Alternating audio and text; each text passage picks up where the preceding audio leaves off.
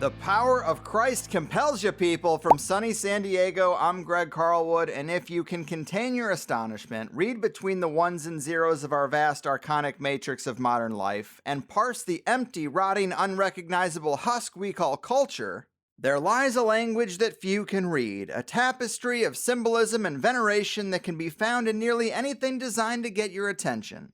Political speeches, monument placement, award shows, bizarre news stories, so-called space launches, art galas, fashion shows, corporate logos, groundbreaking ceremonies, magazine covers, highly charged national tragedies, archaeological finds, the medals, patches, and insignias of the players paraded across your TV screen, and everything else that comprises the never-ending onslaught of activity to fill your news feed.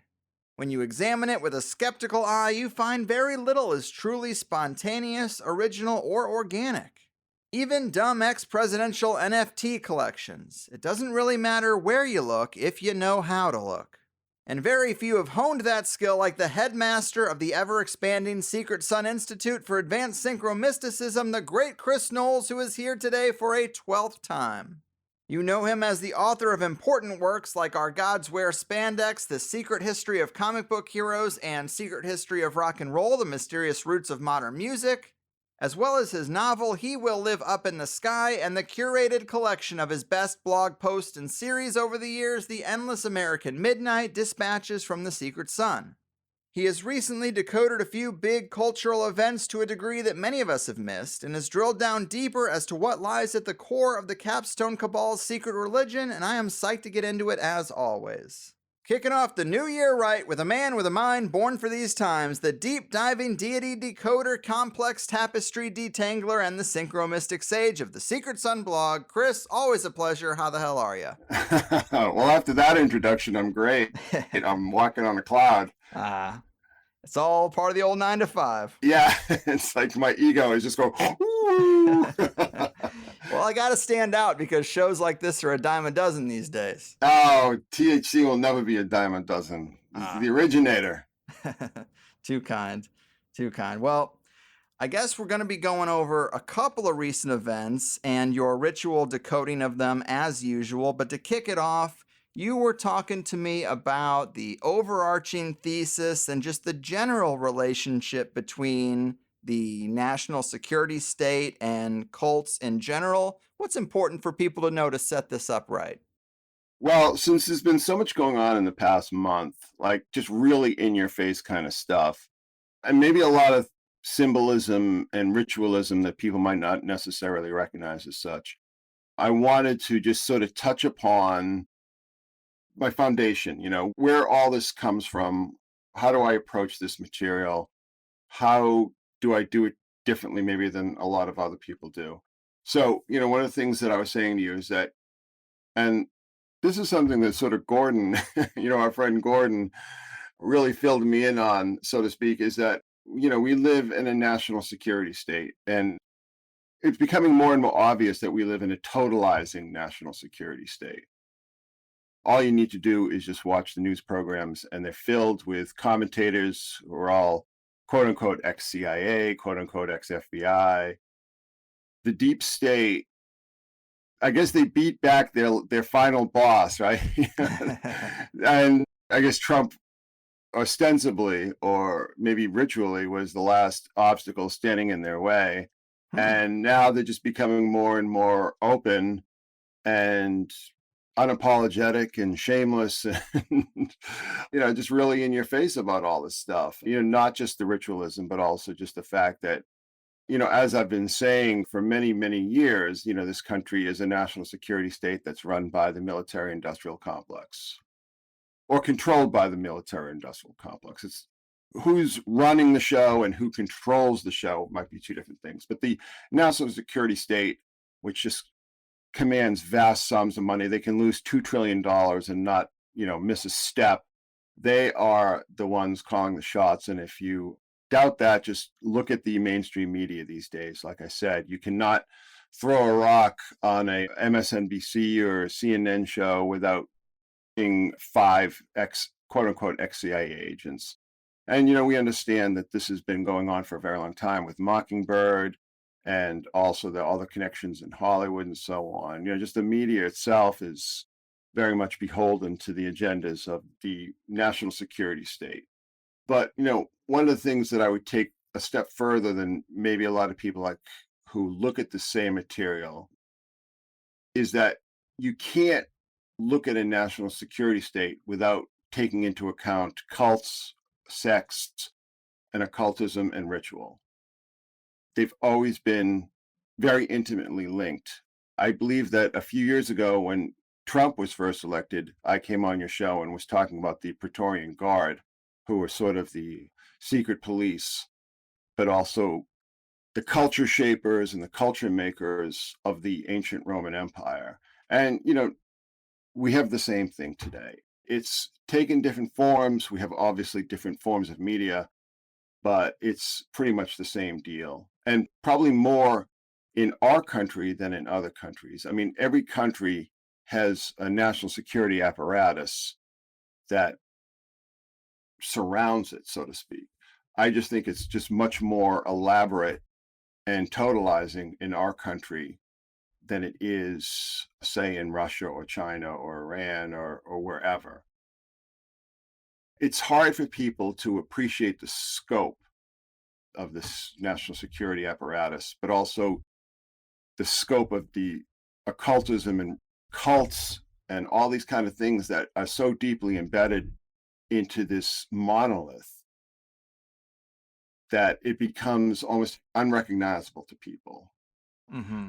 But I'll tell you something, it's just become so obvious and so open in the past few years, particularly for somebody like me who's been studying the actual symbolism of the, Washington, D.C. and the Capitol and the Masonic orders and all these kind of groups, studying a lot of things that don't really get noticed or commented on, say on like your usual kind of conspiracy sites or something, because they're always talking about the Illuminati and Satanism and all this kind of stuff.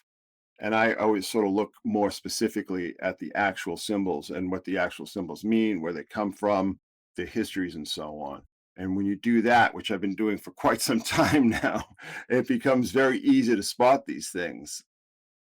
And of course, I have what's called Knowles's first law. And Knowles's first law is that whenever a controversy over symbolism erupts in the media, it's almost always hiding a completely different symbolic message altogether. Mm-hmm. And most recently, I talked about this in the context of the Balenciaga thing.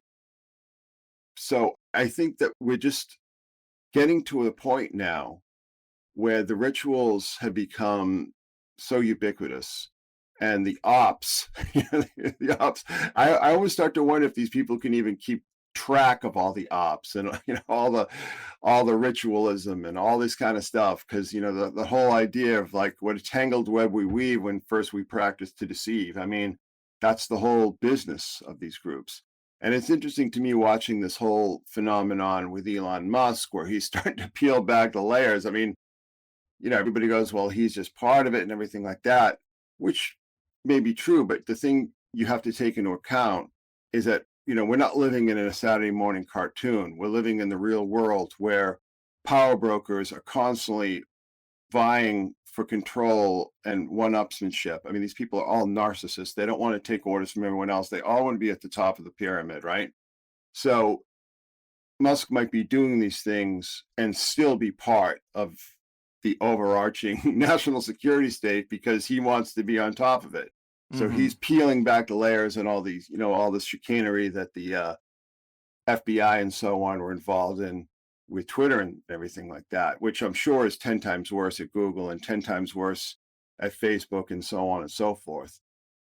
But it's just been a very interesting process to watch, because you start to wonder, like, is this the war in heaven heating up again? That's kind of how I see it, that he's taking a lot of tricks from the Donald Trump playbook, the gaslighting and the constant provocations and the constant teasing and the constant bullying. I mean, it's very much, he's definitely become the next Trump. He's sort of like the Augustus to Trump's Julius, right? He's the Augustus Caesar But, we have to look at this in the context of what's happening in the overall culture and the fact that, and not only the overall culture, but the overall economy, where Hollywood is in serious trouble. I've been saying this for years and people just didn't believe me. But now we're starting to see tens of thousands of layoffs. We're seeing billion-dollar, million-dollar franchises just killed outright. None of these companies have any money left. The era of free money is over. But we're also seeing big tech layoffs. We've seen just this year, the number I saw, and just sort of the major big tech firms, 152,000 people have been laid off this year. Jeez. Journalism too. Some of these, BuzzFeed, Vice, these types of middle ground media companies, they're also laying people off en masse. And I heard you draw an analogy before about the Night of Long Knives, or just this general idea that you have a lot of foot soldiers doing your dirty work, and they think they're in the club, and they think they're going to get a treat and a pat on the head. And really, once they've served their usefulness, they are abused like anybody. They are cut out of the circle first. And I think, with these firings, that's a pretty good analogy. Like, they served the psychopaths, and they thought they were in the club, and they clearly are not. They are very expendable. Well, there's another thing going on here. And what it was is that as America, as the American economy was emerging from the Great Recession, the Fed just basically made money free.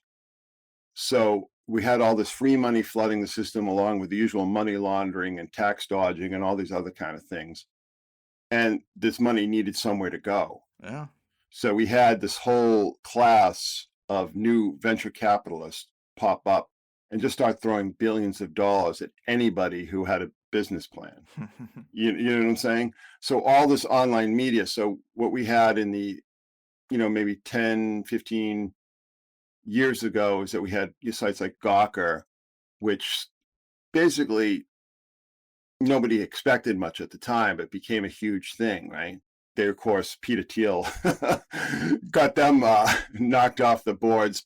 But we had a lot of money sunk into digital media because everybody thought, oh, yeah, digital media is the next big thing. Digital media is the next big thing. And pop culture is the next big thing and all this kind of stuff. And all this money was just flooded. I mean, these companies were just flooded with money. They didn't even know what to do with the money that they had. That's why we saw, those videos of like Twitter, this young woman comes in and basically does no work all day, but she's getting like kombucha and espresso and all these delicious dinners, and then, sitting on the beanbag chairs. I mean, it's just because there was just so much money flooding big tech because there's just nowhere else for it to go. It has to go somewhere, right? Mm-hmm. And the same thing with Hollywood. We had all this money flooding Hollywood, but that money has been started to recede for a while. I mean, I remember 10 years ago, Spielberg and Lucas said Hollywood is a dinosaur. It's on its last legs. It's going out. And now we're seeing that. We're seeing these massive layoffs. We're seeing these projects being killed. Wow. We're seeing streaming services. I think a lot of these major streaming services, there's going to be a winnowing effect. A lot of this stuff is going to be just cleared out. And of course, what we also had, and we've talked about this on many an occasion, is the whole woke virus, the whole woke contagion. Yes. Now, this is the interesting thing when you bring up Musk, is that I had talked about a few years ago, and I think we talked about it on the show too, Ricky Gervais's basically excoriation of Hollywood, the Hollywood elites at the Golden Globes. Yes. And I sort of saw, the piece I wrote on that, I called the insanity assassin. Like maybe Gervais was tasked to start this process of beating back this woke contagion, which has just basically infested the entire city, right? Yeah. And I think that maybe Musk's job is to do that with big tech, because who did he fire? He fired all the diversity people, all the people who work for the CIA and FBI as quote unquote, moderators. They're all just there to enforce ideological discipline. They're no different than the old Roman censors, right? I mean, they're literally the same thing as the old Roman censors. The problem being is that they're all working in service of this insane demonic contagion, which is wokeness, which is just basically, a massive murder-suicide cult. So no, honestly, It's I mean, true. it really is. If you look at the language that is spoken by the woke, I mean, it's no different than Germany in the early 30s or Rwanda in the 90s. I mean, it's all demonization in order to eliminate the undesirables, or the Bolsheviks in the 20s. I mean, there are all these precedents that we can name for this, and it's always the same people that are targeted, like the small businessmen and the farm owners, and that kind of thing, what the Soviets called the kulaks. So yeah, I mean, woke is, it's 100% CIA, it's 100% globalist. I mean, all these kind of things. But I think that the Frankenstein monster went on the rampage a little too long. Yes. And, we're starting to see people like David Zaslav at Warner Brothers Discovery, being very explicitly anti-woke, also Musk. I think that if Musk is kind of saying these things out loud, I'm sure that people like Zuckerberg and who's ever running Google right now, I mean, all these people like quietly assent to this, you know what I mean? But they just can't say it out loud because their clientele and their business plans sort of preclude that. With Musk, he doesn't care. He's just going in with a sledgehammer and just smashing everything that he sees. So it's, again, this doesn't mean that he's not part of the system. I mean, he just authorized something like 10,000 new Starlink connections to Ukraine, which basically Starlink is how NATO is operating the Ukraine war. I mean, it's not the Ukrainians. I mean, Ukrainians have just been slaughtered. I mean, we're seeing this more and more now that it's being acknowledged that the real fighting is being done by mostly British, but also American special services, the Polish. It's not the Ukraine war, it's the NATO-Russia war, with Ukraine being the theater, right? Yes, you know what I'm saying? Yes. And Musk he's totally down with that program. So it's not like he's fighting against, the general direction that this occultic national security state wants to go. Yes, yes. Well, that is a really good lay of the land. And I wanted to get more into the specific details of some of the symbolism in recent events. You mentioned Balenciaga. That's a good one to start with because a lot of people were talking about it and it had this kind of Pizzagate flavor to it, of course. But you went a lot deeper on some of the entities invoked or the gods invoked. Like, yes. Balenciaga is owned by group Artemis. Well, this story comes out at the same time as the Artemis launch. Artemis is the twin sister of Apollo. Again, twin stories seeded. And then what's really crazy, Artemis is the goddess of nature, childbirth, the moon, the hunt, sudden death, animals, virginity, young women, and archery. Sudden death is the big one there, but there's also this obsession with the Hunter Biden laptop. So you got Hunter in there. And it's just like, that's the stuff that a lot of other people tend to miss, but you do a lot of good work there. Also, the founder of Balenciaga was Cristobal Balenciaga. The guy's first name is Cristobal. That is crazy. That's clearly a made-up name or something. Well, no, that's a Spanish rendering of my name, Christopher, but it is interesting because it's Christ Baal, and then Balenciaga. And, of course, everybody sort of saw how the police tape in those very creepy ritualistic settings that they put these kids in had Baal instead of, it was spelled B-A-A. Yeah, totally purposeful.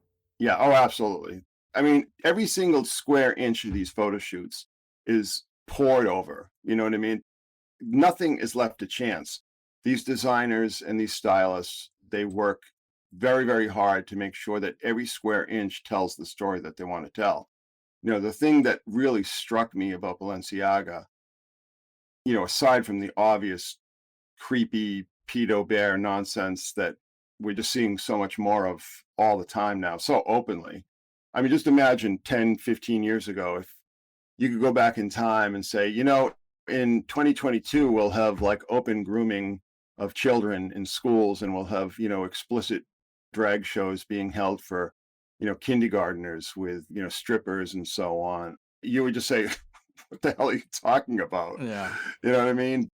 But also, I think that you can't separate the witchcraft from here because that's really what we're seeing here with Balenciaga is witchcraft. I'm looking right now at some of these photos, and if you go back and look at them, they're laid out very much like how pagan and occult, say OTO, Golden Dawn, whomever, how they lay out their altars, where all these sacred items, these icons, these totems are arranged very specifically and very orderly and very neatly. And we're seeing the same thing here. If you just look at those Balenciaga photos and then go look at, altars, particularly occultic altars, whether it's, again, like OTO or so on, it's rather unsettling how the arrangement of these objects matches up. But then there's also this weird kind of, I pointed out the stellar symbolism, because a lot of these scenes seem to have the teapot. Yeah, that was a big for one. absolutely no reason. Well, the teapot is Sagittarius, which is galactic center, but it's also associated or originally identified with Nurgle, who is basically, the equivalent of gods like Set or, Baal Hadad. Yeah, you say the god of war, disease, and death, and it's like, ding, ding, ding, let's honor him right now. Yes, yes. Well, exactly. That's exactly what's going on. I mean, listen, I don't know if I said so on your show. I think I did, but, 5 years ago, when we did the whole siren thing, I was like, well, guess what? This is the apocalypse. And everybody thought I was crazy because, they think of the apocalypse as being like this Arnold Schwarzenegger movie. But what it actually is everything being revealed, everything almost being forced to come to light. Everything's sort of forced into the light. And it's just people like us who have our ears a little low to the ground, who are able to recognize all these symbolisms and these messages, and what these messages convey and what they pretend. We are a little bit just ahead of the curve of what's coming down the pipe. But I think that even a lot of normies are just starting to realize that something is just dreadfully wrong. Something is just extremely strange going out there. But anyway, so in addition to the symbolism with Sagittarius and the teapot, we also see these dragons, but they're actually stars and planets in some of these. I'm looking at this one here where they have the obvious Draco and Ursa symbolism, which is actually on the cover of Alice Bailey's first book, that very same alignment of Draco and Ursa Minor, which includes Polaris, the pole star. So, I'm not making any unjustifiable leaps here by pointing out the astrological and planetary symbolism, because it's pretty explicit in these layouts. Mm-hmm. And also the dragons, we see these black dragons with the same imagery of the bears, but also the rabbit. So the rabbit is right next to Orion, right? So what we had here and what I was talking about as far as the overarching ritual symbolism is that concurrent with this whole Balenciaga controversy was what you mentioned before, was this Artemis mission, where they're allegedly sending this rocket past the moon and so on and so forth. But the interesting thing about it is that it's the Artemis mission, but it's the Orion capsule. So it's sort of that implied androgyny or hermaphrodism within that. But the image that NASA showed was just so clearly, extremely phallic. Because they have this incredibly phallic looking capsule and then the moon and the Earth, which is just like, two balls and a dick. Yeah, it's just so in your face. And of course, you talked about the whole connection with Group Artemis, who are the ultimate owners of Balenciaga. I think there's another company in the middle there. But Artemis is Kybele. Kybele is the goddess who commanded that army of transgender priests, right? Of, well, not celibate, but castrated eunuchs, I right? guess, yeah. Yeah, castrated eunuchs. So we're seeing all the symbolism continue all together. And if you look at some of the kids in the Balenciaga photos, I'm not sure if they're born girls or they're just being feminized by their Munchausen by proxy mothers, which is certainly very possible and extremely common these days, right? So just, the layouts of these photos. And actually, so one of them even has a candle. So it's like the candle and the teapot and the pedo bear and the bondage chains and so on. It's just really shameless. The interesting thing, though, is that there seems to be finally some pushback against this. It seems like Balenciaga is sort of taking it, or at least took it on the chin as far as boycotts and pushback. But, Mm-hmm.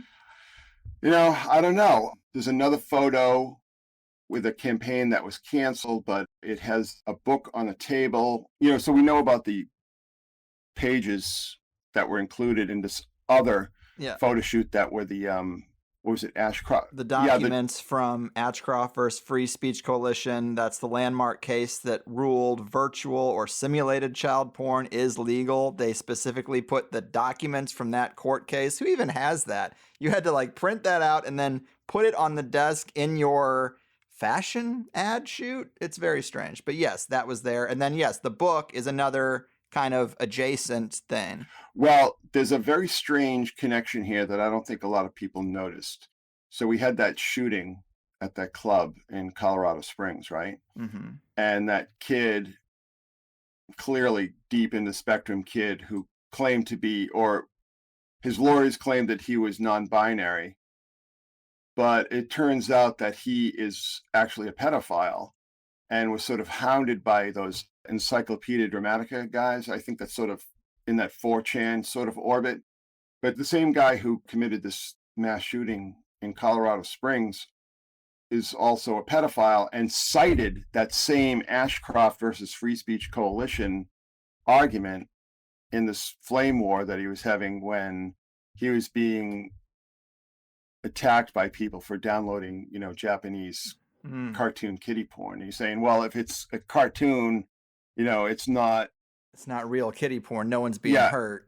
And exactly. That's the slippery slope. But that book you mentioned, David Bailey's Invention of Cool, is the one that's in a stack of books in a photo that they didn't use. And this Reddit user used Nefariousness12 noted that if you Google the name David Bailey crime, you find what I think he is saying is a different guy. It's not that author, but he has the exact same name. And this guy was convicted of 19 counts of, you guessed it, child pornography. So it's like all the details, if they aren't part of the stellar ritual, a lot of these details are paying homage to pedophiles and child porn collectors, apparently. Well, here's the thing. We've developed this very sick, weird interpretation of Darwinism, right? And what the secret societies, who are not coincidentally bankrolling Darwinism through the Royal Society, who were always working towards was, godhood, basically. Apotheosis, ascension to godhood. That, Darwin comes along with this rather insane idea that something can become something else, even though he had absolutely no concept of DNA, right? He didn't understand that whole concept, the amino acids and so on. He just so it's... It's like a hierarchy, a ladder you can climb through. That's the general philosophy of evolution, is it is a transcendence. It is, It's not science, it's religion. It's religion. Right. And it's provably not science because, the math on it doesn't add up when you start to factor in DNA and the whole idea of mutations. But he didn't know that because, it's 150 years ago or whatever. Mm-hmm.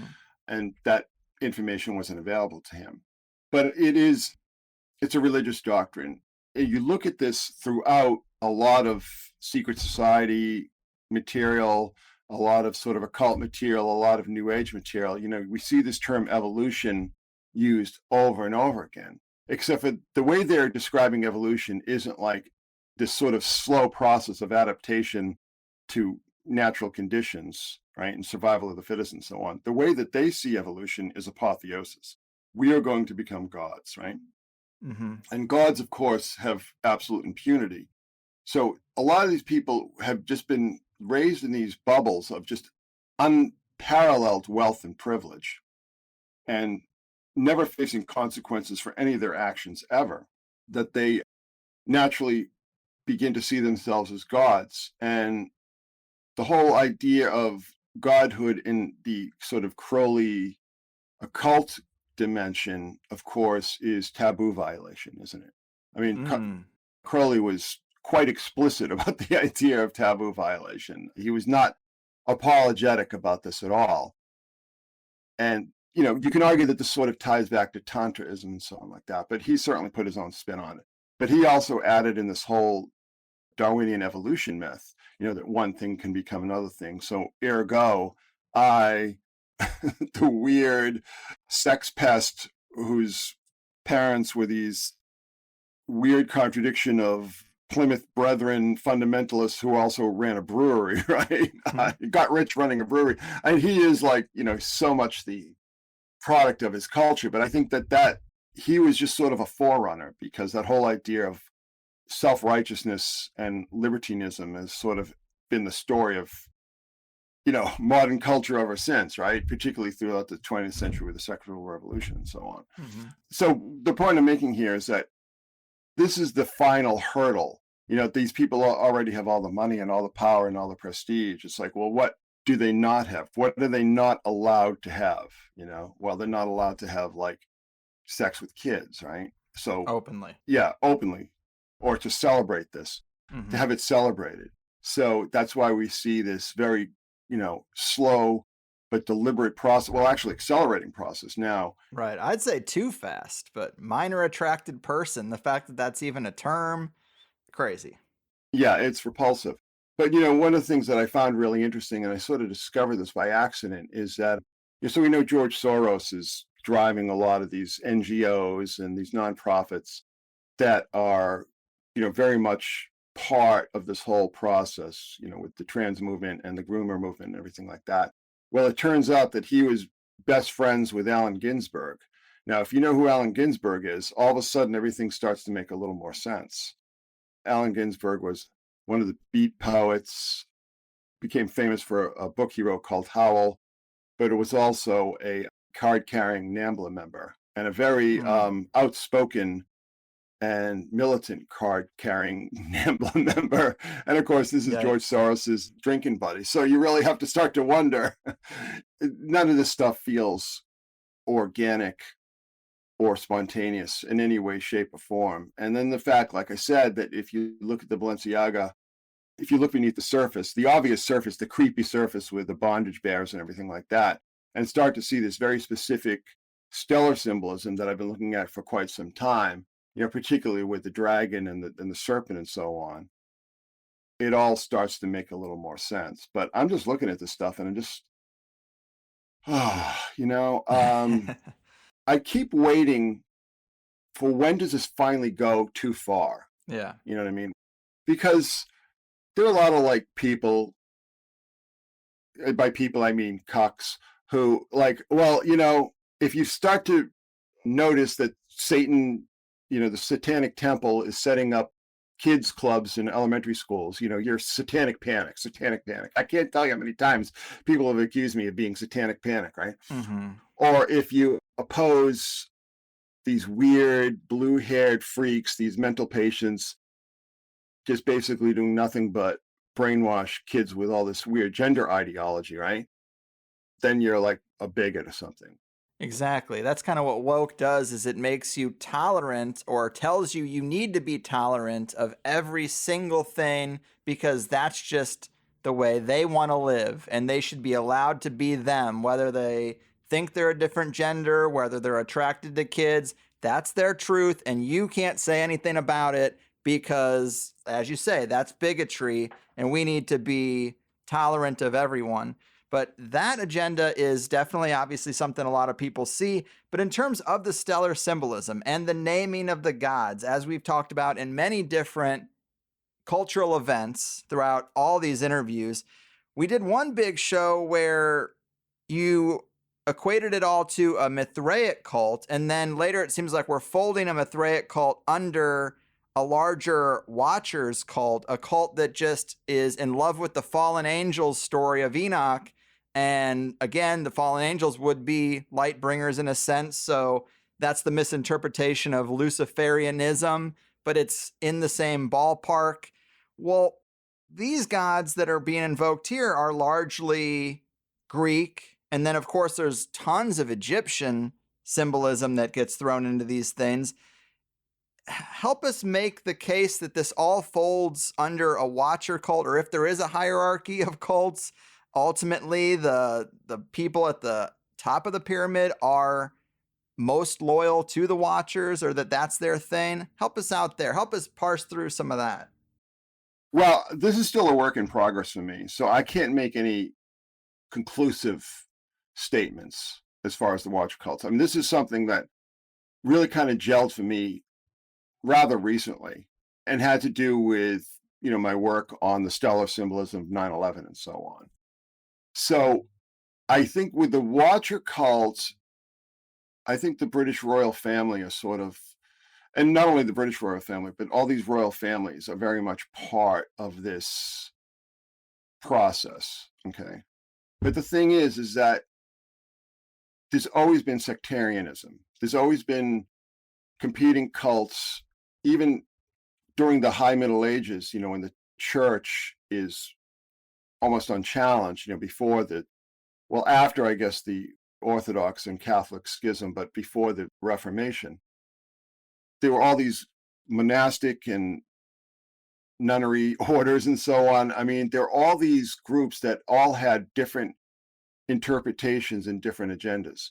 So if you just look at the nature of power and human nature itself, it's very difficult for people to sort of surrender to one overarching umbrella when they have their own umbrella. But I'm positing about the Watcher cult, and I think the genius behind it is that it's obviously a Masonic, it's a relatively recent creation and has to do with the rediscovery of the Book of Enoch, at least in the West, by James Bruce, okay? And that was in the late 1700s. And then the books were translated. There were a number of translations throughout the 19th century, but these translations were concurrent with the rise of all these occult orders, such as the Hermetic Order of the Golden Dawn, right? So what we had, and the revival of the Roswell-crucians and all these different Masonic orders and so on. So what I think the purpose of the Watcher cult, which seems to be very much a deliberate creation, and as I said, a recent deliberate creation, is to sort of fold all these, weird neo-pagan kind of mystery cults and maybe even Satanism and just all these weird little groups that the elites all tend to congregate within, that they all sort of separate themselves into these little sects and these little groups and so on. Mm-hmm. So I think with the Watcher cults, and again, this is something that is fairly new, the purpose of it is to provide, okay, well, you're into Mithras, right? Well, Mithras is a Watcher, right? He came from the Rock, and the Rock is Mount Hermon, if you really want to look at it that way. And, you can sort of fold everything in, because the whole idea of the Watchers is that they were the rebel angels who became to be seen as pagan gods. And that's, put simply, that's the story of the Watchers, right? That we see in Genesis and in Enoch, first Enoch, but also in Book of the Giants and Book of the Jubilees and so on. Right. So they're angels, right? They're subservient to the Most High, right? But they are basically, for lack of a better term, the archons. They're our rulers. They're in charge of this realm. So when you talk about Greek and Egyptian, there's an argument to be made that all these, the formalized religions, right, all stem from Sumer and Babylon, right? So that the Egyptian religion is, they're always sort of like these animistic, pagan, nature-based cults, right? But the real organization where we started to have like organized temples and organized priestcraft, these networks, so on, of these cults and so on, this really springs from Sumer, that this was a great innovation of Sumer, right? And that you can look at the Sumerian pantheon and start to see the equivalents in Greek, Egyptian, Syrian, right, Mesopotamian. Some people would even argue some of the early Hindu pantheons and so on. So this all sort of just spreads out, but it's the idea that it's not just like witch doctors and medicine men sort of leading the tribe, with these nature gods and so on. It's a much more developed and organized hierarchical network, Mm-hmm. okay, and that this ultimately stems from Sumer. So scholars believe that the Watchers were a way for apocalyptic Jewish cults, in the late first millennium BC, right? Many of whom were still, if they were not under the auspices of whoever was running Babylon at the time, certainly had a memory of like the Assyrian era, when the Assyrian Babylonian Empire, which was just incredibly brutal, but also very technically advanced. So that's why this whole idea of the Watchers and technology, right? But the technology in the Book of Enoch just leads to war. Okay, so basically, I think what the Watcher cult does, and again, this is very early in the process for me, is that it provides a way to take all these different belief systems and cults and mystery cults and so on and fold it under one sort of exegesis, right? You see what I'm saying? But it can also fold in Jewish, Christian, Muslim traditions. You know what I'm saying? Particularly the more esoteric variants thereof. Because what it's saying is that, like, listen, you had the story backwards. The history is written by the winners, right? And the winners were whoever was worshiping the archangels, Michael, Uriel, Gabriel, so on and so forth. They won out somehow, and they condemned, the good guys to, perdition or to the depths of the ocean or whatever, maybe even to outer space, right? The waters above the firmament, right? But they were the good guys. They came here to help us. They love humanity. They gave us all these tools. And this whole story that you read in Enoch and so on is all just propaganda from the triumphant archangel cults, right? So that very much fits into our sort of modern thinking, right? Which is very contrarian and individualistic. We're always trying to like go against tradition or receive tradition, which we automatically see as corrupt, right? So it's just like, oh, well, yeah, maybe that makes sense. Maybe like, we don't need to change the Catholic Church and so on. We just need to sort of shift it so history is set right, that the good guys were the ones who were imprisoned, right? The ones who were imprisoned in Tartarus, right? With Semyaza and Azazel and all these people. They were the good guys.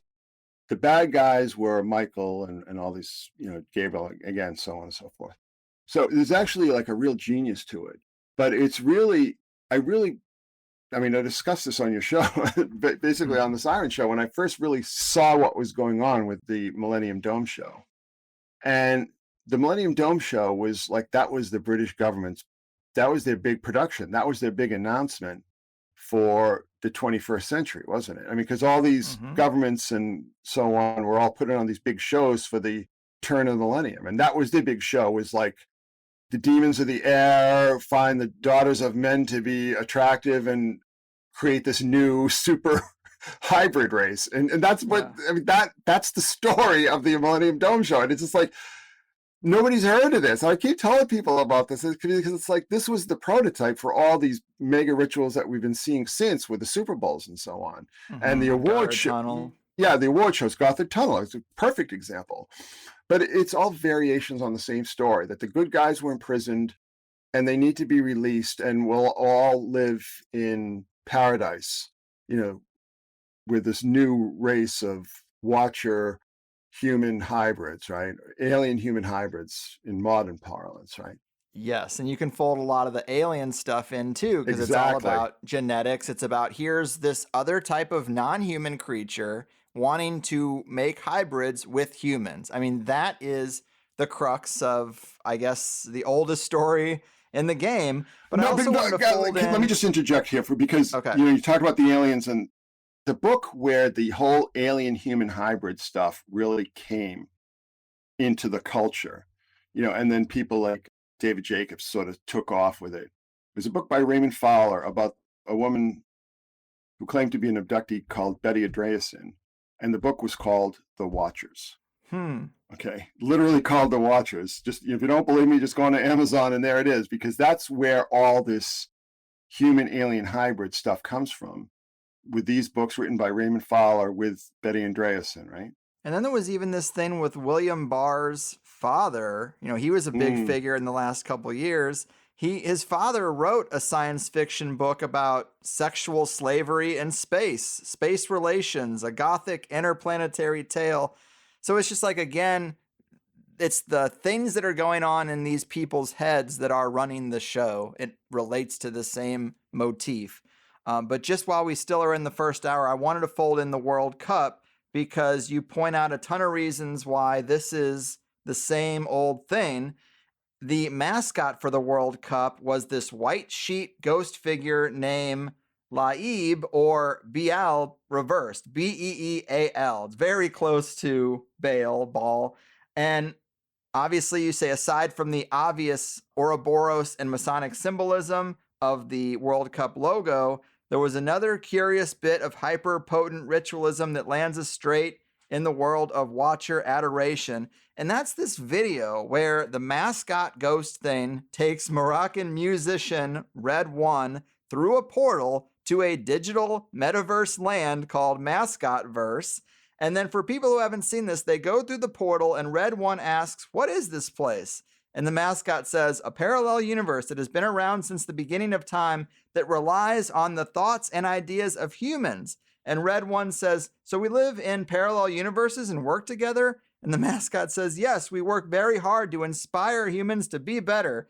And then it gets really weird. He says, "We inspire your marketing executives to help us come down to earth." And Red One says, "Well, if this parallel universe has always been around, why are you only showing yourself now?" And this mascot says, "We've been trying to reach out to you forever. Aliens, Bigfoot, the Loch Ness Monster, you just keep misinterpreting our visits. See, us mascots have always been here watching over you." And there's much more, but that is the gist. And I don't know what any of that has to do with the World Cup, a freaking soccer tournament. It has nothing to do with it at all. But it's injected there anyway, because that's where the eyes are, right? I mean, the eyes are there. So we have to make sure that when the attention of the people is on something, it gives veneration to our gods or our heritage. I mean, who knows? Are these people, why is this their obsession? Is it because they're the offspring, the lineage of the Nephilim? Or what is their relationship to the fallen angels, you think? Well, I think there's a number of different interpretations to make here. But it almost reminds me of the whole process with Constantine, right? With these families that understood that the Roman Empire, as it was constituted, was unsustainable. That there were a number of, first of all, most of the people living inside the Roman Empire were slaves, right? And second of all, they were all different races and different nationalities and different tribes and so on. So a lot of the impetus to create a Catholic, a universal church came from that, this need to create some sort of unifying principle that would unite all these disparate peoples, you know what I'm saying? And help to, I don't know necessarily pacify, but help to just create a framework that people can all sort of relate to one another. Because what you had in the pagan world was just absolute chaos. Absolute chaos. I mean, still today. I mean, the Roman world, the paganism was so syncretic that I don't think anybody could even keep track of anything anymore. I mean, you had these gods that were all interchangeable, but, you know, the names and their roles, bedlam, you know what I'm saying? So I think that there was the whole idea that we need to start fresh, we need to sort of start from square one, was not a bad idea. You know, you can argue with however it was carried out, but it was like, we need to just give people some sort of focus. And back then, culture was necessarily religious. You know, it's embedded in the world culture, right? So I would argue that what we're seeing now is a new version of that. Mm-hmm. So we have this push for this global empire, right? We have this push, obviously, you know, even if the globalist strategy itself has kind of hit the rocks on many ways, but there's still this push to create this one world culture, one world government. But really, the best way to do so, the easiest way, the most efficient way would be create a one world religion. You understand what I'm saying? But Mm. it's got to be something, it can't be something like we see like in, I don't know, an old Left Behind movie where it's like, oh, worship the devil. And people are not going to worship the devil, right? They're just not going to do it. Only sickos and perverts are going to worship the devil. It's just the way it is. What People about just, scientism? What about saying all that religious stuff was silliness for kids and we've graduated to a more mature academic worldview and science is our God? that's over. That died You with think so? that died with Epstein. Yeah, because he was the big funder of that. And that has to do with, I don't know if we discussed that, but it has to do with this guy named John Brockman, who is just basically had this whole idea of the third culture where scientists would take the place of poets and philosophers and so on. And he was a big influence on Epstein. Mm-hmm. We talked about Barr's father. So, Barr's father is the guy who hired Epstein in the first place, right? So it's all this, it's all interlocking, right? But I think that the scientific, it's just over. Atheism, the atheist movement. I mean, look at all the bright lights of it. Christopher Hitchens is dead, and he was the only real, true intellectual among them. Sam Harris just totally clowned himself on Twitter, and he's just basically ran with his tail between his legs. Dawkins just went a little too hard in the paint with the whole pedo business, and he just basically disqualified himself. I mean, everybody realizes that Daniel Dennett is a sociopath. So those are the 4 or 5 horsemen, right? I mean, what's left? The movement is dead. Woke absolutely eviscerated the skeptic movement, the atheist movement. I mean, this is not supposition. It's all pretty well documented. Atheism Plus, which was just basically woke atheism, basically tore a hole in that whole movement. It's just over. It's just over. So is the next evolution the Space Brothers? Well, Space Brothers are the Watchers. Right, right. They're all just repackagings of the Watchers. And if you look underneath the skirt, that becomes obvious very quickly that this is just repackagings of the Watchers. It's hard to say because, again, there's all this sectarianism and there's all these power blocks constantly vying for control. For instance, we had this huge push starting, again, back to 2017, October 2017, that the real kickoff of the apocalypse, right? Where DeLong and all his CIA handlers put through the whole ATIP disclosure thing and the TikTok video and all this kind of stuff. I mean, the Pentagon just basically sort of put the last nail in that thing's coffin. I mean, that thing's been falling apart ever since it was put together, right? DeLong basically just totally made a fool of himself on Joe Rogan, and then they tried to push Elizondo, and Elizondo's just got like all these issues with his backstory and his credibility.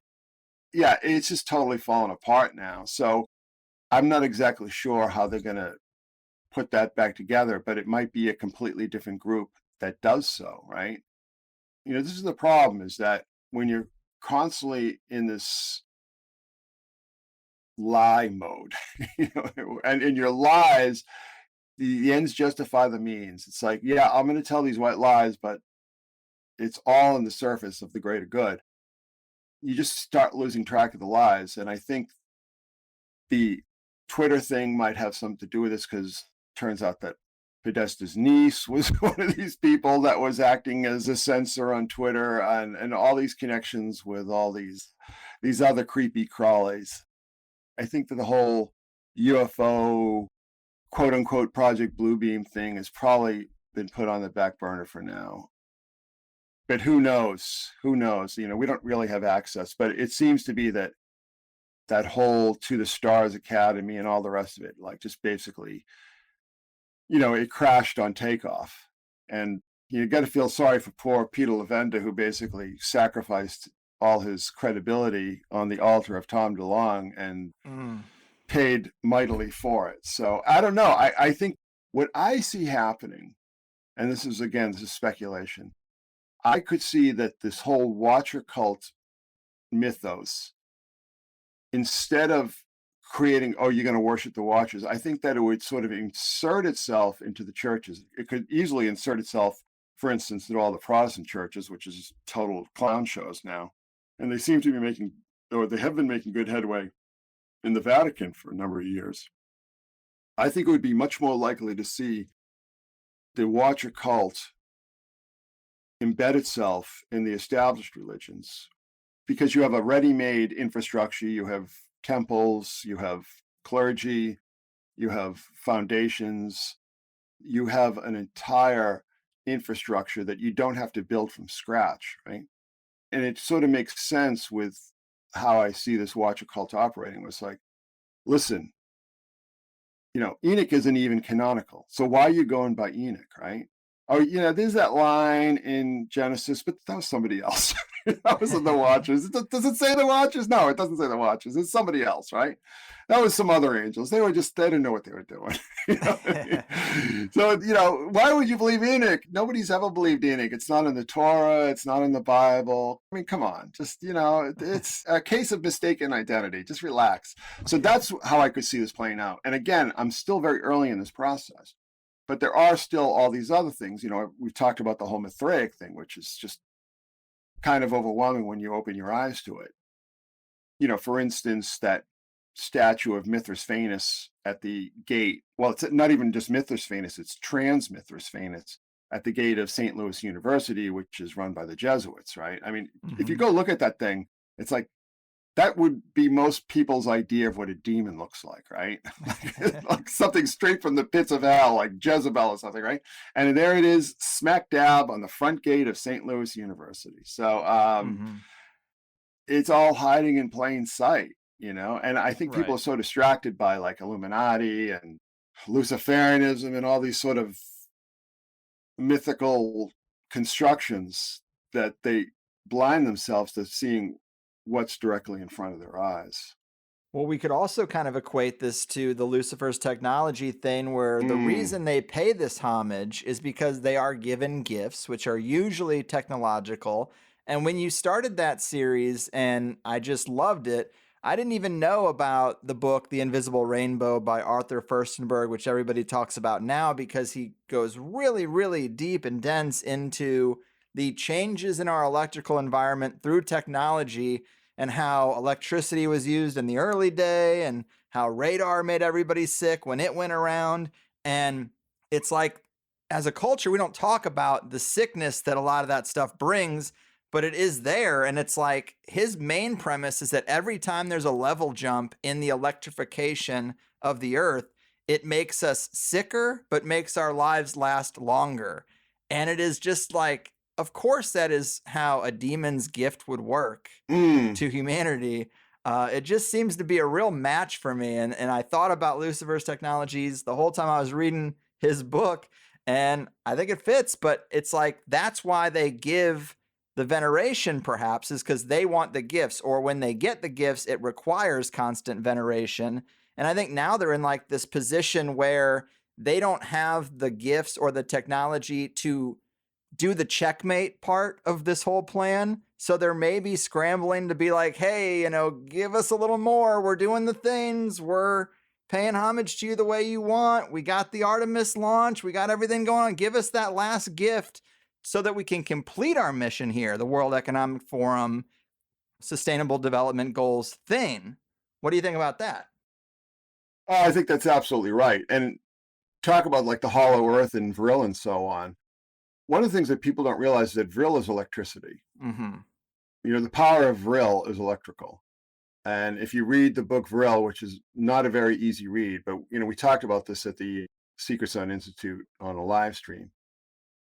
It is electricity. And don't forget that electricity was a pretty big deal, back in the mid to late 1900s. It was a total game changer. I think that we've seen, I've talked a lot about peak tech, and I think people are starting to catch on to peak tech now. I think we were so conditioned, again, by this Epstein network, but also Hollywood and science media and so on. I mean, the science media was all basically can be traced back to Epstein in some way. But this whole idea that, all this crazy stuff is going to happen, all these like stupid CGI robot videos from Boston Dynamics and so on. And then recently there was another silly CGI video of these little incubators, right? You don't give the slaves, the tools to overthrow you. You know what I'm Right. saying? If you make the slaves too powerful, I mean, even like, the slaves, they're the bosses of the slaves. There's this sort of like the overseers, but they're still slaves, right? They have the whip hand, but they're still the slaves. You don't give the slaves, you only give them enough power to do your bidding, to do what you want done, right? Mm-hmm. You don't give the slaves enough power to overthrow you, right? Or to set themselves up as gods. And that's why I think what the ritualism that is just becoming so obvious that I think even like the most oblivious normies are starting to like wake up a little bit, right? Because it's become so in your face, so obvious, so ubiquitous. But I think that's almost to me like that's a sign of desperation. You Mm-hmm. know what I'm saying? And if you look at any culture, when you talk about like Baal, right? What is Baal well known for? Baal was well known for his identity as Moloch, right? And what was Moloch well known for? Well, Moloch was well known for that people would sacrifice their children to them in these ovens. They would bring their kids to these ovens and burn them alive. Well, when did this happen? Was this just like they did it for kicks? No, they did it when like there was a famine or a war, when some sort of existential crisis faced the community, they would sacrifice their children to Baal. And I think that that is driving a lot of this predation that we're seeing on children today with the groomers and the sexual mutilations and so on. You always go after, you at least perceive that your masters, whether it be gods or angels or aliens or demons, they want your children, right? There was that whole Torchwood. I don't know if you saw the Torchwood miniseries, Children of Earth, but it was Mm-mm. that exact idea, right? We've reached the end of the technological bullet train. It's the last stop in the station. There will probably be like some sort of things trickling in, like you mentioned the AI art and the chat AIs and so on. But I mean, these things are not actually true AIs. They're just these dumb algorithms that just Yeah. give you what you ask for, right? They have a lot of data and they're just putting puzzle pieces together from this massive amount of the data. It's like a big calculator for words or for art. Exactly. But they can't create, anything ex nihilo. They can't create something from nothing. This is something that I've been saying when I first really noticed these just punch you in the face rituals, which really started for me in 2016 with Gothic Tunnel. And I remember just watching Gothic Tunnel and just thinking, all right, wait, something has shifted, something has changed. This is just way too explicit. This is way too unambiguous. This is way too in your face. But I broke that down. People go, well, that's Satan and everything like that. It's actually Jupiter Ammon and those other creatures and everything. Those are the Watchers. It's all about freeing the Watchers from Tartarus. And if you go back and watch that and think, all right, is this actually about freeing the Watchers from Tartarus? It takes you about 5 minutes to realize that that's exactly what's going on. But I think there's a level of desperation, and I think it has to do with peak tech, but I also think it has to do with just like the end of these science fiction dreams. I mean, there are a lot of these kind of science fiction fantasies that have been injected into the culture for 100 years now, over 100 years, if you go back to people like Verne and so on. And that was part and parcel of this whole idea of Darwinian apotheosis, right? That we are destined to become gods ourselves, gods upon the earth, right? Man will become God. I think they're starting to realize that that's never going to happen. Immortality is never going to happen. Transhumanism is just absolute, nerd nonsense. You're not going to ever update your consciousness into some mainframe in the middle of the Utah desert and so on. It's just these things are not going to happen. We've reached the limit, and it was inevitable. And looking at it today, you can't help but see like, why did people think this was just going to go on and on and on and on forever?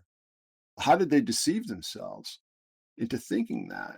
And again, I think that that is why these rituals have gotten so extreme. Like, so I have OCD, right? Mm-hmm. I've always been, pretty upfront about that. OCD is really triggered by, certain anxieties and so on.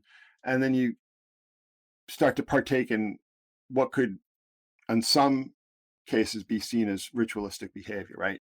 The classic thing with the hand washing and stuff. Actually, I stopped doing the hand washing thing because my my hands are so chapped. Wow. They're just like so raw. You know what I mean? It's like, I got to stop doing that. But I see that ritualism, it is like an OCD process. I think that ritualism is ultimately based in anxiety. When I talk about the whole idea with Moloch and the Tophits, the other thing that I found rather curious when we talked about the whole Artemis thing and the Artemis connection to castration and so on, sexual mutilation, was that the logo, at least the original logo for the Artemis mission, didn't really look so much like Artemis, but looked like Tanit. Now, who's Tanit? Well, Tanit is Baal's consort, and she also would be satiated with these Tophits, with burning your children alive in these ritual ovens and so on. Right, right. And you say that because, as an audio only show, I like to make these points. When you look at the Artemis logo, it has these kind of ram's horn shaped kind of things on the sides of the head, almost like Princess Leia's buns. Yes. And that's why you say, well, Artemis didn't really get represented like that, but Tanit did. And so then you show side by side the Artemis logo with a famous bust of Tanit, and you're like, no, this is the match, because they're always lying about the names and the labels. It's always something a little darker that they don't want you to make the connection to. And that is why you say that. If anyone looked at those two pictures on the blog side by side, it's pretty clear. Again, all roads lead to Baal, whatever you want to say. Well, getting back to the World Cup, I mean, this is something that, you talk about Artemis being the goddess of sudden death, right?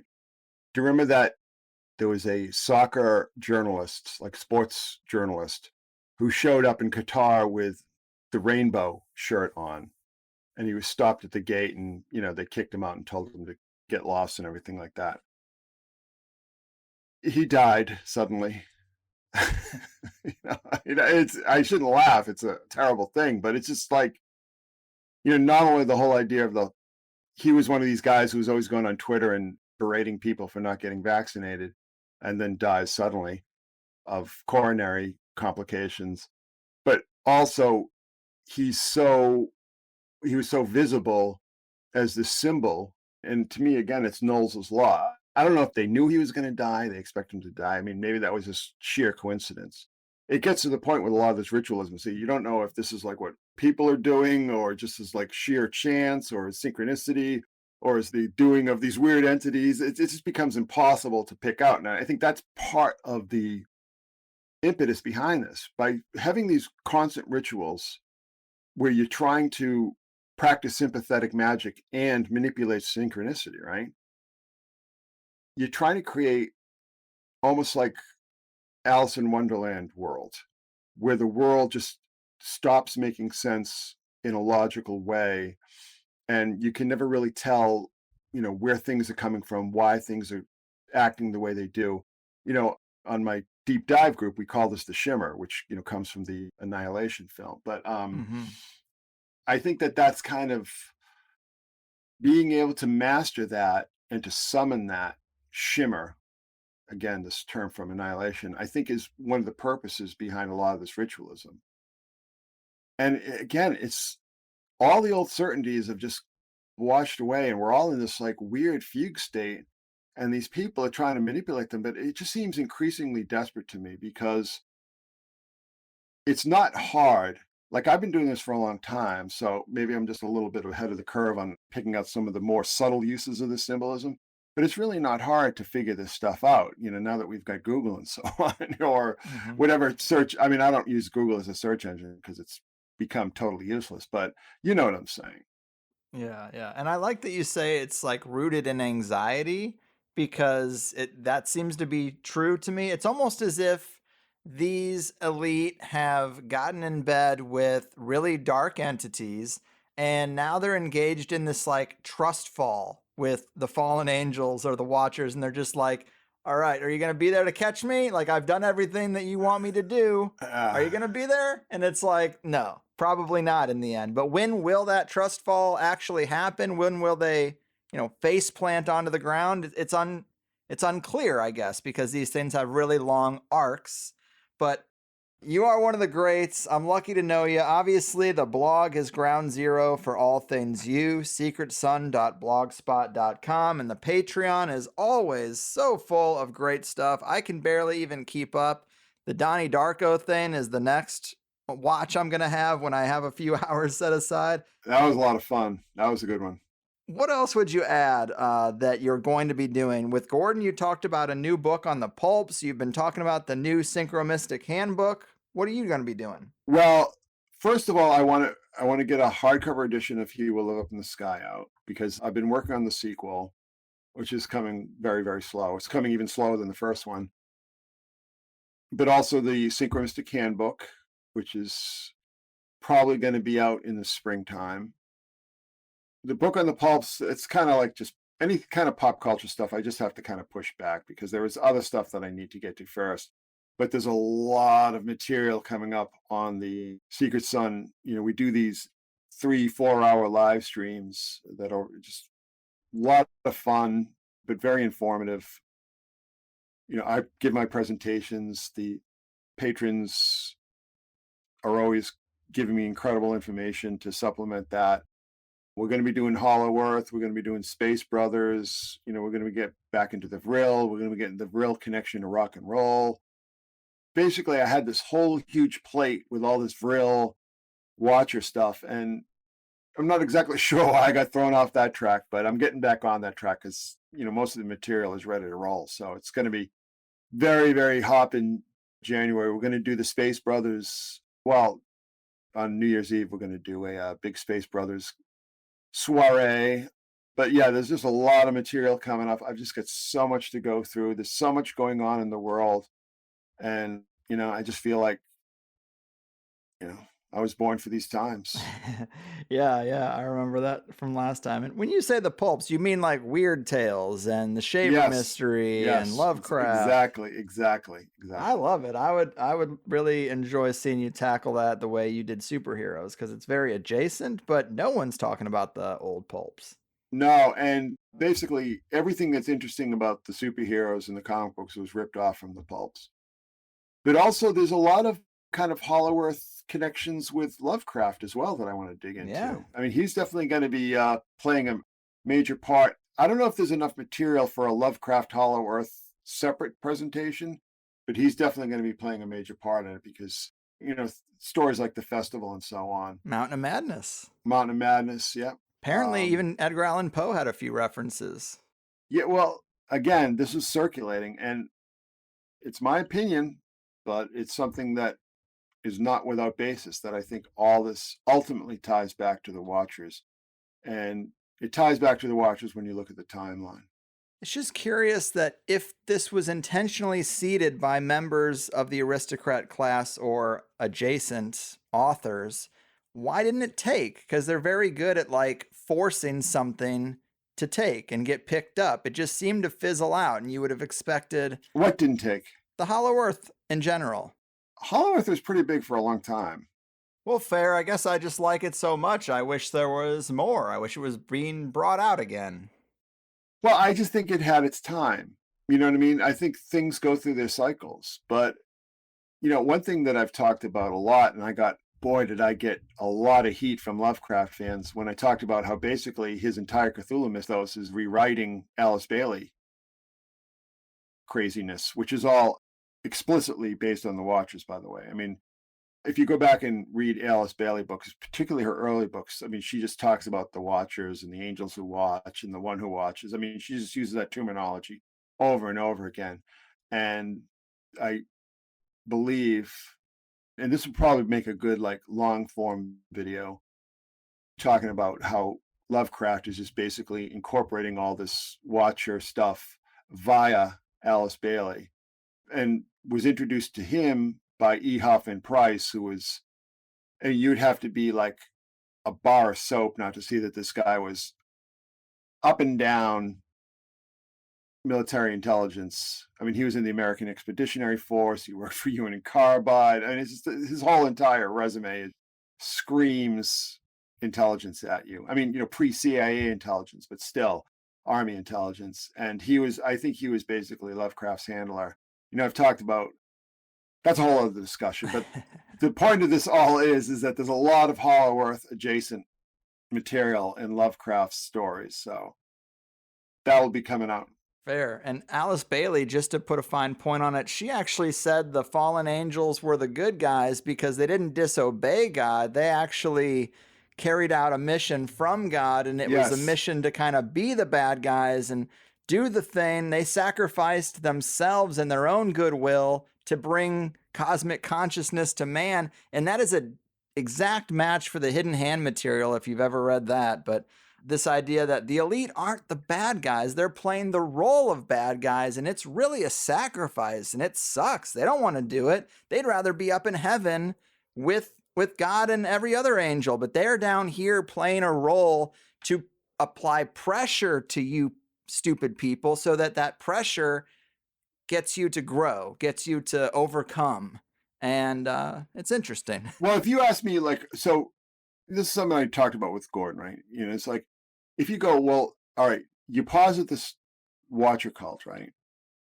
You know, where are they? Who are they? What is their literature? And I would say the most, again, using that term forward-facing, the most forward-facing aspect of the Watcher cult is Lucis Trust. Lucis Trust, which has money up the wazoo and, you know, hardly any actual followers, right? But somehow Bill and Melinda Gates are pumping millions of dollars into this organization, and they have offices in Mayfair and Wall Street. For some reason, this weird cult that seems to be made up exclusively of eccentric old ladies has incredible power and influence in certain circles. And I would argue that it's because they are setting up, you know, at least an aspect of the Watcher cult. Mm-hmm. If you don't believe me, go read her books. It's all right there. She doesn't hide it. She's very, very upfront about, you know, the adoration of the Watchers. And like you mentioned, that they're the good guys and they made this huge sacrifice to bring, you know, cosmic consciousness to Earth and so on. So, yeah. See, that's the thing. Satanism is for like creepy sex pests, you know, right? It's just for weirdos and perverts, right? Everybody knows that, right? It's just stupid and cringy, right? It's very easy to just push back, particularly when you see guys like, you know, Lucien Greaves, who looks like a comic book supervillain. This Watcher thing is going to be much, much harder to counteract because that argument that Bailey or her handlers, her British intelligence handlers, made so cogently, that's going to be a very hard, you know what it reminds me? It reminds me of like the arguments that were made in Da Vinci Code, you know, that Jesus actually escaped the cross and had a family and all this kind of stuff. And you know what I'm saying? Mm-hmm, So it's like it's embedded within the context of the established religion, but it also completely subverts it. You see what I mean? And that to me is much harder to counteract than like just a bunch of like dumpy perverts running around in black robes and stuff. Yeah, well, it's going to be an interesting couple of years for sure, and we'll see how that rolls out. But man, we could do it all day. This has been really great. I hope people do keep up with you on the blog and join that Patreon because there's so much good stuff there. But it was a pleasure, and I guess we will talk again maybe when the next thing comes out for you. But until then, take care. Thank you, sir. Always a pleasure. Sweet black robe dumpy perverts Batman kicking the new year off right with one of the greats. And it really is my favorite subject matter, the overlap of the occult and conspiracy. Synchromysticism is more pattern recognition, but so often the pattern is there because an event is ritualized. So it's all in the mix, but that's my favorite space, and there are just not that many people who do it well. If you know some that haven't been on THC, send them my way because I find it to be the most exciting stuff. And I just sort of wait until Chris has enough material to justify it, but as deep as he went on Balenciaga and the World Cup, to me seemed like good material to get on the THC record. Of course, I didn't really complete my goal of not working between Christmas and New Year's because I had shows to get out, but it is what it is. I don't think we really missed much by recording this when we did. I suppose we missed the total meltdown of Southwest Airlines, but that was predictable. People have been saying that was a disaster waiting to happen since they fired all the staff who wouldn't get the shot. And then with those who did get the shot, there's enough injuries that now they really don't have enough pilots. And there's also some news going around that it wasn't a software failure, that they actually were hit by a hacker attack and that took them down when they were on the ropes already. And it's curious because it wasn't just any airline, it's the one known for being the cheapest. So that to me is a red flag. Seems like a little corporate espionage. And now Southwest might not even be a company in a couple of months from now. And we all know the reality is that they don't want us traveling, so this sort of stuff happens. I don't know if any of you out there have tried to get a flight recently, or if you noticed even with some of your deliveries over the holidays, they are measuring CO2 usage and displaying that when you make your purchase. And that's right in line with us having some sort of allotment for credits. That infrastructure is being put in place right now, and you can see it being just a few more steps until we're there, sadly. But if you listen to Martin Armstrong in his interviews, he's saying that Socrates, his very accurate predictive AI software that he's had for years and actually went to jail because he wouldn't turn it over to the FBI or the CIA. I forget who was trying to strong arm him, but because of Socrates, he's been saying that January looks like a big turning point. He can't exactly pin down what that is, but he says something significant. His suggestion was the U.S. giving Ukraine Patriot missiles because they would say they were for defense, but then they would, of course, use those missiles offensively, and then we'd be in hot water here at home. That was just one possibility, but something of that magnitude, something of that nature.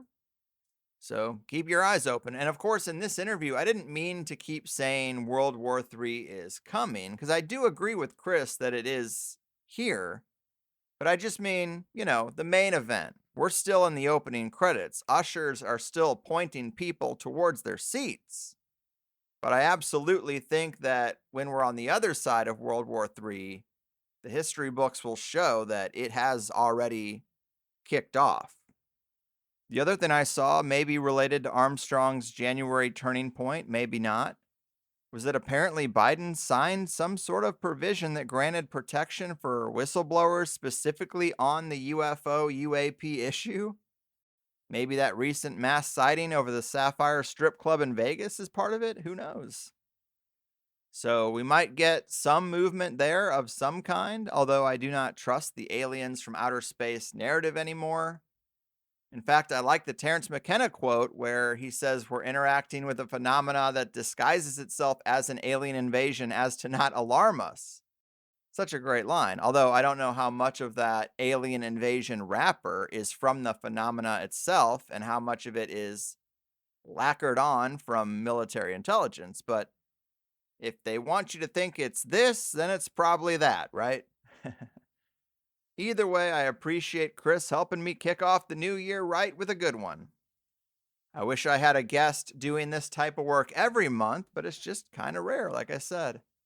Funny that he railed against Darwinism because clearly it's simpatico with the John Hamer Shannon Rowan episode just before it, which makes for a nice little happy accident of THC continuity. Clearly, a lot of bad ideas have been injected into our heads over the years. It's just hard to know where to draw the line, hard to know exactly where the truth lies. As the new old intro says, we know they're lying to us, we just don't know to what degree.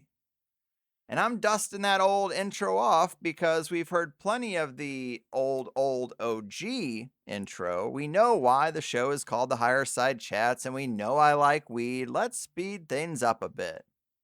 The band theme, I guess is what I should call it, is shorter, and I'm collecting covers for anyone out there who wants to make one and get it in the rotation. It just needs to be a top quality production that's very listenable, and the lyrics are the same. I think I have 6 now, so it's going to get fun. I also had a really nice After Effects template made up for the video platforms, and I'll probably get Twitter Blue and use it on Twitter. I don't care about the goddamn blue check mark, but If I'm going to be able to post full shows there, then it seems like it's better than YouTube. It would be adventurous, but I might even try Twitch. I haven't decided if that's too much trouble or not, but this template has moving tentacles and a waveform and images of me and the guest. It's a lot nicer than a typical audiogram, if you ask me. And I'm launching it with this episode, and I'm also going to use it for clips too. It's all really because I did that episode of Rune Soup where we went over our top 10 conspiracy books, and so many people commented or wrote me and said, I never knew what you looked like, or I wish you would do video because it's a lot more entertaining or interesting. And because of the way I edit THC, that's never going to happen. But I made this to get us a little bit closer to video rather than the static screen I've used for 12 years now. I also just kind of got to thinking how word of mouth has always been the best marketing for me. So why spend money of any kind on ads? Just put the show more places and jazz up the presentation and let the show sell itself, because it does, it can.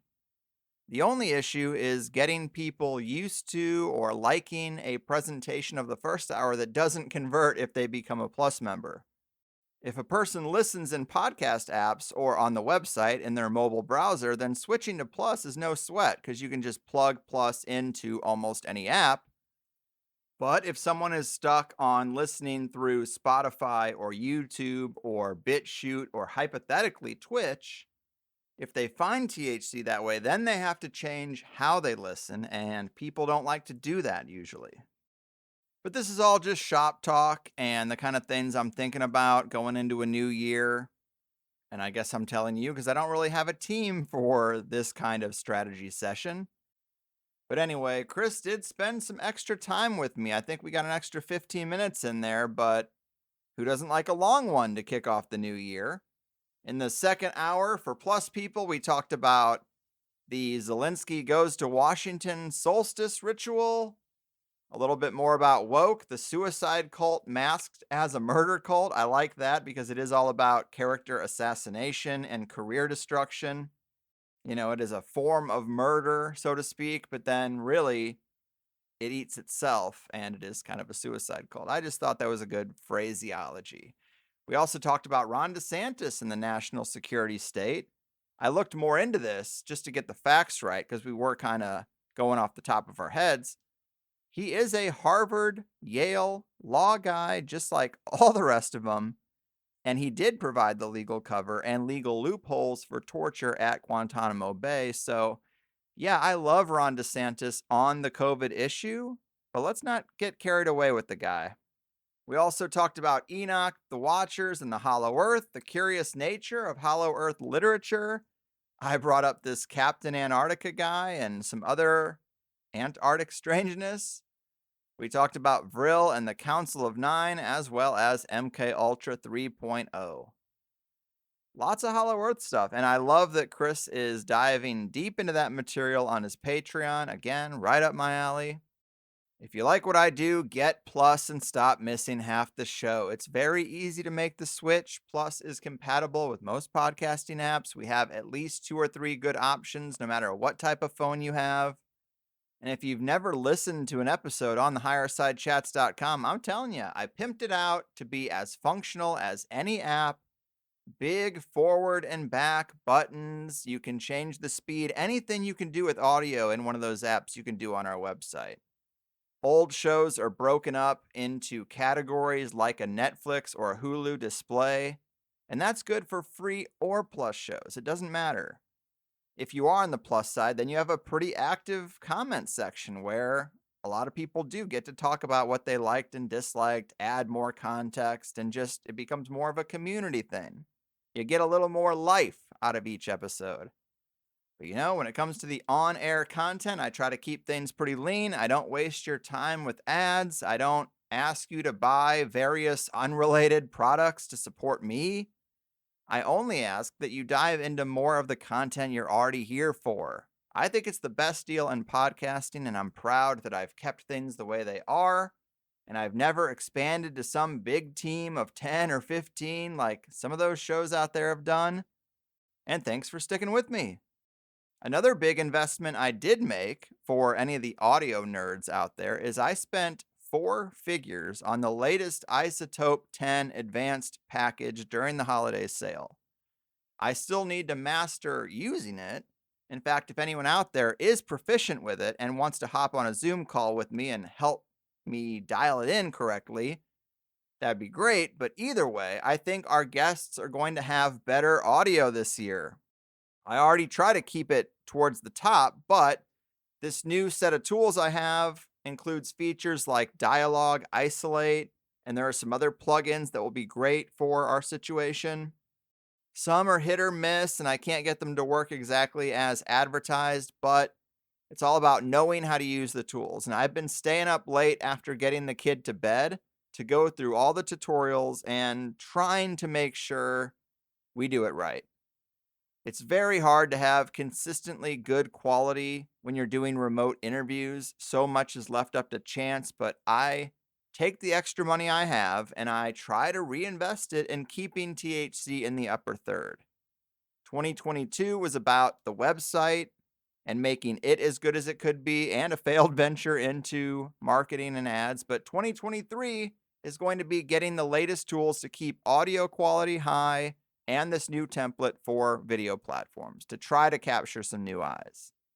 But without going back into shop talk, if anyone is really proficient with Isotope specifically and wants to help fast track me, or if you're a musician who wants to cover the intro song with the same lyrics in your own style, let me have it. Get at me. I will give you credit for your version of the song in the wrap up and in the show notes, but I don't really want to shoehorn that into the intro because I like to just get right in there, you know? But I suppose all this is just to say that I hope you guys appreciate that I'm still hungry. I still try to make things better and serve you the best interviews I can for a wide variety of weird stuff. There are several comedy podcasts that I like that have recently had their audiences sort of turn on them for getting lazy, for phoning it in, for making bad changes that everyone hates, and for flexing their wealth too much. Not going to name names, but those should be some pretty easy clues if you're into those shows at all. But seeing that stuff helps me keep my eyes on the road. So cheers to a new year, and big thanks to Chris as always. If you like what he does, he crushes it on his Patreon. So much content. Let his obsession be your benefit. That's it for me. I love you guys. I'm so lucky you let me do this for a living. I will never cave to ads and sponsors, no matter how many times I'm asked, but please give Plus a shot. 7-day free trial to get you started, and you will enjoy the full conversations. How could you not? Good luck to everybody on the year ahead and finding ways to enjoy it despite the system's best efforts. I've done my part. Your move, Watcher Cult faithfuls, ritual event coordinators, and managers of the Global Motion Picture Stage Show. Your fucking move. All right, dear listeners, it has been a while since I cut in before a show with some preliminary message, but it feels a little important to say that we recorded this before the chaos in the Middle East started. Well, I mean, this latest round of chaos, of course. But Chris has been here so often covering so many different topics that if I didn't at least mention this fact, then I could see it seeming weird to some listeners that throughout the whole conversation it wouldn't at least be referenced. But given the nature of every single conversation on every single news channel, podcast, and social media account this week, I'm sure there are some who consider it a blessing to be able to enjoy this conversational time capsule from the faraway time of 15 days ago. The flip side is that I've gotten a lot of messages regarding how I feel about this Gaza-Israel situation, and even a few calls to cover it quickly. And to be honest, I still have a couple of episodes from my pre-Roman's birth stockpile to roll out, and I don't have anything scheduled regarding this conflict on the calendar at this point. But I think we've been well trained over the last decade by a ton of great guests to parse through propaganda and see that the big machine loves to present us with very dramatic and emotionally triggering thoughts and images to rally us into giving them the green light to increase the violence and fulfill agendas that think tanks have dreamt up a long time ago. And as for Exhibit A on that point, I would say see if anyone talking about this conflict can go 5 minutes without some mention of dead babies. So, resist that emotional manipulation, consider the larger context, and think really hard before you take things you hear at face value. Much like Ukraine, Russia, there are many different places you can start a long, complex story to frame it in the way that you want, but I will never support collateral damage of any kind or the idea that it's okay for innocent people to die because their government or their military or even their neighbor did something violent. Yet the power players on the global chessboard have always seen us as pawns, and they work hard to find ways at corrupting us into devaluing some innocent lives over others. I think it's important not to let that happen. Despite the fact that I've already seen many people I considered bright minds a week ago who did get COVID right and Ukraine right, for some reason, they got tripped up on this one. But let it be known that I'm already against the next war. And if you wonder how I feel about some future bombing or invasion or whatever, it's most likely some similar version of what I'm saying now. The ones who plan the wars are very rarely the ones who suffer any consequences of them. But I've already gone on too long. I have a feeling this situation won't be over quickly, so I'm sure we will be talking about it down the road.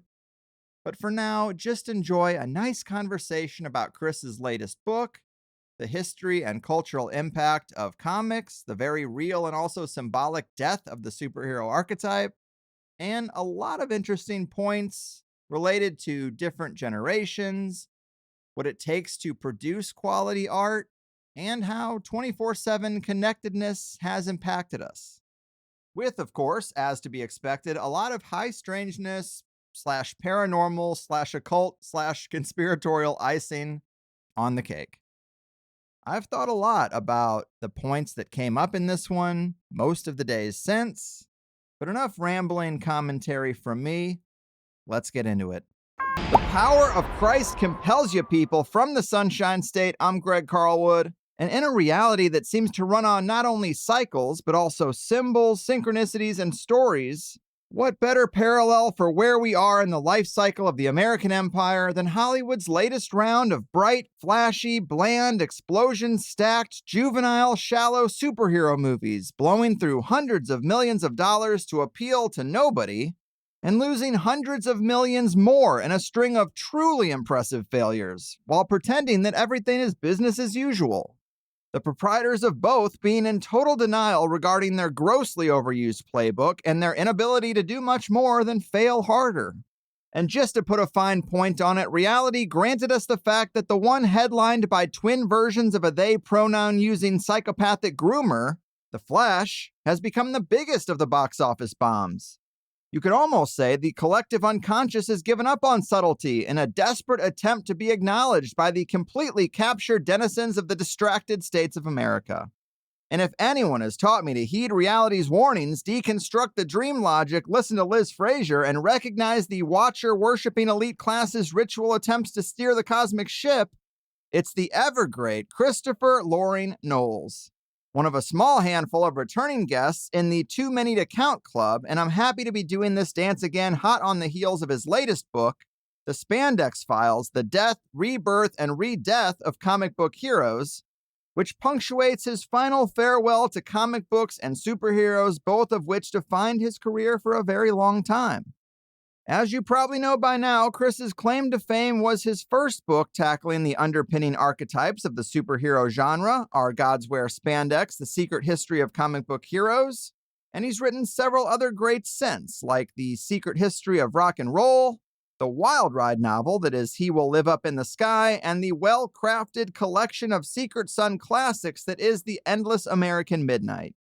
He teaches the art and science of synchromystic sleuthing at the Secret Sun Institute for Advanced Synchromysticism via Patreon, And you can find his world revolving around the long-running and info-rich secretsun.blogspot.com. One of my favorite people on this island Earth, the OCD-driven dot connector, professor of pattern recognition, and superhero-era obituary writer, Chris, my man, welcome back to THC. Oh, man, it's so great to be back, Greg. Yeah, man, it's always a pleasure. Congrats on the new book. It's a great collection of pieces, old and new. You predicted this rise in superheroes from a pretty obscure counterculture to this phenomenon that basically swallowed up everything. And as that ride is clearly over, maybe the Hollywood ride itself is over too. It's like hard to say, but what would you say to kick off this conversation regarding the end of the cultural arc of superheroes and its significance overall, given where we seem to be in the timeline? Well, superheroes were kind of like the last unifying factor that American culture really had. The last water cooler topic that you could name, in this age of fragmentation and micro marketing and social media and all these little bubbles that people live in, superheroes are really the last place that people could sort of go, oh yeah, I saw that movie, because everyone went to go see these movies. I don't know how many people know, but pretty much my entire adult life was spent working in these fields. And I had worked for Marvel starting in 1995, maybe. And it just suddenly ran aground in 2020. It just stopped dead. And the last thing I worked on was the Eternals, which I was really excited about when they announced it. But that was like before we entered into this nightmare realm of identity politics destroying everything. And really, that's what happened in many ways. I think that everything has its natural lifespan. Everything is sort of born, lives, and dies. I think superheroes' death is possibly a little premature.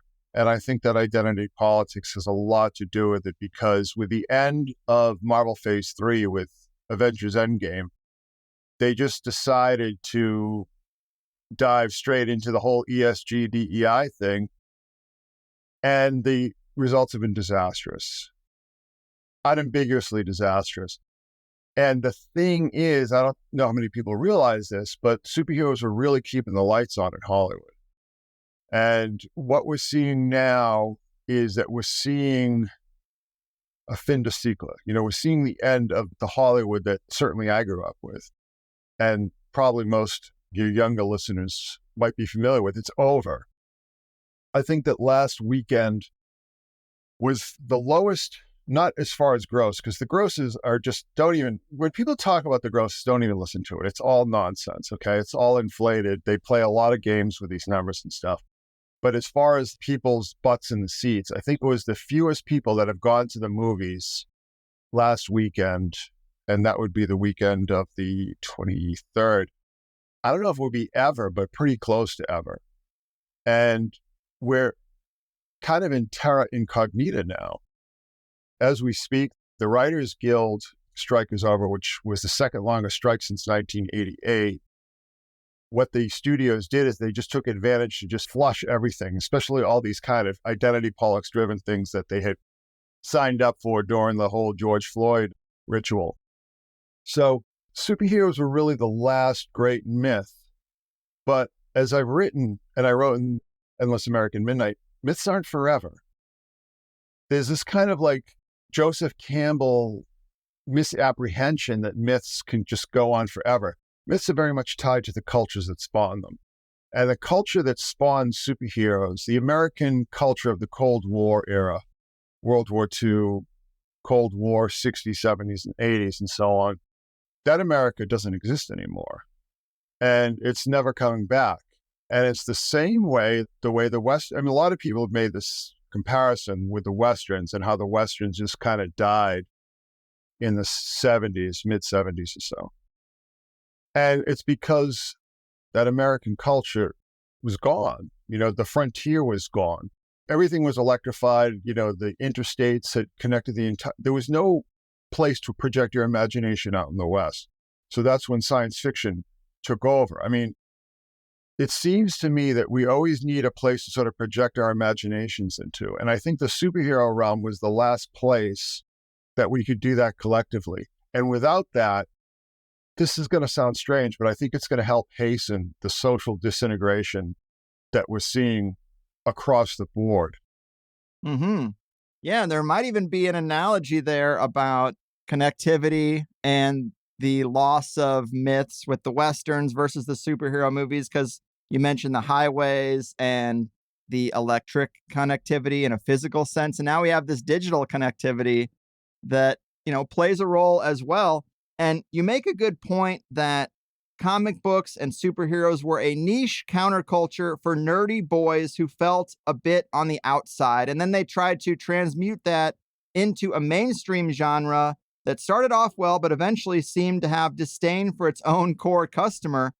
And I feel like that's been done with all the countercultures that I enjoyed growing up: video games, punk music, and even conspiracy stuff. Punk is just dead, but gaming and conspiracy are completely different than they were 20 years ago, completely mainstreamed. And I think there is a sort of angst and frustration that everything is co-opted. It doesn't feel like there are any true countercultures left for the not so popular kids to get into and get that kind of charge that you or I might have gotten tends to be in isolation, but a charge that makes you feel like you're part of something, even if it's small, it's just gone now. Where does a counterculture youth go at this point? Well, countercultures are really reliant on geography. Countercultures are really reliant on people getting together and sort of finding these abandoned spots to sort of coalesce. There was a big movement back, say, 10, 15 years ago where people were trying to gentrify places like Detroit. All these artists were trying to move in and start these sort of new countercultures. It just couldn't deal with the reality, the socioeconomic reality that inhibited that. When I was in the hardcore scene in Boston, it was a bunch of kids who were all deeply, deeply alienated, Gen Xers from messed up families. And we sort of found each other. And we'd find each other because people would put up these little hand-printed posters on telephone poles or on bulletin boards at record stores or something. But what it offered is come here, come to this VFW hall that we've rented out. There's a place called the Media Workshop, which was like an old theater that was on an 8th floor of a crappy building in Boston that was converted to a punk rock place. And then there was a place called the Gallery East that during the day was a kung fu studio. And then, there are all these places that you go and get together. It's very hard to build a counterculture of any lasting power or even any kind of resonance without that physical proximity. And what people like Giuliani and particularly Bloomberg did, say in New York, is they shut down all the clubs, they shut down all the big dance halls, they just shut everything down that had any kind of nightlife, because they were all doing the bidding of the real estate brokers, right? Because if you have a big dance club in your neighborhood, it's going to drive your property values down, right? So everything sort of moved over to Brooklyn. Well, that was fine, but Brooklyn is not Manhattan. It's not in the center. It's not in the hub. And with any counterculture, as soon as it gets successful, there's all these hustlers and schemers and everything that are just going to zoom in and try and appropriate it and try and capitalize on it. That's always happened. It always will. It's inevitable. It can't be stopped. So I don't think that you can avoid that process. What you need to do is just become more resourceful and clever about building something new.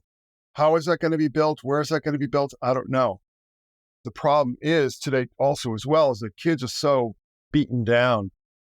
Young people today, it's so depressing to me, particularly as Gen X latchkey kid running wild through the streets of Boston all night, just completely out of control, untamed, semi-feral.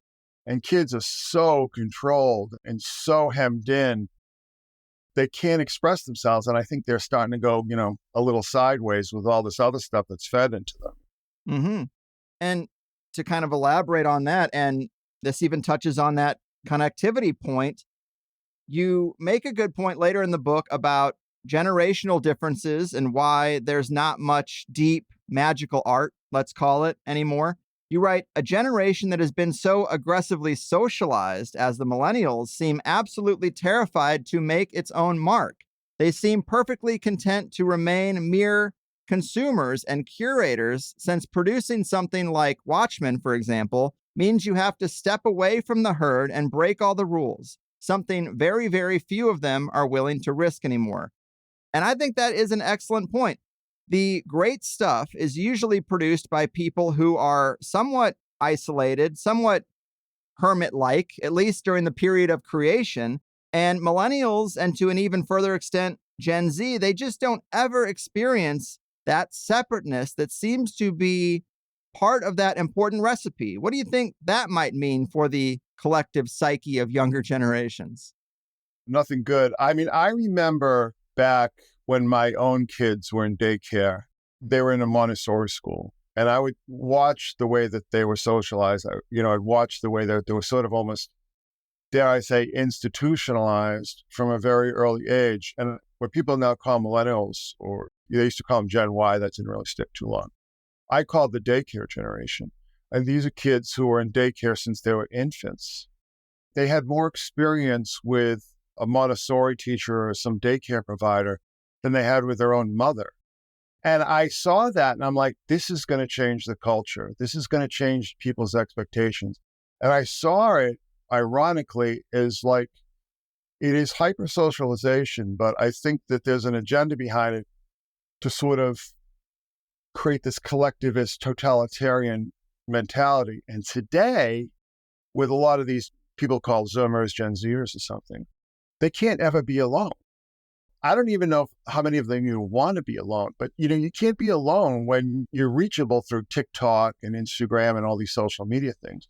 So that's why the bullying just becomes so much more on a crisis level, because you can't escape it. Wherever you go, there's no place to hide anymore. And that, I think, is really important. I've talked a lot about the mystery religions. We've talked a lot about the mysteries of Dionysus and Mithras and Isis. Now, what did they do? They went to a place that nobody knew about, right? And a lot of times it would be underground. And then go to certain times of the year that people had something to sort of look forward to and sort of prepare themselves for. What they had is a place to escape. And I think the appeal of superheroes post 9/11 was that, it was offering that kind of escape. And if you can't escape, you can't dream, you can't imagine. And any kind of magic, I talk a lot about magic in the book, in the Spandex files. I talk a lot about the magic of creativity, which to me is, I think it's the crown of magic. You know what I mean? It's like being able to create things. Alan Moore might run around with his little staff and his snakes and his little wizard hat and his little pretensions and his cape and his wand and so on. But it's like what he does on paper, what he does with all these ideas that he's put forward and these memes, like the smiley face meme, Watchmen, Anonymous, the Guy Fawkes mask. I mean, all these like super, super powerful memes that all came from his imagination. That's a much more powerful form of magic than, I don't know, hocus pocus or anything. You know what I'm saying? I mean, it's just, to me, like the joy that you feel in creativity, creating something that somebody else has not thought about, somebody else hasn't imagined, somebody else hasn't created. It's just like an incredible rush you get that just cannot be equaled by anything else. And I think that here's another problem. So not only do we have this hypersocialization that I think is literally soul destroying. I'm not using this as hyperbole. I think there's an agenda to destroy young people's souls, to drain their spirits and to destroy their souls.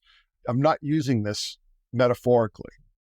But the other problem is that everything has been done. You know what I mean? When I was a kid, there was like, getting back to comics, there was DC, Marvel, Charlton, that nobody read, Harvey, Archie. I mean, just like less than 10 comic book publishers out there.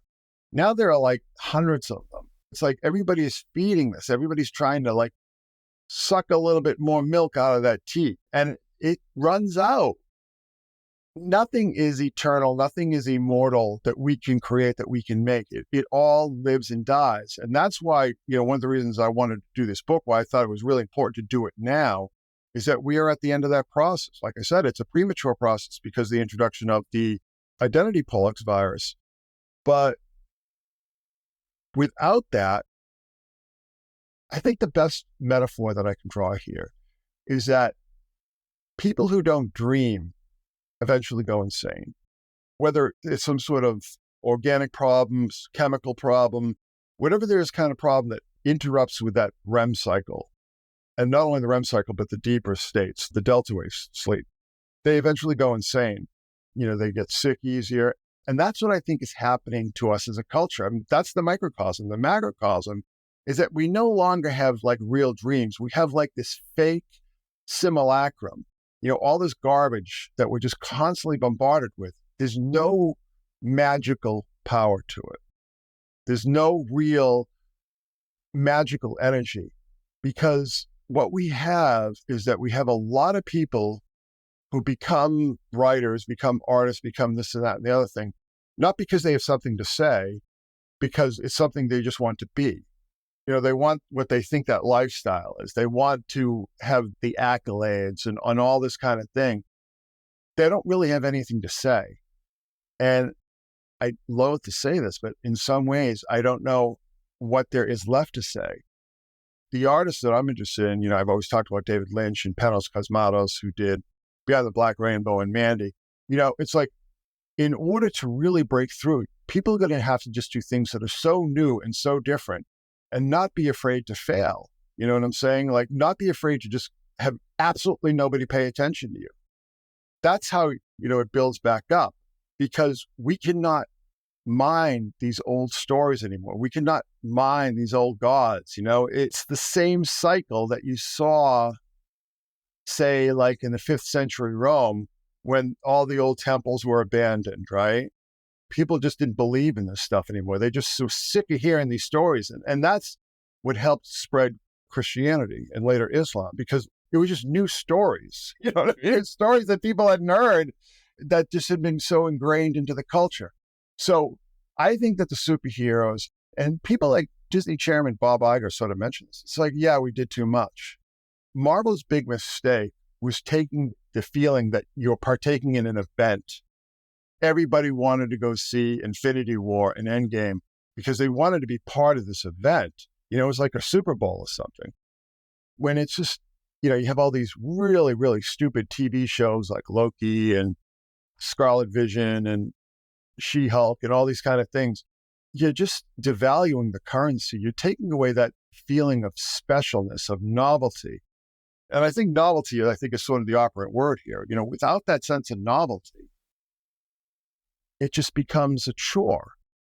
It really seems to me that, like, being into superheroes and comic books these days, when the magic is gone, and again, I'm not using magic as like symbolic. I mean, like the real magic, the real energy, the real magical energy. When that magic is gone, it just becomes a job. It's so taxing to watch all these stupid shows and see all these movies that just get worse and worse every year.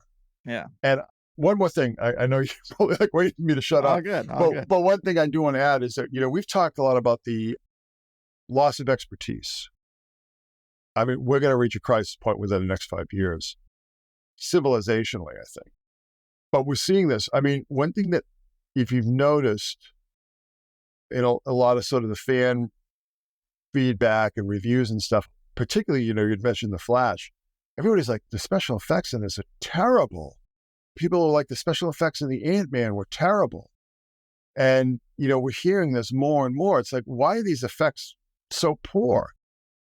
Well, the problem is that nobody wants to just slave away forever doing this work, which is really hard work, really time consuming, and has really bad effects on your health, mental and physical, for the money that Disney or whomever are willing to pay.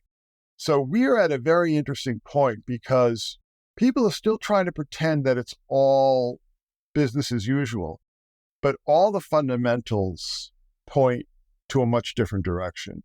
And my question, and the things that I want to address in this book, is like, how is that going to affect the culture at large? Yeah, excellent points. And I just wanted to go back to, what you were saying about isolation and the connectivity and the idea that there might be an agenda behind this connectivity and where the technology has taken us. Well, magic, paranormal experience, entity encounters, these things tend to happen in rural places, in the middle of the night, in the quiet stillness of our bedrooms. Like, sure, some experiences in magic are group experiences, but it's a small group who are all kind of honed in on trying to have this experience.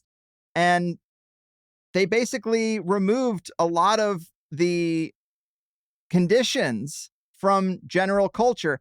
I had this quote that I wasn't sure I was going to even get to because we've talked about MK Ultra a whole lot in previous conversations, but this little paragraph from the book makes the point. You say, one of the mistakes made in researching the MK Ultra nexus is misunderstanding what the black magicians of projects like MK Ultra were really after, assuming that they were after simple mind control, whose techniques have been known for a very long time, is the first mistake.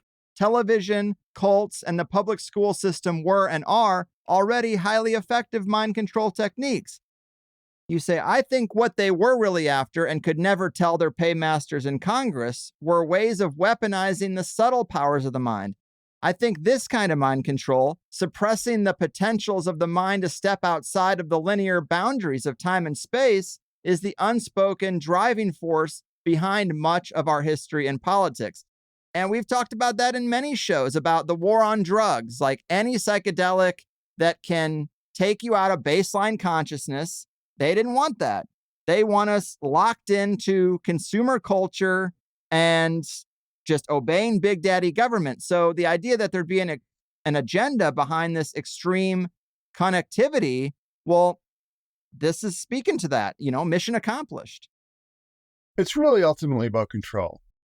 So, you just mentioned they didn't want any psychedelic drugs or something that would change baseline consciousness. Well, they did. They were doing all these experiments, Operation Midnight Climax, the acid tests, certainly a lot of these countercultural expressions that seem to have way too much money and way too much reach, certainly avenues for that. What they wanted to do was control it. Now what they're doing, the thing that alarms me, and we've probably talked about before, is what I call MK Ultra 3.0, where they want to get people into these labs and shoot them up with ketamine or this super long-lasting DMT that they're talking about now. They want to be able to own the playing fields. Now, see, the great thing about comic books and why comic books sort of became the last stage of popular culture, sort of, the omega stage, right, is that nobody was paying attention to them, particularly when all this creative work was being done. 60s, 70s, 80s, say period from 61 or 63 to 86, when all the ideas that you see making billions of dollars were really created in just that little 25-year time window. I mean, comic books, I remember when and I talk about this in a book, I remember I had to go to the back of the store, but it was great because nobody was paying attention to me. I could read every comic book that was on the stands, and I'd be literally in the very, very back corner, the most obscure corner of the store that you can imagine. And it was great because I could just read everything. But it's you need that. And that's also what I was talking about with escape. But the great thing about comic books is that it was such a penny ante business that nobody cared about. The only thing that DC and Marvel cared about were the trademarks and the IP. They didn't care about the comic books. So people could just do whatever they want. So when people can just do whatever they want, that's when interesting things happen. And you haven't been able to do whatever you want in Hollywood for, I don't know, almost 40 years now. You know what I'm saying? It's you've got to follow these very strict formulas because there's so much money at stake. So what kills the countercultures and these kind of expressions that you're talking about is when money, big money, enters the equation. And like I said, in comic books, it was such a penny ante business. It was just so obscure and just ignored by everyone until really the first Batman movie. And then all of a sudden Hollywood's like, oh, wait a minute, we can make real money here. But, we forget about it. It was just nothing. And that's what was so great about it. It was almost like a perfect storm. You had the infrastructure of the newsstands and these publishers. So they did have reach, but it was like, that was the junk. That was like the bottom drawer of what they did as corporations. So you had a tremendous amount of latitude, a tremendous amount of creative freedom for artists and so on. And there were a lot of people who took advantage of it. But without that, see, this is what I'm talking about. And what I was trying to sort of allude to in some of the chapters in the book is that people came in when the money, when the cash registers started jingling, say like in 2008 with The Dark Knight and Iron Man. A lot of people started coming in thinking that this worked like a regular business or this worked like a regular part of Hollywood. It didn't follow the same rules. They didn't understand the rules. And then after Occupy Wall Street, when the entire corporate megastructure just like in a blind panic and decided that they had to replace, class consciousness with like race consciousness and so on. So you had like a few years. So that's 2011, say 2015. So these people are all freshmen in college when this agenda really kicks in. They graduate in 2015. And then they start going into comic books. And it's interesting too, because 2015, when all these people who were sort of the focus of this program started to graduate, that's when everything just started to go wrong. That's when Marvel decided they had to like race swap all their characters and everything had to be like some sort of agenda-driven, feminist, whatever. They couldn't just let the characters be the characters. Everything had to be changed. Everything had to be reworked.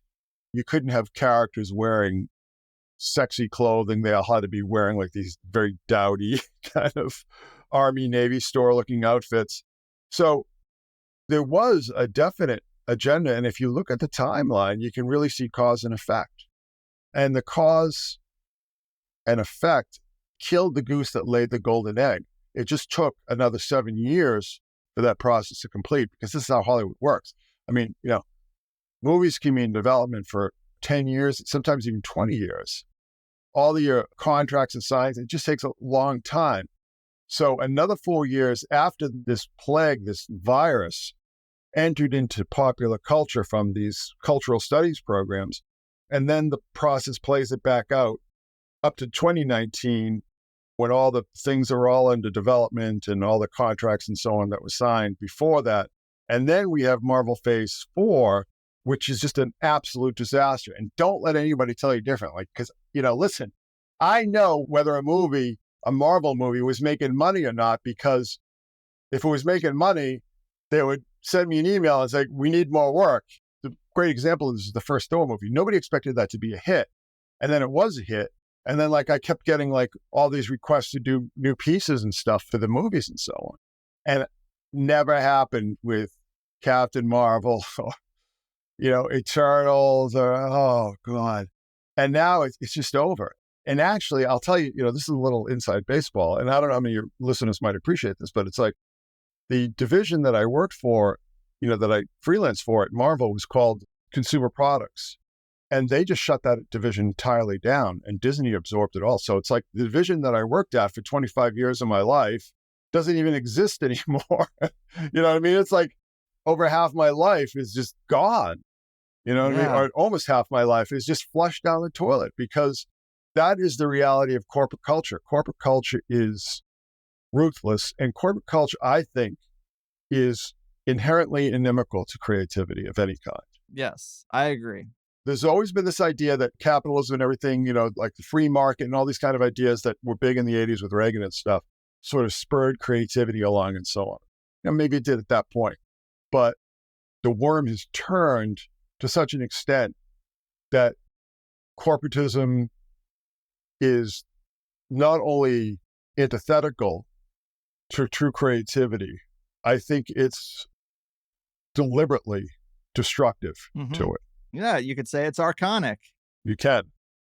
Clearly the magic is gone, and let's talk a little bit more about the potent magic that was there and some of these properties. I like this part you write about Hellboy, which also speaks to the larger point about art and magic, where you write, if you held a shotgun to my head and demanded that I prove my theory that pop art based in magical themes has the power to become a form of magic itself, I would ever so gently point the gun barrel towards the floor, amble over to my bookcase, and pull out one of my Mike Mignola Hellboy collections. Only the Mignola ones, mind you. No one has been able to reproduce his voice or equal the synergy that can only come when a single creator is riding all of the horses. It's not that the Hellboy stories drawn by other artists aren't very good comics. It's just that they're not magic. And then you go on to say, words and pictures. Funny, the ancient Egyptians certainly seemed to understand the power of that alchemical marriage, didn't they?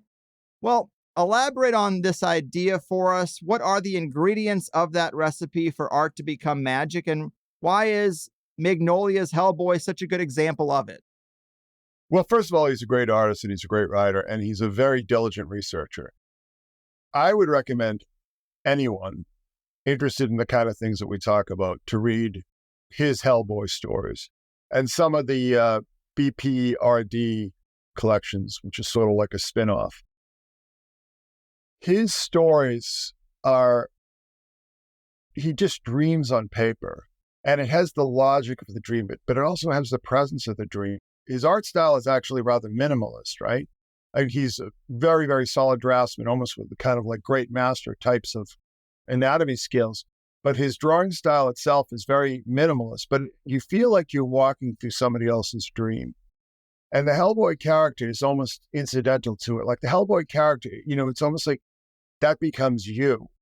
Because a lot of his stories, it's about the power of quiet and how quiet and eerie can have a much more powerful effect than jump scares and gore and horror and so on like that. I mean, you won't see any of that stuff in his comics. But he's somebody who understands the occult from a researcher's angle. I don't believe that he's a practitioner of the occult, but he understands the history. He understands the subtleties and the ambiguities of the occult and these orders, like these occult orders and so on, like the Tula Society and so on. I mean, he understands the inner workings, let's just say. So that's a very strange and interesting combination. We have somebody who is very good at what they do, very talented, has a lot of experience drawing just like dumb superhero stories, but also has that interest in these deeper and darker and creepier and more eerie types of topics. And like I said, I mean, he knows his history. I've learned so much about sort of a lot of these weird, obscure corners of the occult from his comics. You know what I'm saying? So I don't even know if people even read that stuff anymore. I mean, that's the other problem. And it's the alchemy of time, too. That book came around at the right time, and there was an audience sort of primed for it. It was never like a huge hit, but it was a very solid hit. And unfortunately, the movies just missed the point entirely. I mean, I'm not a huge Guillermo del Toro fan. I kind of take him or leave him. He did like Pan's Labyrinth and Crimson Peak and a lot of these other movies. Shape of Water. Shape of Water.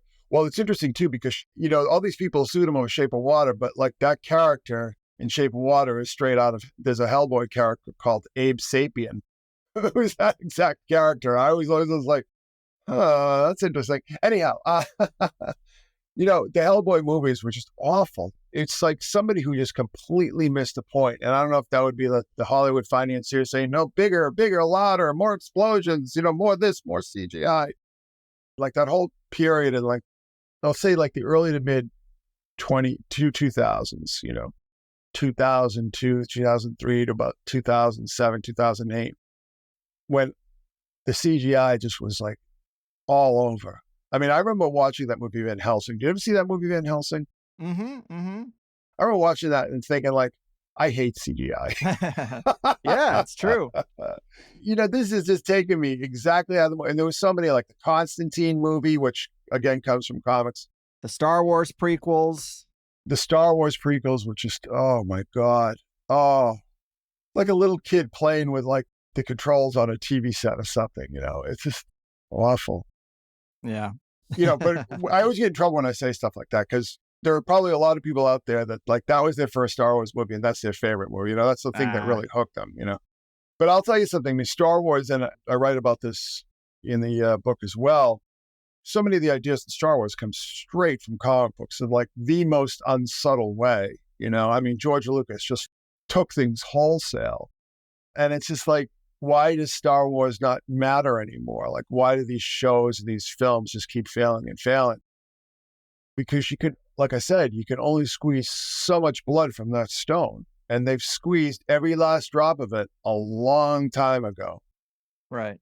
So I wanted to bring this up. You write a lot about Jack Kirby, and there is a point when we're talking about the flavors of the occult or magic where you compare Jack Kirby's Kirby-an magic versus Crowley's magic, and you talk about the dangers of going over to Crowley-an magic. But what do you see as the difference? How would you compare and contrast those for people who don't really even know what Kirby-an magic might entail? Well, let's get into this. Jack Kirby is a very interesting case, okay? So this is a guy, grew up on the Lower East Side, went to war. Not only went to war, but when they found out that he could draw, they decided that he was going to go behind enemy lines and sketch out everything he saw. Like he just became like a reconnaissance guy, which is like really dangerous job. He was sent home because he had gotten frostbite so bad that they thought they were going to have to amputate his legs.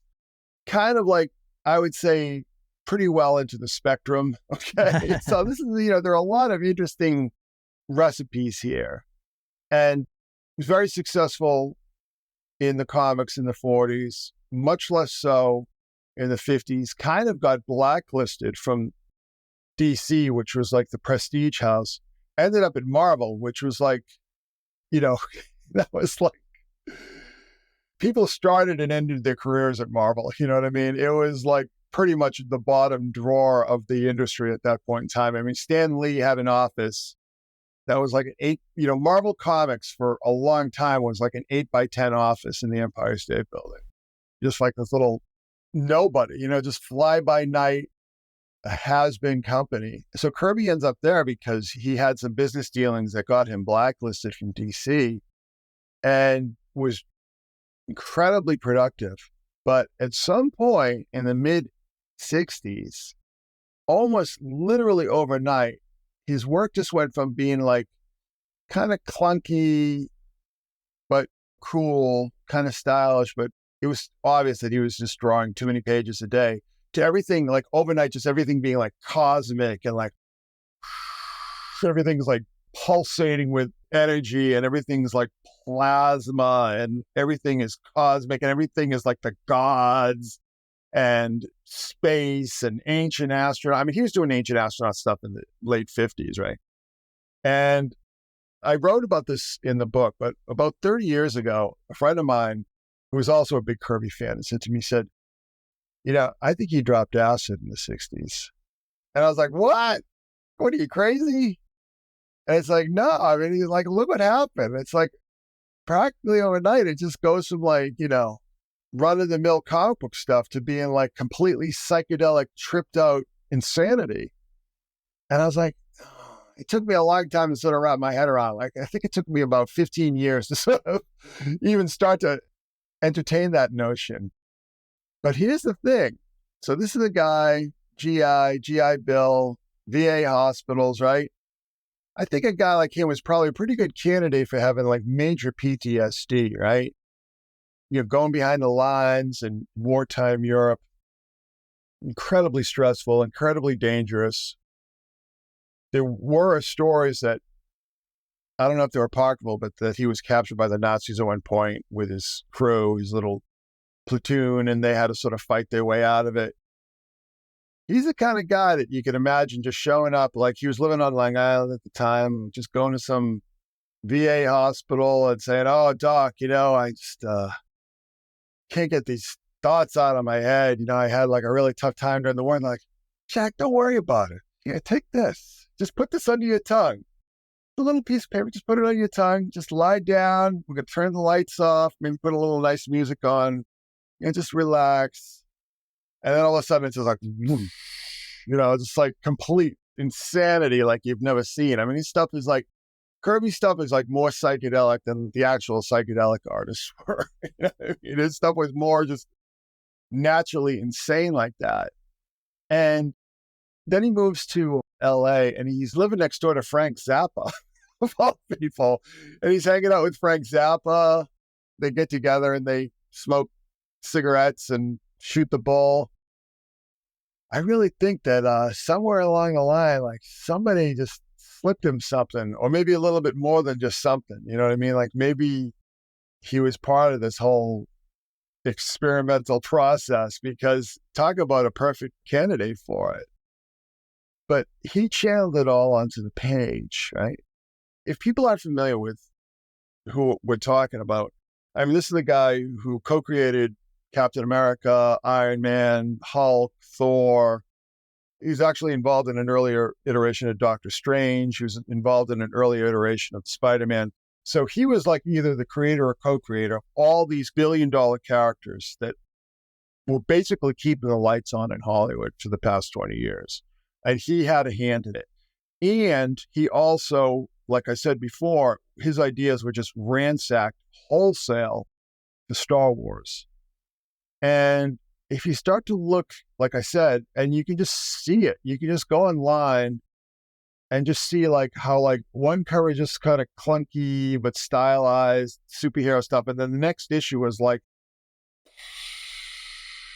so his form of magic that I would say, I mean, it's purely instinctual and, whatever might have happened to him, but there's a lot of trauma involved in there. And, we've talked a lot about, when I sort of came to this realization about MK Ultra not being what they thought it was, that the sort of trauma aspect was very much like shamanic initiation, or whatever the terminology you're supposed to use for that is now. I don't know, medicine man, holy man, whatever. How they take these kids, basically, teenage boys, and just traumatize the hell out of them, break their brains so they can, quote unquote, cross into the other world. Well, Kirby had that happen to him because of his environment and his upbringing, the time that he is in this very violent and crowded and dirty and dangerous neighborhood in the Lower East Side. And then he ends up going to war and being volunteered for the most dangerous job you can imagine. So I think that all these things is sort of broke it open, it broke open the skull. And out of that, it's like he became a conduit, a channel for all these, for lack of a better term, gods. Yeah. He had this whole thing with like the new gods and everything like that. I mean, he was obsessed with these ideas. And like I said, he had been doing ancient astronaut stories 10 years before Chariots of the Gods. I mean, he was like way ahead of the curve. But I think I'm more and more comfortable. Like, it's only taken me 30 years to become comfortable with the idea that they were probably sitting him down at some VA hospital, in Levittown or something, dosing him up. I'll tell you another story, though. So this is back in the 90s. I was on my couch, and I had a sort of stack of Jack Kirby comics, the Eternals comics, which is this big ancient astronaut series. And I was watching this thing on the Discovery Channel. This is way back in the day when they'd actually show interesting things. I think it was called like Entheogenic Ancient Astronauts or Entheogenic Aliens or something. And it talked about this whole process that these ayahuasca shaman, they'd dose up, and if they were doing artwork, they'd start drawing like figures, and then they start drawing like all these little dots and then all these little squiggles. And if you're familiar with Kirby's artwork, dots and squiggles are a big part of it. So it's just like, I remember watching that and just being like, I had this just like incredible epiphany. I'm like, holy shit. But like I said, it took me a number of years after that to not think that it was just some sort of natural process of the mind, which I don't believe in anymore. Yeah, well, I like the use of the word conduit because you called Jack Kirby an astronautic. You mentioned that ancient astronaut theory is a theme in several of his works. And I wanted to bring up this more obscure one that you talk about Devil Dinosaur and one of its arcs. It's another comic I'd never heard of. You say this story has ancient parallels in the teachings of the more esoteric Gnostic cults. And it's basically a Gnostic Garden of Eden story. But can you break down this demon tree arc for people as a good case study and seeing the kind of seeding that Kirby did of this stuff from a pretty obscure place to putting it right in his art in a strange way? All right. So towards the end of his career at Marvel, they were asking him to sort of create ideas for like Saturday morning cartoons. And Devil Dinosaur was one of them. And Devil Dinosaur was like the stupidest thing. It was this little ape boy who's friends with this big red dinosaur. They run around, whatever the chronology is, where apes supposed to coexist with dinosaurs. I don't know. It was just, an excuse to sort of come up with this idea for Saturday morning cartoon. Well, Kirby being Kirby, he did like a couple just random stories. And then he did this arc where these aliens, not only aliens, but robotic aliens. So like AI aliens come down in these saucers and they see these little proto-hominid ape people running around. And they're like, oh, we're going to mess around with them.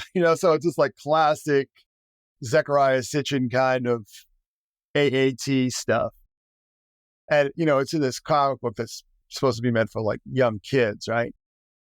And then he had this storyline where the spaceship is destroyed, right? With all these robots in this fight with the dinosaurs and so on.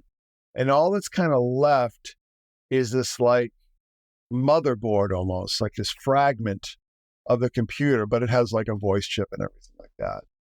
And it speaks and so on. And they call it the demon tree. And the demon tree creates this dome and like captures these 8 people in it, right? It's like Adam and Eve, but these other characters, sort of random other 8 people running around. And Moon Boy, who is Devil Dinosaur's little buddy, is sort of imprisoned there. And Devil Dinosaur sort of breaks them all out of this dome, this garden that they're all being imprisoned by the demon tree. So it's really just like straight up Gnostic retelling of Adam and Eve. It descended, so it's like the whole descent of the Archons and so on. This spaceship comes down and it's destroyed, but it leaves this remnant, and the remnant is trying to carry on the work and control the course of biology and human development and so on. And they're liberated by the devil. You've heard Gnostic stories that, the serpent, who is never identified as Satan in the actual text itself, which is very interesting. But the serpent was the liberator. So the Sethians and the Ophites, these, particular Gnostic cults had this belief system that the serpent wasn't the devil, but it was actually Christ. The serpent was actually an incarnation of Christ who came to liberate Adam and Eve from their imprisonment by the demiurge. Mm-hmm. And you note that in the original text, there's a line about the snake being relegated to slithering around on its body, which suggests that there was a prior time when it had arms and legs, much like a dinosaur. So you got the moon child and the snake dinosaur from the Garden of Eden running around. And another part that I liked was you say, we have this Garden of Eden story, according to a Gnostic interpretation, with the demiurge being the fragment of a broken alien computer. And just like the demiurge, the demon tree claims to be omnipotent and all-knowing and imprisons its subjects. Note that even the name demon tree isn't all that far removed from demiurge, nor is Moon Boy that far from Moon Child. And so all these things are right there. Well, Kirby was the kind of guy, he was very well read. And he loved stuff like Fate magazine, all the kind of stuff that I sort of loved when I was a kid in the 70s, like UFO magazines and just weird man, myth, and magic, all that kind of stuff. So I'm sure that he probably came across something about the Gnostics in his readings. I don't know if he came across the whole idea of the serpent is liberator, because as far as I know, those stories were first circulated popularly or, published widely when Elaine Pagels published the Gnostic Gospels. And I think that was either in 77 or 78. So that would have been roughly contemporaneous. So, it could be that he read this book that was just released and decided to lift ideas for his own storylines on it. The other problem, though, is that as I write about, and unfortunately, I couldn't get as deep as I've gone to in the blog. So if you want to sort of get deep into the weeds with this stuff, go to the blog. But Kirby was kind of like, he knew things that he shouldn't have known. Like he saw things coming that he shouldn't have seen coming. Like he did this comic book called OMAC in the 70s that had like virtual reality goggles. Exactly as we know them today. Smart bombs guided by television, all these kind of, non-lethal sprays that these global peace agents would use, sex robots. All these kind of things that became pretty well circulated almost 20 years after he did this comic, 15, 20 years after that. He was writing about in like the early 70s, but at the same time that he did this. Now, this is something that I couldn't really do in the book because I kind of have to walk you through it with the panels and stuff, and it would just get too crazy with like the images and stuff. But at the same time, he's doing this whole story about virtual reality and everything. He has this character who is just basically Saddam Hussein. And he has this image of like this character who's Saddam Hussein, right? Being pulled out of this bunker kind of thing. And like the image is like uncannily similar to that image that circulated of the U.S. Army pulling Saddam out of his own little underground lair, right? And then he's charged with weapons of mass destruction, all this kind of thing. But at the same time, Kirby is sort of like uncannily anticipating the whole Gulf War thing. And this is even before Saddam Hussein came to power. Saddam Hussein didn't come to power until 79. Nobody knew who this guy was, right? And, you certainly would have known if you're like drawing comic books all day in your basement.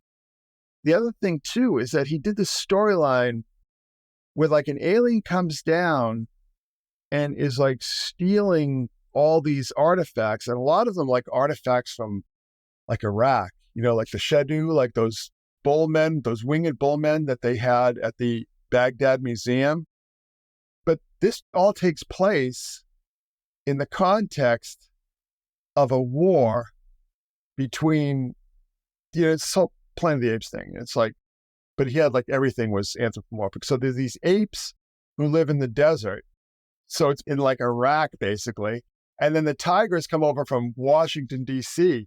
But it isn't like, it's the second war because the son who was leading this whole tiger army from base in Washington, D.C. was basically avenging the slice to his father who had the first war. So it's like George Bush. Yeah. It's like, you're like, what the hell? Damn. It's, and the thing is that there's a lot of this stuff in Kirby. The most famous example and what I put in the book is like the face on Mars that he drew, I think in like 57 and 58. And then it sat in a drawer for like almost 10 years and then was published, I think, in the mid 60s. It's called The Face on Mars, and it doesn't look all, whatever discussion you want to have on that, that's a whole other issue. But he was sort of anticipating that. And at the same time he drew those stories, he also did a story that was like the monolith, like the whole thing in Clavius and the monolith in 2001, A Space Odyssey.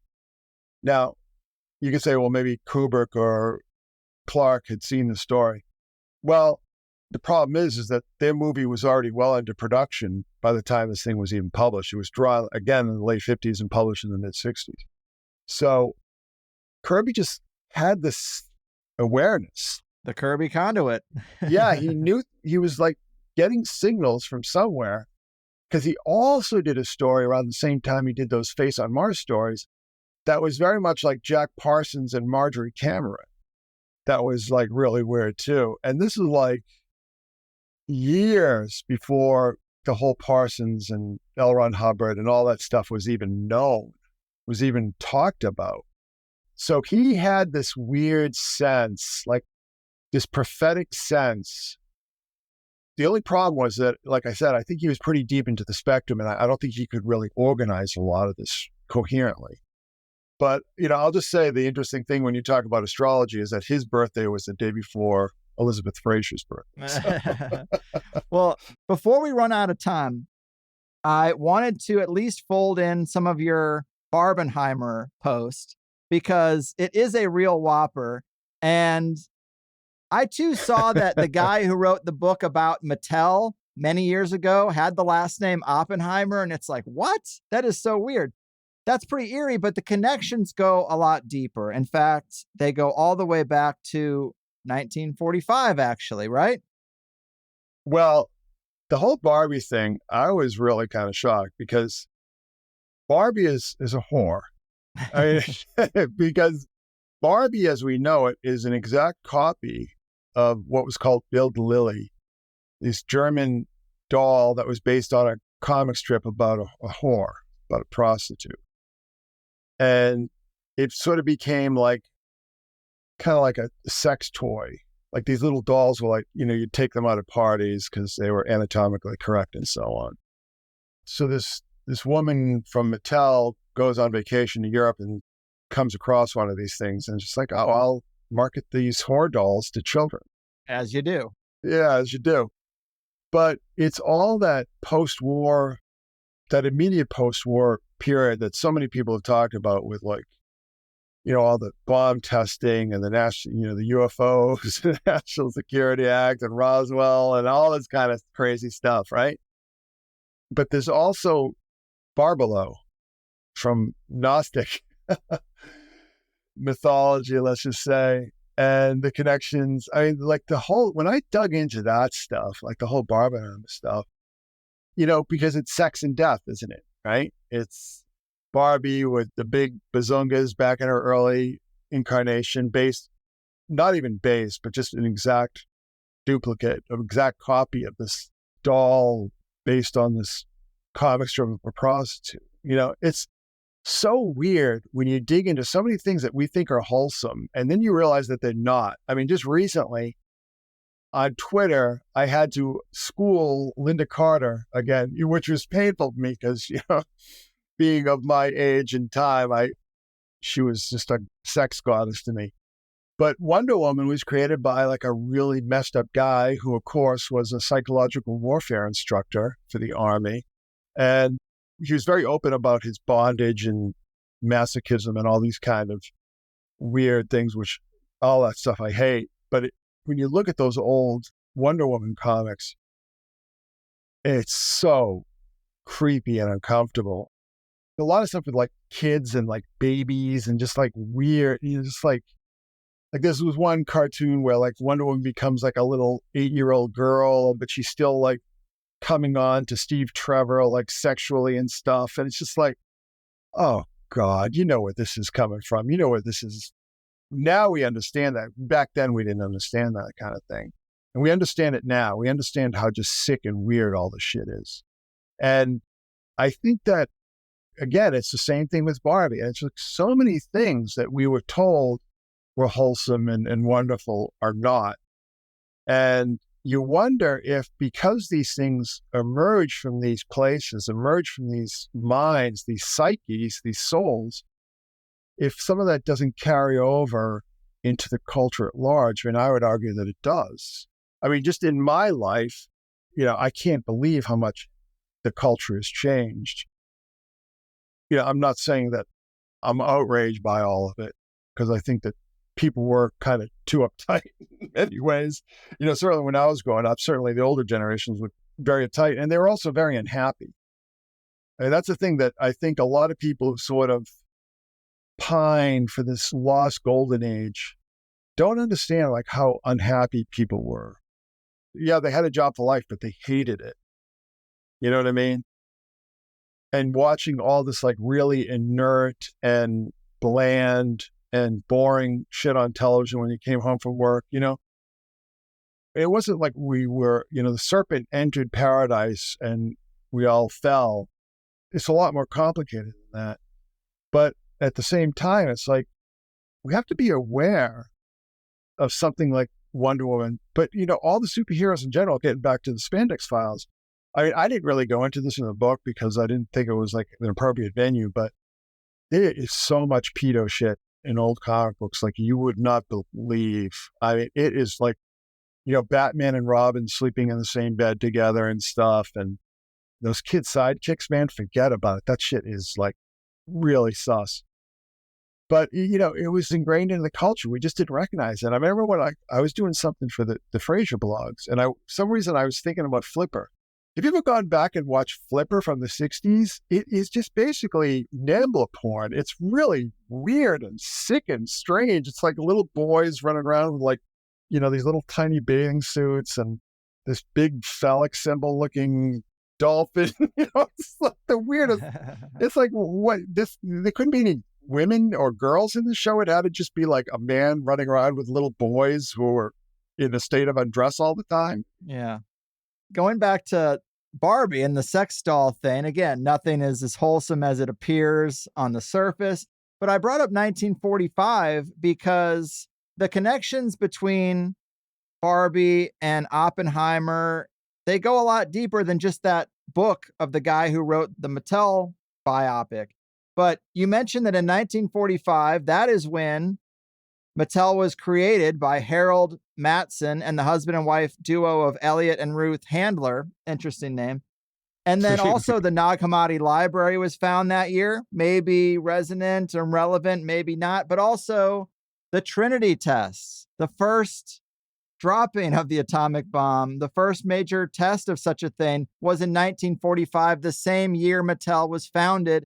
And then all these years later, in 2023, it's like this big meme phenomenon and maybe the last big box office weekend. Who knows? It might have been like the last little pop from Hollywood, because I don't see any other movies on the horizon that seem interesting. But also Lily, I mean, very close to Lilith, that Lily is the foundational archetype of Barbie. And then, of course, who played Barbie? Margot Robbie. And then what was Margot Robbie in? Basically around the same time, a movie called Babylon about the debauchery of Hollywood. And the poster is her dancing in a red dress. The Scarlet Woman. Yeah. I mean, again, is this too precise for human hands? Is this some orchestrated meme generation, some kind of subtextual magic? It's hard to say, but it's the dream logic bleeding over, perhaps. I think it's sorcery. I don't think a bunch of people got together and said, well, let's have Barbie and Oppenheimer come out at the same time and we'll sort of orchestrate this whole thing. I don't know if that's the case sort of at this end of the cycle, but certainly during the late 40s and that post-World War II, early Cold War era, there were sorcerers at work. There were. I mean, the splitting of the atom. I mean, all these kind of tests, the bikini. You had Operation Crossroads, right? Where you go to make deals with demons, right? And then what emerges concurrently is this French designer comes over with this very revealing bikini and, bikini and Barbie, right? I mean, you can't separate those two, right? That was a huge part of her appeal, right? So I think that a lot of things were sort of set in motion and maybe not on a coordinated or strategic fashion. But I think, let's just face it. I mean, let's just call it what it is. There were a lot of sorcerers who were feeding a lot of this stuff into the culture. I mean, UFO thing shortly afterwards, right? My feelings about Roswell, that it was just basically a giant sorceress working. I think there were a lot of these workings being done, and they changed the culture. They changed the shape and the arc of history, and certainly popular culture, right? Over the next, I guess that would be 75 years now. And now it's reaching its end. It's all playing itself out. And of course, the superheroes, you got to put in the middle there because they're all part of this, right? The superheroes and Barbie and rock and roll and the bomb and duck and cover. I mean, all this kind of stuff is influencing what had been the largest generation of new human beings that the Earth had ever seen, the baby boom generation, right? I mean, 76 million kids were born, when all this stuff is being seeded into the culture. You see where I'm going with that? And now they're dying out. And now we're at the end of that whole cycle, right? So we're at what they call like an axial point in history, when new things start to emerge, when old things die and new things start to emerge. And that's why, I've been thinking a lot about younger people and younger men. And, every young man sort of wants to make his mark, whether they acknowledge it or not. I mean, somewhere in the back of their mind, they want to raise a family and so on. They want to basically plant seeds. You're part of this whole process, this human endeavor, and you want to plant your flag, plant your seeds. But I'm kind of the feeling that it's like we've got to do away. There's this old bad energy, like woke is a big part of it. Because people think woke is this like what they call the successor ideology. Woke is a rearguard action on behalf of the old dying generation. It's their attempt to keep their legacy alive in some ways. Because as we know, woke all comes from the CIA and from all these corporate think tanks and these foundations, Ford Foundation and Rockefeller and MacArthur. All these big, rich old families. It's really them trying to manipulate the forces of history to their own advantage. But what it ultimately boils down to is the rich using the poor to keep the climbers off the ladder. Because that's really what it boils down to in the real world, in real time. So it is the end of the cycle. So if I was a young man today, I don't know if I'd try to plant seeds so much as I would try and be part of the process where you're clearing away all the deadwood. You can't plant seeds in a polluted and barren field. And there needs to be a renewal of all these natural energies that are part of nature, which is entirely cyclical. So we're in a historical cycle. And younger people today, I don't envy them, but I think that they would have much more pleasant and fulfilling lives if they understood their part in this grand theatrical production. Their part is to clear away the deadwood, right? This old boomer thinking, all this corporate nonsense, all these corporate ideas that have killed all these viable cultures. When you talk about how these countercultures are killed, they're all killed by corporations. Ultimately, these rapacious corporations are always the agents of their destruction. This stuff all needs to be cleared away. I don't know what shape or form that's going to take. I don't know how long that's going to take. It might take 10, 15, 20 years. I don't know. That's not my part in the production. I've sort of done my part. And now it's up to people to realize that what is going on now with the Great Reset and all this other stuff is basically a bunch of old men trying to have some semblance of their old science fiction fantasies come to fruition. Transhumanism, AI, robotics, all the stuff, whatever real world applications it has, it all eventually comes from science fiction, as well as these whole ideas of 15-minute cities and renewable energy and all this kind of stuff. It seems to me that you have Biden is 80, Nancy Pelosi's 82, Klaus Schwab, Kissinger's almost 100. You know what I mean? It's we have this gerontocracy, these old people who all were raised on this utopian ideal of global community and redemption through science and all these kind of things that we all now know were lies or at best myths, right? But they're not going to let go of it. They want to take the rest of us down to hell with them. You know what I mean? Because you got to understand how powerful, particularly in that post-war period, this whole myths of the great human community and the United Nations and better living through science and all these kind of things. You got to understand that this was a religious epiphany for these people. This was their religion, this whole idea of rationalism. And even though simultaneously, most of them are Masonic sorcerers, right? are Kabbalistic sorcerers or whatever, right? They know they're dying. They know their time has come and gone, really. And they're just hanging on past their due dates. It's almost like this last gas thing, with the central banking currencies and pretty much biological control through mRNA and all these kind of manipulations. It all comes from science fiction. Right, which is steeped in the occult. A lot of the early science fiction comes from there. And with terms like the Great Reset, it is almost like they're trying to hijack that process you described that is supposed to be for the younger generations of clearing out the deadwood. That's exactly what I'm saying. They're like, no, we're going to do this too. We made the mess and we're going to clean it up and we're going to make the next mess. And it's like, no, your time is up, actually. You may be in a position of power, but you will not be here in 10 years. So maybe just go retire to Pedo Island and let the next generation get to work.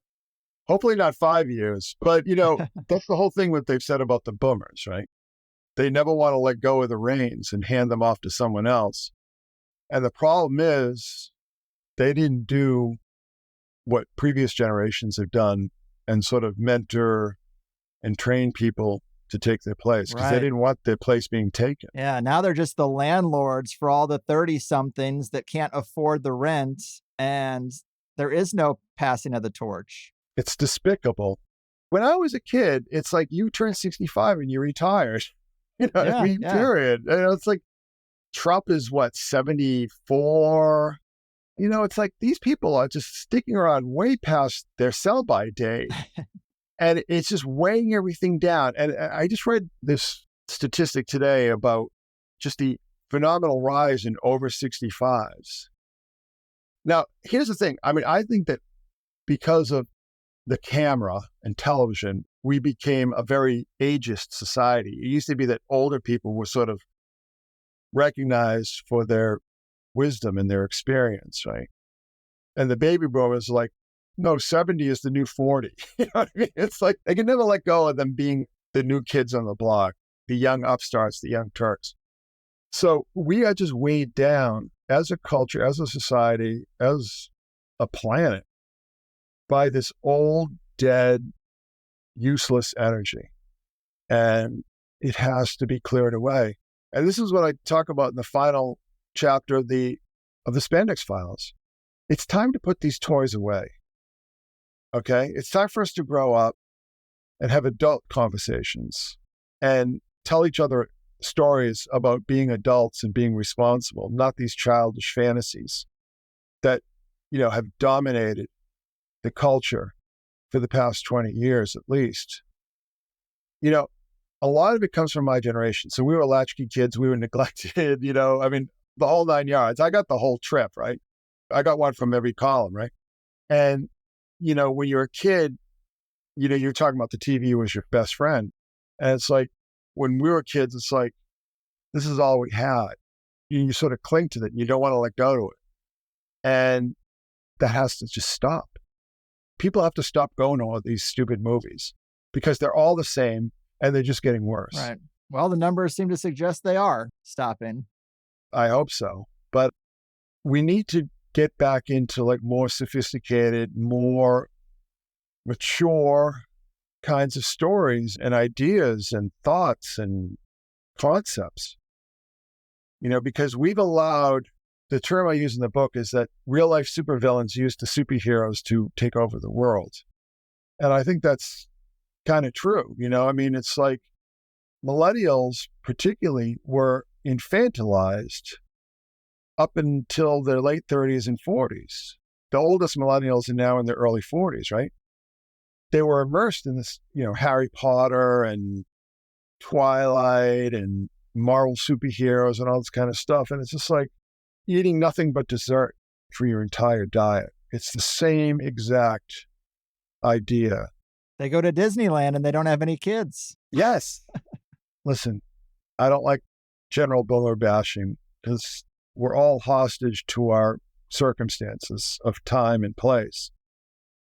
But, as a Gen Xer, believe me, we're the ones who got the brunt of it because the boomers hated us and let us know every day how much they hated us and saw us as direct competition. We've been written out of history. An entire generation of people have been written out. We don't even exist anymore. Like literally, it's almost become a meme, like how we've been written out of history. But a lot of that was the bummers. It's like we were the kid brothers. A lot of us were kid brothers or bummers. And it's just like, we're just seen as snot-nosed punks who could never do anything right. And unfortunately, all these accidents of history, I think, conspired against certainly millennials. I don't bash millennials in the same way other people do. I know like the whole hipster thing was so toxic and horrific. It just destroyed a lot of valuable ideas and concepts in our culture. But you're a millennial. I mean, you grew up in like the glory days of human culture. I mean, 90s, it's like consumer culture. Was there ever a time when people were richer and more comfortable? But the problem is that this little fluke of history that we all enjoyed for 10 or so years was not part of the permanent human condition. And I think a lot of people raised in that environment and during those times expected to be. Yeah, I think that's true. And the 90s do feel special. The decade right before 9/11 took us into Patriot Act, surveillance state territory, and an endless war. And then the internet hijacked creativity, and the connectivity destroyed the value of isolation to bring it full circle. And yeah, that's the situation we're in now. But what are you going to do about it? Well, what you're going to do is realize your part. Understand who you are and realize that you're a part of something bigger than yourself. Okay? You're part of a bigger game. You're a player on a bigger field. It's not all about you. It's not all about what you want or what you need. It's also about your part to play in this process. Yeah. I hope a lot of people listening feel inspired by that. I certainly do. I get renewed by our conversations because I start thinking about my own role in this and the trajectory of what I want to do with this platform that I built. And I agree. It's important to have more mature conversations. The joke is that people don't stick around for a 2-hour conversation anymore, especially without video, in this age. And it's like, well, maybe that's the barrier of entry that is necessary to create some kind of digital counterculture that isn't really absorbed by the big machine. And maybe there's value in that. And hopefully other people realize it. I think it's happening. I think people are doing it. We just don't know about it. But I think regaining our attention spans, it's a good first step to take. Like today, I was just thinking about why do I have my phone next to my bed? Because it's too much of a temptation to just, let me just look this up. I'll check my email. And then all of a sudden you're just looking up completely irrelevant sports statistics. It's like, because the algorithms are just very good at catching where your mind is going to wander to. Amen. So, just I guess in closing, my career kind of started with Our Gods Wear Spandex, right? And now that part of it, I'm putting an end to. I think it's good to say goodbye to things. It's good to let things go. I think it's a healthy part of your development, not only emotionally, but spiritually. I'm not clinging to old forms, not clinging to old fantasies, no matter how powerful or how comforting they were, because the security blanket just becomes a noose as far as I'm concerned. Well said. Wise words. And I could do it all day, but speaking of adult things, I do hear the family piling in the front door. They give me the 2 hours of silence. That's what I get. Then I got to go do the adult thing. But you are one of the greats. It's always a pleasure. I can't thank you enough for all the previous interviews and the time you've given me and the audience here. And your work is great. I really enjoyed the latest book as much as the previous entries. And is there anything else we should leave the people with? Maybe what you got in the works at the Old Institute? Well, I'm glad you mentioned that. A little bird told me that somebody might be working on a handbook, sort of a how-to synchromysticize your own life. Wow. Just gonna just put that out there. I've been spending a lot of time sort of thinking about like, why do I do what I'm doing and what purpose does it serve? And like, I'm starting to have some good solid answers that I feel sort of driving the next phase of the work that I do. It's exciting. And, I've been talking about it at the Patreon and a lot of people are excited about it. So I'm just going to that's the path I want to take. Yeah, I really think there's some kind of subtle zenness to you now compared to maybe previous times we've spoken. And it's great to see. You seem quite happy in your role at this point. Thank you. Thank you. Yeah. Well, keep fighting the good fight. Always a pleasure, and take care. Thank you, Greg. Yes, the return of the always entertaining Christopher Loring Knowles, hot on the heels of a great new book. My hard copy just arrived yesterday. Thank you, Chris. And I really did have pretty lengthy sections of my outline regarding his breakdown of the symbolism of Dark City and the Fifth Element, and even a comic called Night Force, which I hadn't heard about, but Chris made me want to read it. But that material can be read in his book, and some of those pieces are right from the blog anyway, so search the terms and dive in if you want a little bit more. And speaking of wanting more, if you only heard the free first hour, there's a ton of great material you missed out on. Become a Plus member right there in your show notes. The first thing you see are 2 links. One to join through the THC website, where you can log in and rate episodes as well as get engaged in the deeper conversation with other Plus members. By far the most active conversations anywhere regarding new THC episodes. And you can check out the stuff on the bonus content page. But if you don't want to use my website, you can also take the Plus feed URL and put it in most of the major podcasting apps and keep listening through the same ways you hear the free show. And the second link you see is to sign up through Patreon. It's separate, but it also contains the full Plus show archive, the number one thing people care about. And because they're a Spotify partner, it also offers you a quick and easy way to listen to THC Plus through Spotify if that's your thing. For years, people have said to me that the hesitancy to get Plus is not really about the money. It's about not wanting to change the way they listen. And I understand. You don't have to. So rest easy, dive in, and enjoy. I probably could have communicated these things better to you over the years, but honestly, the sales pitch portion of what I do is not my favorite part.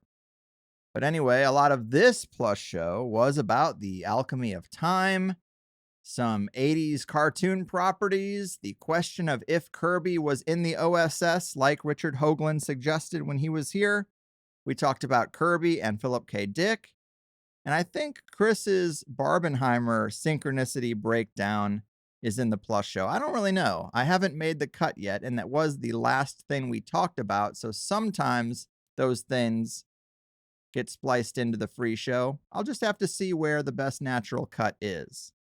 But I did like that part a lot. Anyway, you know how it works around here.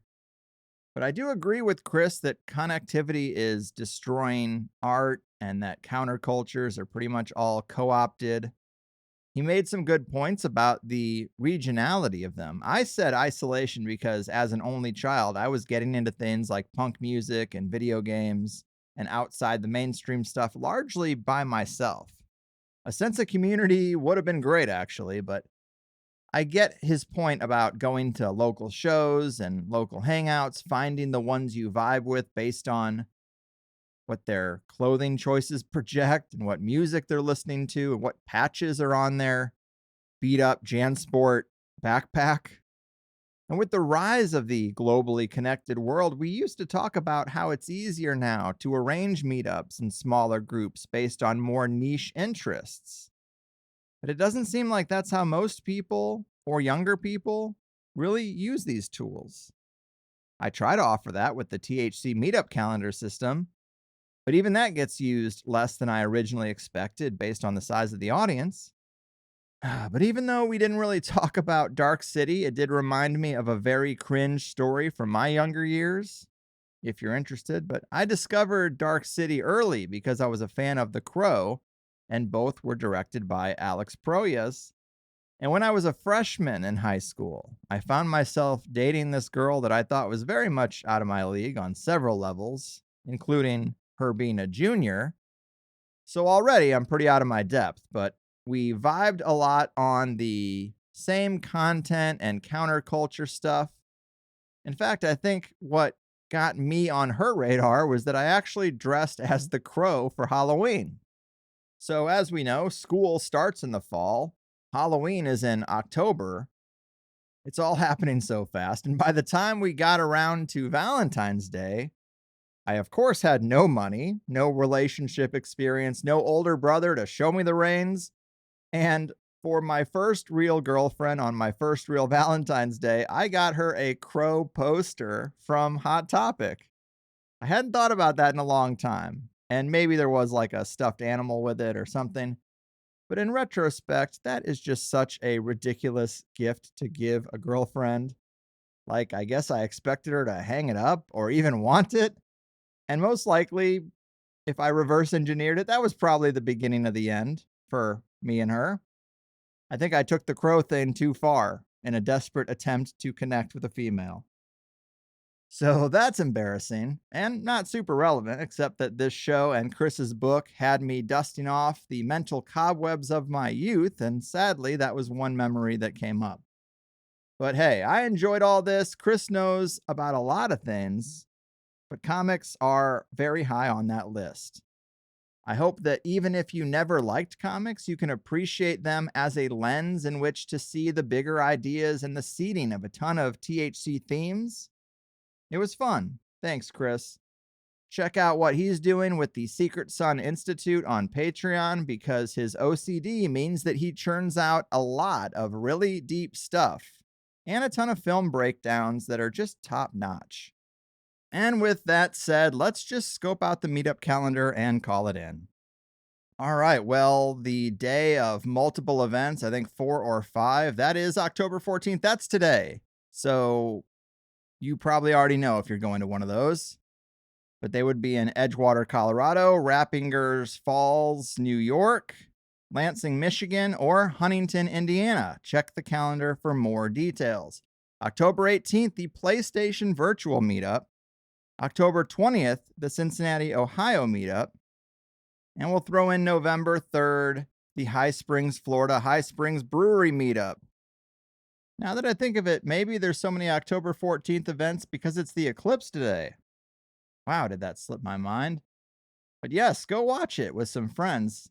In fact, the Edgewater, Colorado one does say eclipse meetup right there, so there you have it. But either way, I guess I should wrap this up so I can check it out myself. I think it's going on right now. But let's rebuild those local subcultures based on weird, out-of-the-box interests. They're needed now more than ever. And hopefully this episode setting sail during such an eclipse gives it that little extra oomph to reach more people and bring in more plus signups. That's my little intention for the day, but the people that really know about these things tend to say that magic doesn't work when you talk about it and that eclipses are usually negative omens. But I guess in true going against the grain fashion, let's do it anyway and just hope that my whole world doesn't fall apart. Thanks for listening. Thanks again to Chris, and thanks again to Damn My Eyes for my favorite of the new intro submissions.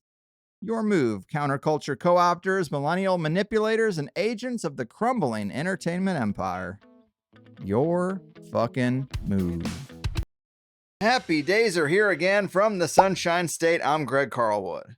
And though we take the reality of language for granted, upon even the slightest reflection, it is significantly strange that we've managed to match up chicken scratch squiggles with not only notions in our inner world, but corresponding mouth sounds as well, delivered without nearly the level of concentration one might think and understood almost instantaneously in real time to anyone paying attention.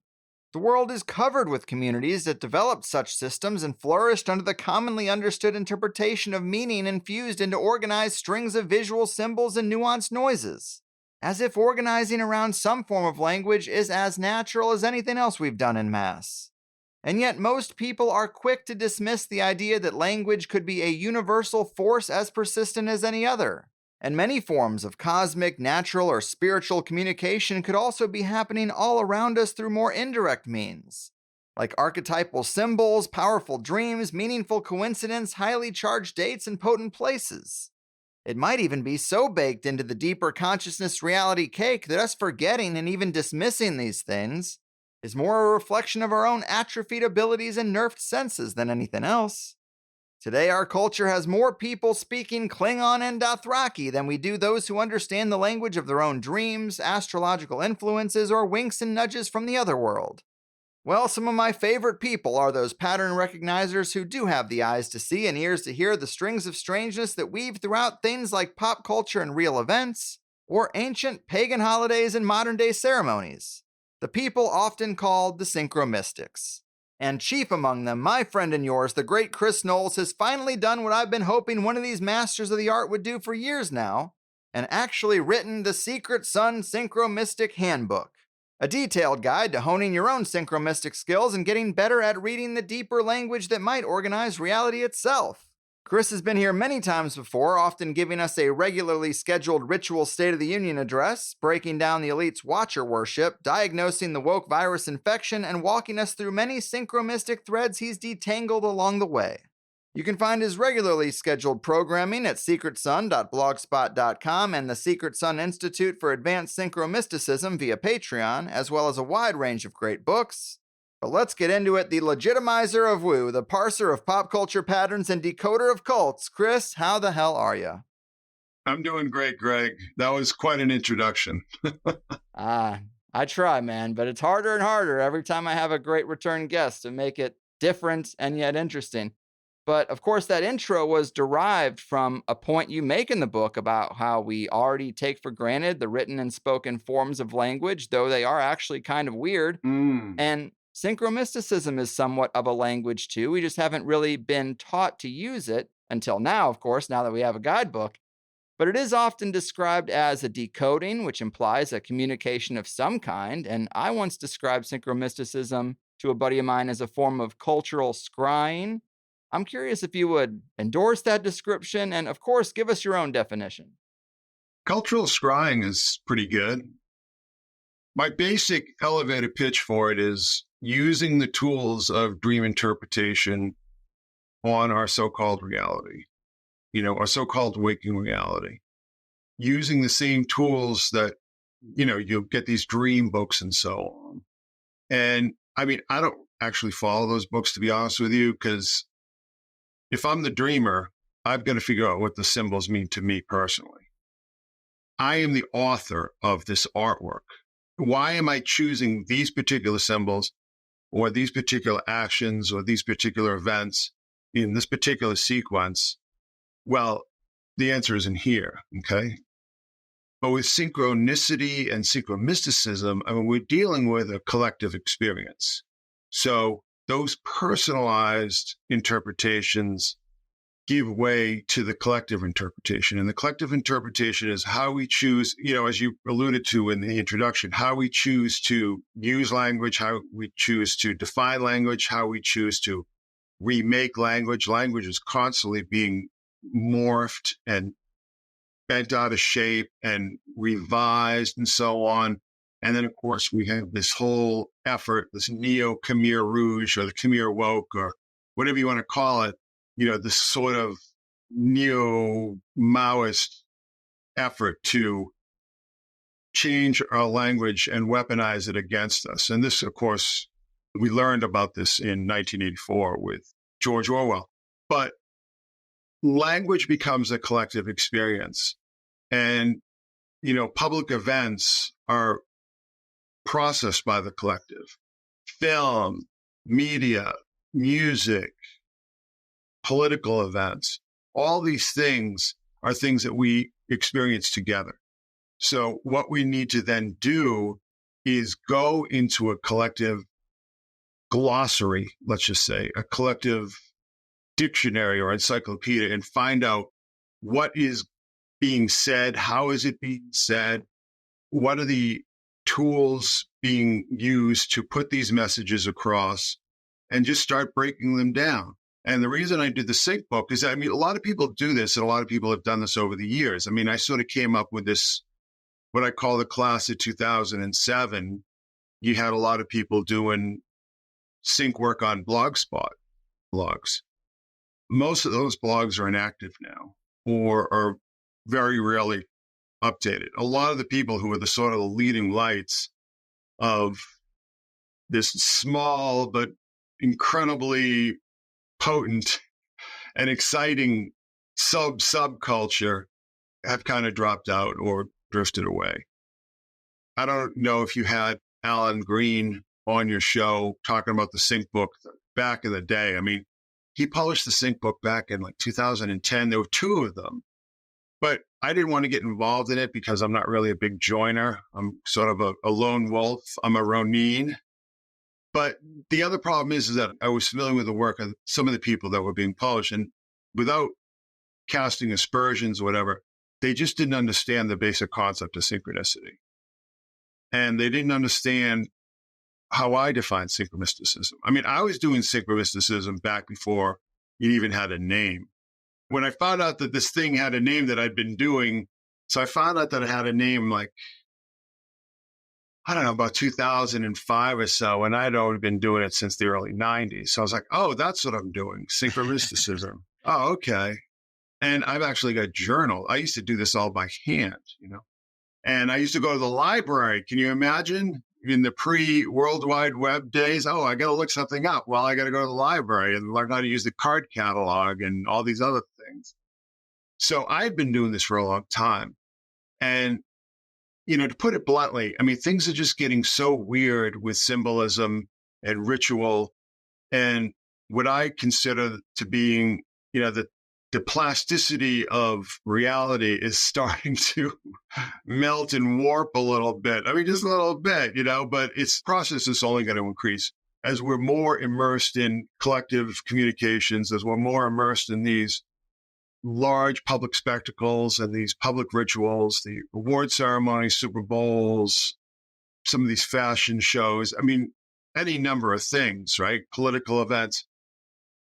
These things are going to be more and more used for ritual purposes, which ultimately really breaks down to a form of sympathetic magic where you're trying to either generate or manipulate synchronicity.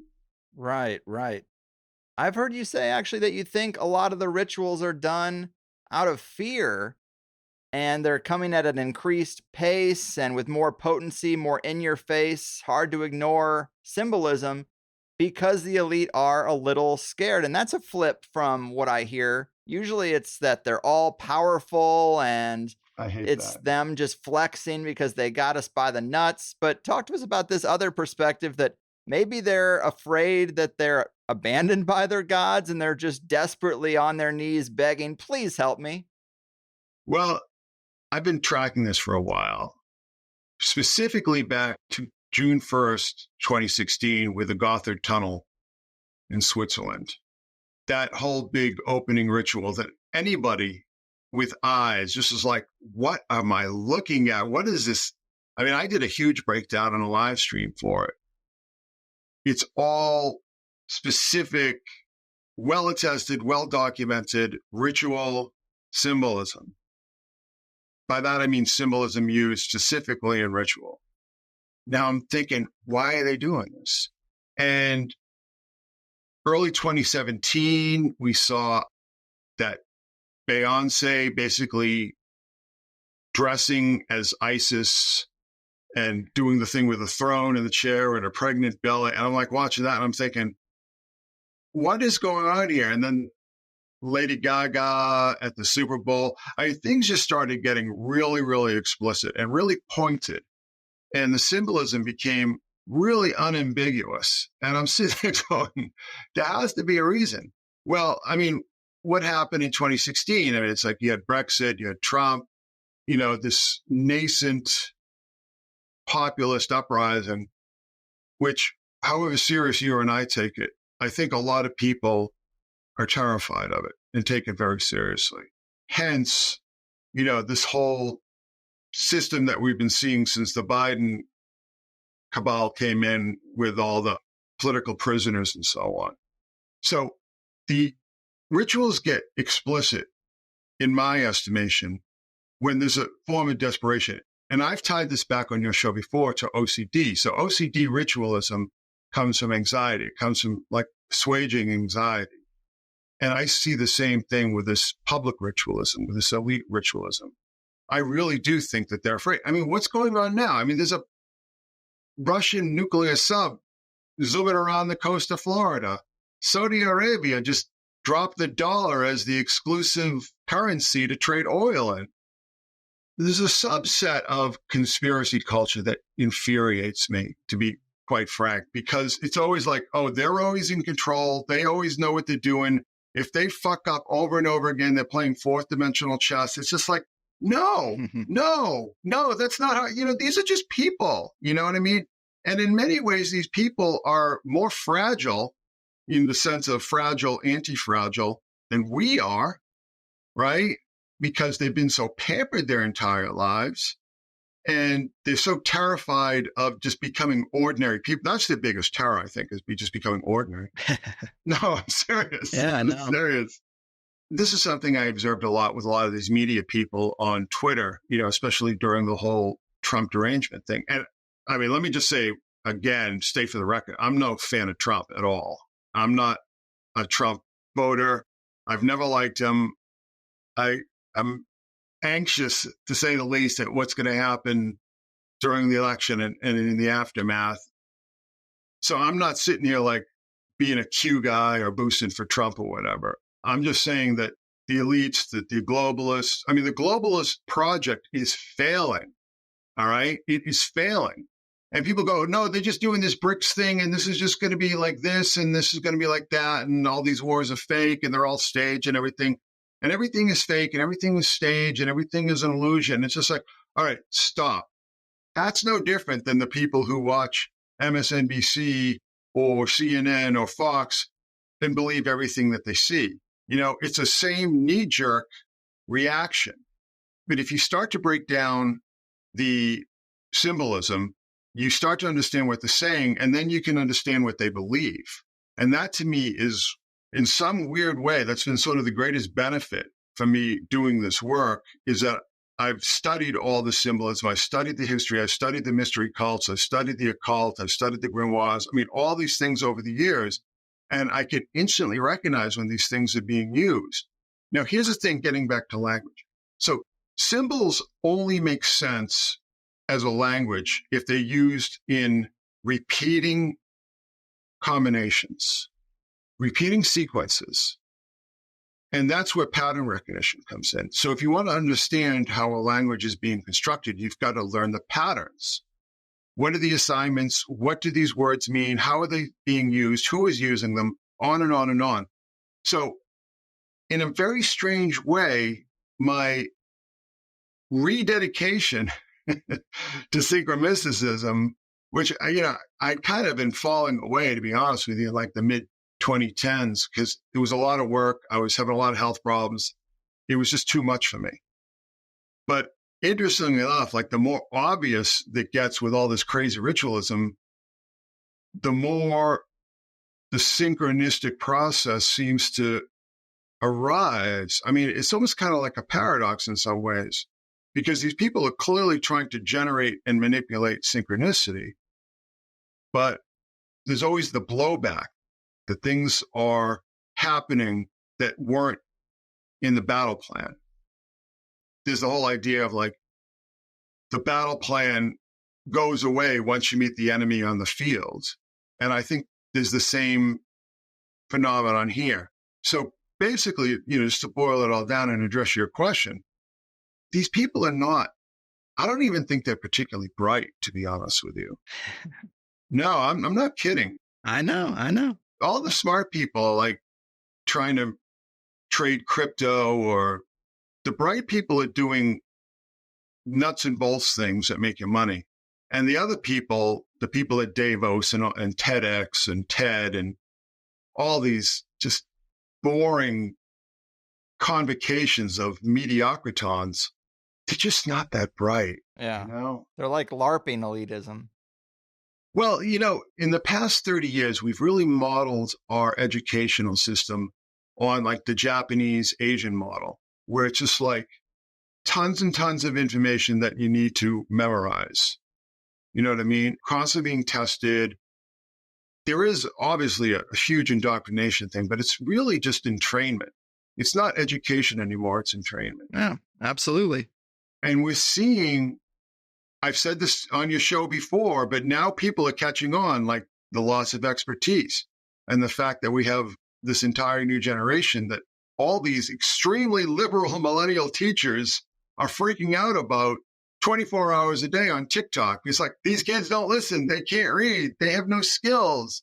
They don't know what to do. They can't sit still for a minute because they need constant hyperstimulation. Well, that's part of the process of cultural degeneration. And I think that all these machines, all this technology is so brand new. And this ties back. I mean, we can have a whole different discussion on Lucifer's technology and stuff, but it's almost like giving children guns and Coke and Porsches and Ferraris and hoping that everything works out for the best. But, you know, it's being done on us. It's being done on the culture. And we've discussed this many times that the general trends are all going in a downward direction. Yes. Great points all around. Let me bring you back to the book and this section about the history of Synchromystics, because when I discovered some of the people who you mentioned there, like James Shelby Downard or Richard Hoagland's Dark Mission work or David Flynn, they really blew my mind. And it is that kind of content I'm always seeking. My job is to find interesting people to interview. I look for Synchromystics primarily and then have to settle for everything else. And there's just some really interesting stuff there. Of course, as you say, most of the blogs are abandoned. A lot of these guys are dead now, but talk to us about the history of synchromysticism as an art form and some of the most interesting work you found along the way. Well, synchromysticism, I think, not only predates the term. Like I said, I was doing it over 30 years ago before I even knew there was a term for it. But it kind of goes back in a lot of ways to Jung's concepts of synchronicity. And then the work, you know, the book that I've cited on many occasions, Man into Symbols, that was the book that started my whole synchromystic journey. It wasn't until the mid-90s that I had read King Kill. And actually, it came about because Jonathan Vankin had released the 60 Greatest Conspiracies of All Time, which was sort of a revised edition of the 50 Greatest Conspiracies of All Time. And he had this whole chapter on King Kill and Downard and so on. And I was really interested in it because I was like, yeah, this guy's just doing Jung wrong. You know what I mean? You know, Downard is an interesting case. I mean, King Kill sort of came out of this little circle. You know, you had like people like Lauren Coleman and Michael Hoffman and Jim Brandon, aka William Grimstead, and also Downard. And they were sort of doing, I mean, this is like in the wake of Watergate, Vietnam, this whole period in the early 70s when things were getting really kind of weird. And then you also had, you know, all the stuff going on at SRI with remote viewing, and you sort of had the tail end of the hippie LSD era, but you also had the rise of the cults. You know, all these cults were enormous. The Moonies, Jim Jones, TM, the Jesus People, all these cults were huge. And I was very young at the time, but that really sort of informed my experience of the world. But they were doing this stuff, and it wasn't until much later. I think the original King Kill was published in, I think, in 85. What did I say in the book? I'm not sure. I wrote down some of the details, but for people who don't know what King Kill 33 is, a lot of people do, but James Shelby Downard basically looked in insane detail at the JFK motorcade and said that it was going through a path that was the Kabbalistic tree of life.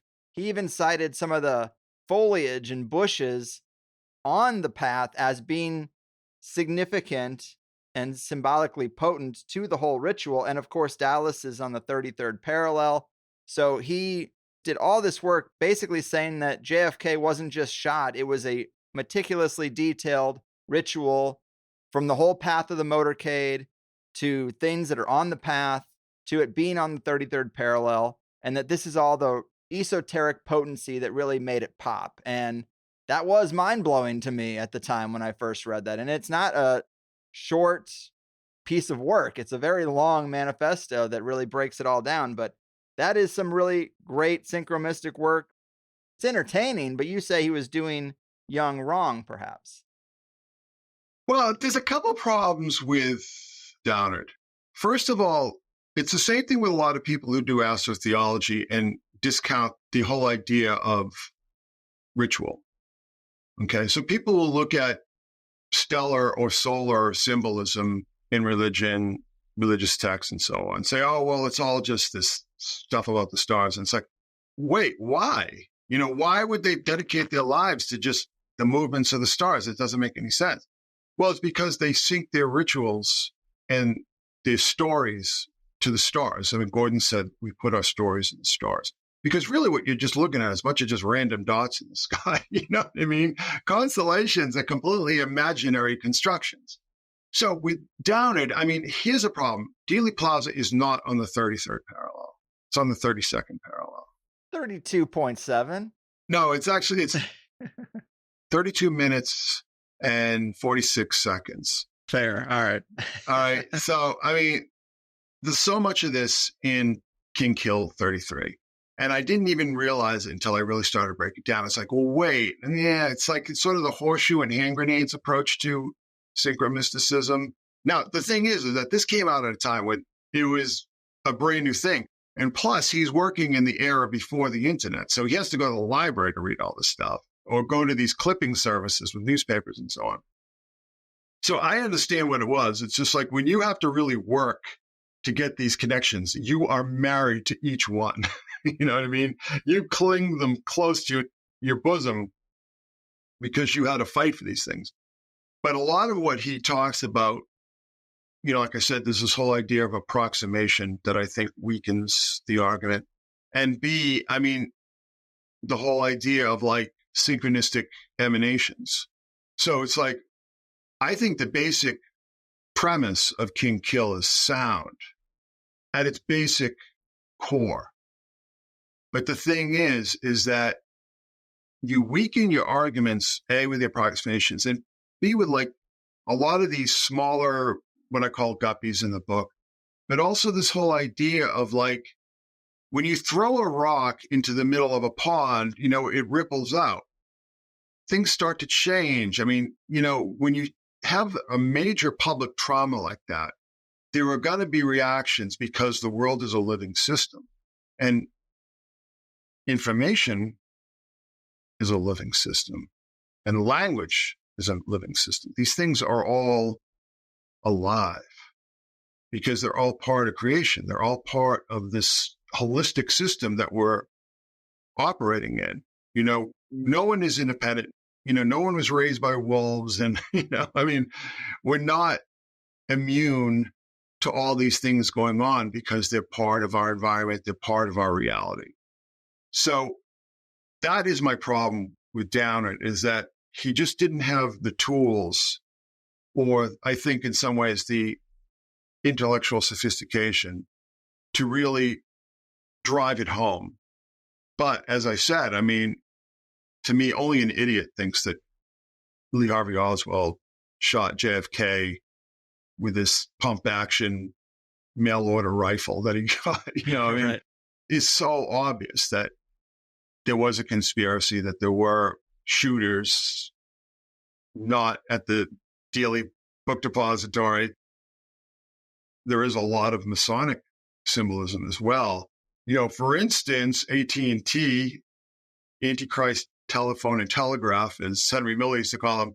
I mean, they moved that big giant statue of Mithras Phanes that used to be down the street from me, of all places, right near Dealey Plaza.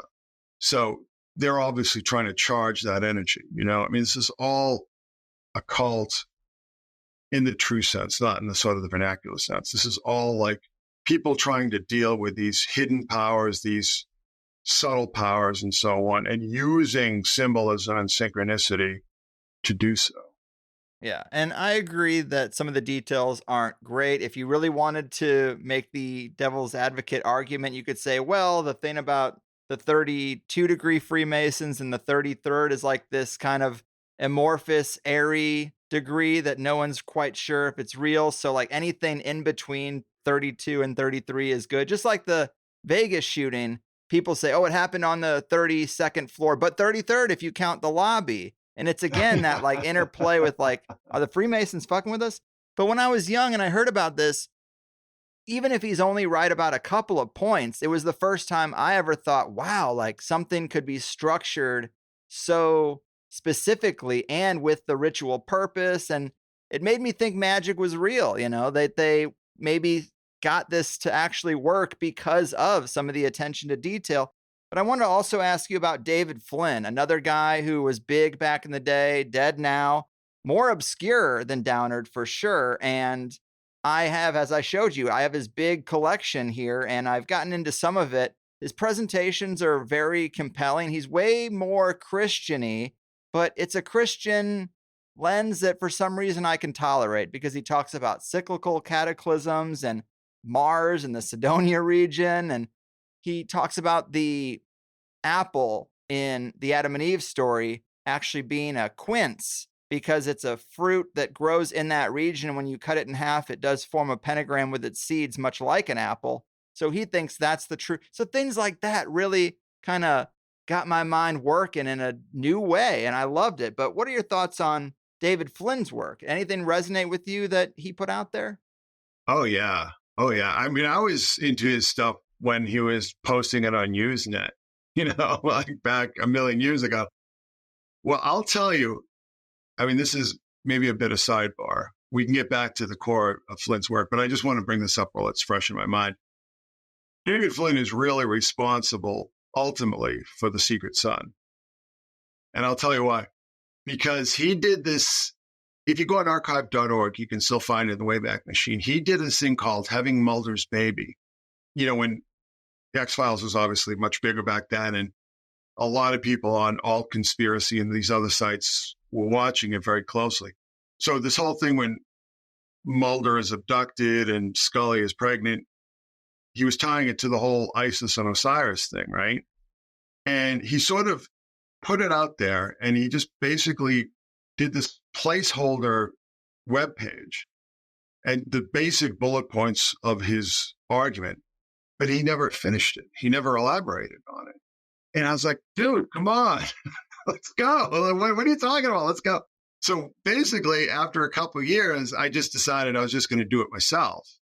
So I went in and I really did it like hardcore. And I put it up on my old Secret Sun website, which was mostly my art site, you know, my personal business site. And I sent it to one of the producers, one of the executive producers of the X-Files, and he put it up on his blog. And he's like, oh, you know, I can't say this is all intentional, you know, sort of like little weasel words there. But, you know, it's fascinating nonetheless. It's obviously intentional because Chris Carter had just been doing this his whole career, putting in all this mythological symbolism. But people have been doing that forever, haven't they? You know, I mean, every storyteller has sort of been drawing on the classics, right? So basically what I did is I went in and I just really went in with a fine-tooth comb and really picked it apart and put that up. And I got a really big reaction to it. And that inspired me to do the project that became Our Gods Wear Spandex. So, I mean, I kind of do owe it all to David Flynn. And we had some contact on Facebook before he passed away. He passed away, I think, in 2012, oddly enough, because he was really big into that whole 2012 thing. You know, we had like a very cordial exchange. He was clearly ill, clearly very ill. He had brain cancer, which is horrible, particularly for a guy that intelligent. He was also a musical prodigy. His work and the stuff later that Hoagland did on Enterprise Mission was the stuff that really blew my mind. So King Kill 33 was like my first initiation into this netherworld, but it was really David Flynn and then later Hoagland. I don't know if it was Richard himself that did all that stuff. I think he might have had somebody working with him. Yeah, he did. Mike Barra. I believe if you look at Dark Mission, his seminal text, it's actually co-authored by Mike Barra, whose work I enjoy a lot less these days, especially through COVID and some of the things he was saying. But who knows what Richard would have said about that too. Everybody has their expertise, we should say, and maybe they don't pass every test. Well, I'm friends with Richard, and I've been keeping him pretty steady contact with him over the years. I did his show a number of times, which was like an ordeal because it's like 3 hours. Ordeal is a perfect term. I had him here and he's just very combative and everything is like got this kind of rough energy to it. But I kind of like that about like an old gruff guy who's like kind of, I've heard it all. Halfway through my question, he's gonna be like, well, what you're trying to say is this. And I'm just like, dude, chill out. He doesn't let you talk. No. I love Richard. He's what you see is what you get. He's a very honest and genuine character, whether you agree with him or not. I like characters, and characters usually have quirks. He's bigger than life. Yeah. He's a bigger than life in a smaller than life world. You know, like there's no room for bigger than life characters anymore. Right. So if we were going to bring up David Flynn again, for people who have not heard his work, is there anything that stands out to you as like, oh, he made a really interesting point about X, Y, or Z that I'd never heard before? What did you think about his arguments or his material? Well, I mean, that's like a whole show in and of itself. His stuff got super granular. He really got into the weeds deep. And sometimes, to be honest with you, he would lose me a lot. You know, when I got that book, the David Flynn collection. But the Cydonia stuff is really interesting, too, because I sort of drew on the Cydonia stuff when I did the Lucifer's Technology series. Okay. But the whole idea where they call this area Cydonia, and then there's Cydonians who are the Phoenicians. You know what I'm talking about there, right? Elaborate a little bit more if you can. Okay, so Cydonia, Cydonia, okay, which is actually named after an island in Greece, you know, somewhere in Greece, right? But it also has like a double meaning, you know, what they call a homonymic meaning, where it's the same word pronounced as Sidonian, Sidonian, which is another term for Phoenicians, aka Carthaginians, aka Canaanites, on and on and on. You know, this other group in the Levant, you know, the Baal worshippers and so on. You know, both the Phoenicians and the Hebrews sort of came out of this prototype Canaanite civilization, right? You know, he thought that was very interesting. And that sort of, to me, played into the whole idea of placing these stories in the stars, and also the five-sided pyramid aligning with the fruit of knowledge, right? The quints. So there's a lot of, like I said, it's very granular, and it relies, you know, quite frankly, a lot of it relies on illustration and imagery. You know, showing like, okay, here's this image, here's how it aligns with this and stuff. I mean, his books are very lavishly illustrated. But, you know, that whole idea of taking the space ritualism that people like Richard had already started to talk about, and, you know, you saw a lot about on conspiracy news groups and so on, and taking it a step further, you know, into Mars and this whole idea of planetary exploration, which will never happen. But, you know, I'm sorry, Elon. Nobody's ever going to Mars, buddy. Never. You know, certainly not you. You know what I mean? But you do believe that they once were there, right? I mean, because the Cydonia region, as far as we know, it's like hard to verify that there's a pyramid there and a tower and a face and this. But there does seem to be some unnatural, intelligently designed structures, which implies that maybe we were there at some point, or a faction came here. I mean, this is the premise that even Richard sometimes is working with. I mean, who built that stuff? Or is that stuff even real? I mean, if we can't get through the Van Allen belt, how did it happen at one time? Well, I don't know. You know, you tell me. What's your take? Did it not? I depends what time of day you ask me about it. It's something I'm kind of all over the place on. It could just, like I said, be just a giant space ritual. But if those things are real, right? And if those things are there, those things are truly artificial. I'm talking about like the pyramid and the face on Mars and so on and so forth. They weren't built by humans. Okay. They were built by something else.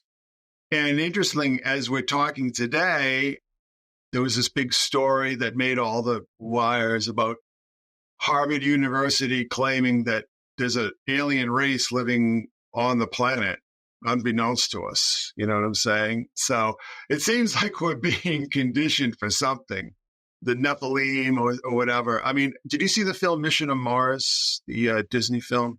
Years ago, yeah. Okay, so Richard was very upset about that film because there were a lot of his ideas that Hollywood just steals everything, but they kind of stole his ideas without attribution and so on. But that film was actually co-sponsored by NASA. So it was clearly like they wanted to put across this whole mythology or alternate history, however you choose to define it, of these like giant creatures who lived on the earth, and there was a cataclysm of some sort, and they came to the earth and they seeded the earth with, the whole directed panspermia idea. Mm-hmm. I don't know. And I literally mean, I don't know. I'm not saying I don't think so. When people say I don't know, they really mean I don't think so. But I don't know. Unfortunately, 13 seasons of Ancient Aliens have kind of made all these questions extremely stupid to ask. They kind of poison the well for that kind of speculation. I agree, but I like the idea that the quarantine on the Earth, the Van Allen radiation belt, that didn't have to always be in place. And there's a narrative that a really destructive, warlike race from the war planet did something so catastrophic, and then some remnants came here that something else put a quarantine around Earth and said, well, you're not going anywhere else. And if there's other beings down on Earth, then they're stuck there too. And we might be living within a container with something else that decided, well, if we can't get off this rock, then I guess we'll just take it over. And then that ties into your reptilian stuff and your, where are the UFOs really at? Are they underground? Are they really from space? Dude, here's the thing. I'm glad you brought that up, because this is something, we're going so far afield from the book, but that's okay, because it all plays in, because synchromysticism is all developing, right? Most of the earth is just empty. Okay. There's no one there. 95% of the human race is clustered around these strategic waterways. You know what I mean? And just take a plane ride across country. Once you hit the mountain areas and just start going, like, say you're going to Los Angeles, it looks like goddamn Mars for 3 hours. You're looking down like, when am I going to see a tree? You know what I mean? It's like this barren, godforsaken desert. I look at most of Canada, 95, 100%, however many proportion of the population lives within 50 miles of the United States border. This whole idea of overpopulation is absurd. We cover to any degree of density, let's say, any degree of density, maybe little less than 5% of the Earth's surface, which is only 29% of the total surface, because the rest of it is water. And then you have the water, and then you have the oceans, and then they go down for miles, and we have no idea. Stuff is washing up all the time that we're like, what the hell is that? We've never seen that thing before. And it was like, oh, don't worry about it. It's like, that's like a decomposing raccoon or something. Yeah. Something stupid like that. So there's constantly stuff going on. I had this conversation. I might have told you about it before, but we were driving up the New York Thruway. So we're literally like maybe an hour and a half away from New York City, the most densely populated city in the United States, right? We're driving up, and there's just nothing but trees and hills. And I said, look at over there. There could be a family of Bigfoot on the side of the road there, and we wouldn't have any clue, because there's this wall of brambles that is just impenetrable. You know what I mean?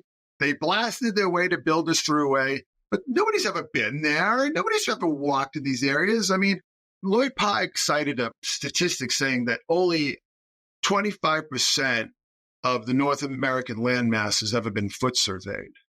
I believe that. Yeah. You know what I mean? And so we get satellites now. Yeah. Well, whatever satellites are. They don't get through the trees. Like No. I've lived everywhere, Pacific Northwest, totally open space. And then of course the desert, as you say, there's entire state lengths where there's basically not a tree.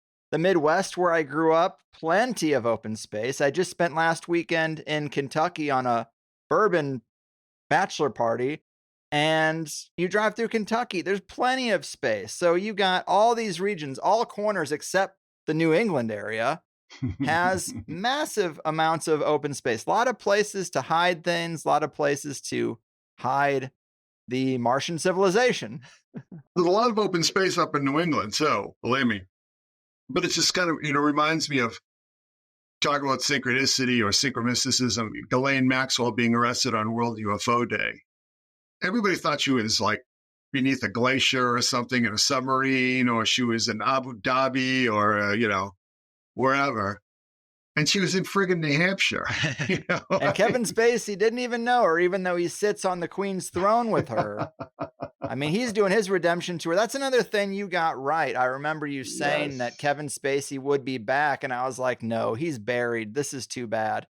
And yet 3 of the 4 witnesses die in a year. And then he goes on his podcast tour, and every podcaster says the same thing because they know how hot a topic it is. They start with like, well, I believe in due process, and he's never been convicted. It's hard to convict a motherfucker when all of his victims are dead.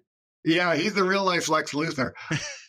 Talk about Quince, right? So one of those witnesses against Spacey died in Quincy Center, Quince E Center.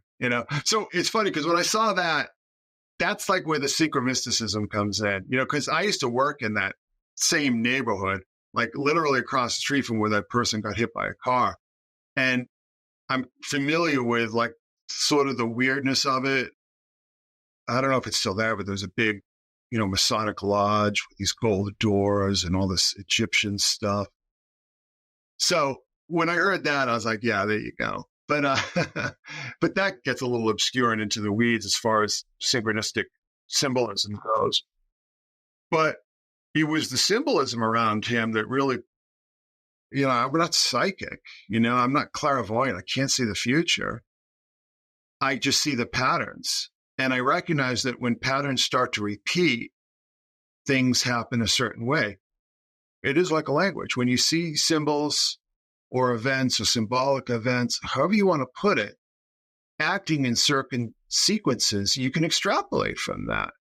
You know what I mean? You can start to extrapolate. Well, okay, if this is happening now, X, X, and X are going to probably happen. You never want to be 100%, but it's just like it's a high probability that these things are going to happen. So when I was looking, and I did a number of posts on the Secret Sun about Spacey, when I was looking at all this, I'm like, yeah, this dude's going to win. He's going to win this. Well, let me ask you this. Let's put it in this context. So you have a Kevin Spacey, and then you have a Diddy. And Diddy right now, I mean, he strikes me as a asset of the intelligence agencies that is being discarded. And, your time is up, buddy. You served us well, but now we're going to bury your ass. And we're going to raid your house just to get all the sensitive data out of it so that we know we can put you in the grave appropriately. And then you have Spacey. What is the language when you look at these two figures that are kind of in the same milieu? Why is the symbolism around Spacey different than Diddy? And what's your assessment of the comparison and contrasting of these two figures, and why one will come out clean and one will probably be buried under the weight of his own bullshit? Well, I can read Spacey, and Spacey's been a guy who's always just been like at the margins. He's the guy when he goes to a party will sort of just circle the congregation of people and watch them and really analyze them and look for their weaknesses and look for their foibles and so on. Diddy, put bluntly, got his burn notice. Yeah. It's like a perpetual, he's somebody who is way on the inside, in with Obama, all these major name rappers and so on, but also a lot of people outside of the music industry. and his parties, which became notorious. You know, he knew too much. He knows too much. And I will say that there's probably not a huge amount of difference between what they're doing to Diddy and what they did to Keith Raniere and Epstein and Ghislaine, John McAfee in some regards. I mean, they're just certain people who get to know too much. And they're a problem that needs to be solved because they get to know too much and they start to get too big for their britches. They start to think, oh, well, I'm going to do what I want now. And, you know, I think I'm going to squeeze this guy for money. I'm going to squeeze this guy for money. And it's just been pretty well known, and it's known now, that Diddy was having these parties, not just because he's such a bon vivant, but he was filming these things. It's a honey trap. The same deal with Epstein. Much like the Playboy mansion of rap, basically. Yeah, exactly. I mean, people need to ask, why are you being so nice to me? You know, that should always get your hackles up. Like, why are you being so nice to me? Oh, you want me to come to your party at your big penthouse and there'll be all these, depending on which party it would be all these men or all these women, depending on the mood, I guess Diddy was in at the time. And all the blow you can do and champagne and blah, blah, blah, blah, blah, blah, blah, blah, blah. Like, well, what's in it for you? You know what I mean? We need to get back to some basic old school Yankee common sense in some ways, I think. What do you think about the John Potash argument that a lot of this is done because in the 60s and 70s, you did have artists using their platform to come out against the system, come out against the war. And now you don't. You never hear an artist really talk about anything but how bad climate change is and how we really got to stop Russia and how we have to support Israel. And you can get that done with compromising material. You show someone a video of them fucking on anybody on Blow in Diddy's mansion or the Playboy mansion. You say, just keep your mouth shut about this issue.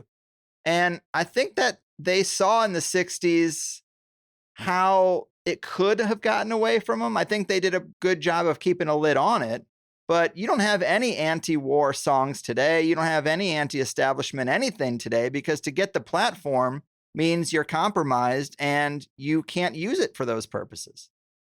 Yeah, anybody who deals with like Live Nation or major record labels or any of these major corporations is completely controlled. This isn't like some sort of conspiracy theory. I mean, just run the numbers. And you see a lot of artists who sort of either dropped out or trying to drop out, talking about just how brutal it is. You know, they steal all your money. And the difference today between being a big name rapper, I mean, who are even the big name rappers? Are there any left these days? I mean, I don't even know. But between being a million selling rapper with a platform and being a SoundCloud rapper, okay, there's this little thin filament between those two worlds. But if you're on one side of the wall, you've got it all. If you're on the other side of the wall, you get nothing. Now, you get it all, but it doesn't belong to you. You're renting everything, okay? And the price tag is really steep, and it's getting worse and worse and worse. I mean, once all these big name older acts, some of the Boomer and Gen X and, you know, some of the big name draws start to die off, quite frankly, there's going to be nobody to replace them.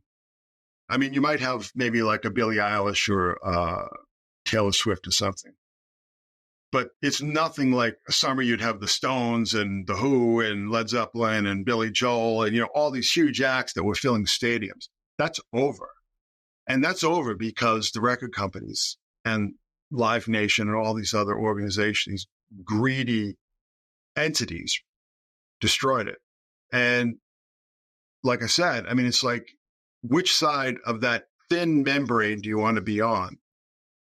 I mean, listen, once the ride's over, you're left with nothing, but at least you get a chance to take the ride, right? Yeah. And if you're on the SoundCloud rapper side, you're lucky if you're working at McDonald's. So this kind of polarization that we see so often in so many spheres is always advantageous to the haves and not to the have-nots. when you polarize things, when you make the choices so stark, the people who hold all the cards are always going to win. But getting back to the whole ritual thing, and circling back, because this really ties into like all these insane ritual presentations that we see, particularly at the VMA, the MTV Awards, particularly at all these musical awards, but also the Tonys and the Oscars and the Emmys and so on. When you just see all this like really blatant, and a lot of it is like grotesque too, like bloody and satanic and flames and horrible and everything like that.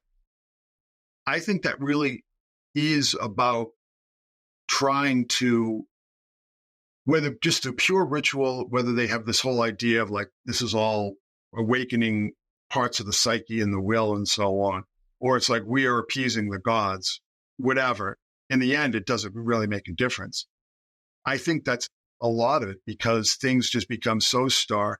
And even the people in the corner offices know that they can just lose everything if they piss the wrong person off, or even maybe if they didn't, just because it's their time to get the axe. I mean, whatever. It becomes almost like very pagan. It really is almost like a form of human sacrifice, because once you're out, you have nothing. Once you lose your access to those worlds, it's over. And I think that obviously, just through common sense, creates a very high degree of anxiety amongst these people, hence the ritualism. Mm-hmm.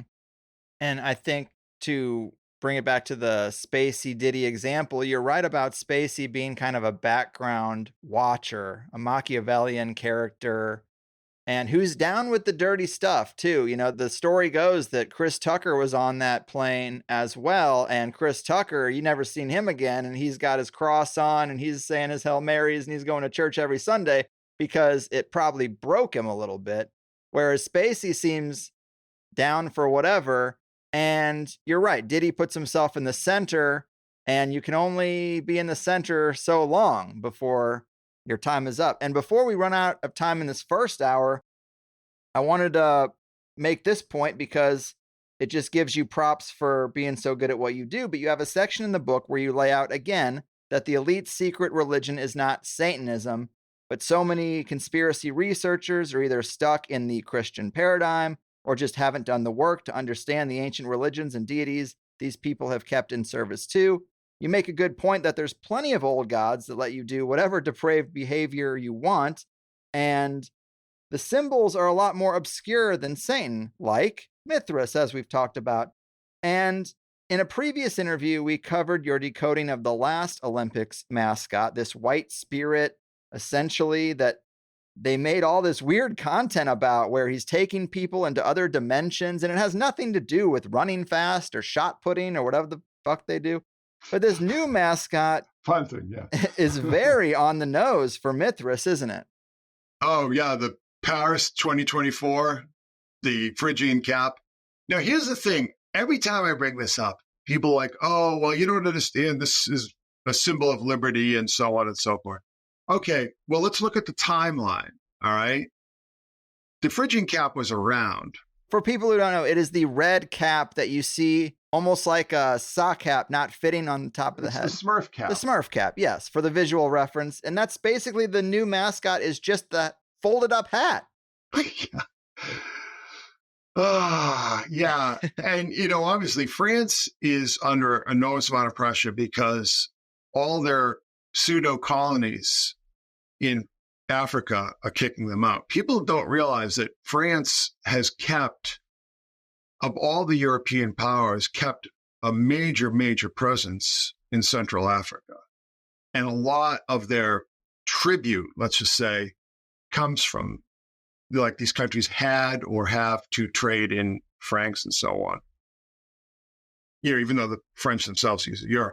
But now they're using the Mithras cap as before that World Cup mascot you talk about was one of those, what are those things called? The Saudi hat. Yeah, the traditional Arab headgear, right? But it was flying like a watcher and so on like that. It took you to, because, who doesn't watch a soccer game and think about really wanting to escape to another dimension because they're so bored, right? Anyhow, Yeah, so now it's the cap. But without getting too deep into the weeds, I mean, France is in a very tenuous state, particularly with Africa and the Ukraine. So they're obviously having a great deal of national anxiety, at least in the rulership class. So that's when you appeal to Mithras. That's when you appeal to these old gods, right? You ask the old gods for blessings. But in order to do that, you have to get their attention. And you have to get their attention by calling out their names, or so now we're going to see all these little Mithras caps all over the place, and we're going to see them on T-shirts and on banners and posters, and you're going to see these posters all over Paris and all this kind of nonsense. It's pretty explicit. Everybody goes, well, no, that's Marianne, that's liberty. And it's like, yeah, that doesn't go back any further than the French Revolution, which was 100% Masonic. And these Freemasons were using the symbol of Mithras because that was sort of the earlier days of, well, we need our own Christ, so we're going to make Mithras our Christ. And that's when we started to see the Liberty Cap used everywhere, even though it has no real historic attestation for being identified with that. It was made famous in 1st century BC up till at least the 3rd century AD because of Mithras. But also gods that I would argue are connected because Mithras is very much a composite character. Gods like Attis. Attis was very well known for his Mithraic cap. And they wanted the original Statue of Liberty not to be wearing the Mithraic Helios crown there, but to be wearing a Phrygian cap. I think that would look really stupid. But. Yeah, and there's always an official answer. That's what gets me so riled up sometimes is, you'll go do the deeper dive and you'll find out the read between the lines answer, and people say, well, no, it's this other thing. And it's like, well, yeah, they gave you an answer. That doesn't mean it's right. It's like the swamp gas answer or the pancake theory. You can look at 9/11 and be like, that looks really odd. And then CNN says, well, it's because of the pancake theory. They were built so that they would fall into their own footprint. And people just say, oh, okay. Because you need some answer. It can be literally anything. But if you leave it open-ended, then people start to wonder and ask questions. But as long as they get an answer, they're pretty much satisfied. Yeah. Well, I think it's an excuse. And see, this is another thing that's going to bring this whole house of cards down. Is that a lot of people will go along with these explanations out of fear, not out of reason. They haven't thought about these stupid NASA moon landing excuses. Oh, we lost all the telemetry. We just lost it. The greatest achievement in human history. And, oh, gosh, we must have erased it so we could put our Steely Dan records on it, those reel-to-reels or something. I mean, this is absolute foolishness, just ridiculous. But people are afraid to go again. I mean, most people support power, not necessarily out of love or out of conviction, but out of fear. And if you can play into people's fear, you can get them to do most anything, and you can get them to agree to most anything. And all these ridiculous excuses that you mentioned, people are basically terrified into accepting. Yeah, I agree.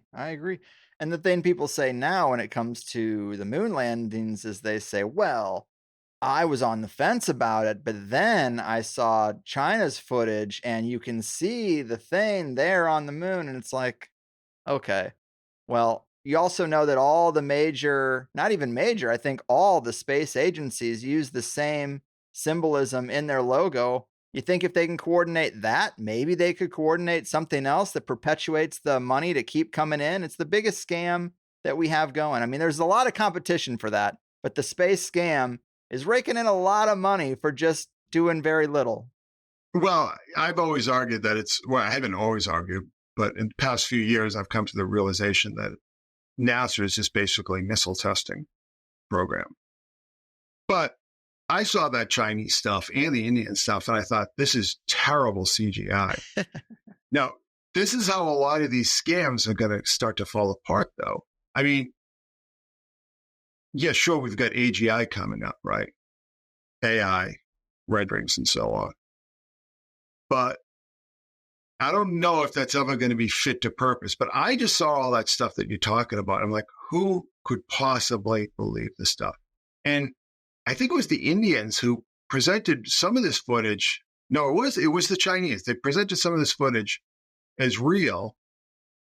And then you saw community notes on Twitter saying, oh, well, it's not real. It's a computer simulation that they added in for, training purposes or something. It's just like, shut up. You got busted. Just admit it. Just cop to it.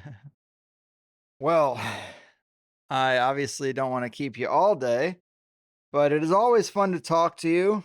And I always learn more every time. And I'm glad you got the handbook out. It is a nice companion to anyone who wants to try to take on the hefty undertaking of becoming a Synchromystic in their own right. But tell people what else you got going on. I know Astronosis is coming back around in August. This one's in Illinois. I might actually make it. I don't want to say anything too early, but it's in the works. I need to go back to Illinois and Missouri soon anyway. Oh, I'd love to see you. Yeah, so Astronosis, I'm going to be doing a presentation on the Sibylline books. That I know you had Hillman on your show recently. I was going to ask you about that. We kind of ran out of time, but yeah, you did 3 hours with Hillman in December that I just realized today. So anyone who didn't get enough Hillman from me, go check out The Secret Sun, because Chris talked to him for 3 hours and he's as controversial as ever. Yes. Well, he's a trip. I'll put this very clearly, is that I've had some trouble confirming some of his claims about certain practices. But, maybe I just don't have access to the same materials that he has. I was really trying to nail him down on the whole Sybil stuff, but he was being a bit evasive because he really wanted to talk about Jesus and the garden and Gethsemane and all that kind of stuff. Right. The boy in the loincloth. Yes, exactly. Listen, I think the guy he's a trip. Another character. He is kind of like a little bit of a larger than life character, but I'm not really sold, let's just say, a lot of his claims, but we'll see how it goes. But that was fun. We had a lot of fun because he's fun. He's fun. He's a bit high on his own supply, but he's a lot of fun. We didn't venture into some of the territory that got you in trouble with some people.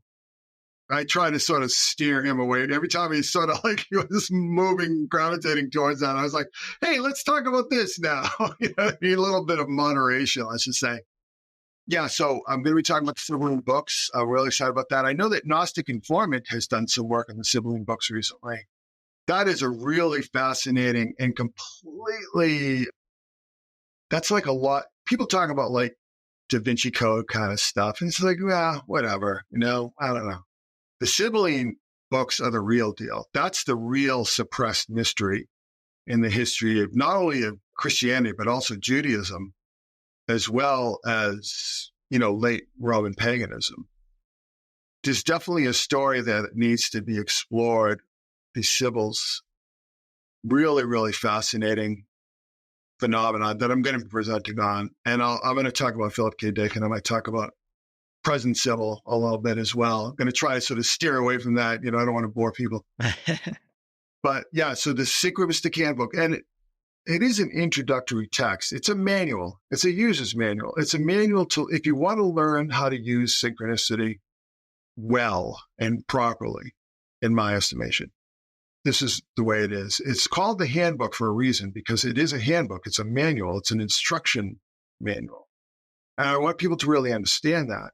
And I specifically was extremely hard on myself about staying concise and to the point so I could have it fit into a book that you can fit into your pocket.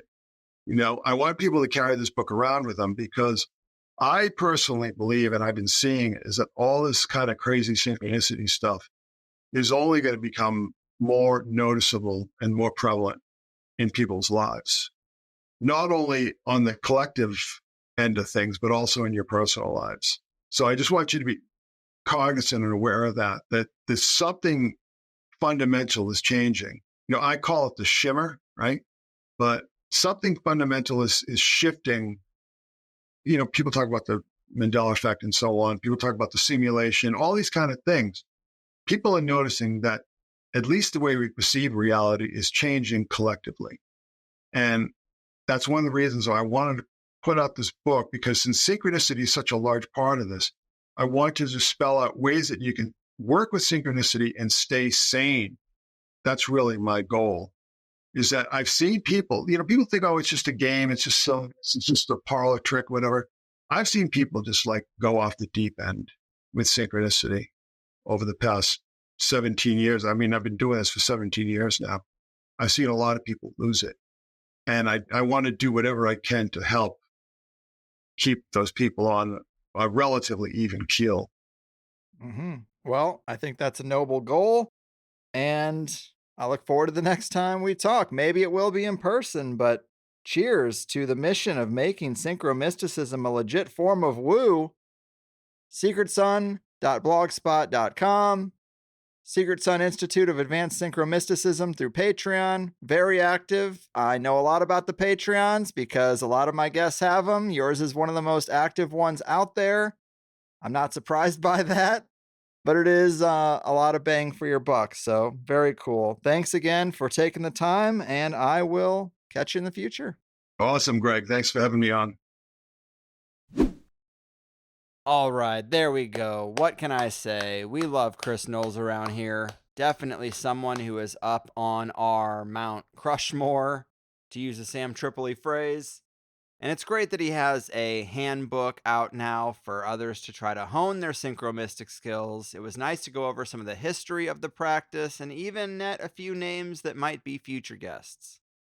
I'm sorry about that annoying static. I think he was using a wireless headset, and I'm not sure if the signal was having problems or the battery was low. It's one of those types of noises that comes and goes so quickly that it's hard to address, and it doesn't really feel worth addressing, and you just don't know if it's done or not, and then the show is finished, and you're looking back and thinking, man, that static popped up a lot, didn't it? I'm all torn up about it. A lot of good stuff. I am glad we fit in that Hillman commentary towards the end. He's not a synchromystic, but he fits in with some of the other characters we discussed. And I do wish we could just get back to picking the brain of interesting researchers that are convinced of some really wild conclusions, rather than going through every person and making sure they check every box on our conspiracy aptitude test. And I guess we can, right? It's really my call. I'm the boss man, and I am the one who knocks, but it is just something that clearly bothers a lot of folks. But I had a good time talking to Chris again, as I always do. Definitely check out some James Shelby Downard if you're curious. He actually had a crazy presentation that covered CERN and pyramids and all sorts of stuff called Sirius Rising. It had to be the early 2000s. Not a lot of people talking about CERN at the time. And I believe it's kind of hard to find, actually. For a while, you could send $15 to a P.O. box and the CD would just come back. And that's how I got my copy. And I had it for a long time. And then I woke up one day and realized I had no more CD players in my life. And now I don't know where it is. You might be able to find it on a torrent website. You might be able to find it on YouTube, but it's hard to say. David Flynn, though, lots of his presentations are still online. Another guy worth looking into if you like a more biblical perspective that involves Mars and magic and some kind of scientific parsing of the biblical texts. A perspective similar to Anthony Patch comes to mind. So on top of some tips, we also got to talk about the work of people who are no longer here that I won't ever be able to interview. And that's a nice thing in my mind, to get some of their work on the record a little bit, even if it's ever so briefly. I've got such a huge list of books I want to get to from authors that are no longer alive that I've actually considered making one of the shows a month an episode with no guest where I just do a deep dive on one of these particular books and kind of summarize it and talk about where it is strong and where it might be weak. Kind of interview myself about it. I don't know. It's just a thought I've had lately. Why should we limit our material to the living? Anyway, I tried to fit in some of the most major events of this year to break down a little bit. The Spacey Comeback Tour, the Watcher Worship again with this year's Olympics mascot after the World Cup won. In the second hour, we really got the ball rolling on that kind of stuff. The creepy Crimson King Charles portrait. We talked about Liz Fraser, of course, and what she might know about her ability. Why synchronicity and synchromysticism doesn't work well with saved searches and computer tech and killing the spark of synchronicity and Google AI. We compared synchromysticism to other forms of woo. We talked MyLabs and dream penetration technology, the Playboy Mansion honeypot, and science and sorcery.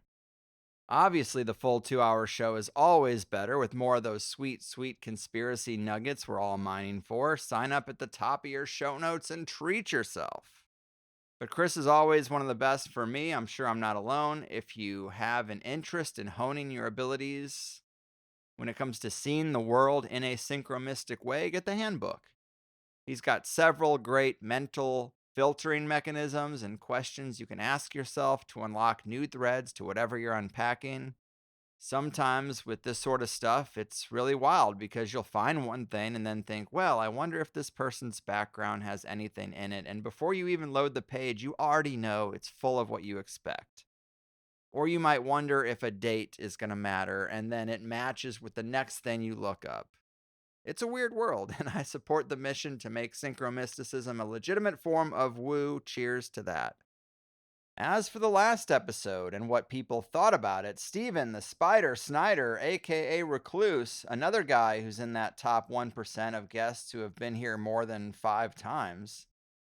He's just so active, and a deep dive into Stanley Kubrick is just what I expect and enjoy from him. And I'm not the only one. 4.6 from the plus people. All right.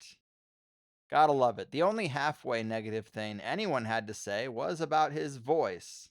I understand it can be distracting and people think he's overacting or putting some extra stank on it, but honestly, I've known him for years now, and it doesn't matter if we're on air, off air, or I'm listening to his own podcast. That is just the man's voice.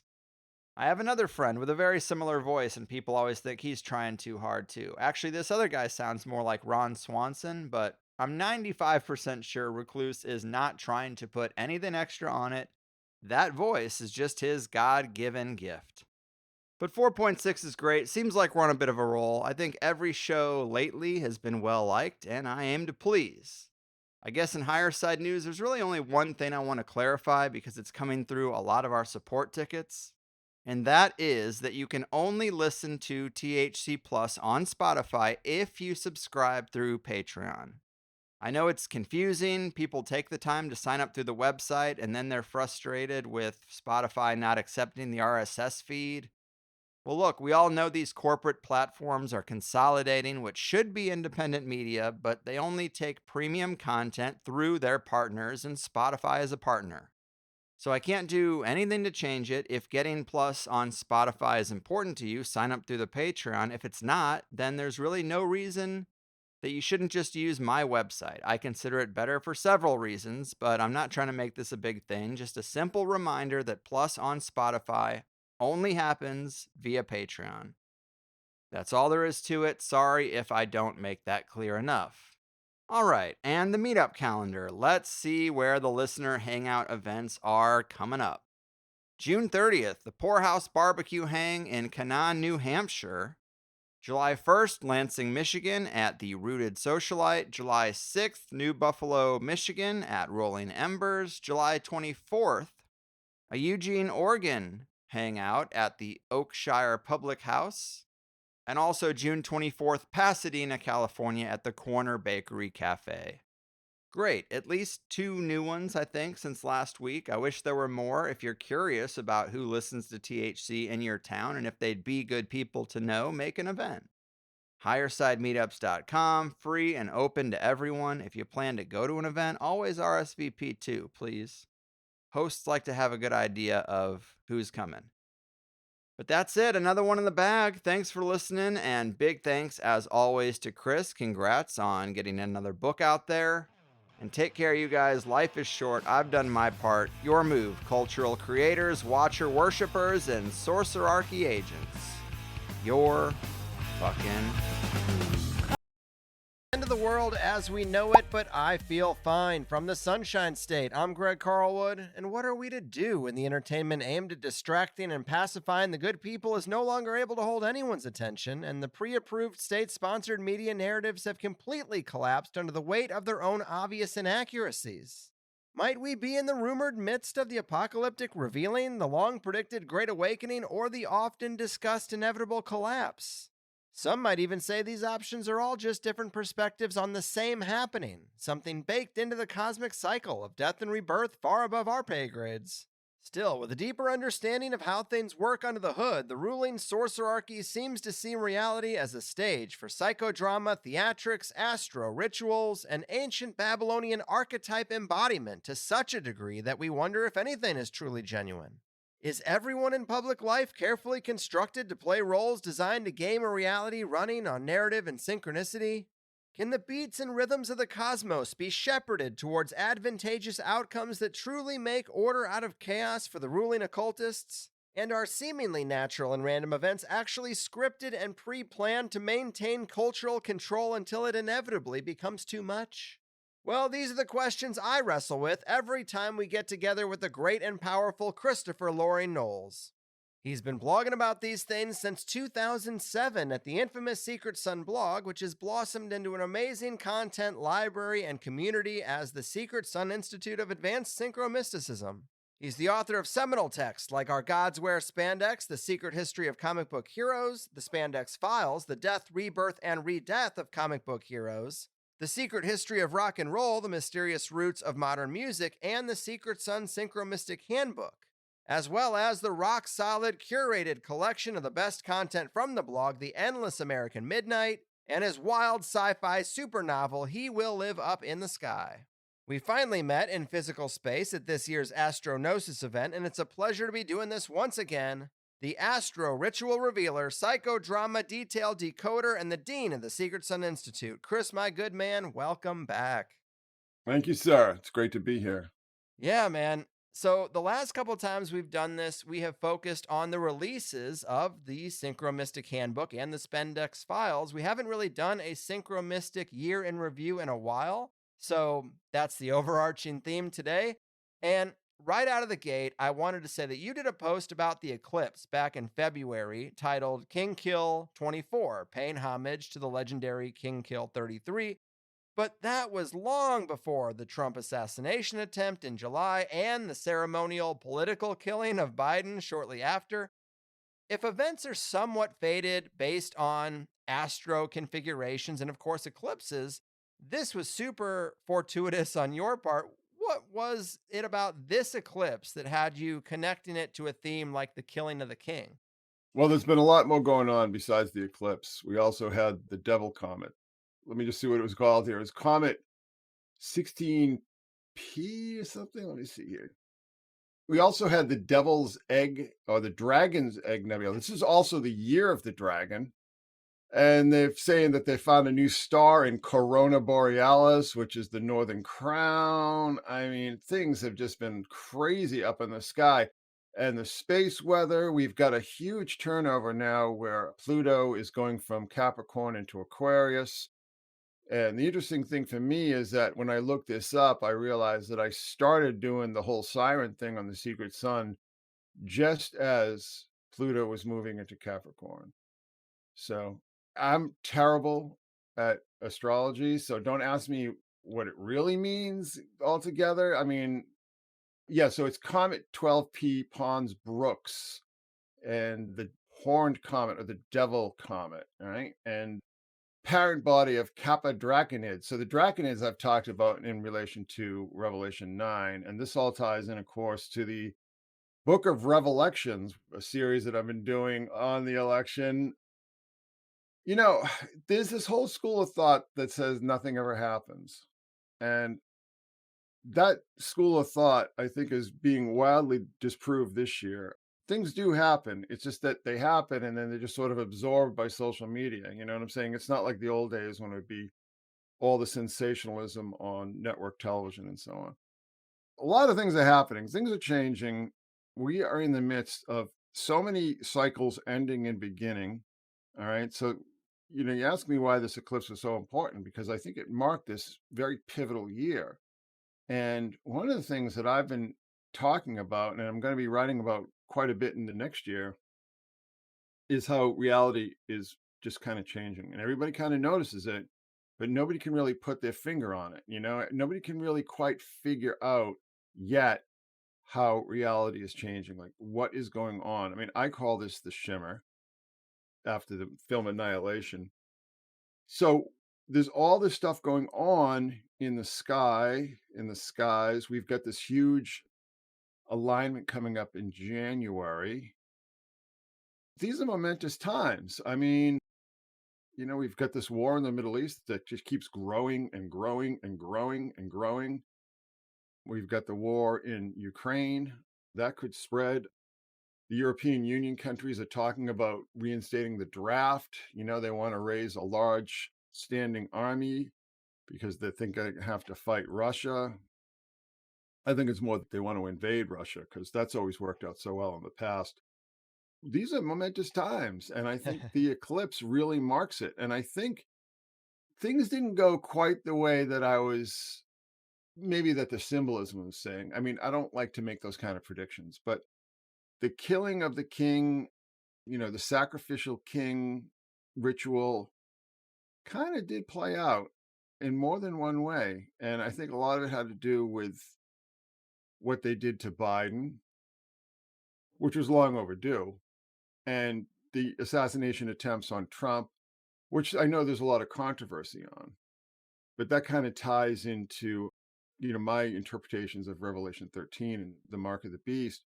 And then, of course, we have Elon Musk, who just all of a sudden seems to be running everything, seems to be running the show. You kind of wonder who's the president and who's the vice president. It seems like we've got President Elon Musk and Trump is just there because Musk can't run himself.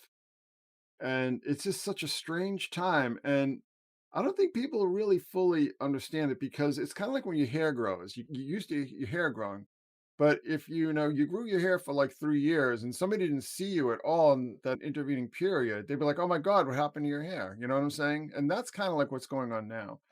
So, again, the eclipse is just kind of a marker for all this activity, this larger activity that I think we're looking at. And I think this devil comet and the dragon's egg sort of showing up in the sky are huge signs, and probably huge signs to the people who try to take advantage of this. And I would also offer that's why we saw this ridiculously blatant symbolism at the Olympics.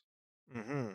Yeah, you're always really good at those big public rituals and decoding them. So I've got so many notes on little things that you just mentioned. Let's just back it up to the beginning of that post. I mean, King Kill 24, you say, the eclipse is just a little bit more than 2 months away, and amazingly, the very first city that the path of the eclipse crosses over when it enters the U.S. is Eagle Pass, Texas. There are more than 19,000 incorporated cities, towns, and villages in the United States, and out of all of them, Eagle Pass is the very first that the eclipse will touch.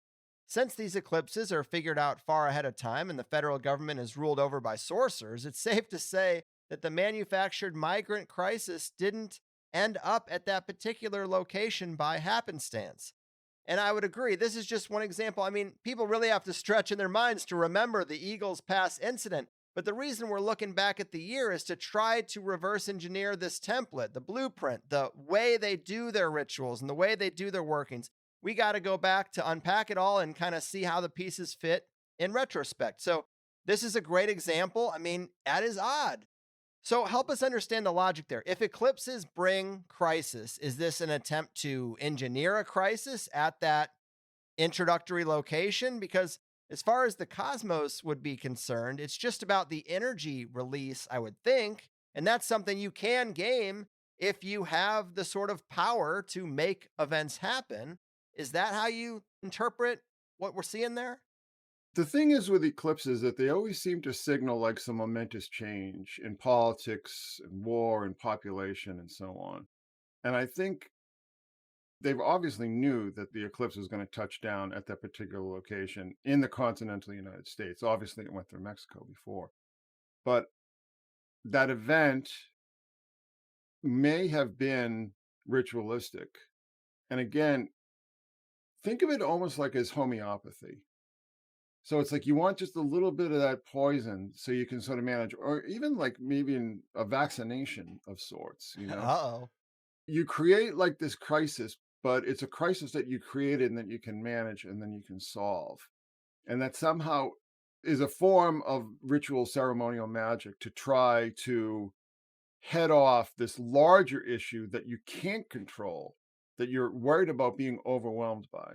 Yeah, well said. That's exactly what I was thinking. Like in the intro, when I leaned on that order out of chaos phrase, it's like, an event is supposed to happen with this cosmic energy because it just always does. So you make the event and then you don't have to worry about random things out there because you got it covered with this thing that you created, that you engineered. You kicked the can over, to start the thing.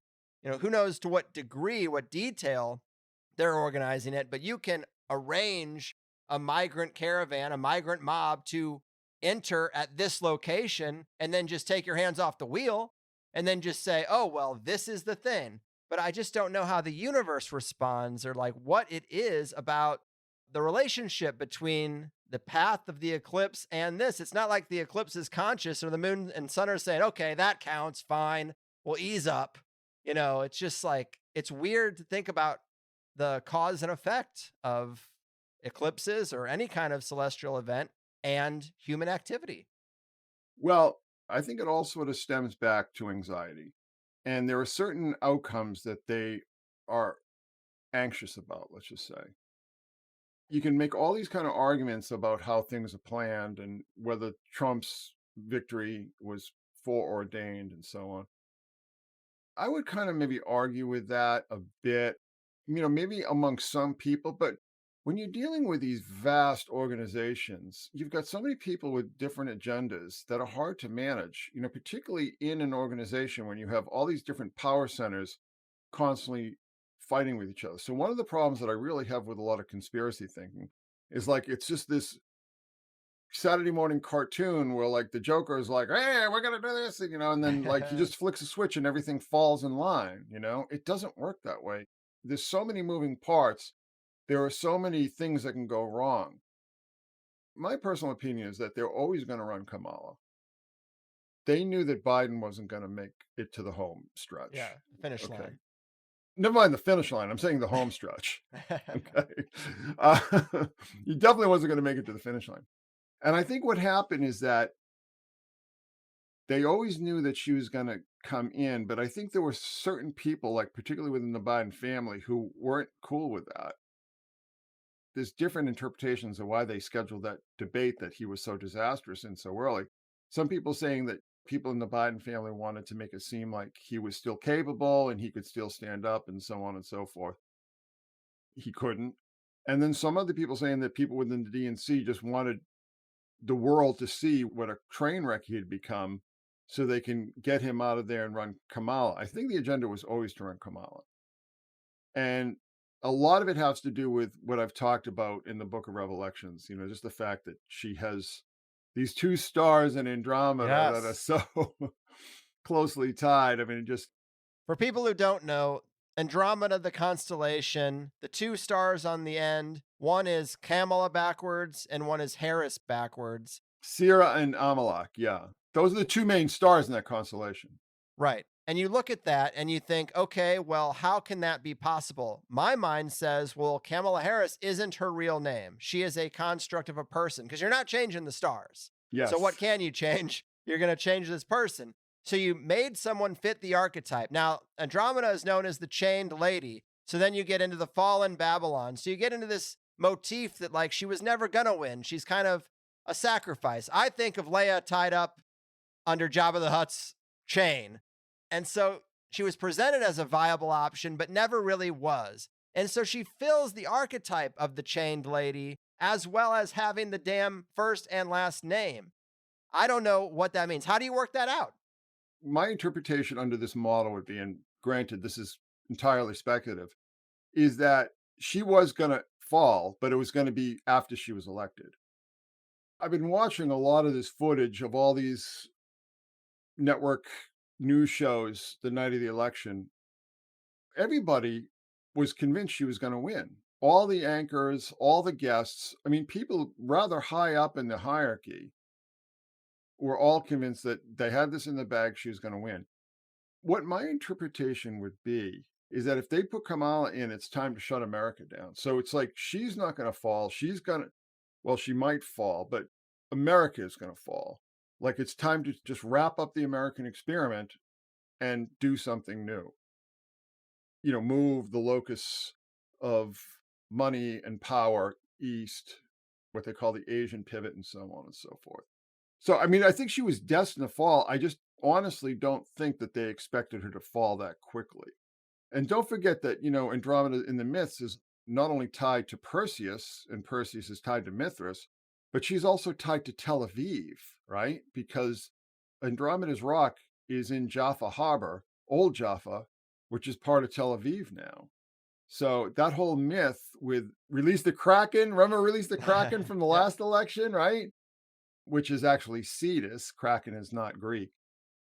I think this was all very carefully orchestrated, and it was all part of the sympathetic magic because she's so closely tied to Tel Aviv and so on and so forth. Like, you know, Andromeda is literally tied to Tel Aviv at the rock, right?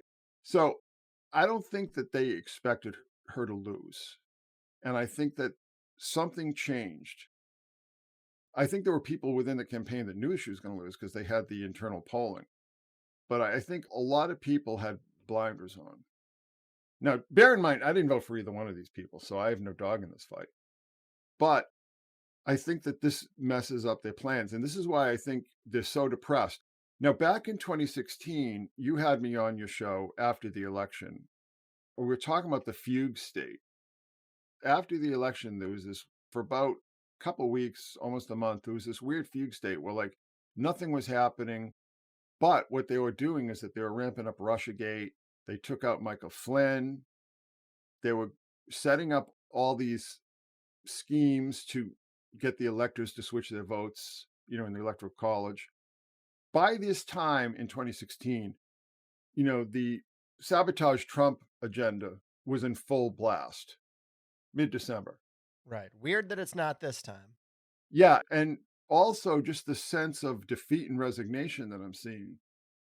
It's interesting because what I'm reading now is that there's huge discrepancies in the ballot count in Orange County in California. A lot of the races that flip to Democrats are going to flip back, but that is going to open up a whole can of worms. So I think that a lot of the rituals that we're seeing, I think the wing of the power structure that is organizing all these things is the globalist wing, okay? The globalist wing, the occult wing. But I also think, you know, I know you want to talk about Diddy. I also think this whole Diddy situation was orchestrated by these people, these shadowy kind of what the Nixon crowd called rat fuckers. In the Trump crowd, I think that this whole Diddy thing was not an accident. I don't think this just popped out of the clear blue sky. I don't think this was happenstance. I agree. It totally played a role. And the memes would suggest it. I know you like a good meme, but the memes were basically saying it looks like everybody who was at a Diddy party was paraded out to support Kamala Harris, almost as if the DNC had control of the blackmail file and put a gun to everybody's head and said, go out there and say how much you love her. And then people picked up on that and they were like, well, I don't trust the opinion of these people. These people are all creeps is what I'm figuring out. So I think that was a plan, and then it was so obvious it kind of backfired. But I wanted to throw this out with the Chained Lady. So according to Google, in the Andromeda constellation, the fallen lady refers to the mythological figure Andromeda depicted as a chained woman in the sky, representing the story where she is chained to a rock as a sacrifice to a whale-like sea monster. And you say Trump could be the whale-like sea monster because he's from Atlantic City, aka Atlantis, and people do poke fun at his weight, especially for a modern president. But I thought that was kind of interesting. So I got all on this whole names backwards thing, and I put in Biden's name backwards, and I found that it is a word. It's a Hebrew word that means sower of corrupt seed. And I'm like, that's the story with his damn son. It's like, wow, that's kind of a hit. I think it fits, but Nedib. So Nedib is the word. yeah, it's a word in Hebrew, and it's always like you say, Babylonian or Egyptian or something about the stars. But Hebrew's up there in the mix of things that come up. Like when it's a hit in Hebrew, I pay attention. If it's a hit in Polish, I don't really think much about it. Yeah. But Yeah. that's a weird one. Well, Hunter's not even his real name. So Hunter connects to Orion. Bo and Hunter, like that's kind of crazy. His two sons' names. Yes. Well, again, these names, who are these people? Right. Where do they come from? Biden is such a sketchy character, too, because when he was elected to the Senate, that's when his wife had that fatal accident. His wife and was it one of his kids? Think a daughter. His wife and daughter were in that fatal accident, which just, I don't like the way that feels. And then his one son started banging the other son's wife after he died. Yeah, and then he marries the babysitter, the much younger woman. I read too many like crime thrillers to not be alarmed by all those coincidences. So you mentioned marrying the babysitter. Let me throw this out because I don't want to talk over people's heads who don't have the context. Because you wrote the blog, I read the blog, but people are just listening here. So you mentioned also with the killing of the king, there's the obvious interpretation, but then there's also like a fool king that gets put in. So the post is titled King Killed 24, but first, ritual humiliation. And you write, Babylon is the ultimate spiritual spawning ground for the sorcerarchy and the eternal touchstone for all their gods, beliefs, actions, and spellcraft. No educated person disagrees with that. So, what did Babylonian soothsayers think about eclipses? According to Babylonian scholars, eclipses could foretell the death of the king. The conditions for an omen to be considered as such were not as simple. For instance, according to a famous astronomical work known by its initial words, Enuma, Anu, Enlil, if Jupiter was visible during the eclipse, the king was safe. Well, okay, what if Jupiter was not visible? That, as the kids say, gets a bit more complicated. That is where the substitute king ritual comes into play. The substitute king ritual was an ancient Mesopotamian religious rite of human sacrifice documented most clearly in Assyria, which was performed to safeguard the king from the danger perceived to come from evil omens. These omens were generally thought to arise from certain astrological events, such as eclipses. Once a substitute was chosen, he would be taken to the palace where he was washed, anointed, and given wine and food. He was dressed in the king's robes and decorated with the royal garb and other crown jewels, then placed upon the throne. And then you say, oh dear, this next part of the spell calls to mind rumors and memes that Jill Biden was the Biden's babysitter and started banging Joe on the sly when she was just 15. Ritual tablets also state that a girl or virgin was chosen to serve as his queen and seated by his side. So here you have girl virgin chosen as his queen. I mean, he married this woman. So this is the rumor. And you kind of say, are these rumors true? Who knows? But they were definitely put in the public mind for ritualistic purposes. And in that post, you go on to say that it's pretty clear to everybody that Biden's a puppet president. It seems like he's a puppet of the Obama administration, really. So, you kind of lay out a scenario, well, maybe the real king comes back and somehow, under a weird circumstance, it's Obama. But honestly, Trump came back. The king came back. One of the only people elected non-consecutive terms in this country's history. One of two. I mean, the king came back. I don't want to lean in on the God Emperor shit, but I mean, hey, the king came back. The king's home. Thank your daddy, Trump. That reminds me a lot of Caesar, too, because Caesar sort of got driven out of power and then came back. And the Trump assassination attempt was on Caesar's birthday. Yes. What's going on here, people? There's so much going on that I really start to wonder if the people who are orchestrating some of these rituals can even keep track of them anymore. No, I'm serious. I mean, there's just so many moving parts. And the problem is that we don't have the centralized authority that a lot of conspiracy people assume we have, that there's some Illuminati group that's just pulling all these strings and everybody follows their orders, which completely contradicts everything we know about human nature and the way we see systems work. It's very hard for me to say exactly if this played out the way they wanted it to play out. Maybe Biden was supposed to die. I mean, who knows? if Biden had died, that would have ensured Kamala's election. A slam dunk. That always happens because of this huge well of sympathy. And Trump would probably say something stupid or offensive, and that would be the end of it. But like I said, I think there are all these different factions at work. And I think even if Jill was once the babysitter or whatever she was, whatever her relationship was, I mean, it's pretty clear to everybody who watches this situation closely that she was the queen. I mean, she's running the show, for him at least, backstage.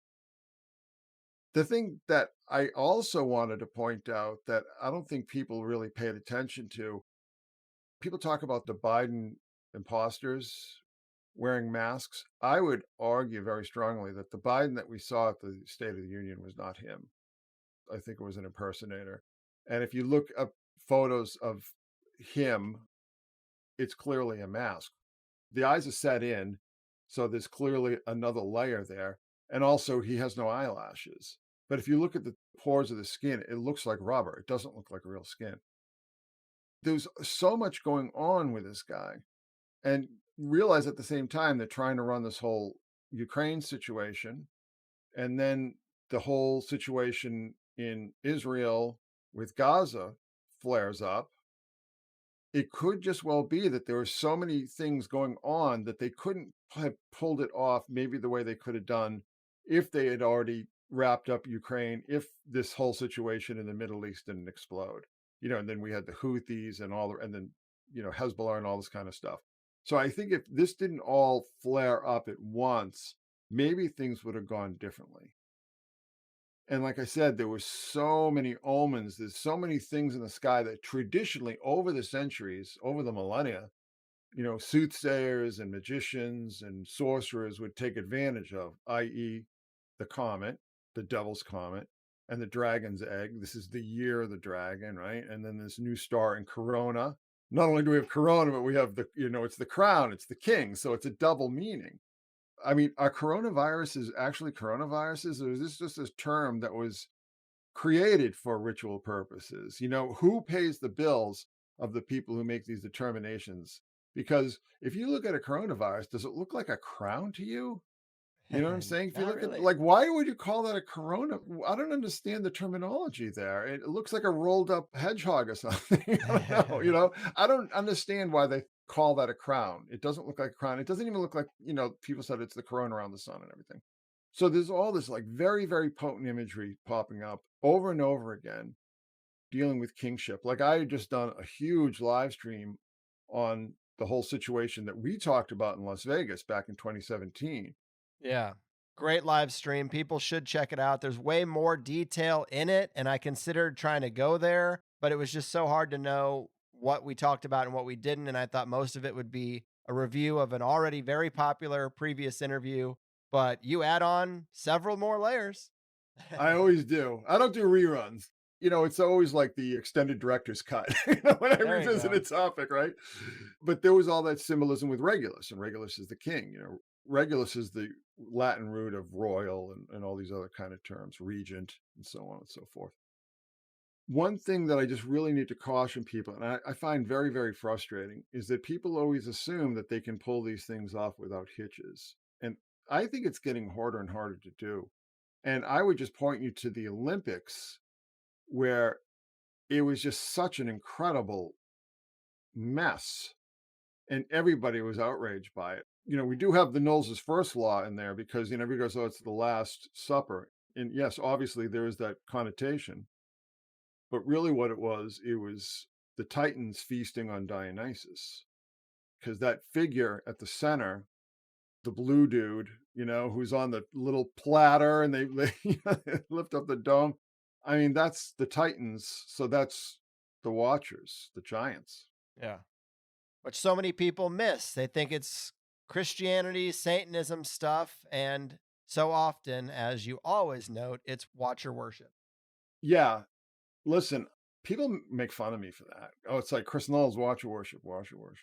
Well, listen, I've been tracking this for a long time. And I've read the literature. Anybody who doesn't believe me, just go read those early Alice Bailey books, because she just puts it right out there in front. She's just saying the Watchers are the good guys, This is all some cosmic misunderstanding. They're going to come back. They're going to take over the world. We're going to live in this incredible golden age. I mean, she doesn't like couch it in allegory or metaphor. It's just like, that's what she says flat out over and over again in those early books. And clearly she's tied up with very powerful people in Wall Street and the UN and the British Ministry of Defense and so on. So there's clearly, once you know what you're looking for, you see it everywhere. The problem is that, like you said before, it's like Satanism. It's just like, please stop. First of all, you just make yourself sound like an idiot when you're going on about Satanism all the time. And secondly, that's not what they're into. And they will play these accusations and these controversies up in the media. That's their cover. Satanism is their cover, because what it really is that it's like a very weird and very old occult religion.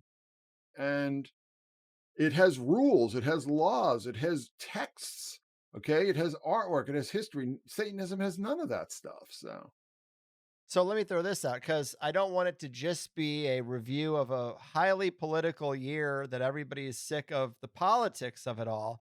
But to come back to the eclipse itself, there's always something to note about NASA. And sure enough, you made a post on the day of the eclipse where you say, Ra is typically seen with 3 companions on his solar bark, aka solar ship, when hunting the sun-eating Apep. We see Ra with Thoth, Nekhbet, and Seth. Well, NASA is launching 3 rockets at the eclipse for its so-called Apep program. Yes. Apep being the great serpent god of chaos. In other words, 1000% ritual. I love the ongoing examples of NASA's ritualized missions and launches, even if we never really pin down why they do it or what they get out of it. We're looking at a template here that we've seen many, many times. What they get out of it is they serve their religion. And Apep, Apophis, in the ancient myths, that's how they explained away eclipses. I mean, that's the obvious symbolism there. Actually, The Guardian did this whole big thing on conspiracy theorists, and they had actually included my tweet in the article, because I had actually tweeted about that before I actually ran it. So, yeah, NASA's really big into like the Egyptian interpretation. I mean, it all ultimately goes back to Sumer. That's where all this kind of religious symbolism and archetypes ultimately date back to. But, it's spread throughout the world, and everybody put their little spin on it. And, since NASA's very heavily Masonic and everything, they tend to be very partial to the Egyptian stuff, like Osiris Rex and Apep. And it's just Apollo. It's just become so absurd that, you just can't help but laugh at it. It's also become so blatant because they are taking advantage of the fact that most people have no idea what any of the symbolism means. And they can always play up the whole satanic panic angle when people just have these knee-jerk reactions to it. I mean, this is why I'm constantly trying to warn people against that. Unfortunately, I think it's just a lot more fun to get worked up about Satanism than to actually sort through what the precise symbolism at work is. So, yeah. I mean, I totally don't get jazzed up by Satanism, but so often, in this space, interviewing conspiracy authors and researchers, every so often I have someone who's just fixated on that aspect, and I want to take them to your website, but it just never gets there. I mean, people have made up their minds about what they think things are, but I'm on your page. So I wanted to go back to the Trump assassination attempt just because we mentioned that it happened on Julius Caesar's birthday. Well, that's also Harrison Ford's birthday. And so what, right? Well, his next role is as president in Captain America: Brave New World, where he survives a public assassination attempt. But that's not all. There's also a connection to Marvel where the shooter, Thomas Matthew Crooks, always with the 3 names, went to the same high school as the longtime editor-in-chief of Marvel, a guy named Jim Shooter. yes. I mean, Jesus Christ, that's layered on pretty thick. Yeah. Again, is that his real name? Is that who he's really from? I mean, have you noticed how buried that story has become and how little investigation or information has been revealed about it, that was clearly ritual. Some people think it was all staged, that it was a fake assassination. Could well be. I don't know. I just have a little trouble with the logistics of it. But there was clearly very heavy ritualistic aspects to it. And my friend Recluse had told me that back during the French and Indian War, there was an assassination attempt on George Washington in Butler, Pennsylvania. Wow. So I don't know. But then they also had that rally where Musk is jumping around looking, totally autistic, and he got a lot of heat for that. So it could well be. I mean, maybe that was going to be the killing of the king ritual. Maybe they knew that the election was not going to go their way, so they were going to make Trump the sacrificial king. I would not put it past it. And then that totally fits. So some people again saying, Trump had staged this whole thing. And again, I would not deny that out of hand. I would just need to see better evidence of it. But it could well be that this is the king kill that they were going to stage because they knew that their other plans were not going to work. What does it matter to the gods? You sacrifice one king or the other. And look at Trump's approval ratings, just the odds that he was going to be elected just sort of shot up after that, no pun intended. But also Crooks, what was his full name? Thomas Matthew Crooks. So yeah, I mean, there's Thomas and Matthew, two of the apostles, and then the Crooks, the good shepherd, right? The shepherd's crook. And let me throw this out. This is from your post, but the ancient ritual of anointing priests on the right ear with blood. I wasn't going to bring it up, but then with Thomas and Matthew and Crooks all being biblical, in Leviticus 8:23, Moses slaughtered the ram and took some of its blood and put it on Aaron's right ear. It's a symbolic match. It's even the right ear, not the left ear. One thing that I would just say, though, because we're recording this now when the Mangione guy who shot the CEO of UnitedHealthcare, which some people also think was staged and ritualistic. I haven't really looked into it deeply enough, but all this numerology that's showing up. The one thing that I would be very cautious about, and particularly when you're trying to ascertain whether something is ritualistic or not, is that you also have to realize that more and more, I mean, it's definitely accelerating. Synchronicity is becoming more and more apparent to more and more people. And just because we do have all this symbolism and stuff, that's when you really have to sort of dig into the details, because too many people just stop and just say, oh, look at the symbolism. It had to have been some sort of ritual. Well, that's lazy thinking. You've got to keep digging. You've got to dig deeper, because there is this process that we're all experiencing now. And I really have to make it very clear to people, because it's very real, that we're entering a synchromystic age. You know what I'm saying? I don't know how else to put it. I mean, we really are. And I think that we need to come to grips with that. Yeah, fair enough. And another thing about Thomas Matthew Crooks and comparing him to the UnitedHealthcare shooter, Luigi Mangione. It's too early to say at the time of recording what is going on with this guy. But if you just compare what we know about these people, even go back to James Holmes, it's like we get the same 3 photos. Here's 3 pictures of the guy, and you'll never see video of him talking. All his accounts are gone. But with this Luigi guy, they're throwing out so much stuff. And then just before we started recording, while in custody being taken in to his trial, he shouted out, like, this is an insult to the American people's intelligence. They know what's going on. It's like, whoa, we're getting way more. Like, there's a definite difference, wouldn't you say, between the typical 3 photos? Like Thomas Matthew Crooks, we saw him in the BlackRock ad, and he had this crazy look too, the Habsburg jaw.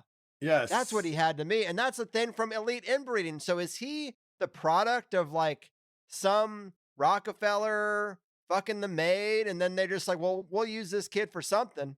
It's weird, but he had the Habsburg jaw and just the coverage and the amount of material about a person we see. It's different in this Luigi case. Yeah. Well, he also looked like he had cleft palate too. He had the scar on his upper lip. Yeah. Crooks for sure. Yeah. Well, it could just be that was a managed operation, and this thing with Luigi Mangione is something entirely different. Again, I don't like to start weighing in on these things until all the evidence is in. This is why I'm always sort of late with a lot of these stories, because I'm always waiting. First of all, I want to be comprehensive, but I also don't want to, jump to stupid conclusions, because that really hurts your credibility. And when it comes to the kind of work I do, it's like, at the end of the day, my credibility is all I really have. So I'm waiting to see what happened. It could just be what it's presented as, just this guy who is pissed off at the insurance companies, which millions and millions of people are increasingly, and decided to take it into his own hands. I kind of wonder how he was able to be in that right place and know that guy was going to be there at that particular time. I mean, there's a lot of sort of logistical questions that are raised by the details of that killing. Well, right. And in the footage, the only part of the guy's face you can see is his eyes and eyebrows. And this Luigi guy has pretty prominent eyebrows, does not look like the same guy. There's aspects of the book bag that look different. Of course, lighting and different angles, things can look different. And the Monopoly money, yeah.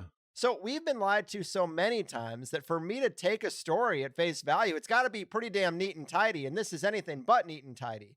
You should never take any of these stories at face value.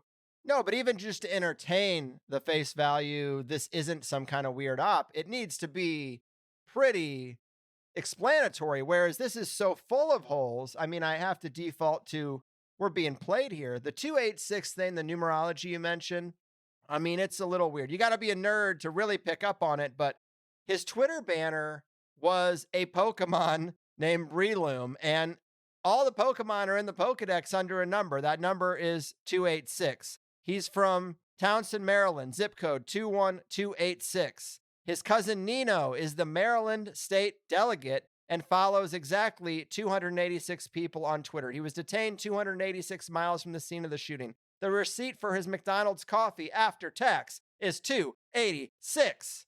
Yes. And those are kind of hard things to orchestrate. Your zip code? I mean, did he move to that town just because it had that zip code? You kind of have to wonder. And this is why I'm trying to tell people. It's like, that could all just be this whole process of entering into this synchromistic reality. I really want people to understand that this is very real, and it's something that I've been looking at for a long time. I just need more information before I can really make a sound judgment on what is exactly going on, as far as we can tell from the information we have. But all those kind of little numerological things could just be overspray from somebody poking a hole in the space-time fabric. For real. I agree. And a phrase I used with you many moons ago that people still bring up to me when I do a rare appearance where I'm talking to people is the details are too precise for human hands. So then you jump to, well, is it the MK ultra-terrestrials? Is there some demonic, archonic entity pulling the strings of events? And then you go up a layer from that. I interviewed Jake Coetzee this year, largely because I was so jazzed up on him from reading the Synchromystic Handbook. I had to talk to the OG, the term coiner himself, and it was a little disappointing because I respect the guy's work and he's done so many great things. And like the early work he did was very much like the Sorcerarchy Cabal is doing this, and here are all the details about 9/11 that make it a ritual. And then he kind of came out the other side and was like, well, I think we're all just part of the one consciousness, the God consciousness, and it's just picking up on the details of the God consciousness, the way it puts things together. Like there's a gravity, a force that moves events and names and things into a synchro-mystic pattern. And so it's not exactly the sexiest, most provocative conclusion, but it might be the right one. And when you look at it from that perspective, these number codes and stuff, well, I mean, maybe God's imagination is just running on fumes. I think he's telling half the story.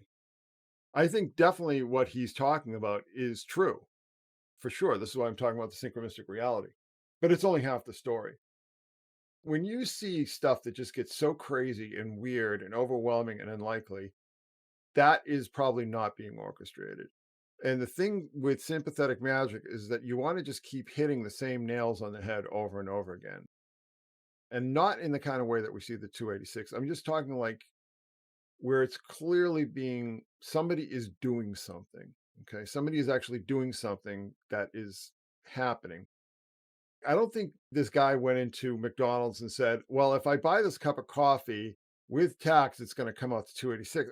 Who thinks like that? That doesn't make any sense to me. But again, we have to wait until more information comes in, bearing in mind that we have two realities. So like I said, I appreciate what Jake's saying. I respect what he's saying. But to me, it's only half the story. And you have to take the other half into account. A problem that I have with a lot of older school New Age people is that they don't want to accept the reality of evil. They don't want to accept that there could be evil in the world and that people are doing things for evil reasons. It's all in the spectrum of experience, man. Yeah, it's some touchy-feely, oh, they're just alienated and they're separated from God and everything. It's just like, no, they like evil. Evil makes them feel good. They get power from it. They commit evil acts because they enjoy it. It's hard to accept. And you have to just sort of move past this simplistic kind of reductive thinking. You have to get all the horses moving at once because this is the reality that we're dealing with. We're dealing with a very complex reality. And if we're going to not lose our minds, frankly, we need to sort it all out. Again, that's one of the reasons why I did the Synchromystic Handbook, is that I want people to be able to, when they see something like that, is this synchronicity or is this ritual? And you have to use a lot of instinct, quite frankly, and discernment to try and separate the two. So, Mm-hmm. Yes, and in this first hour, I want to try to fit in some Diddy stuff. So you did the Diddy star map, and you looked at the constellations along the celestial plane, and it's kind of crazy. Diddy's 55th birthday was the day before the election, and he's a Scorpio. So we already talked about how it's related, but also everyone was sharing that rock the vote, him and Hillary Clinton photo. It's like clearly he's been involved in elections and drumming up support for voting. But 55th birthday, day before the election, Scorpio. Jennifer Lopez, as you say, is Juniper Lupus, the wolf, the constellation right next to Scorpius. Then yes. Clive Davis is Ophiuchus, the serpent holder. And I don't exactly remember why, although he's held a few serpents, as you say. Ophiuchus is at Galactic Center. Ophiuchus is kind of like the big exalted figure of the heavens being at Galactic Center. And that's why he was so important to all these different mythologies, particularly in the Bible, because Ophiuchus is Jacob and he's also Moses, and Moses is the prince, Perseus, and then you'll see this when I break this all down at some point, but he also becomes Ophiuchus. Ophiuchus was very important to these ancient traditions, okay, because where he was right there at Galactic Center. And he's the snake handler, right? But he's also, he's treading on the snakes and the scorpions, just like we see in the Bible and the Gospels. Right. And you say treading, and that's because in the sky, Scorpius is right under the feet of Ophiuchus, which is very symbolic of the Clive Davis Diddy mentorship relationship. It's right there in the stars. So it's like, it would always be in the stars if it wasn't a cultural event, but is it amplified because it is a cultural event? It's so strange. We're going to reach a point, Greg, where it's going to be very hard to separate because these kind of things are going to accelerate. I don't think this is all orchestrated. I don't think, well, let's hook Diddy up because he's a Scorpio. Let's hook him up with Jennifer Lopez because she's Lupus the wolf. And then let's hook him up with Justin Bieber because that's symbolized by Antinu, aka Ganymede. I don't think there's that kind of far-reaching orchestration with situations like this, because this is a man's career in his life. This isn't the Super Bowl. This isn't a space launch. This is somebody's life. And when you see these kind of macro alignments playing out in the stars, you're dealing with something else. And this gets more into Jake's territory, what he's talking about. You have to realize that there's more than one explanation for all these correspondences. And to be quite frank, I think people are very uncomfortable with the explanation that some of these things are being orchestrated by forces beyond our control, because that scares them. It is scary, it scares people. Yeah. Well, when I just interviewed Michael Hoffman, he was very critical of the conspiracy community for getting a charge out of all these little connections. He co-wrote King Killed 33 with James Shelby Downard, was his mentor or mentee of Downard for 17 years or so. And he's trying to carry on the torch, but he gets very critical because he's like, I want something to be done about this. I don't want just a bunch of conspiracy dudes getting little boners over the next connection. But, that's kind of what got me into this stuff, admittedly. And I'd like to see something done too. But then it's like you ask him what he wants done, and he goes, well, bring him to justice. It's like, well, don't you think you compromise the justice system before you start doing all these mass rituals? Our hands are tied. So at least let's look at the details. Well, see, the kind of change that he's talking about doesn't come with people coming to justice. It comes with a very long and methodical process where people are turned on to these kind of situations. People start to realize that people are carrying out these rituals often for nefarious purposes. More people realize that than any time in my life.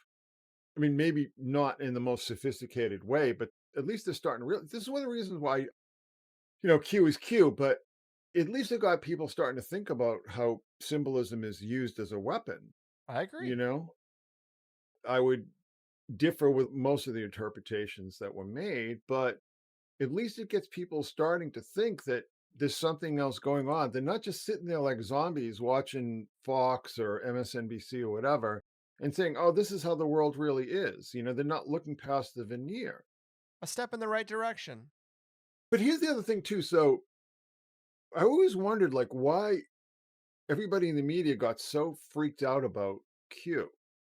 Because really what Q mostly was, I mean, most of the people who were into Q were like middle-aged women. I don't know about that. I didn't think so either, but there was actually a study done on it. Okay. Because I thought it was a lot of 20-something Andrew Tate fans. It is too. But, are we lumping everything in with Q? I'm talking about Q and on, the drops and everything. I mean, I remember when that stuff was big before Twitter banned all those people. I don't know if they're all on Gab or on Truth Social or anything, but a lot of them were women.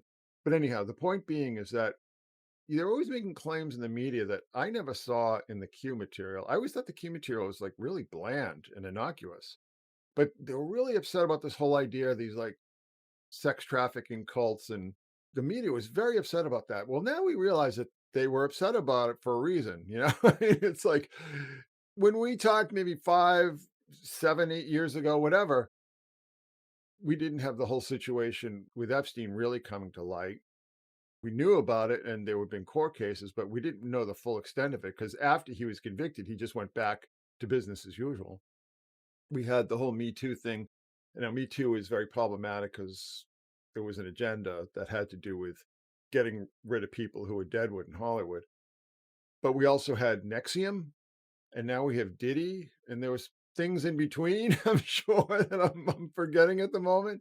But we saw that, yeah, there are these very cultic kind of organizations or associations that prey on children or prey on women. There's some nefarious activity going on that has a cultic, ritualistic aspect to it. And now we're finding out all this stuff, with Jay-Z, and Jay-Z somehow is tight with Marina Abramovich. And Marina Abramovich is just, do you remember like Microsoft did an ad with her and then they pulled it like right away when everybody just said, this is what the hell's going on here? You know what I mean? Well, right. But he does the do what thou wilt. He wears a lot of that shit. And there's Rockefeller Records. I mean, yes. But then he was getting everybody else into it too. It's like he was almost sort of like a change agent, sort of like a wolf set amongst the sheep. Because, remember people like Rihanna started doing this. And of course, Beyonce started doing all this kind of weird ritualistic stuff. It was very hot for a while. I think it's all sort of played out now. And a lot of those acts, Katy Perry, Lady Gaga, Beyonce, I mean, their stars are waning, let's just say, to put it nicely. So all this kind of stuff that we had heard about, when we had Pizzagate and the initial Q drops in 2018 and everything, all of a sudden, yeah, maybe it's not that outrageous, because look at all the high placed celebrities that were involved in these white parties with Diddy. And now we start to find out what happened with those parties, you know? And all of a sudden, Ellen DeGeneres gets out of Dodge. You know, she was super tight with Diddy. What's that all about? Right. And there's that picture of her wearing the same hoodie as Diddy, and the hoodie is white with a red, kind of bloody child drawing on it. And it's like, why are their styles even somewhat similar? And I believe Tom Hanks also now lives overseas. It's the Polanski pipeline. You know, you get caught for your crimes against children and you go overseas. See, I think the whole Diddy thing has the potential to be a much bigger controversy than Epstein. So Epstein, you know, there are a lot of politicians involved and a lot of sort of business people and some scientists and everything. And people just go, does anybody care about Marvin Minsky? You know what I mean? Does anybody, you know, I mean, seriously, I mean, when you see some of the names that were involved with Epstein, it's just like, well, okay, whatever. Most people aren't going to respond to that. But if you start talking about Katy Perry and Lady Gaga and Beyonce and Ellen DeGeneres, you know, all these people who were superstars during the Obama years, certainly, that gets people's attention. You know what I mean? And then all these, you know, the whole thing with Justin Bieber and then the thing with Aaron Carter, you know, Diddy seemed to like him young and blonde. That's really kind of disturbing. And Clive Davis 20 years ago, 10 years ago, 5 years ago was untouchable. I mean, he was seen as like this paterfamilias. He was seen as kind of like a godlike figure. And now we realize that he wasn't. He was just as much of a scumbag as all the rest of them. Right. And it kind of goes hand in hand with what you've been saying about Hollywood for a long time. Like the money's dried up. And it's like, what keeps your secrets hidden is money. I just want to build on that for a moment because money is nebulous. Well, what does money do? It hires lawyers. It hires people like Anthony Pellicano. It hires, quite frankly, hitmen. When you have that kind of money floating around, free money floating around, you can make all these scandals go away. You have lawyers, you have private investigators, you have all these kind of people who are going to put all these pressure on all these people, accusing people like Diddy of these crimes. When that money dries up, all of a sudden you can't pay those people. See, I think the Diddy thing is almost like the tip of the iceberg. I think there's going to be something else coming down the pike that's going to be even worse. Yeah. I think it's Ellen and Oprah. They're the big dogs that need to get taken down. Well, we know about Oprah. We know that she was like that John of God guy in Brazil. I mean, that guy was evil. I mean, he made Jim Jones look like Mr. Rogers. You know what I'm saying? So there's a lot of secrets that are waiting to be told. And again, I think this Diddy thing is not only not going away, but it's going to get crazy worse. And I think it's going to lead to an even bigger situation. And it could well be that maybe they're just shutting down shop and they don't have the money to make the stuff go away. Or maybe they just don't care anymore. Maybe it's just like, hey, you're on your own. You know, you're no good to us. I mean, when's the last time Diddy had a hit? You know, when's the last time any of his artists had a hit? The entire music industry doesn't work the way it did 20 years ago.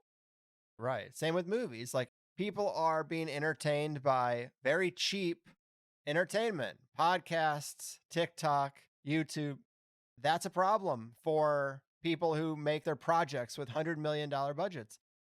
Like you say, it's like, and also Apocalypse, you know, as we always drive home, is a revealing. It's a collapse, but a revealing, and it's kind of hand in hand. Disclosure. Yeah. Not the disclosure people thought they were going to get, but it is a form. Oh, God. Yeah. We should do a whole show on that whole situation because that's just an endless cringe fest. So just getting back to my point here. So 8 years ago now, right? 2016, when we started hearing stuff about Pizzagate and Q, everybody just thought, oh, this is insane. You know, these celebrities, they're not like that. They're wonderful people. They're just like we see them on The View. They're all sweet and gentle and they're all benevolent. They all donate all this money to charities and stuff. The charity is another situation because the ones that aren't just flat out tax havens are sex trafficking operations that we're learning more and more about. So we are in this transitional period, let's just say. but I think a lot of secrets are going to start coming out of the woodwork. And it's going to change the way people look at power. It's going to change the way people look at entertainment. It's going to just change the way people regard their so-called leaders. And who is going to exploit that? I mean, our friend Gordon has always said that he believes that Trump had this huge control file on everybody. Those are the files that he took down to Mar-a-Lago with him, was his control files, and they wanted to get those back. So whatever you would say about Trump, he just got elected again. You can't argue with that, So it's almost like, yeah, I mean, all the cards are on the table. I mean, who knows what's going on? Why not? What was Rogan saying? It's just like Pizzagate, flat earth, whatever, have a party, go to town, because we're just learning all these things that we thought would be impossible and outrageous are actually true. So we are in uncharted waters. It's true. It's like, before you call bullshit on the next thing, why don't you just think about it for a minute, because you don't want to get stuck in the trap of the past where you said, there's no way this is true. And then, oh, it is. Well, but at the same point, the opposite is also true. You have to be discerning. And I tell this to people all the time who write me or whatever, and they're like, well, I think it's this. And it's like, okay, prove it. Make the case. Yeah. Make the case. I'll listen to anybody's theory. I just need evidence. Yeah, I agree. So I want to switch gears and talk a little bit about the Sibylline age. So in your Astronosis presentation, you talked about us living in such an age. And now we all know about the legendary Elizabeth Fraser work you've done. But elaborate on this being a Sibylline age and the history of the Sibyls that people might not be aware of, because it goes a little deeper than even I realized. Oh, it really does. And one thing that I think people don't realize is that everybody took Sibyl seriously. Pagans, Jews, Christians. The Jews wrote their own Sibylline books. And then the Christians took the Jews' Sibylline books and then rewrote them to fit their religion. And then this is all built on these Sibylline texts that were lost, these Roman Sibylline texts that were lost. So this was a whole tradition. And I'll tell you the thing that really blew my mind, and the thing that really just opened everything up for me. You didn't have Eamon Hillman on your show, right? I did have Eamon Hillman on my show. It's one of the most controversial shows I've ever done. I had a slew of cancellations after that and a lot of bad feedback. I understand that, unfortunately. I mean, I had him on a group chat with my upper tier patrons, and I really enjoyed it, but I can understand why a lot of people would have a problem with him and his work. But he said something that was fact that I went and looked up. He said that the ancient pagans called Christians Sibyllists. Now, this is in the Catholic Encyclopedia. So this isn't something that he just is reading from some obscure text. Unfortunately, like some of the other claims that he's made, I'm not saying they're not true. I'm just saying that I haven't been able to find the corroboration for some of these claims. But this one was dead on. So the Sibyls were basically very highly honored people, but they were very strange women who lived in caves and basically sung these weird poem songs in a weird language that had to be interpreted by the priests because it was basically considered glossolalia or incoherent speech, let's just say. These prophetesses, let's just call them, were so common and so widespread and so widely respected throughout the ancient world. But with the rise of, Christianity and monotheism, Islam, and so on, they sort of got shunted aside. But I would argue that the tradition sort of stayed alive when you'd have all these mediums and so on, and people like Baba Yaga. Is that her name? The blind woman? I think she's Hungarian, who's made all these predictions and so on. Is Baba Yaga the witch? I'm not sure. But this tradition is, you can see it in Catholic neighborhoods. I mean, I grew up when there was still sort of the old vestige of Catholic Europe, and all the women would go to psychics and would go to these fortune tellers and so on. is very, very popular, and it was very well accepted. Some of these women would be at mass every day, and then they'd go to see these psychics to, sort of get whatever information they felt they couldn't get out of the church. So these sibyls and oracles, prophetesses were just basically very widespread, and it was seen that women had a special gift for this, but also young girls. It started off that a lot of these oracles were teenage girls, but there was some incidences, let's just say, with powerful men visiting these oracles and maybe taking advantage of these young women, that they replaced them with matrons, women in their 50s, well-respected women in their 50s. So there's this whole tradition again, and the worship, I guess you would say, of the Sibyls. I mean, it really is. It is a kind of worship, or veneration, I think was a better word.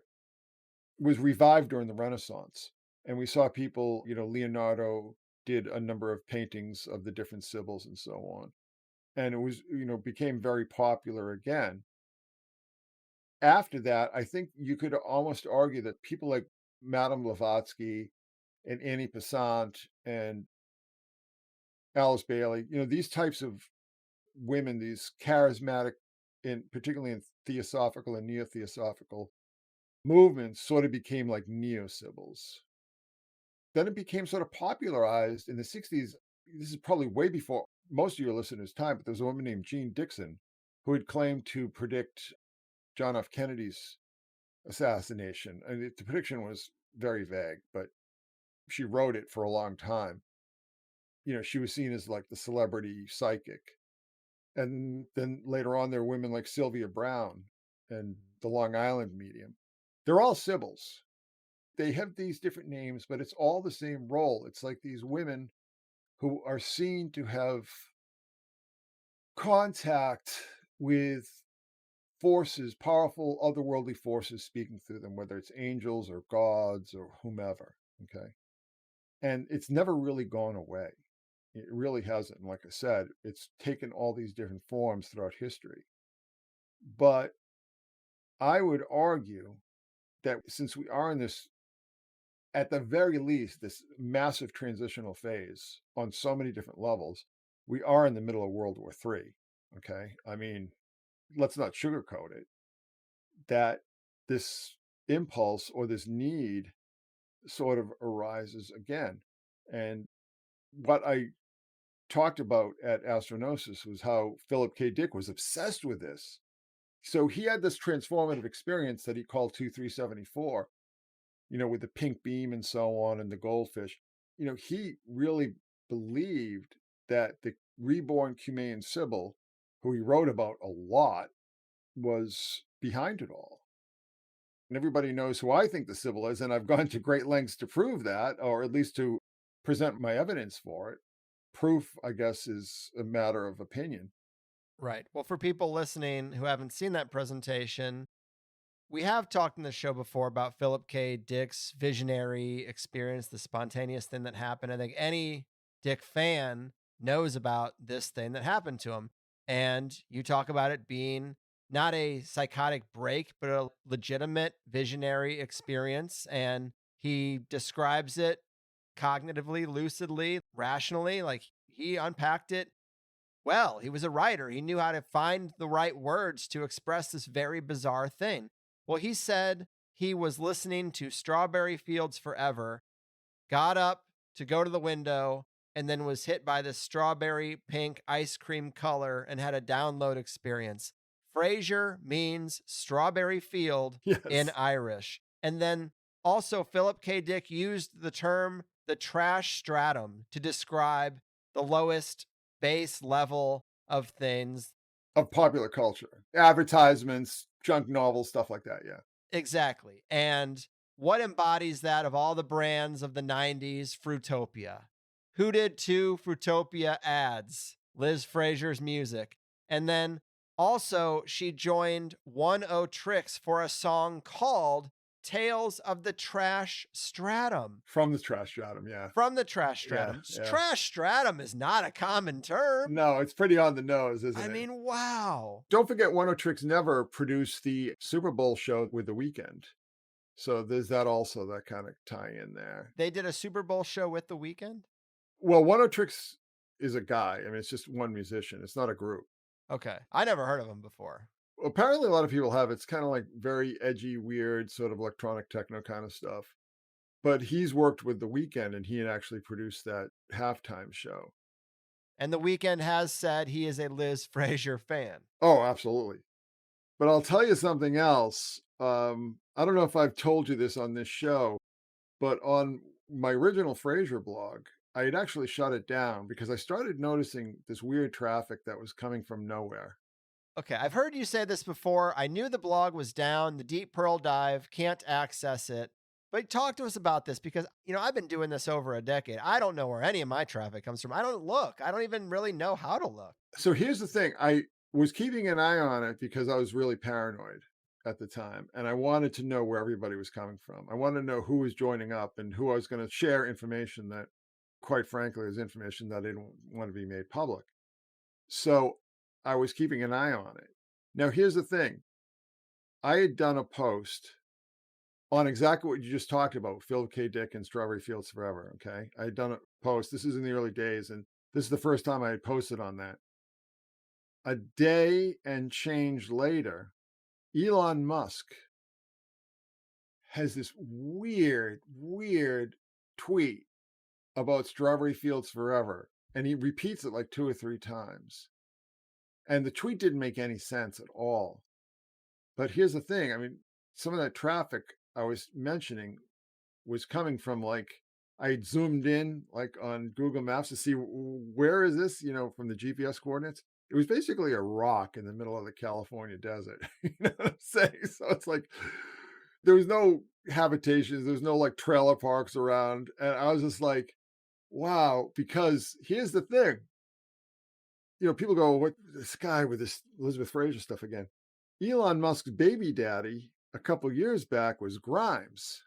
And Grimes is a huge Cocteau Twins fan. I mean, she had basically said that was her big influence when she was getting started. So I was kind of thinking maybe Grimes sort of busted into my, or she got an account under an assumed name, because I had been posting about them on the Secret Sun for a while, every time they were at that Met Gala and so on. So I was thinking, wow, did she get an account and he was using some weird kind of VPN to make it look like it was coming from nowhere. And then he was taking a look and then he said, oh, I'm going to mess with this guy's head, because that would be so on brand for Elon Musk. You know what I'm saying? That's the guy. I mean, we see him doing this kind of stuff all the time. He starts picking fights with the most obscure people or teasing. You just think why is this guy, the richest man in the world, allegedly bothering with some account that has 400 followers? So that was a weird experience. And I got really it wasn't just that though. I was getting traffic on this private blog from MGM Security. And they weren't even trying to hide where they were coming from. And MGM Security is definitely relevant because of the deaths of Jeff Buckley and Chris Cornell. Well, Chris Cornell was staying at an MGM hotel, but also Highway 91, Harvest Festival. The MGM owns all those hotels on that part of the strip. Mandalay Bay, Luxor, Las Vegas Village, all that stuff up and down that area. I mean, they have a security force that's larger than some countries' armies. And not only are they looking in at my blog, but they're not even trying to cover their tracks. They wanted me to know that they were looking in at my blog. So that's when I shut it down originally. I reopened it about 6 months later. So I also just wanted to throw this out there. Sorry, but I mentioned the Chris Cornell, Jeff Buckley deaths, and we have talked about this in the past. One of the most popular interviews that I've done, but definitely that we've done together. But when revisiting this information, it just struck me as even crazier than I remember that Chris Cornell died at the Siren Hotel in the MGM Grand in Detroit, located at the end of Elizabeth Street, just a few miles from Fraser, Michigan. It was across the street, basically, from the Siren Hotel. He was at the MGM Grand at the end of Elizabeth Street. But it's all right there. It is all God. right there. And then, of course, Jeff Buckley, when he died, he was in the Wolf River next to the Memphis Pyramid near Fraser, Tennessee. So you got two deaths of people who knew each other, both dying near a Fraser, Michigan, and a Fraser, Tennessee. Well, listen, welcome to my world. This stuff never ends. And you think, like, why is this tiny little Scottish lady so fascinating to these powers that be? Well, somehow she is being used as a Sybil. And it's a new kind of Sybil. It's not like some woman just spurting nonsense in a cave that the priests have to sort of interpret. It's something that is operating on a much grander scale and has been going on for over 40 years now. Now, I don't have an ending to the Siren Saga because it never ends. I have a theory of everything. I've come full circle.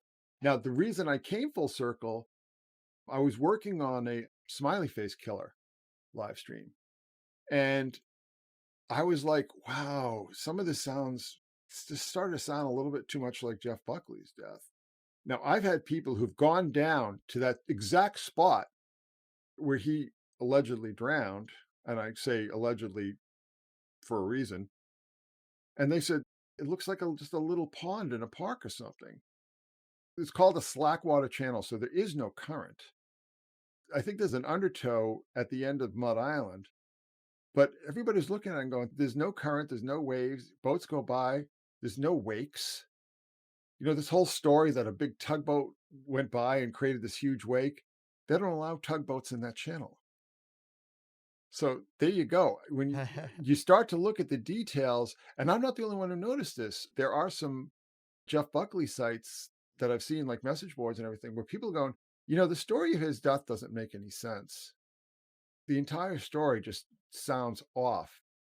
And I don't know if that was in my mind subconsciously, but when I started doing the work on the smiley face thing, it just started to seem a little too familiar. And I did, part of the presentation was like, was Jeff Buckley smiley face? I don't think he was, but I think that there are some similarities there. One of them being that his body wasn't found for 6 days after he was reported missing. Now, this is why that bothers me. Not only is this very small slackwater channel that, again, a number of people have actually been there physically, have told me this wasn't some raging torrent, you know what I mean? This wasn't some vast jetty or something. It was basically just a little slackwater channel, which, if you just want to picture it, just sort of picture like in a pond, like an artificial pond in a reflecting pool kind of thing in a public park. It's 100 feet wide and several thousand feet long. And everybody's looking and going, how did he drown here? The other thing that bothers me is that 20 minutes after the call was made, SAR was in full force. Full force. I mean, they had helicopters, they had divers, they had heat-seeking equipment. They were dredging it with nets. This is a little tiny little body of water with no current. How couldn't they find him? The search went on all through that night and the next day and into believe into Saturday, because it was Thursday night, into Friday, into Saturday morning before it was called off. And then they don't find his body until 6 days later. And another thing that really bothered me is cops said, you know, when people drown, and there's this whole thing like, oh, a lot of people have drowned there. That's not true. Only a few people have drowned there, most of whom are drunk. And they say when they find the bodies, it's usually right in the area where they went down, because there's nothing to move their bodies. There's no current to bring them along. So how did he end up over 1,500 feet from where he drowned in this slackwater channel with no current? So all these things really just started to bother me. In addition to the whole idea of the smiley face thing. And then I started looking at some of the lyrics he was writing for his last album.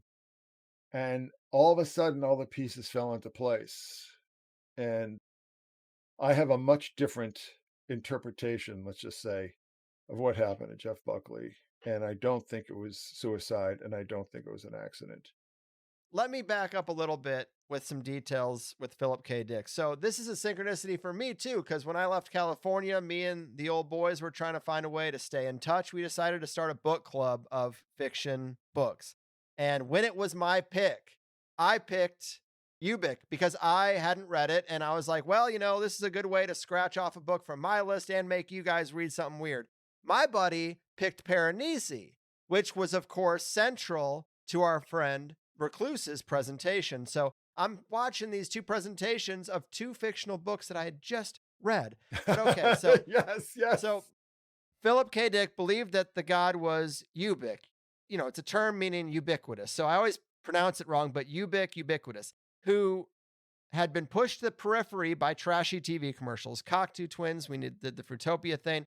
Well, Elizabeth Fraser goes on tour with Massive Attack. Massive Attack reissued one of their albums as a DNA spray paint can. Each can contained 1 million copies of the album encoded into DNA. Liz sings 3 songs on that album. To quote Philip K. Dick, Ubik is trash containing an even lower order of trash. Ubik, the voice of God in a spray can. And Liz Fraser, we talked about all the different ways her voice is described as otherworldly, the voice of God. That term is used. It's applied to her all the time. So you have a band doing something really bizarre, putting their album into DNA in a spray paint can.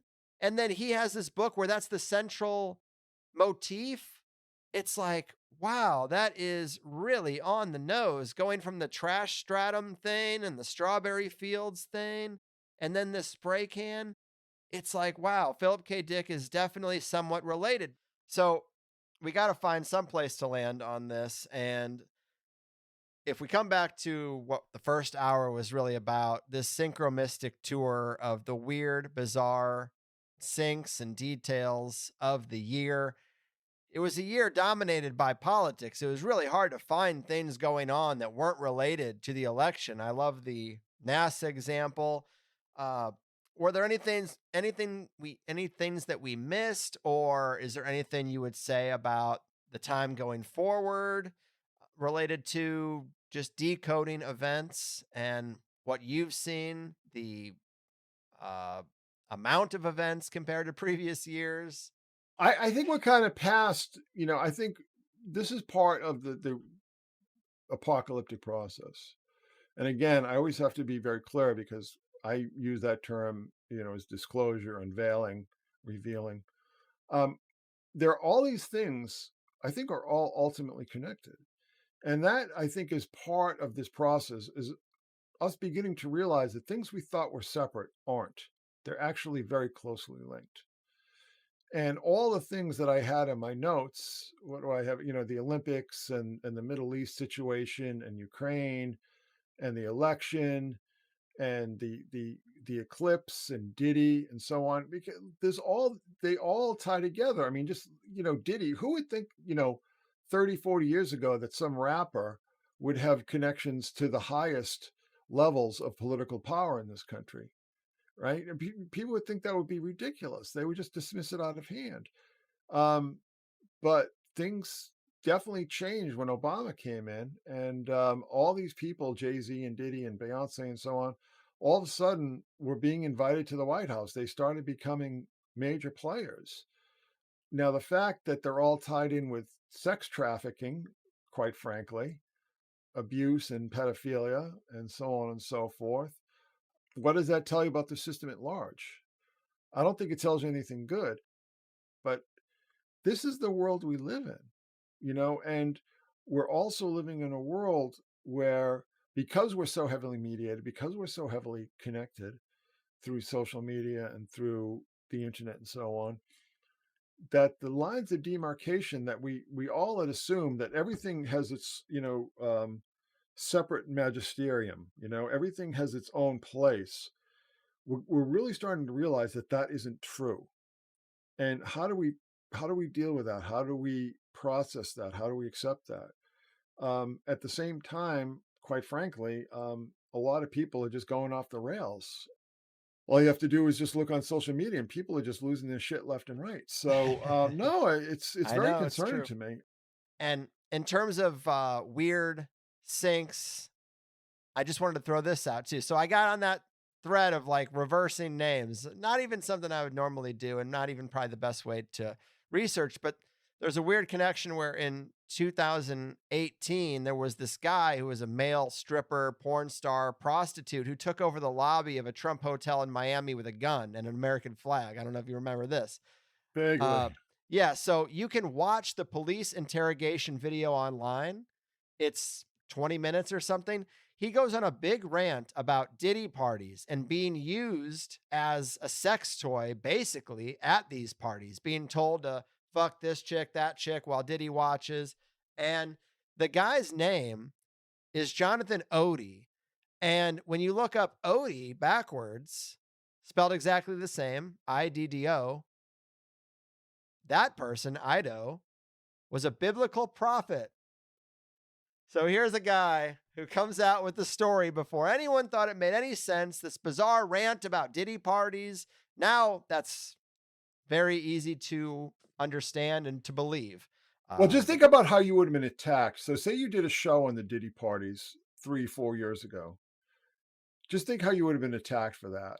You know, I mean, if it got out, I mean, if people at The Guardian or CNN or whatever sort of mainstream, you'd be like, oh, you know, irresponsible conspiracy theorists, you know, spreading vicious rumors about respected figures in entertainment.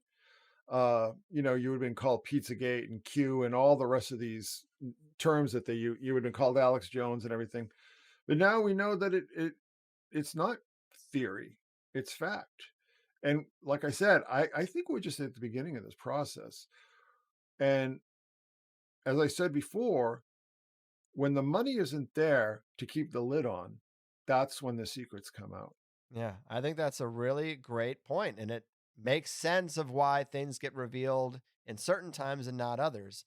But man, this has been a real wild one. We didn't even talk about Dr. Peter Hotez saying he's got big picture stuff coming down the pike starting January 21st, talking about viruses. I thought viruses were random things that just happened and had no political affiliations, but sure, you're pre-planning on Trump's inauguration the day after to start hitting him with stuff. So we might see another 4 years of he can't get anything done because constant bullshit showing up on his plate. I mean, we'll see. I do have a feeling it's going to be different this time. I really do. I think that something changed, and I can't put my finger on it. But just the fact that, again, in 2016, at this time of year, you know, the sabotage, quote unquote, resistance program was in full swing. Right. Now the media talking heads who are the most aggressive are apologizing. Mika Brzezinski and Morning Joe are apologizing, and Whoopi and the View ladies are all like softening their tone. It's like, look, is he a fascist in the end of democracy or not? Because what you were saying before does not match your energy now. So I think their bosses told them, hey, stop railing on Trump or you're just going to lose your job. And so they had to find a way to backpedal. The thing that I'm afraid of, though, is that this has to do with the war. You know, that they need an unchallenged commander in chief who the people who they want to help fight these wars will support. You know, nobody was going to go to war. Nobody was going to sign up to fight a war for Kamala Harris. They just weren't. But if Trump says we got to do it, then God damn it, we got to do it. Yes, exactly. But here's the other thing too. One thing that I want to remind people. So we talked about these Hollywood scandals and so on. Trump had very little to no institutional support back in 2016. Now he's got a lot. I mean, he's got the richest man in the world who loves to write checks for everything he can possibly write, you know, smoothing the path. That is a big change. The one thing that I would always fault people for, you know, like Trump. Well, he's just one person, you know. One person can't stand against an entire infrastructure of power. They always will slap you down, no matter how powerful you think you are. But when you have these major and quite frankly, some of these are very shadowy personages in your corner now, that goes a long way to shutting up all these people. And don't forget, the other big difference too is that all these media companies have been failing miserably for the past 8 years, and that process is accelerated. I always say that I'm glad Biden was put in. I don't want to say he won, because I don't think he did win. I'm glad that he was put in, because it helped accelerate this natural death of all these, very corrupt and evil institutions, one of which is the news media. I mean, the news media has been toxic for a long time. Hollywood is another one. All the oxes that needed to be gored were gored under his supervision. So I'm very happy, and I gotta say, I just was always really amused. I thought the past 4 years have been comedy gold. In between Kamala and Biden, I mean, just being the dumbest, the most inarticulate people on the planet. It was really entertaining. And then this freak show that he had running in and out of the White House was just, how could you not be entertained by it? It was like a Fellini movie. Yeah, as an outsider watching it as a big theatrical show, it was quite good. So before I let you go, talk to us about some of the stuff you're going to be presenting at the Secret Sun Institute going forward. Any projects, really, but I think a lot of the topics you've disclosed are super interesting, including one about Tracy Twyman. Yeah, I'm going to be doing a thing on Tracy. And, the difference between me and a lot of other people who have done things about her is that I knew her. We were friends. So I'm going to be doing something about her. Next week, I'm going to be doing something sort of debunking the whole zeitgeist, Jesus is Mithras, Jesus is Horus kind of stuff that I'm just so sick of seeing. Interestingly enough, I was friends with the person who's largely responsible for putting that stuff out there. This woman named Dorothy Murdoch. She passed away, I think, back in 2010 or so, 2011. She's been dead for a number of years. I mean, I really liked her, and she was an excellent researcher, but she just had some whacked sources and came to some weird conclusions. I don't have a problem with her as much as, people like Bill Maher and religionists and, all this zeitgeist nonsense. I mean, Horus did not have 12 apostles, and he wasn't a miracle worker. And they didn't have a ceremonial meal. I mean, all these kind of things are just from like dopey ass nonsense that like late 19th century British theosophists just invented out of whole cloth. So that stuff needs to be put to bed forever. And that's going to be the next big live stream. So. Right on. Well, what about books? Anything in the works that you mention? Yes. So, first of all, I've got this. If anybody's interested in this, this is the Synchromystic logbook. This is basically a diary with these forms, so you can record your synchronicities. And it's also got a instruction manual at the beginning. So this is a nice. I actually had originally intended to put this out at the same time as the handbook. I just had all these problems with how I wanted to format and so on.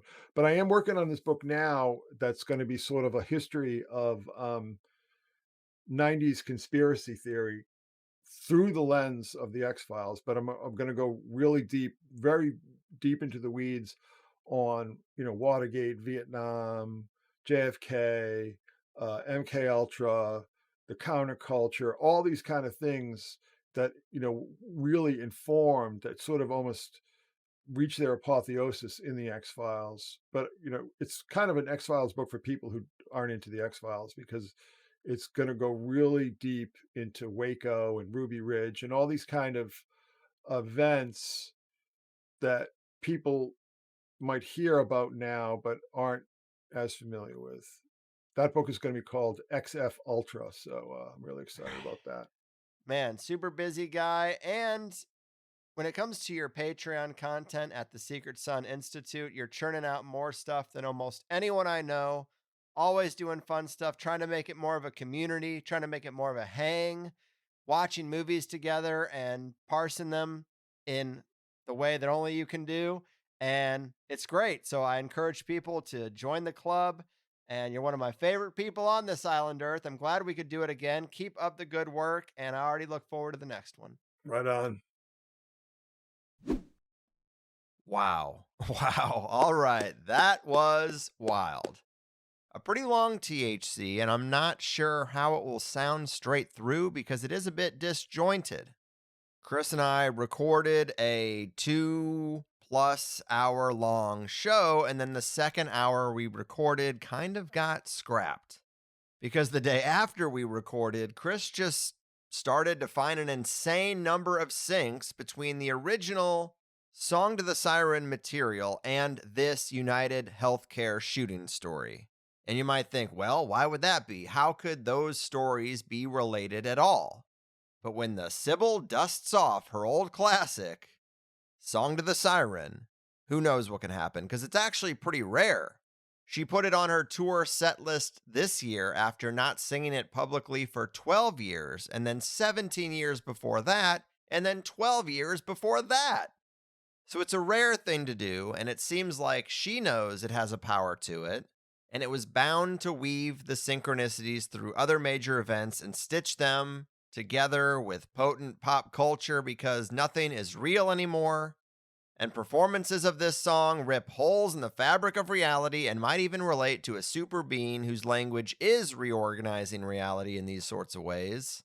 And I don't really know what to do about it, but the first part of the original Plus show, I believe, is going to be shoehorned into the free first hour, so you'll get a longer hour, but it is going to contain some of the history of the Sibyls and how they were always considered very important and held in high regard. It goes a lot deeper than the Oracle of Delphi. But I think a foundational premise to this is that Sibyls and oracles are always with us if we can find them and identify them, and then watch how reality is drawn in around their sing-chanting performances. But as I said to Chris, the Song to the Siren episode we did is really considered a classic. I still get messages about how impactful that one is, even from people just combing through the archives who recently discovered this show. And again, why is that? Maybe there's something there where we got a little of that magnetic residue from just the overall vortex that is the modern Sybil. But as for the first hour today, it was good to go over the year, and we covered a pretty complex tapestry of symbolism and events in a methodical way that I hope resonates with people. And then in the Plus show, this is something we recorded the following day, almost full show length in and of itself. It really became a part 2 to that first episode with the Song of the Siren. And I struggle to understand how the syncs really can end up being this layered.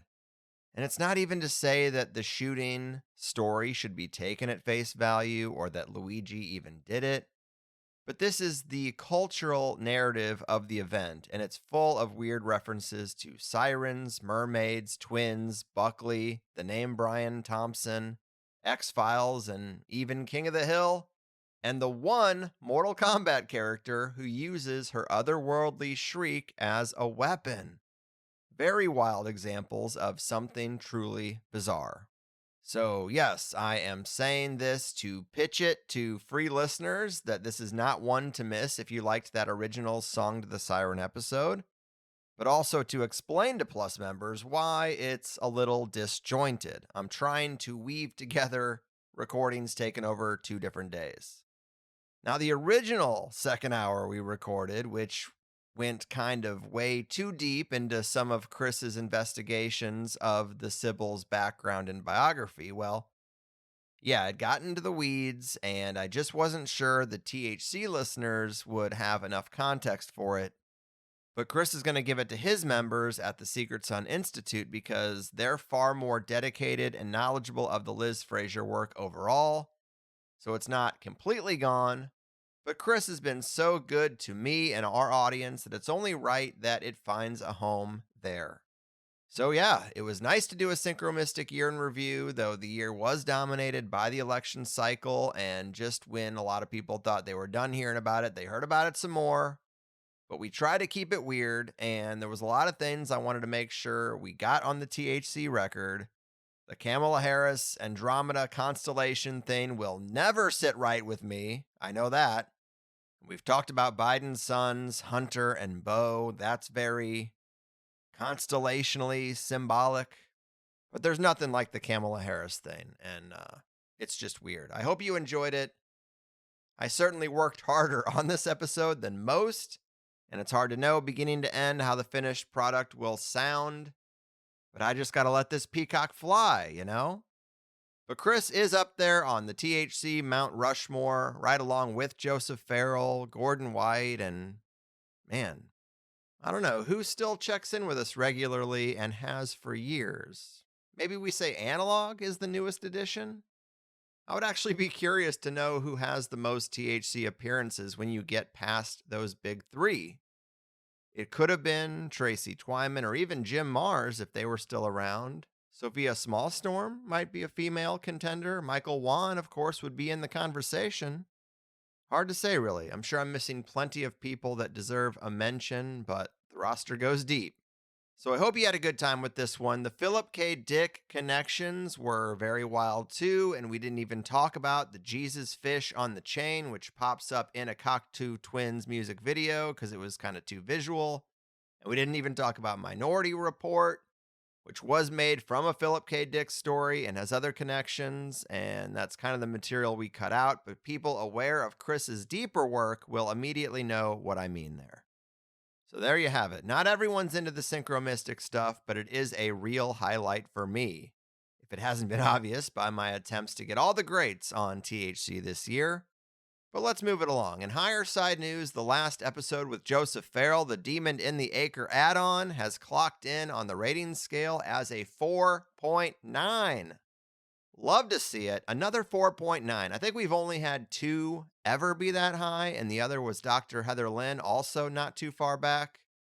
And I am really proud of my output lately. I think you'd have to go back quite far to find a show that I thought wasn't at least a solid B+.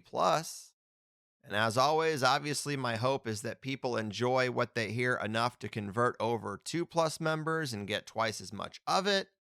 And we can keep this ship afloat on my own terms without getting other revenue streams involved, but I can only make the best show I can make and then hope for the best.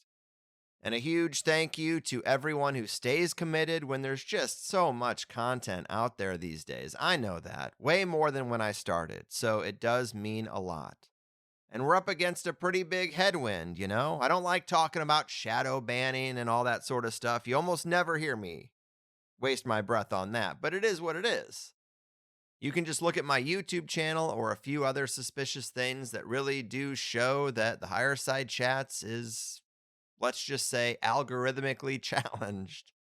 And this show only works on true word of mouth, so it's super meaningful when people share their favorite episodes or recommend this show to their friends, because it just doesn't happen on its own within the new framework of algorithmic everything. Also, we have the clips. You can find a ton of video clips on the social media pages, not just highlights from the first hour, but a ton of Plus show content as well. So check that out if you want a little peek behind the Plus curtain. But all right, that said, let's move on to the calendar. December 19th, Coral Tree in LA. December 20th, a meetup at the Imperial in Goleta, California. December 21st, Bar None in Denver, Colorado. January 11th, Ola Brew in Hawaii. Also January 11th, Raleigh, North Carolina, the Raleigh Brewing Company. And also January 11th, Hops on Tap in Portland, Oregon. And also January 11th, Porsche's Cafe in Columbus, Ohio. Love it. I didn't expect much in December. It is the holidays, but January 11th seems to be a big day for us. And I hope if you're listening and feel the need for more local connections, you make an event and take the chance. Life is too short to hem and haw and not take chances to make it more interesting. Also hop in the calendar for more details or to RSVP. All right, a couple more episodes to go before we truly close out the year, but I consider this one to be probably the capstone. I mean, Chris and Joseph Farrell back to back. How did I even get so lucky? But thanks for listening. Oh, and just another quick word about the AI songs. I think more people are coming around to being in the pro column than the con column, but I still see and get comments about how lifeless and bland they are, devoid of the true art of human beings. And then those people didn't even notice that 2 recent songs were from human beings, and I just forgot to mention it. So I think a lot of folks out there have just made up their mind, and that's fine. But honestly, I love the Demon in the Acre song that I quasi made. I listened to it on repeat. It's amazing to me. If you didn't hear the end of the Joseph Farrell show, you should have. But fun story, when I first learned about these tools, I made songs for Gordon and Chris. My brain just needed some lyrical content to play with, so I made a Rune Soup song that you heard in the last Gordon episode, and I made a Secret Sun song. These were my first 2 attempts, really, to play around with it. And it's fun to just drop a song on someone and say, wow, I heard this, and it's oddly specific, and then just imagine their reaction as they're hearing more and more specific lyrics so randomly. Because the tools are very new. Not a lot of people even know to expect such a thing. I couldn't do this in 2 years. That's a whole nother thing. When my kids grow up, the whole idea of making a mixtape for some crush, that's gone. It's going to be mixtapes full of songs you specifically wrote about a person. A lot of cringe content is going to come out of freshmen in high school, I'm sure. It's going to get weird out there. But I'm going to dust off this Chris Knowles one for you guys, even though I didn't think it'd ever even be public. I could probably do it a lot. I know I could do it better if I was doing it today, but I'm going to save myself some time and give you this context for how and why it was made. It wasn't supposed to be public, like I said, but I do find some of it to be catchy, and I think some of the words I wrote are fun. All right? All right. And just remember, if you want another hour, even after this, of me and Chris talking, well, go over there to the Secret Sun Institute and dip into what he's doing. He's given us so much and deserves all the THC love he can get too. Enjoy the holidays, enjoy your families, recalibrate your priorities, maximize your happiness, and I'll see you next time. I've done my part. Your move, Sibylline soothsayers, pop culture creators, and agents of the Western apocalyptic age. Your fucking move. Moving on up, Higherside chatters. From the Sunshine State, I'm Greg Carlwood, and according to the most oldest writings and stories that humanity has, it was once widely known and commonly accepted that we have some other type of beings sharing space with this material matrix, and even maybe more than one. Call them gods, angels, demons, spirit guides, ascended masters, ultra-terrestrials, comic tricksters, multidimensional plasma beings, or simply the entities. But man has been trying hard to make sense of all these encounters, maybe as far back as man's been able to make sense of anything. And from the accounts of ancient cultures and countless biblical examples to occult workings and shamanic trance states, these spontaneous instances of bizarre interactions usually involve the themes of rulership, prophetic messages, information downloads, and oftentimes exchanges or gifts of some kind of out-of-place magical object. Many researchers even say crop circles are designs or blueprints for exotic energy systems we've yet to crack, or at least have yet to be released openly. But in 1947, something changed. Somehow we lost all prior context for these encounters, and the people were convinced by military intelligence and Hollywood social engineers that alien beings from a foreign planet crash-landed in the New Mexico desert, and the story was intentionally leaked, and the reverse engineering of this so-called spaceship has remained the limited hangout alternative explanation ever since. Right on up to today, military whistleblowers are keen to send stories of this crash or that one, telling us full-blown disclosure is right around the corner, but according to today's returning guest, Chris Knowles, the whole disclosure movement is a distraction and a distortion to obscure the true triggers for encounters that conform more to the well-established historical context. Ritual and occult workings. THC listeners know Chris well as the man behind the Secret Sun blog and now the Secret Sun Institute of Advanced Synchromysticism and its Substack companion. He's also the author of many great books, including Our Gods Wear Spandex, The Secret History of Comic Book Heroes, The Synchromystic Handbook, and his novel, He Will Live Up in the Sky.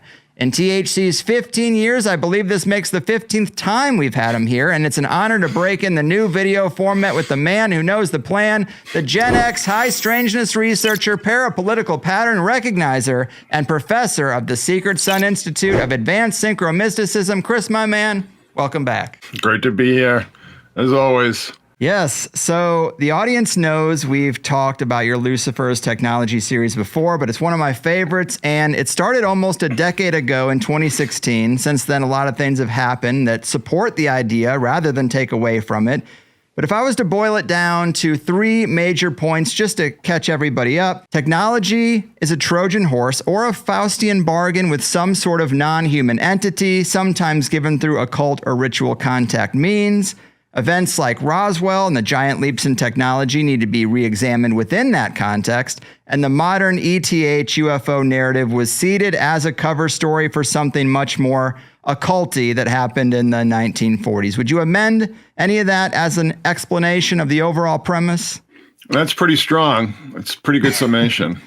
I thought about this in advance, believe it or not. No, it's pretty good. It's pretty good.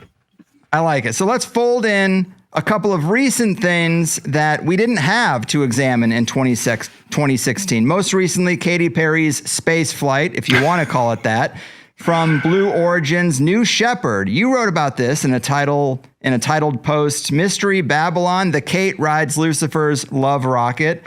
Tell us about this. When you decode this the way you've decoded other things, what do you see in this space flight, as they say? Well, it's not even near space. You know, they're just basically scraping the lower end of the thermosphere. So it's basically upper atmosphere.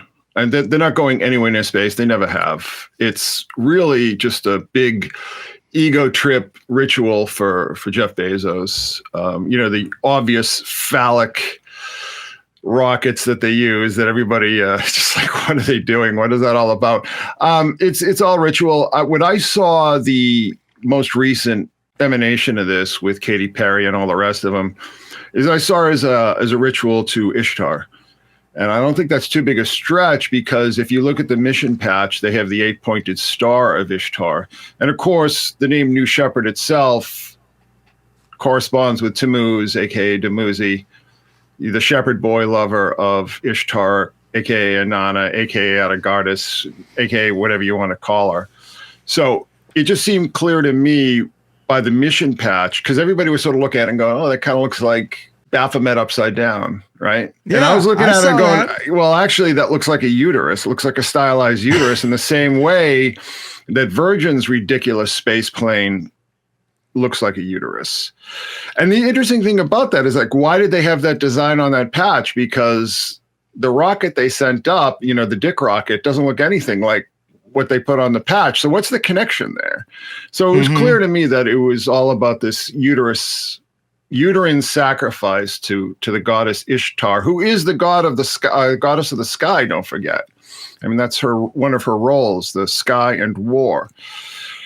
I think this whole quote unquote space race is no such thing. I think it's really just clandestine missile testing and also ritual practice, going back all the way to Parsons, who used to recite the hymn to Pan before every rocket launch.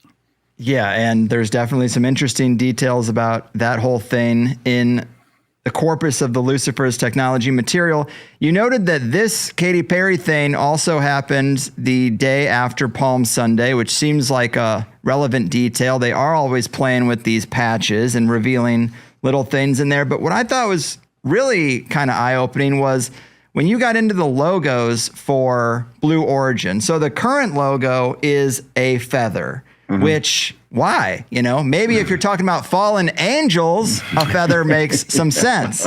And then the old logo, this is where it gets weird. Twin turtles appealing to the heavens, and the turtle is in the Babylonian Kunduru. It's apparently sacred to Enki. Enki was called the Lord of the World, and there's a winged hourglass on it. It's a very layered and complex symbol compared to the blue feather. But the Lord of the World is a name for Enki. He had 6 helpers. There's 6 ladies on this mission in the capsule. I think you're definitely onto something. Like I said in the intro, if the context is occult rather than ETH, it all has to be folded in. Roswell has to be folded in. All these events have to be folded in. So, yeah, when you look at the details of this thing, it is stranger then it appears for sure. Well, that Blue Origin patch, I mean, what does it have to do with spaceflight at all? I mean, the whole iconography of it just has no connection to shooting for the stars or so on. I mean, listen, I'm old, all right? I'm an old Gen Xer. I used to be a big space guy. I used to be really into it. And then I just realized that it was all ritual, basically. Ritual and missile testing and propaganda for the whole idea of everlasting technological progress, which we're now realizing is a myth. We're really coming up against the end of it. No matter what they say with AI and all the rest of it, I mean, so little has actually changed because we don't have the control over atoms that we have over electrons. And I think all these quote unquote space programs, you make absolute almost trillionaires out of people like Elon Musk and Jeff Bezos. And like, what's the payback? Well, they've got to perform the rituals, I mean, NASA isn't very good at it anymore. So you need some young, technologically savvy upstarts to perform the obligations to the sky gods. And to most people, that sounds absolutely insane until you really start to break down the symbolism and the timing. You talked about the day after Palm Sunday. Musk has been doing stuff on the cross-quarter days. I've been blogging on that. Beltane was a big one. So it's this whole process that really has nothing to do with space because none of these things are going anywhere near space. I mean, Yes. they're not even getting up to where the we're supposed to believe the ISIS is. And there's another name too, right? The International Space Station, ISIS, that they send the Dragon up to. So it's just totally Revelation 12. The whole thing. Always layered. Yeah, I mean, the whole thing, it's all a big show. And coming to that realization was very difficult for me, because like I said, from being a little kid, I was really into space. I was into NASA. My mother used to order me like pictures of like the Apollo landings and stuff, and got me an autograph of one of the quote unquote Apollo astronauts. So I mean, it was a real come down. But once you see it, you can't unsee it. You can't unsee just how fake it all is. Mm-hmm. And let me throw in these two other little things. I've mentioned them on the show before, but these are two other recent disclosures that conform with your hypothesis that we didn't have in 2016. But I recently interviewed Ryan Bledsoe, the son of Chris Bledsoe, the experiencer who kind of got brought in to be studied by the secret space program and the Invisible College folks. And then he kind of went rogue. He's like, I don't like your narrative. I'm going to go with what my experiences say. But when he was there talking to these guys, this is what came out of an interview where Ryan interviewed his dad. But he said, there he was consulting with them about what they're now calling plasmoids, which are angelic beings. They come out of the orbs. When asked how the orbs would appear to astronauts, Bledsoe said they would appear outside the space shuttle, look in the windows at them, and sometimes they stand over the shuttle bay or the space station glowing. Sometimes there's a report of a half a dozen of them or a 125-foot tall one with wings standing there and smiling at them. All astronauts who go up past a certain point see these things. That's the report from that. Basically, Chris is reporting what was shared with him when he was kind of palling around with these guys. And then I sent you this in the DMs, but Diana Pasulka had this to say about her contact in the space program. Tim Taylor, who was Tyler in her book anonymously. Of course, the internet sleuths figured it out. Well, she says, our space program today even has some really interesting rituals associated with it. When it does certain launches at Cape Canaveral, maybe not all of them, but the ones that Tyler was involved with, they had images of Roman gods and goddesses put on the rockets. They would use Latin on their mission patches. They would also have specific rituals where they would do something involving U.S. presidents. They would position the president at a certain point where astronomical events would happen. They would be like, hey, Mr. Obama, stand here. And he would stand there with his wife and look in a certain direction. It was part of the whole thing. And there were photos. Tim has photos of all of this. I know a ritual when I see them, and he didn't even understand it. So I noticed that they were using Latin, and then I noticed it wasn't medieval Latin. It was a particular form of Latin. It seems like it was Roman theology. So I would ask him, why are you using the images of Roman gods? Why are you putting them on your mission patches and also utilizing Latin phrases from that time period? I mean, you're sending this up to space. Who up in space is going to read Latin? And his answer was, our sponsors. So crazy, heavy stuff, but both these things speak to the occult context rather than the ETH hypothesis. And so if we were going to talk about Lucifer's technologies being an even wider scoped thing, because Roswell, 1947, but the occult context for interactions with some beings goes back to the biblical times, before even.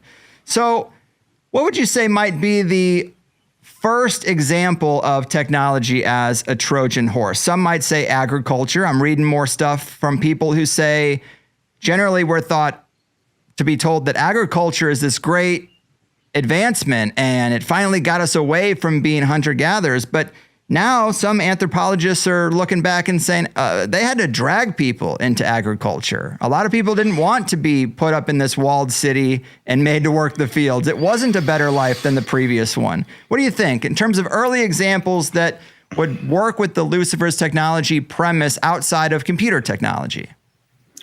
I think writing is really the original Trojan horse, because that allowed people to recreate reality in their own image.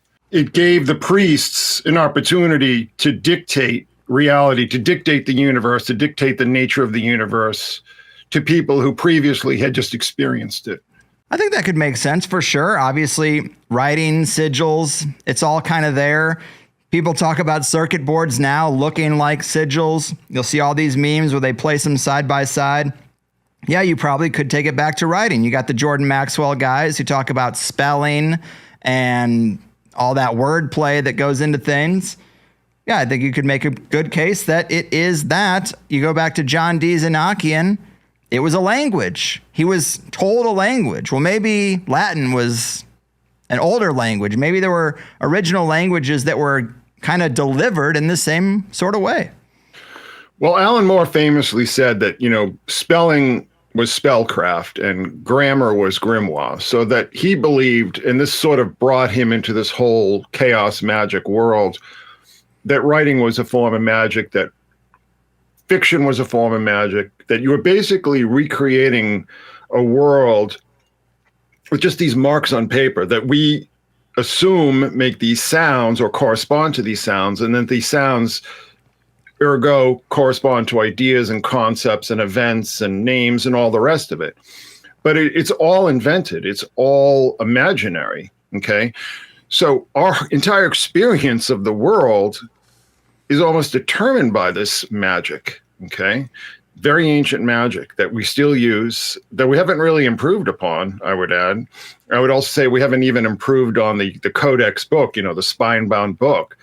We have ebooks and all the rest of it, but for an experience, you can't improve on the codex.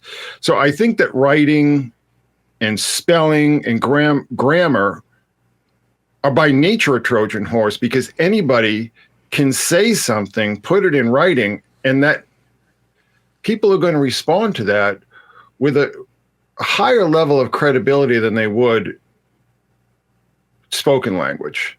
All right. We still have, even to this day, we still have a respect, maybe unearned respect, for written language. But what it has done is that it has allowed everyone to impose their own narratives on us. And I think one of the problems that we're having as a society today, and this corresponds to Lucifer's technologies, is that there are just so many narratives that we're being pummeled with, and it's just becoming impossible to sort them out. And I think what's happening now with a lot of people is they're just kind of burning out. They're just almost kind of like tuning it out, because it just gets to be overwhelming. The human brain was not designed for this absolute avalanche, constantly 24/7 of information. So long way of answering a short question, but I would definitely say that it's writing. That's the original Trojan horse. But it also, I mean, language, computer language, coded language, all these kind of things, they all tie together. I mean, we wouldn't have computers without language, obviously. I mean, it's almost like a truism, but we wouldn't really have anything without language, because how do we convey information to each other? You know, it's got to be written down, unless, you know, you can speak to people directly. Yeah, I agree. And it is interesting that you can do all that Jordan Maxwell type of stuff with language, like good morning. Morning with a U is, you know, obviously what you do when someone dies. So there is this like kind of encoded darkness to some language, especially stuff that we use on a daily basis. And maybe there's a point to that.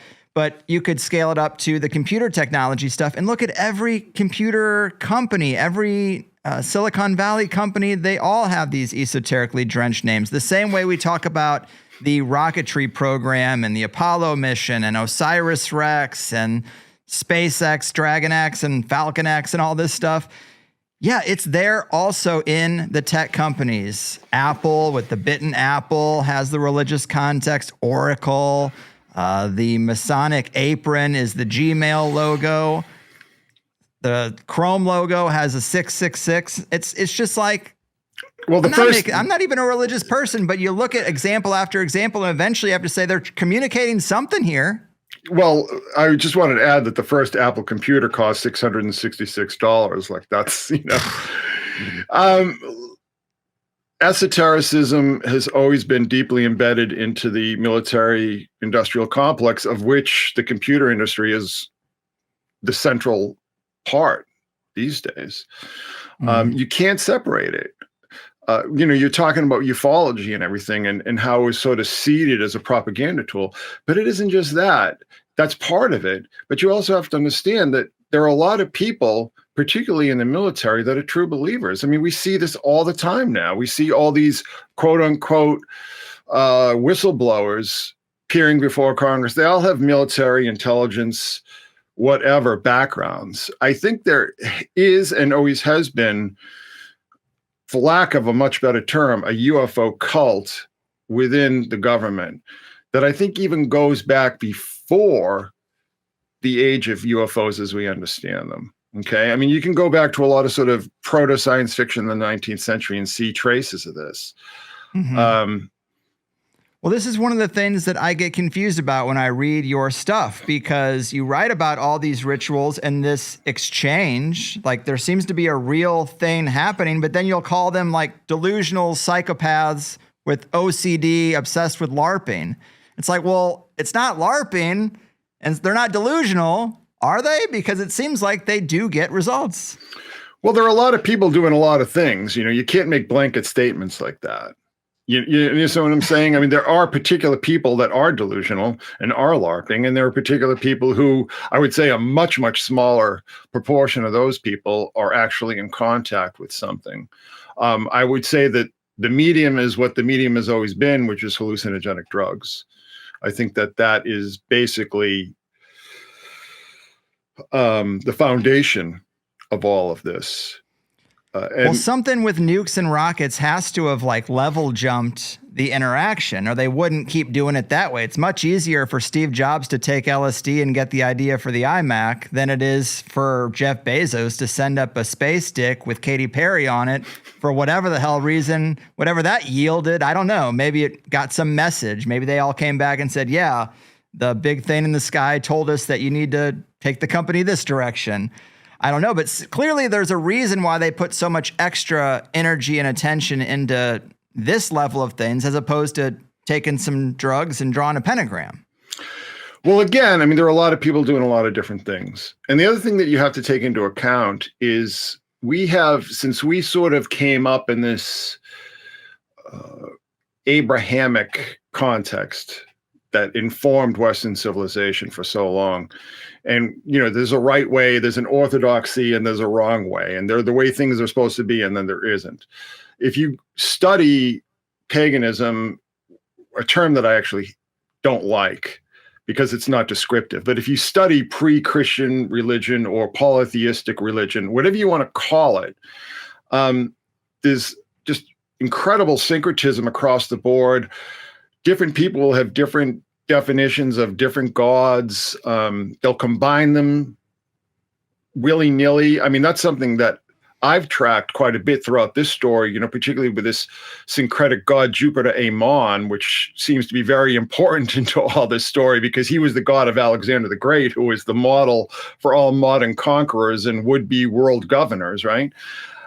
It's very complicated. And I know that kind of sounds like a bit of a cop-out, but once you really start getting into the weeds with all this stuff, you can't make definitive statements about who believes what across the board, because as I said, there are a lot of different groups and a lot of different individuals and a lot of different cults that have different beliefs, that have different ways of seeing the world, and they believe that they might be all interacting with the same figures, but they experience it differently, right? Because if you go into, say, like a ayahuasca kind of experience, and you bring your cultural baggage with you, you bring your expectations, you bring your assignations, you go into this world that is just completely outside of our reality, and you need to translate what you're seeing. And that's where I believe that comes in. And that's why we see so many people having different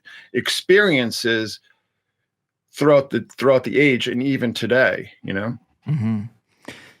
So, all right, if Roswell and the spaceship crash thing was a cover story, let's get deeper into what was covered up. You write, throughout the entire series, I've been unable to shake a very strange thought out of my head. What if Roswell was expected or, in fact, orchestrated? And then later you say the Roswell events themselves are so laden with symbolism that one seriously has to wonder if what we saw was, in fact, some kind of ritual or not any kind of accident at all. And we talked about this 9 years ago, but decode this event a little bit for us for the uninitiated, because there's a lot of wordplay and stuff going on here that does speak to the ancient mythology type of stuff that you wouldn't expect in a random crash of some craft. Well, there are a lot of things going on. There's sort of the name game or the nomenclature, and there's also alignments that are very important in the story that were kind of the code breaker for me. But there's also the timelines. So there are all these different things that, to me, all correspond to sympathetic magic, okay? Roswell is not far from the White Sands installation where they had the Trinity tests, the Trinity. But I don't think it's the Trinity that people are thinking of. I think it's this Trinity of Jupiter, Ammon, and Venus and Dionysus. It's sort of this Greco-Egyptian, Chaldean, Canaanite syncretism, all right, that was actually well documented in the ancient world. The crash itself, or what they call the crash itself, the alignments on it are very, very curious. There's a number of different things going on here. But if you just go due east, you're going to end up at Baalbek.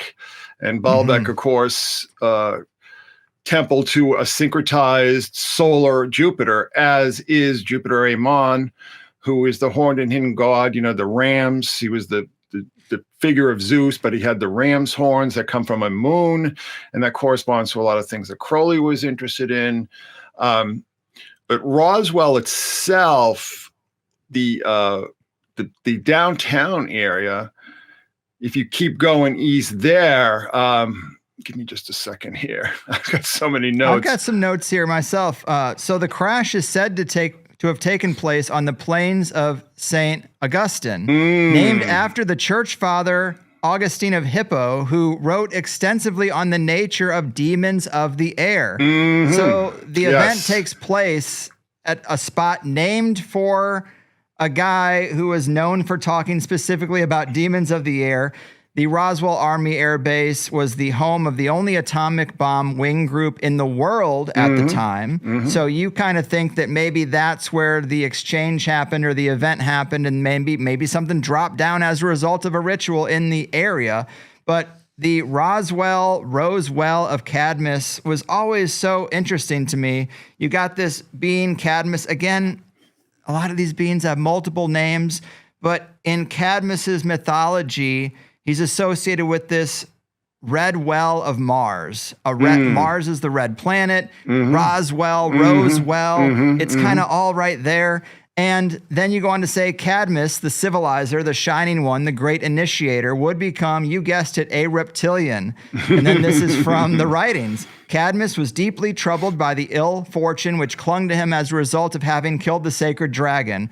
And one day he remarked that if the gods were so enamored with the life of a serpent, he might as well wish that life for himself. Immediately he began to grow scales and change in form. Well, there's another very it's all there. Yeah, I mean, there's another very, very, very important detail about Cadmus, though, is that Cadmus was instructed by the great gods of Samothrace, who were basically these chimeric figures who are said to be the sons of Vulcan, but who crashed to Earth in a meteor. They came to Earth in a flaming meteor, and then they crashed on the island of Samothrace, and they emerged from the island, and their little spaceship, let's say, and they start teaching everyone how to make stuff, make ships and all the rest of it. And they're the ones who instruct Cadmus. And Cadmus is a very important figure because he's seen as the founder of the Greek city of Thebes. He was the king of that city. And Thebes, of course, lent its name to an Egyptian city. And this is where you start to get all this very complex syncretism between Greek and Egyptian religion that we can trace back, of course, to Alexander, right? And the Ptolemies. And that is going to give us Jupiter Ammon, and later is going to give us Serapis, who some people feel was an influence on depictions of Christ and so on and so forth. So there's go ahead. And let me just throw this out too. So if we're going with the premise that this ritual happened and it caused some kind of magical object to come down and scientists were able to take it and then make the transistor and make the circuit board and all these things, they had to have a story how these things emerged. And they gave it all to Bell Labs. Bell Labs is the company that just developed this stuff in a vacuum. Well, Bell Labs becomes Lucent Technologies, Cadmus and Lucent are the same word. The same figure is described with both names. So they didn't really hide it that much, but they basically gave the being the name of the company. And then this is what things emerged out of. Then it became AT&T eventually, because Bell Labs was so big, it was one of the few times they actually used the anti-monopoly stuff and broke up a company. No, you actually get it backwards. Set me straight. Bell Labs was a division of the old phone company, the old Bell company, which later became AT&T. And then Bell Labs sort of spun out into its own thing. It was separated as Lucent back in the 90s. My wife actually worked for that company for about 10 years. Where that all happened, where the transistor and all the rest of it happened, is about 20 minutes from here. But the symbolism, again, if you look at the old logo of Lucent, it looks like an Ouroboros, a snake eating its tail. And that corresponds to Cadmus, who became a snake, who became a serpent. But just get back to the alignments, because the alignments are really important as part of the story. So you did mention St. Augustine in the City of God, talking about the demons of the air, which was actually, he was quoting another author, a Roman pagan author, is how these beings behave and everything. And if you read that passage, it's almost kind of frightening. How it just sort of jives with a lot of things that people say about aliens today, right? So the Roswell crash site, as you said, plains of St. Augustine, on the almost just off by, 4 seconds of latitude, but it's basically the same exact latitude as Baalbek. And what's Baalbek? Baalbek is something that you see all the time in Ancient Aliens. Like, how did they build a temple of Jupiter with these huge stones that nothing can move today? How was the Romans, if we believe that the Romans actually moved these stones, how were they able to move these things, which thousands of tons? I mean, we have no equipment today that can move those stones. They would have to be broken up, and somehow those are moved.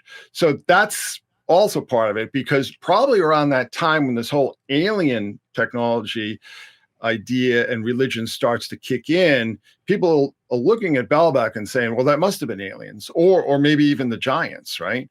But also the 34th parallel is also the Socorro UFO event that some of you might know about with the egg, and the egg corresponds to a lot of things that Kenneth Grant wrote about, who was one of Crowley's main acolytes. He was sort of allegedly given control of the OTO by Crowley himself, and then there was a split and all the rest of it. That's not really important. But the other thing too that's incredibly important, and I got this from the late great David Flynn, is that he talked a lot about the Watchers and Mount Hermon. So the Watchers, the reason why I think the Watcher cult, and these things are all sort of mixed in together, but the whole cult of the fallen angels, why is this important? Because what did they do? They brought technology down, didn't they? They taught, if you read the book of Enoch, they taught how to use weapons, how to read the stars. They even taught the meteorology. I mean, all these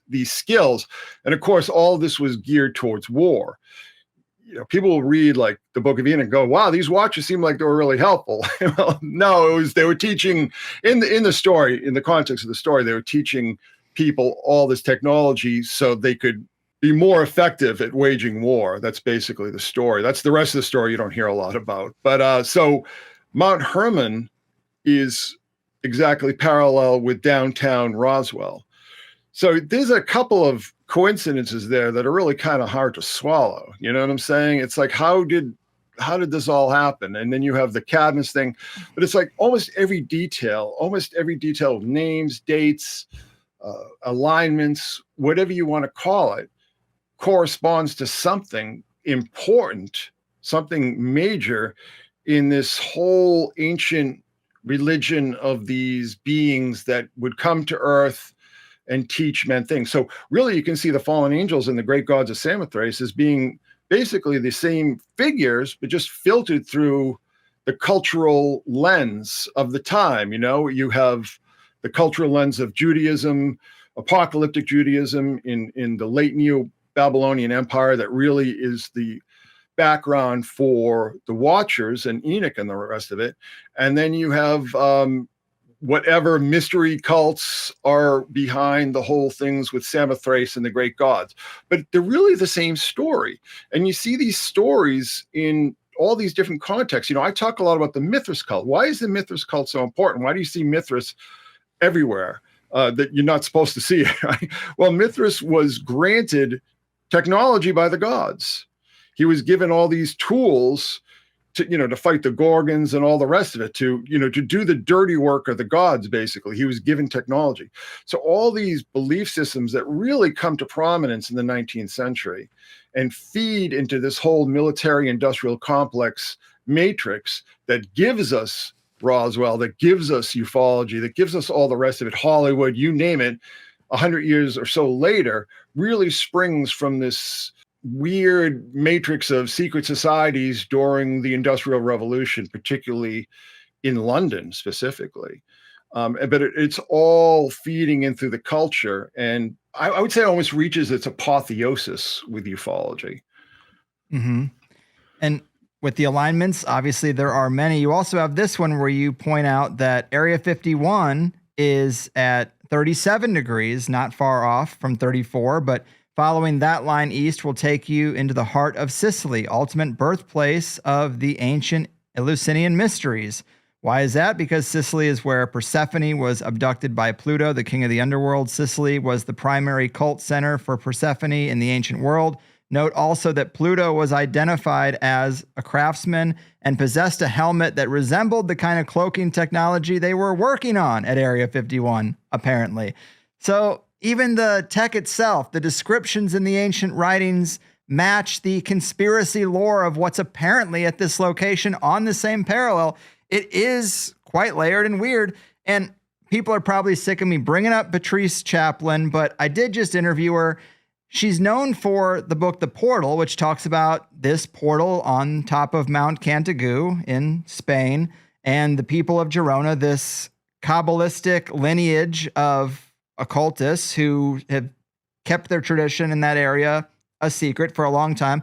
But her follow-up book is The Stone Cradle. And if you're a person who's initiated into a cult or whatever, and they're willing to reveal some things, you put out the portal book, great. But the thing that was even more secret to them was the Stone Cradle. And they brought out, I read the book, she describes them bringing out these scrolls and these old documents, trying to explain to her why they believe what they believe. They are a Luciferian cult. They believe that when Venus completed its cycle, it creates a pentagram every 7 or 8 years, the flower of Venus. When it completed that cycle 5,000 years ago, a meteor came from that point in the sky, hit the ground, and a beam of light came out of it. And that was Lucifer. And according to the book, they still have the Stone Cradle. It is about the shape of this desk, probably, and you can lay on it and you'll be healed. And some kind of weird substance oozes out of the pores of this stone. And the cult bought the land and I don't know if they moved it or bought the land and it's never moved, but it is now on private property that they control.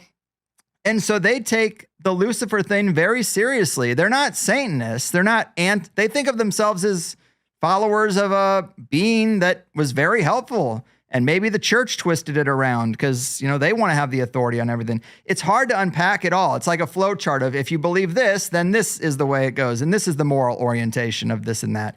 But here's another story, totally separate from anything I've heard from you, where a group of people, a cult, say that their whole origin of why they believe what they believe and the knowledge they've gained is because a meteor hit the ground and it had healing properties. It was a technology and it came from a being that they call Lucifer. It's weird. I don't know what the provenance of that myth is, per se. But it definitely jives with a lot of similar myths. Talking about Mon Hermon and the fallen angels again. But you had mentioned Sicily. There are a couple of very interesting things because there's another mountain there. There's Mount Etna where Persephone and her handmaidens were picking daffodils, narcissus flowers. And then Pluto, Hades, whomever comes up through a portal, doesn't he? He comes up through the underworld through a portal. So there you go again. I mean, there's a belief that there's a portal at Mount Etna. But another interesting detail that I should just add in here is that the handmaidens of Persephone were turned into the sirens by Demeter. So they could, because the original sirens were bird women. They weren't mermaids. That was much later, right? The original sirens were like these bird women chimeras, and they were turned into the sirens so they could search the world for Persephone, even though she's not on the world, she's in the underworld. But there's also in a Jewish text, there's also a myth that the women who became the wives of the Watchers were also turned into sirens, right? So there's this really interesting kind of syncretism, this almost like this subterranean tradition that runs through all these myths. But again, you're dealing with portals, you're dealing with technology, you're dealing with these beings that come through these portals associated with mountains. This ties in to what we talked about with Travis Scott in Astroworld. Remember that discussion we had with the portals and the rings of hell, and then all this symbolism that he was using? He had that big mountain stage set for all of that. Mm-hmm. So I think that there is part of this language, and again, everybody puts their own little spin on it. There's no orthodoxy. There's no pope of occultism, right? There's no pope saying, no, that's not how it really is. It wasn't at, this place in Spain. It was actually Mon Hermon in the Lebanon, or is, Mount Etna or wherever. There's no standardization of all this mythology. So when we see things like Roswell, you really have to pay attention to the details and track where all these details come from, because I think that's almost like part of the op, right, is to sneak in all these little details that all correspond to sympathetic magic, by the way. I mean, why do all these things happen? This is something that I always wondered for years, because I'd always see like, oh, there's this music video and they're putting all the stuff in, or, the one eye and all the rest. Like I never was very convinced by the explanations that a lot of people putting this material forward had, until I started studying the history of sympathetic magic and ritual magic. And I realized, oh, okay, this is all ritual magic. This is all they're using, these symbols and these alignments and these dates and all the rest of it to basically practice sympathetic magic, so they can bring that power of these figures that they're trying to draw on or call upon unto themselves. Yes. And let me bring this up too, because in previous conversations about this, we have not gotten to the Collins Elite. People who listen to this show, they know about the Collins Elite. It's this society, I guess, within the Department of Defense that thinks that the aliens are demons. Well, this is from your blog. You quote Nick Redfern's book, and he says, beyond any shadow of a doubt at all, the strangest belief of the Collins Elite was related to the Roswell affair. In what is certainly a unique fashion, they came to believe that nothing extraterrestrial or otherwise crashed at Roswell. Rather, the group concluded that the event was staged, a Trojan horse type event provoked by demons trying to deceive us into accepting the idea that vulnerable ETs had crashed at Roswell and were responsible for the wave of flying saucer encounters that gripped the nation in the summer of 1947. For the Collins Elite, the alien debris and memory metals said to have been recovered at the crash site on the Foster Ranch were nothing less than the result of diabolical demon alchemy. In other words, the group formed an opinion that these strange entities weaved the materials, then had them manifest on the Foster Ranch, thus creating the image of a crash of something exotic from the skies. But what are the bodies said to have been found at the site? Well, the Collins Elite had an answer to that issue too. Their members claimed to have read reports suggesting that no literal bodies were ever found at Roswell at all. Rather, they maintained that certain biological materials were recovered. So not bodies. Biological materials is interpreted as bodies in the ufology community. Homunculi. Exactly. I'm getting there. So, yes, you made comparisons to the golems of Jewish folklore, and then you actually said you think it's more of the homunculi, and you quote the chemical marriage of Christian Rosenkreutz, because that text heavily talks about the making of a homunculus. And it's, of course, one of the foundational texts for the Rosicrucians. And then you say, or should I say Roswell-crucians? And that's interesting because that's another one of these things. So you wrote this in 2016. Again, I keep saying it, but Diana Pasulka, in her last book, she talks about her interactions with Jacques Vallée. And she's like, Jacques Vallée has this incredible library. And we were talking, and he pulls a book off the shelf, and he's like, I advise you to study this, look into this. And it's the book of Rosicrucianism. Why would he do that? He's a Rosicrucian. How did you know? He is well, right. He is. I mean, how'd you know a decade in advance that ufology is basically Rosicrucianism light? Because I sat in a room with about 20 people, including Jacques Vallée, and he said, "I am a Rosicrucian." So, what? And yeah, back in Esalen, 2008. Oh, okay. Yeah. So I heard it from the horse's mouth. Okay, I'm not making it up.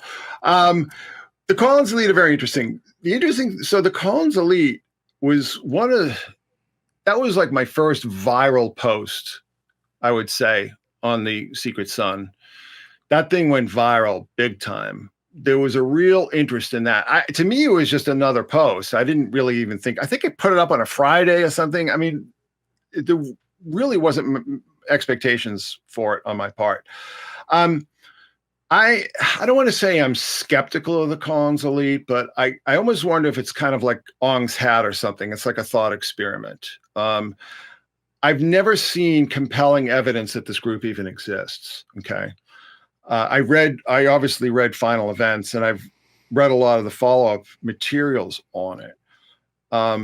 It seems to me that it's similar to the Rosicrucians. I mean, the Rosicrucians basically are believed to be a hoax, right? The original, the chemical wedding of Christian Rosenkreuz was seen as, there were all sorts of theories about it. If you've ever read the book Cult's Pendulum by Umberto Eco, they talk about how the book was being used for all these Templar remnants to communicate with each other. They had no, this was before telephones and all the rest of it, and they needed to sort of communicate. So they encoded all this information into that text that they. I don't know if that's necessarily true, but the point is that it's very interesting that you bring those two phenomena up together, because I sort of see the Collins elite as like the Rosicrucians. I mean, the Rosicrucians sort of evolved. It starts off, I think most scholars agree that, I don't want to say a hoax per se, but it was a concoction. All right. It was an invention. All right.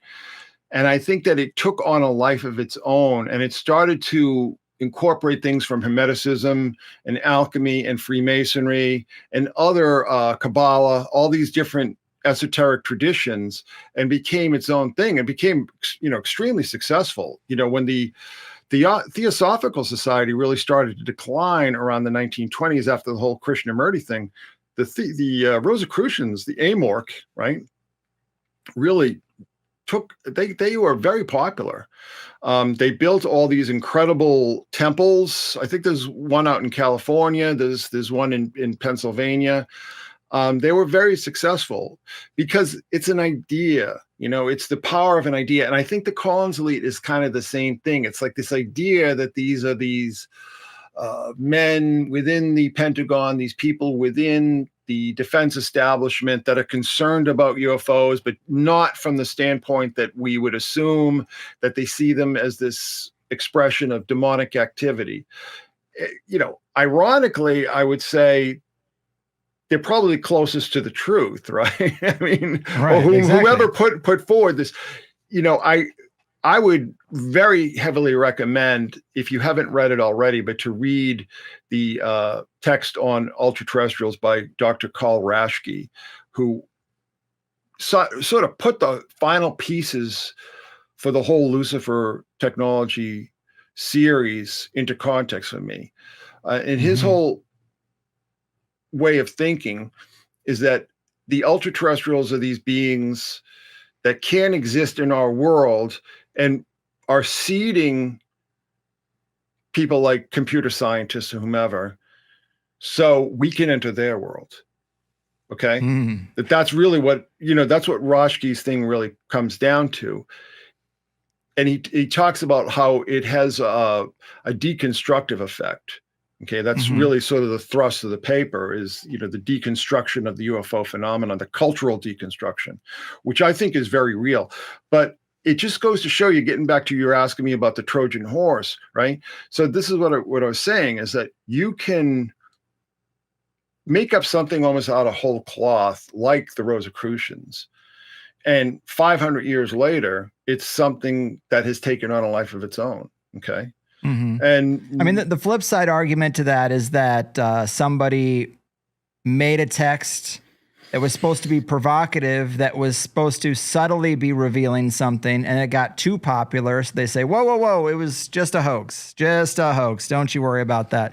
I mean, and maybe it's a mix of the two. I mean, who knows? But definitely ideas can take on a life of their own. While we're still in this first hour, I wanted to kind of lay out the timeline again and solidify this thing, because Roswell is a singular event that we're saying is a cover story for something that seems like more of a call and then an answer. So there are other events in the continuum.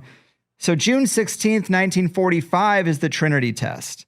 So this is another thing where Downard said that the giant jumbo bottle might have had a homunculus in it. That's another speculation. So now there's a homunculus on both sides. But we are talking about nukes, and nukes are one of these cross-dimensional things that people like David Lynch really pointed out. No, it's not just a bomb. It's tearing a rip in the fabric of space. But so you have the Trinity test. Then January 10th, 46, Project Diana. July 1st, 46, Operation Crossroads drops Gilda in their ABLE program. So Crossroads, again, this is where you do magic at the Crossroads. And then 25 days later, there's another crossroads drop of Helen. They called it Baker. Like, why do you even need to name the bombs? It is just weird. But then a year later, you have the Maury Island and Kenneth Arnold events to kind of prime the public for ufology. So these things happened the year before, and these are all the nuclear tests. And then you have the Maury Island incident. And then just a month after that, you have Roswell, but there's something in between. There's the Shelter Island Conference. And you say Rockefeller and Bell Labs was all over this thing. It happened at the Rams Head Lodge. They actually, so not just at the Rams Head Lodge, they opened the lodge early. The Rams Head Inn, they opened it early so this conference could take place there. And then General Roger Ramey is the guy who gives the press conference at Fort Worth. He is in charge of the Air Force unit for Operation Crossroads the previous July, and his family coat of arms includes the black ram's head. So if Operation Crossroads and Roswell are connected, well, it makes sense that General Roger Ramey is in charge of both things, or he's the same guy giving the press conference about Roswell. But this is a continuum of events, and rocketry, that territory is well worn when it comes to the occulty residue on rocketry, but it's not as well worn with the nuclear testing. It's a little bit there, but if we're connecting the two, you're saying that these events, Project Diana was very significant, right? I mean, this was the call, and then Roswell was the answer. Talk to us about Project Diana and Operation Crossroads as a part of this overall thing that happened. Well, I do see it all as a ritual cycle, and starting with the Trinity tests at White Sands. Okay. And you did bring up David Lynch, of course. But I would also include Hiroshima and Nagasaki in this whole cycle. Okay. That all has to do with like the splitting of the atom, very alchemical. It's all about prima materia and so on and so forth. I mean, it has, I don't want to say spiritual connotation, but it definitely has a metaphysical aspect to it, a supernatural aspect to it. It's, you know, it's a science beyond science. Okay. But the thing, you know, so Project Diana is run by the U.S. Army Signal Corps at Fort Monmouth, again, not too far from here, and not maybe about an hour from where Bell Labs was. Okay. So these things are all happening at the same time. And I should also add, Bell Labs is due north of where Aleister Crowley's earthly remains were interred. Okay. People don't realize that, you know, his remains, such as they were interred about 20 minutes from here in New Jersey. So for some reason, that's very interesting. I would argue that the origin of Jersey, which is Caesarea, has something to do with it, because January 10th, when you had Project Diana, was the day that Julius Caesar crossed the Rubicon. Okay, we know all that terminology from back in 2020, don't we? The crossing of the Rubicon and so on and so forth. And I should also add that the same area is very heavily owned by the Rockefellers. They own tons and tons of land around here. And they actually have like their own little mini World Trade Center up north, you know, at the base of the Skylands. But so I would argue that both Hubbard and Parsons knew about Diana, and that they had timed the Babylon working to coincide with Diana. So the whole thing with Diana is that the exercise was about sending radar signals, bouncing them off the moon. So, you know, strictly speaking, it was humanity's first contact, such as it was, with an extraterrestrial body. Okay. So that's the importance of it. And we all know about Dianetics, Diana. Hubbard was very obsessed with this figure, you know, Diana or whomever, Hathor, whatever her other cultural expressions were. And then he moves down to 666, what was it? I actually parked in front of the house. We went on vacation a couple of years ago in Bayhead, and we used to park in front of the old Parsons, the old Hubbard house where he wrote Dianetics. So Diana, Dianetics, it's all very important to him. His son, about I think in the late 70s, wrote a book that exposed how immersed Hubbard was in the occult and so on, and the whole connection with Crowley. So I believe that the timing of the Babylon working was very much intentional. Okay, that it was all done. And another interesting thing, the Babylon working takes place also on the 34th parallel, which is directly not, I think it's 34 degrees and maybe like 15 minutes. So it's not exactly, but it's roughly parallel with the plains of St. Augustine. Is that is that a coincidence? Is it? These things just all add up. I mean, you just keep seeing this stuff repeat over and over again. So Project Diana, I think, was really the signal, because it's extraterrestrial, right? I mean, bouncing radar signals off the moon. So it's not a physical contact. It is electronic. Okay. Right. And if there's beings that are electrical-ish in nature out there, they would recognize that attempt from the planet. And as we're wrapping up here, I wanted to read this on the subject of the best people being put on the case and insights from behind the curtain. This is just from the blog. You say, this is what former Enquiry to Queen Elizabeth and Prince Philip, Wing Commander Sir Peter Horsley, a guy who was as high up in the power pyramid as a military man can get, had to say about this stuff.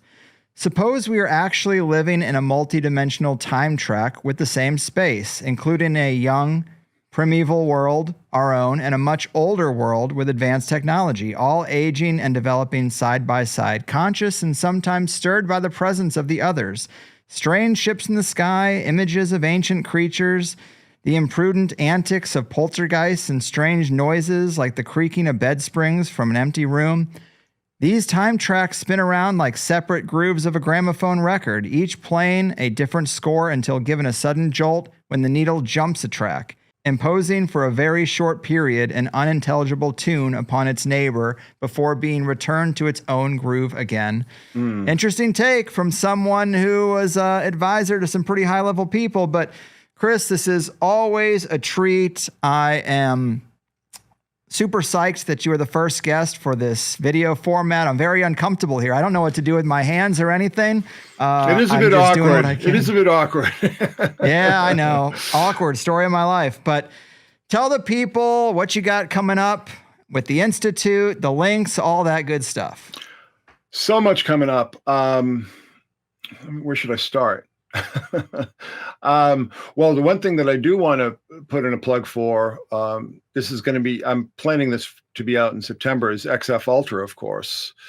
My X-Files book, which is going to go into all the various undertones and subtexts of the series that none of the official books would talk about. I've been working on this book. I have it. It's about 408 pages right now, and I'm not even close to the finish line. So it's going to be a tome. It's going to be a phone book. So just preparing people, what's going on with that.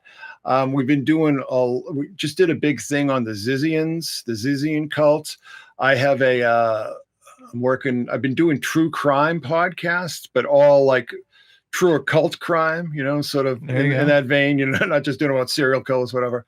I'm working on a new one right now, which is going to be really mind blowing about this cult whose existence has just been made known to me. Cults, I think, are a huge issue and are going to become an even bigger issue in the future. I think we all need to get used to these cults because we're going to see a lot of crime and a lot of tragedy attached to them. But that void that was left by organized religion needs to be filled by something, and it's being filled by cults. So there's a lot going on. I'm going to be doing a live stream on what I call 80s ick, like all the weird, inappropriate stuff that we saw in our 80s movies that we were completely oblivious to, like E.T. and the Goonies, a lot of Spielberg stuff. Well, speaking of that kind of thing, Stephen King, I never really read much of his work. I'm just now learning that he has so many scenes of inappropriate shit with kids in most of his work. And it's like, well, no wonder he's exalted to the top of our culture because he's writing about pedo shit, kind of. Well, he wrote... No, Not to open a I'm whole glad can of I'm glad you worms. brought that up, because that ties in with what I've been working on. He wrote an X-Files episode that had to be rewritten, because if you go back and read the script, it's just so creepy with like this little girl and all this coded language. It's really, there's something seriously wrong with that guy. That's all I'm going to say. Well, the 80s ick is coming up. Yeah, with the Secret Son. Well, a great example is the movie Fire. Was it Firestarter, with the Drew Barrymore movie? There's like, if you ever watch that movie, that's full of pedo sick nonsense. But there was a lot of this stuff in the 80s and 90s that we just completely oblivious to. Oddly enough, I interestingly just watched part of this movie Powder. Have you ever heard about the movie Powder? It was made by a convicted pedophile named Victor Salva. And when you watch the movie, there are certain tropes that pedophiles, for lack of a better term, like to put in their stories, and it's full of them, unsurprisingly. But yeah, there's a lot going on. I've got a lot planned. Live streams. I've got live streams planned for the rest of the year, but things always change because something always comes up and my brain always goes somewhere else. So it's been very active. Both the SSI and the Extension School have been very active on posting regularly, as well as posting on the Secret Son.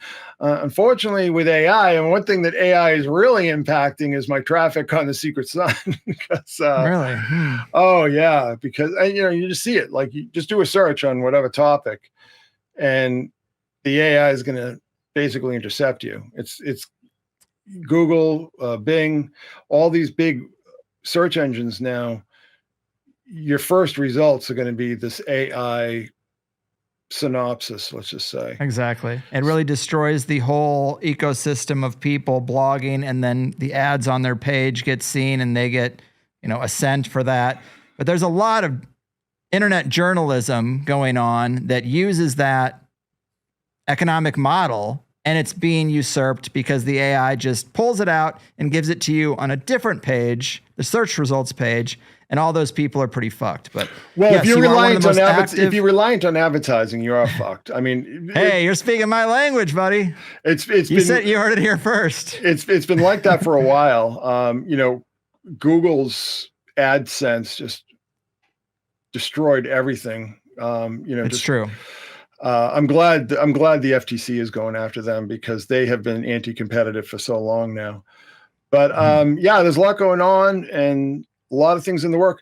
One thing that I will say is that I am very much planning on my next book project after I finish the X-Files book to be something involved with Lucifer's technologies.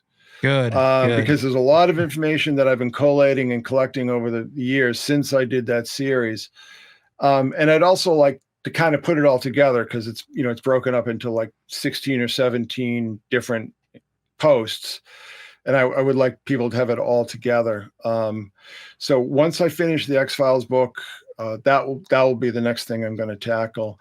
And I'm going to bring it up to date, because, like I said at the beginning, I believe that we are going to defeat Lucifer's technologies. I really do. I mean it. I'm not just saying that to cheer people up. I really do believe it. And one thing that I really want to do is break people out of this sort of pessimistic, defeatist attitudes when it comes to AI and these other technologies, because they're not invulnerable. Yes. And they're not inevitable. All right. I'm with you on that mission for sure. I think that these are things that we can basically conquer and make our own. One thing I have noticed with a lot of AI imagery and particularly the animation is how it's just weird, man. I feel like I'm dreaming it, like I'm watching my dreams or something. So yeah, I think that we are going to conquer AI and make it our bitch and make it our expression of our collective unconscious. That's something that I've been really thinking very seriously about. And that might be, cheers to that. Yeah, that might be the conclusion of my Lucifer's Technologies book, that we're going to win and we're going to make this thing our slave. I like it. Yeah, it's not going to be on master. We're going to be the masters. So let me just say that, we didn't have a chance to go into a lot of that kind of thinking, but I really do honestly believe that it's an invader. It's a would-be colonizer, and it's going to be repelled. Okay, so there you go. We're going to have Independence Day against AI. I like it. All right, man. Well, as always, serious pleasure. I think this was a great one. Keep up the good work and take care. Thank you, sir. All right, guys, there we have it. The king of Synchromystic swing, the great Chris Knowles. Obviously a strategic choice. I wanted the first one here to be somebody I was comfortable with material I already kind of knew, because there were so many added factors at the studio, but I think it's going to work out.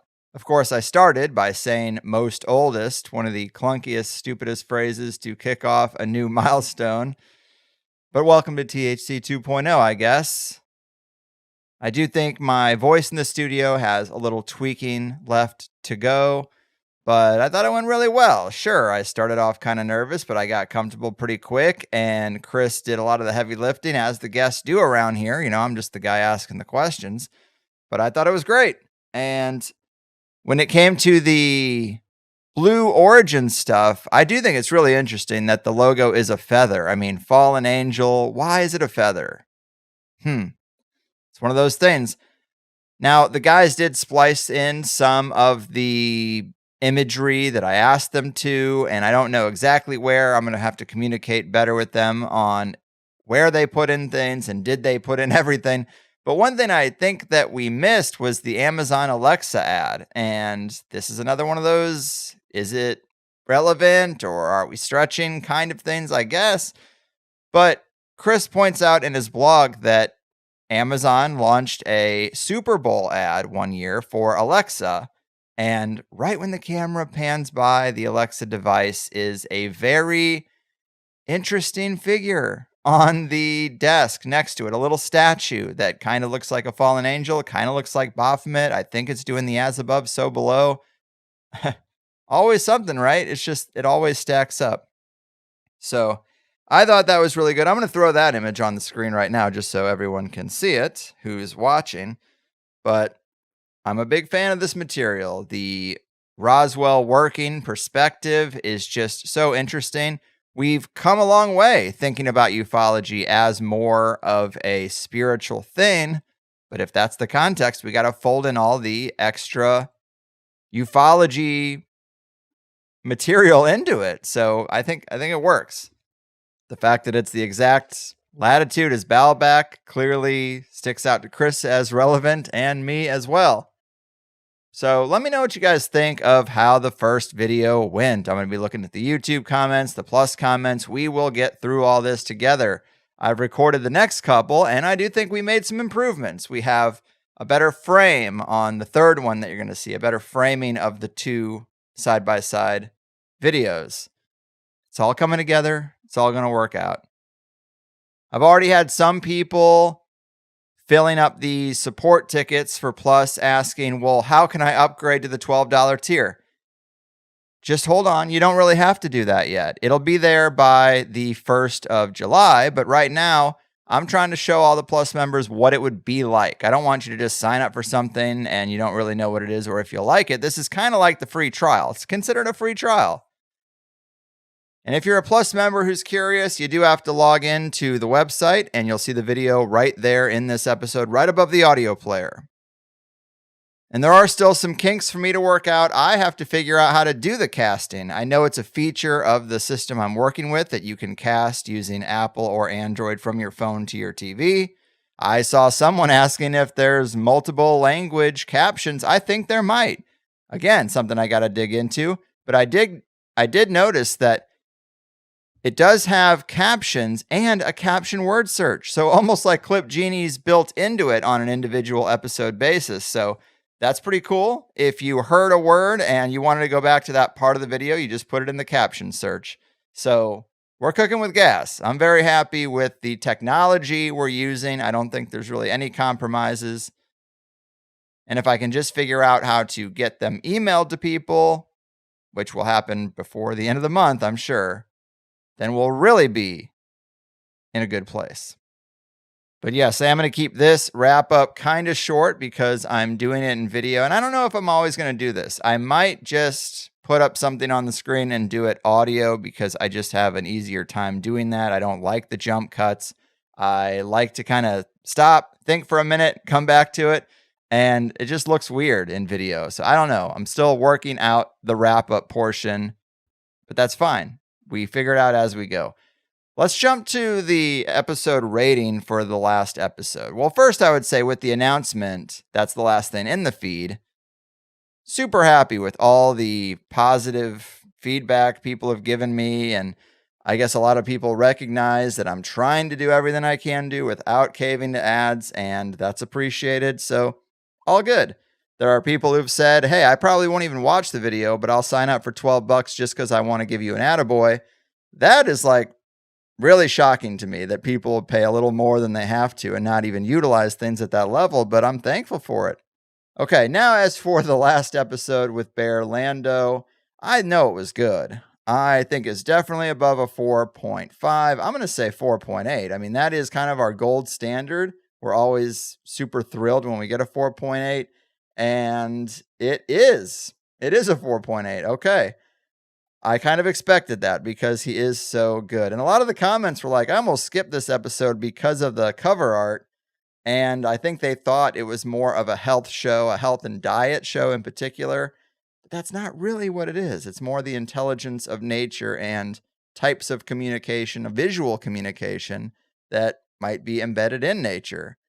And as much as I love that material, it is kind of weird because you have to think, well, nature assumes you know what a brain looks like for walnuts to be good for the brain, or know what a heart looks like for the strawberry to be recognized as heart-like.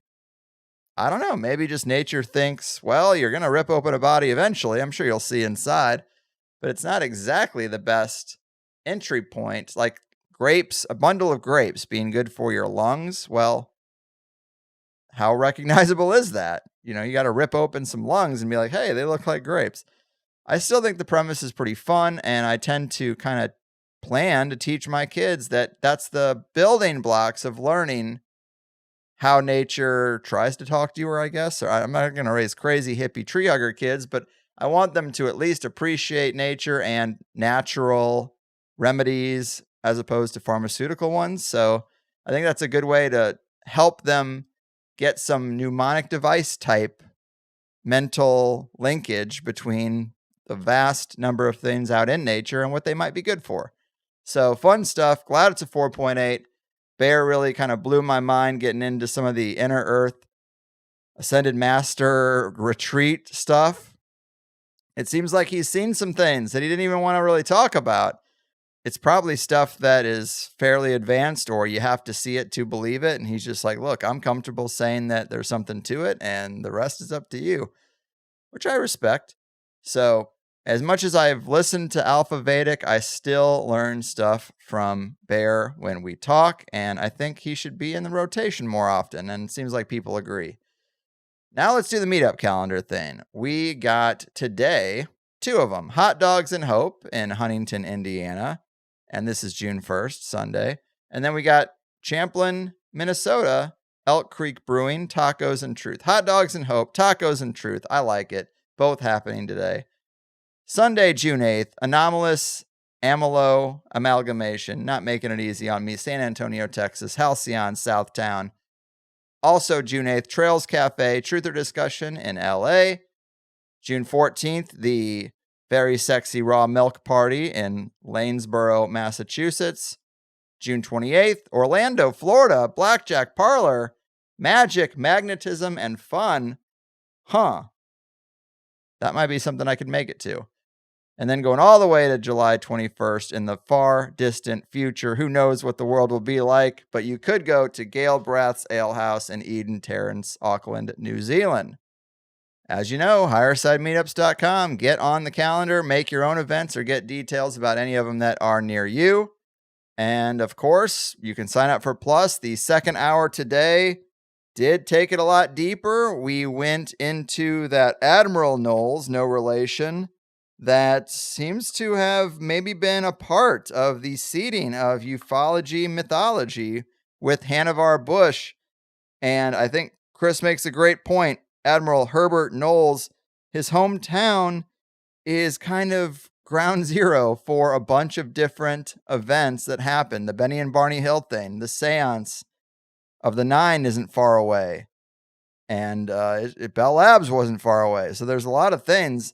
And if you think about, well, somebody has to make these things happen. It's part of their job. And there's a practicality to just going to work and going north one day, east the next day, west the next day. So very interesting. I think that graphic is quite telling.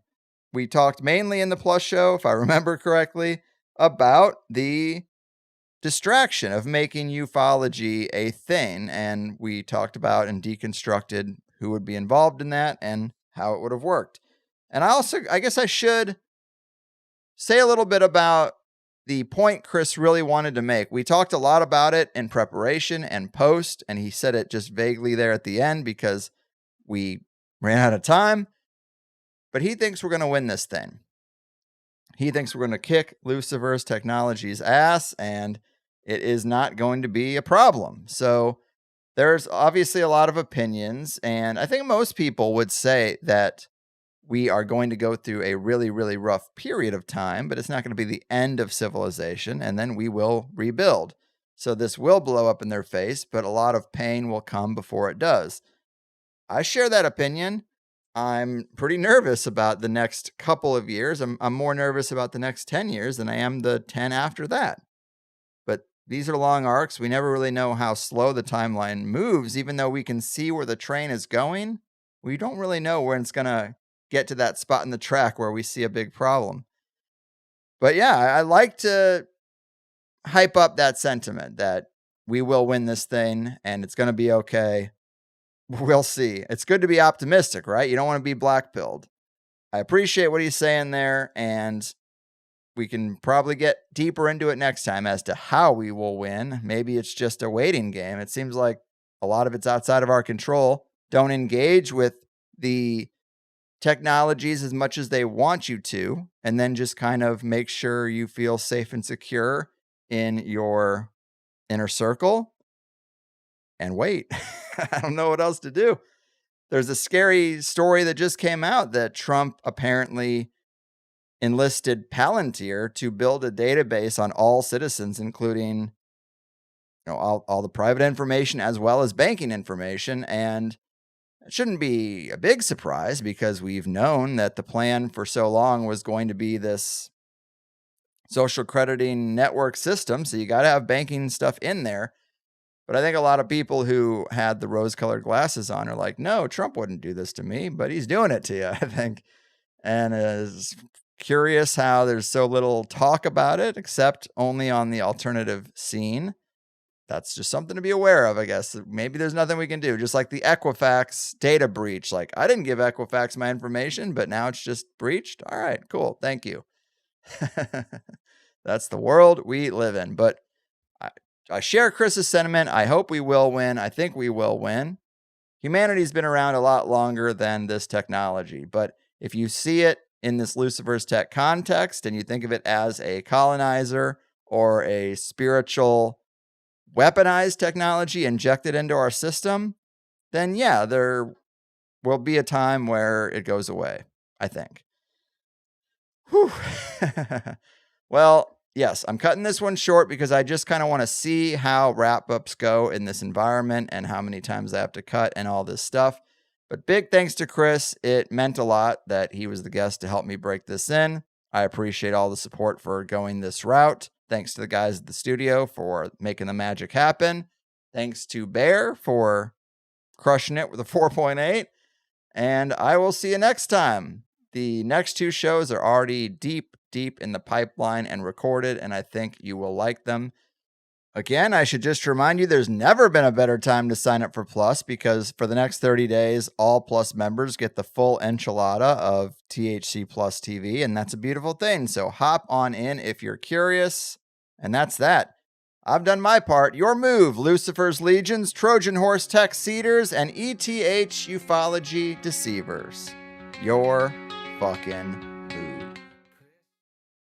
Serenity now, Higherside chatters. From the Sunshine State, I'm Greg Carlwood. And while I'm not sure I agree with those who say we all died in 2012, I will say it wouldn't have been a bad place to pause the timeline. Even better would have been somewhere in the late 90s, just before the technocracy got to work on infecting our every waking moment with manipulative devices that project a never-ending scroll of attention-grabbing nonsense, overhyped headlines, anger-inducing algorithms, and a fire hose of infinite, uneducated opinions we didn't realize we were so lucky to live without. It felt like there was just a bit more cultural glue holding us together back then, and from its first episode on September 10th, 1993, the X-Files' 13-year run was a big part of what made that decade so interesting. It wasn't the only show, or even the first, to fold in nearly every theme of the conspiratorial counterculture, but few weaved a tapestry so rich that apparently even the CIA started to wonder where some of these ideas were coming from. Secret cabals, covert alien invasions, hybrids, implants, mind control, brain-scrambled assassins, lab-engineered viruses, black goo, secret cosmic wars, super soldiers, and a cornucopia of conspiratorial goodness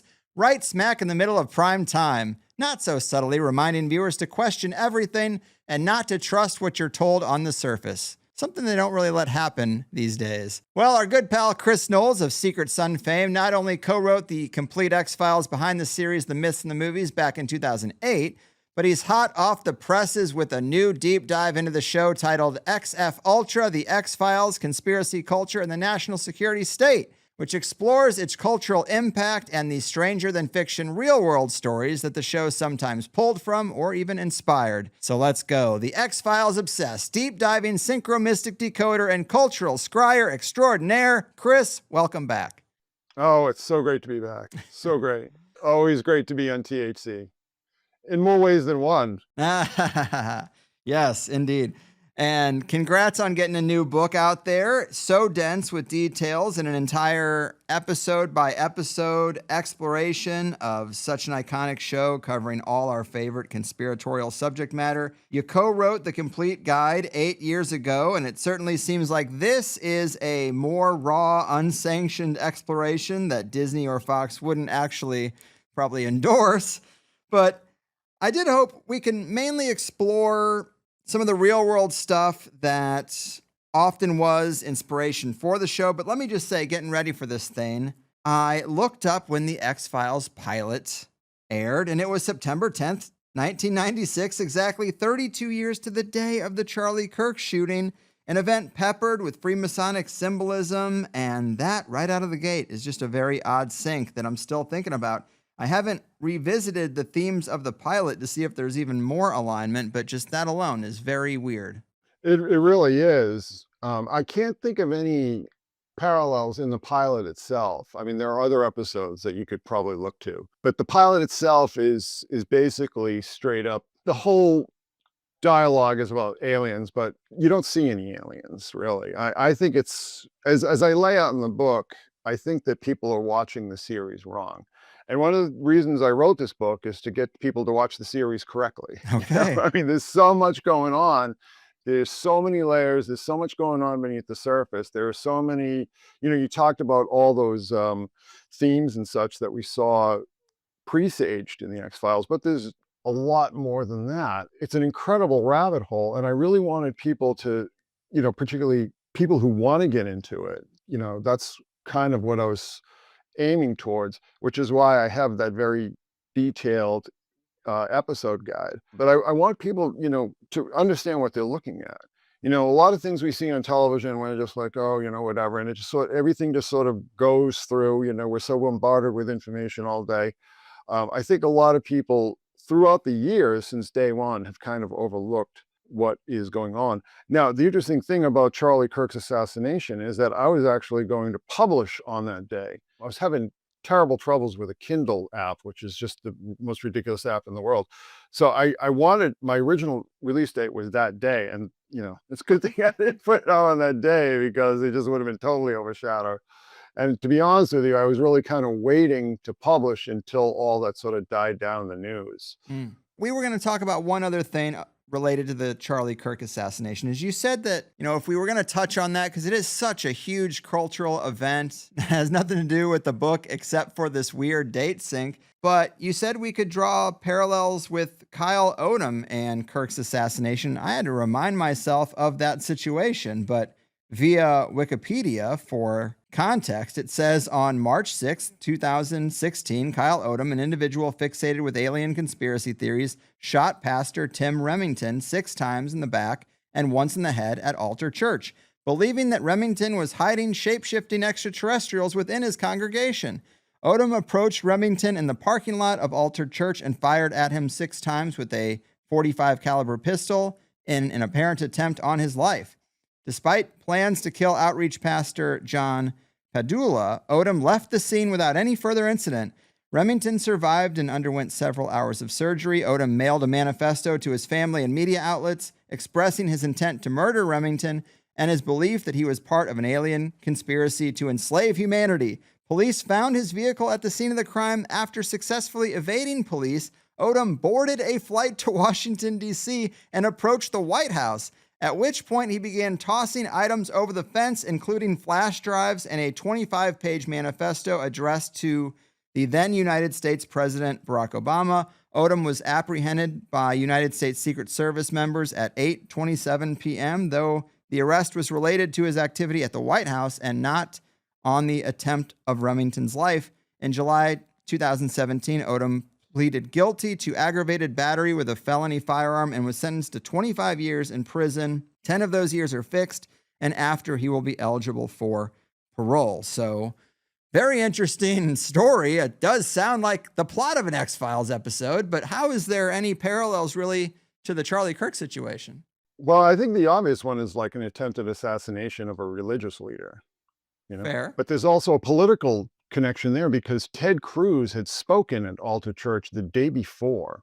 So there's that connection, Republican Party, the religious right, Christianity, so many different layers that I was really thinking about. And also the fact that he had like this just very strange motivation. He had this worldview where shape-shifting Martians that were sexually obsessed were taking over people's bodies, possessing people. And I guess they were like the ghosts of Martians or something. And it's interesting because he drew a cartoon of one of the Martians in one of his manifestos, and it looked eerily like Heche or Pepe the Frog. You know what I'm saying? Yeah. And you might want to pull that up for your visuals, right? Taking a note right now. Yeah, yeah, exactly. And a lot of people on 4chan sort of pointed that out as well. That happened shortly after the season finale of season 10 of the X-Files, which was the so-called event season. And that episode was the one that a lot of people have been looking at as sort of a prediction of COVID, because it's all about this pandemic, this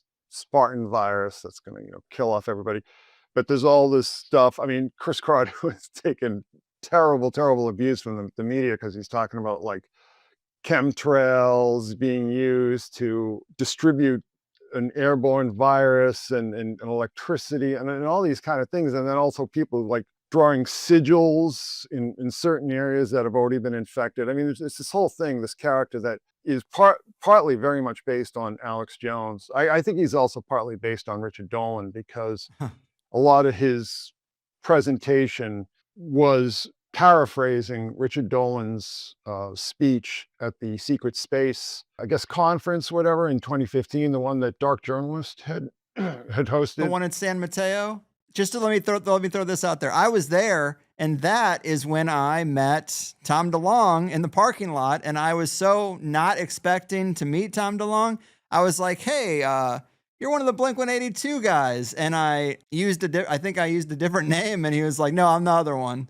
I was like, oh, all right. Well, interesting that you're here. And then it was Mark Hoppus. Yeah, and that was way before. I just couldn't remember the name because I hadn't thought about Blink in a long time. And that was before To the Stars or anything like that was happening. Just a weird little personal sync with what did become a big part of the disclosure movement that came from that same conference. I guess you didn't see it. Well, maybe you wouldn't recognize him. He was there as a guest of Catherine Austin Fitz.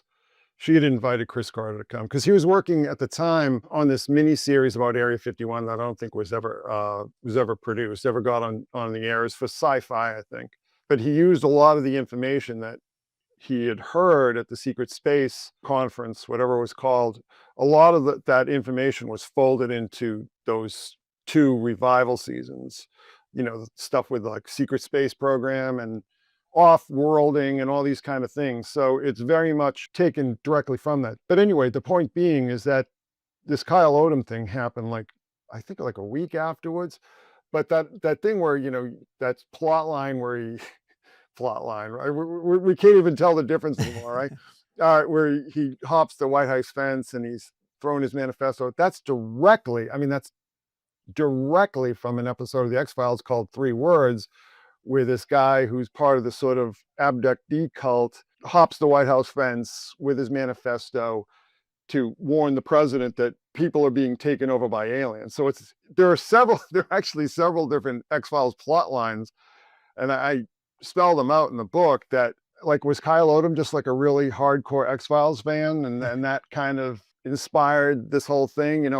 Obviously the thing with aliens possessing human bodies and so on, that's like the whole thing with the black oil and the super soldiers and everything. So that was a really interesting timing. I was really fixated on that story when that happened.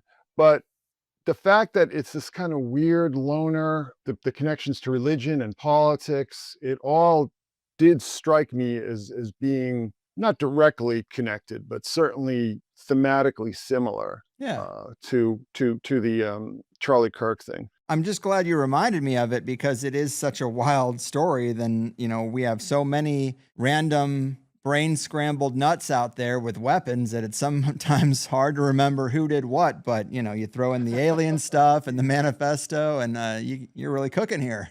Well, the thing is what Kyle Odom said that I think is kind of a good point is that, he shot this guy 6 times square in the body mass with a .45. That's a lot of punishment for a human body to take. Odom had said, see, that proves that he's an alien.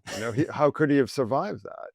But that's another plot line in the X-Files, is that aliens can't be killed through just, aliens in human form can't be killed through simple gunshots. You either have to hit like a particular area of their body or use some sort of special weapon. So that was really freaky. And that was not the only time that people sort of manifested themselves from X-Files stories onto quote unquote real world, because we had Max Spears coughing up the black oil before he died. Gary McKinnon, whose whole story, the UFO hacker who broke into the Pentagon and found out all these files of off-world projects and off-world missions. And that's straight from the X-Files too. That's straight from the episode Anasazi. It seems that like reality, such as it is, sort of flits in and out. But that's what happens. This is the thing that I've been telling you and I've been telling people for a long time, is that when you start playing with all these kind of themes and all these symbols and stuff, like things happen, things happen that break that veil between our reality and fictional reality, or, internal reality. That veil gets pierced and strange things start to happen. So yes. And the Max Spears thing, for people who don't remember him, he was a UFO investigator. I had to be reminded by, reading the book, but he spit up some black goo material, and then he texted his mom, if something happens to me, investigate. And that's all I really know. Well, he's somebody who I'd followed. That was like the old days, like the Project Camelot days, like just the glory days. Yeah, it kind of was the glory days. This is when everybody had like embedded video before everybody was just going to YouTube and so on. That whole UFO counterculture that I would argue that Tom DeLonge killed, because that whole culture was really heating up, particularly in 2016. And then, the following year, he and Podesta come out with this whole To the Stars and ATIP and all this kind of, my opinion on that kind of stuff. Yep. But that, to me, I think that killed the UFO conspiracy counterculture. I don't think it ever recovered from that, because that's the ultimate buzzkill, right? The government admits it, but it's a really lame admittance, Their right. admission, right? Exactly. I tried to drill that into Stephen Bassett's head, and it just wasn't working all that well. But you mentioned that people are maybe watching the X-Files wrong, and you want them to watch it right. What is right to you? What are they missing when they remember X-Files or revisit X-Files that you just wish that they would get? Well, there are a lot of things, but one of the things that I wrote about in my Ultimate Fan Theory is how often stories about aliens and ancient astronauts and all the rest of it are twinned with episodes about mushrooms, LSD, hallucinogenic drugs. Hallucinogenic drugs, particularly mushrooms, are a constant through line throughout the entire series. This is my theory, right? And I'm sure the people writing these stories would either disagree and not admit that they agree, right? But if you really start to look at things like, particularly like the black oil, I mean, the black oil is basically a hallucinogenic drug that takes people over, possesses them and turns them into basically alien demons. But you see that throughout the entire series. And the thing that really blew my mind, and I kind of felt like Chris Carter wrote this episode to me, in season 10, there was this episode called Babylon. And it was all about like taking mushrooms to go, the descent to the underworld, like straight out of the mystery religions. And they had Smoking Man playing Chiron. And I mean, the whole thing was just everything that I've been talking about as far as like the connection between aliens and hallucinogenic drugs and all the rest of it that I had picked up on throughout the entire series. And I think most fans didn't, because I don't think most fans had experience with hallucinogens, so they wouldn't know what to look for. But I mean, here's my favorite example, though, that I think is almost like the argument ended. There was an episode they did called Field Trip, right? Already from the title, you get the inference there.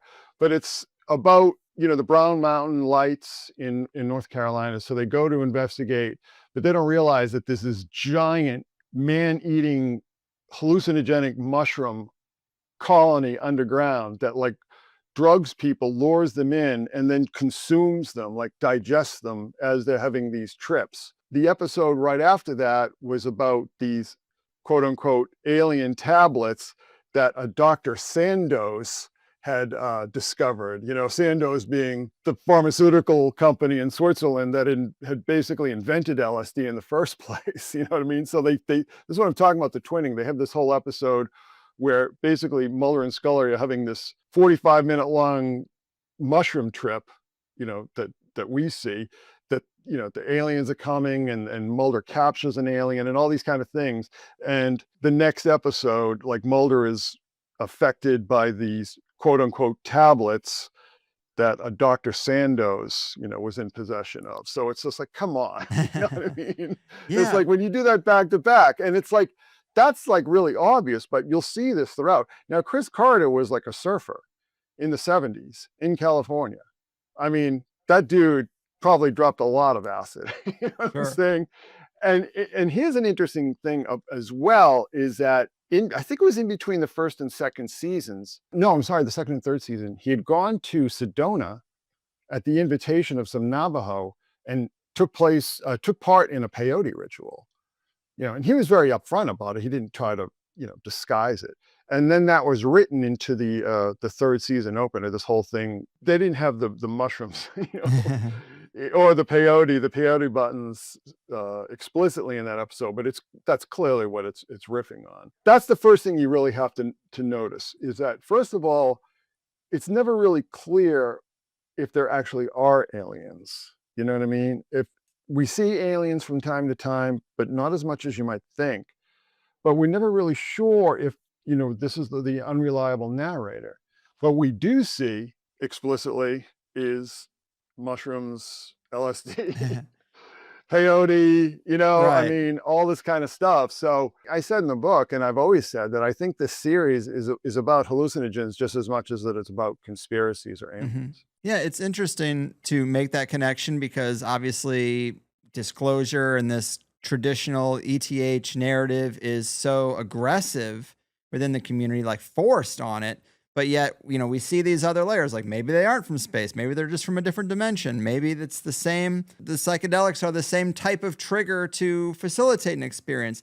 And then, yeah, a lot of people, when they think back to the X-Files, they just think of it as a UFO traditional alien show. And you're saying, no, actually a lot of this stuff is peppered in there. And a thing to me that is interesting. Having grown up in the 90s, having seen this in the zeitgeist, even though I was young and watched it later when it was maybe a little past its prime, it just is so interesting to me that a show like this would be the primetime thing, the water cooler talk the next day. I am nostalgic for the glue of those kind of cultural shows where now it's like you have to ask someone, are you watching this or this or this? Because who knows what people are watching? There's nothing connecting us, not since maybe Game of Thrones. So I like that idea. And then also just the trust level of people. I don't know if they put a show like this on the air because the internet was so new that you couldn't look this stuff up and then make these connections. But if a show like this was on the air today, I don't know if we would be sucked into that government trust that everybody has that really made COVID possible. Like, it seems like the people in the 90s were way more willing to be like, yeah, the government probably is involved in some shit like this. Well, you got to realize that this is following on Iran-Contra, all these things like Ruby Ridge and Waco. Waco was about 6 months before the X-Files premiered. There was a lot, there was the rise of the militia movement, George Bush's speech about the New World Order, the Gulf War sickness, which the X-Files referenced several times, talked about Gulf War illness. So I think that it was in the air, and there were also like UFOs and abduction and all these kind of things were very much in the culture, particularly following Whitley Strieber's Communion. I mean, people don't remember that was a bestseller. I was working in New York when that book came out, and you could not pass Barnes & Noble or B. Dalton or Walden Books or, all these chains that most of them don't exist anymore, but you couldn't pass a bookstore without seeing a big display with like several copies of Communion in the window. That book was huge. He did all the sequels, and then there are all these people who sort of try to steal his thunder. But this was also following on the whole thing with Bob Lazar and Area 51. Again, tons of references to Area 51 and all the rest of it, reverse engineering from the very earliest episodes in the X-Files. So they're really picking up on the zeitgeist. So there was this kind of, I don't want to say skepticism or distrust or whatever, but there was definitely a lot of this kind of stuff in the air, conspiracies. And this is a couple years after Behold a Pale Horse was released. You had books like Holy Blood, Holy Grail. There was so much of this kind of stuff in the mainstream. And this is hot on the heels of Graham Hancock and Fingerprints of the Gods. So all the stuff with alternative history, alternative archaeology, but also the ancient astronaut stuff became really big again when like all of a sudden Zechariah Sitchin's in everywhere you look. And there was also a show that was on just before the X-Files premiered. It was a show called Sightings, and it was sort of like a paranormal news show. And it was hosted by a guy named Timothy White, who was a retired Air Force general. There's a lot of this stuff in the air. There were UFO conventions. I mean, UFO conventions were a big thing in the 90s. And actually, that guy, George Knapp, actually did a documentary on how big UFO conventions were. I mean, there was like one somewhere in the United States every weekend back then. So this was all very much in the air. Yeah, and you mentioned Gary McKinnon and that plot line for an episode.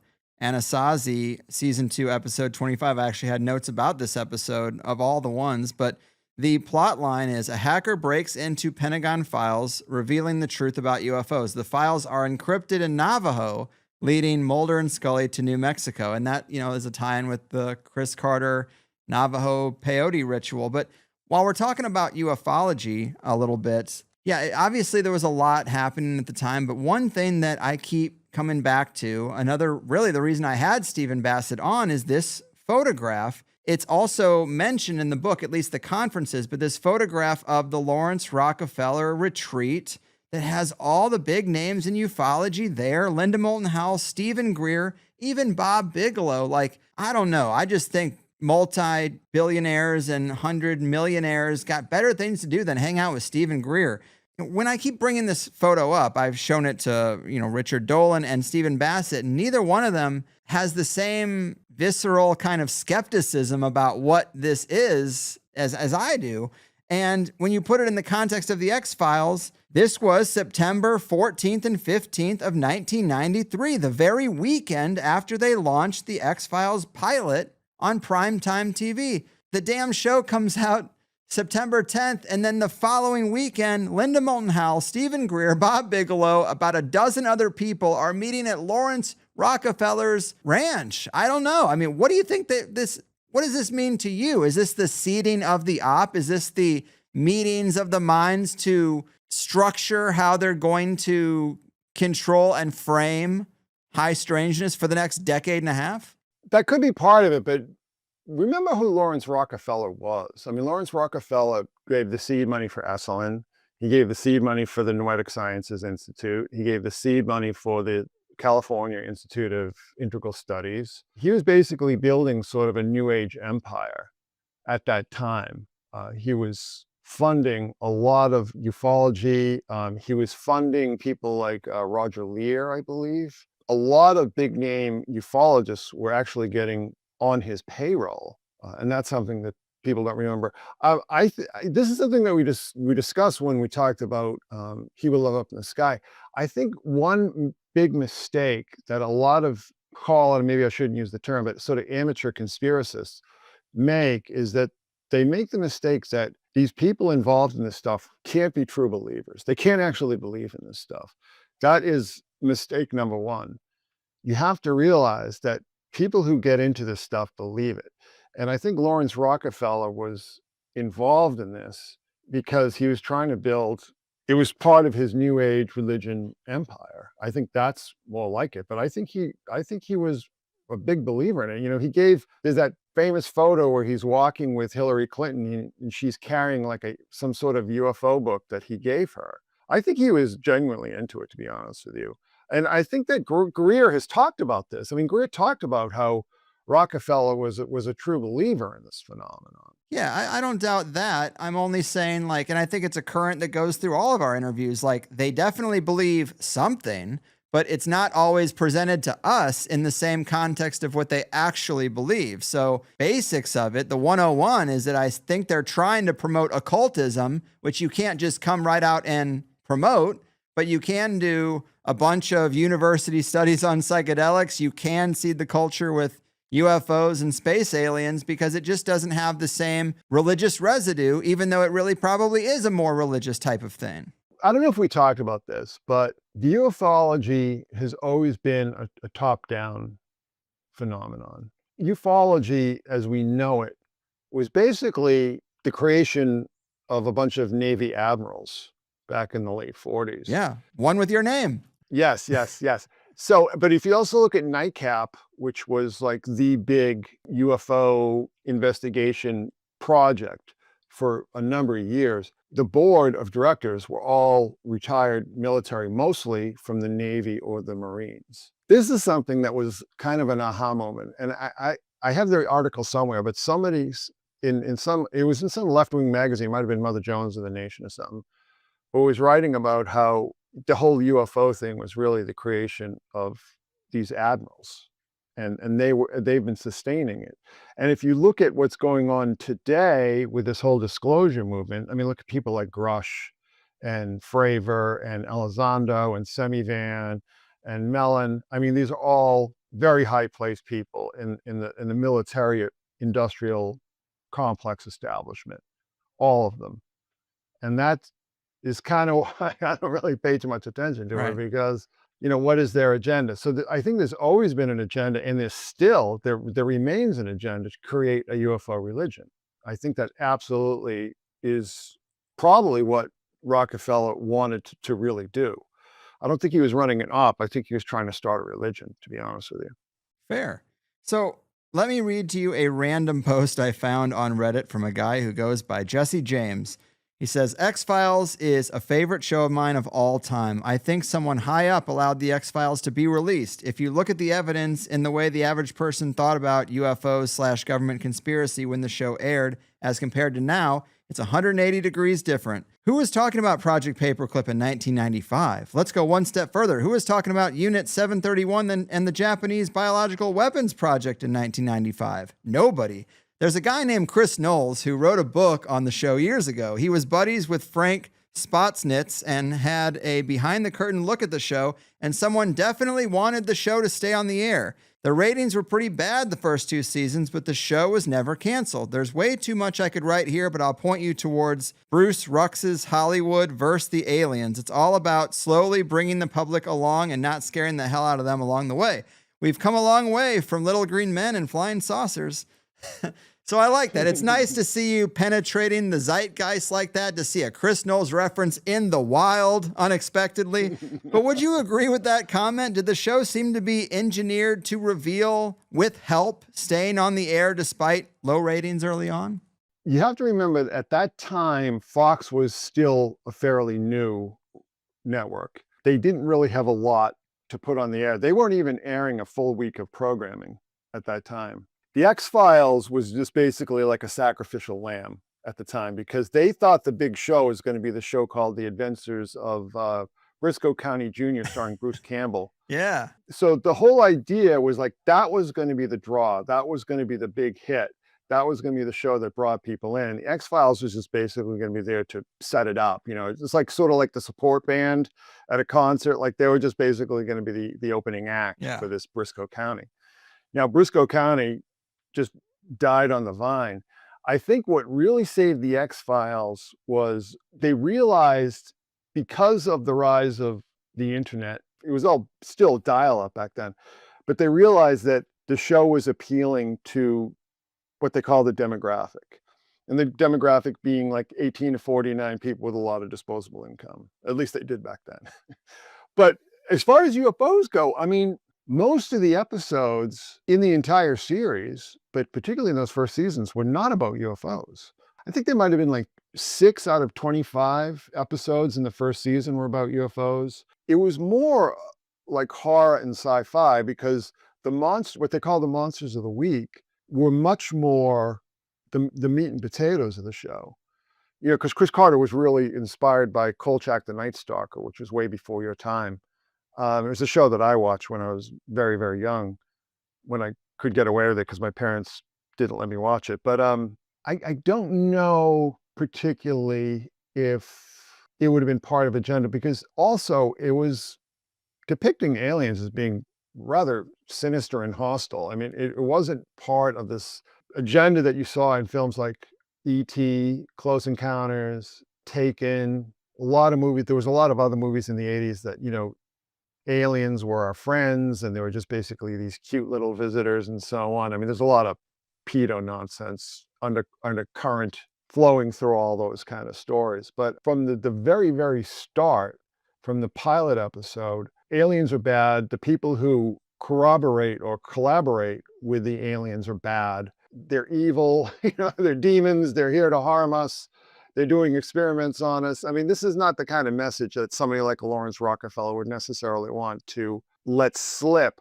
And one thing that I would also remind you, in the midst of all this UFO hysteria, or whatever you want to call it, in the 90s, you started people like Bill Cooper started to come around. He had been putting out the most ridiculous UFO nonsense out there, but he started to wake up. Carla Turner, who had written a couple of books on UFO abduction, was starting to think that we're really looking at my labs. Jim Keith did so as well in Saucers of the Illuminati. And what do those 3 people have in common, Greg? They're what? No, what? They're all dead. Well, I was going to say that, but I wasn't sure about I know Jim Keith, obviously, and Bill Cooper. In the expanded hardcover, I basically list a lot of these people who were involved in ufology who came to unnatural early ends. Yeah. Which is also very curious to me. And this is something that I've paid attention to for a long time. And, you know, we talked about Max Spears, right? It's a very complicated issue. And I think it tends to get simplified by people who maybe have some other agenda. But again, when you look at those stories, it's very difficult to argue that the X-Files was part of some agenda to acclimate people to aliens and alien religion, you know, some sort of childhood's end scenario where the aliens are our friends, but we have to, you know, they look like devils, so we have to wait 50 years until they reveal themselves. I read that recently. It holds up, and it was basically a recommendation of yours. Well, Yeah, obviously the tone is different and the orientation, the good bad orientation of the beings in the show is different. But if you're trying to say that they're trying to take high strangeness things in general, which are more of a multidimensional phenomenon, and cast it out into space in people's minds, I guess it could kind of fit. But I hear what you're saying. So we have talked about Stranger Things before and how that first season reveals so much about MK Ultra. You could say that like they're giving you what really was going on with MK Ultra and MK Often, and then they're saying, but it wasn't so bad for her because she got superpowers and now she's great. When really it's torture of a child. We talked about how it seems like the Duffer Brothers likely had some assistance in writing out those details because it maybe was a limited hangout, or for some reason somebody wanted to popularize the MK Ultra program. Do you see anything like that happening? I mean, because as you say, the show is about much more than just aliens. There's the syndicate, there's the biolabs. Was there someone connected kind of helping with the show? Because you do have some quotes where I guess in one of the DVD commentaries, someone says that FBI agents had told them that it wasn't all that far off. Things on the show aren't all that far off from the truth. And that CIA agents, and CIA agents would go to parties in Hollywood and give Chris Carter ideas. So, I mean, we're talking about exactly what I'm saying. Well, my theory on Stranger Things is that I don't think it's the same thing with the X-Files. People had very low expectations. And this whole idea that, the Illuminati are micromanaging everything that goes on the air just doesn't really hold water. I think that Stranger Things was sort of a dark horse, right? They weren't expecting it. And I don't think when you watch the advertisements or the previews or whatever before it came on, all the MK Ultra stuff wasn't really referenced. It was more about like the sort of Spielbergian 80s fantasy movie with kids and so on. I think what happened with Stranger Things is that after that first season aired, some people approached those guys and said, all right, listen, this isn't going to fly. We're not doing this anymore. You know what I mean? It's like, no, this is a little too much. And that's why the very next season, like all of a sudden, you had the Paul Reiser character who's like the nice MK Ultra guy. Right. They spun it off in a weird direction from where it started. It's amazing to me when I rewatch the first season, which I do periodic basis, let's just say, how different it is and how much heavier it is and how more similar it is to a lot of early 80s, movies from 1983 that seem to be telling tales out of school.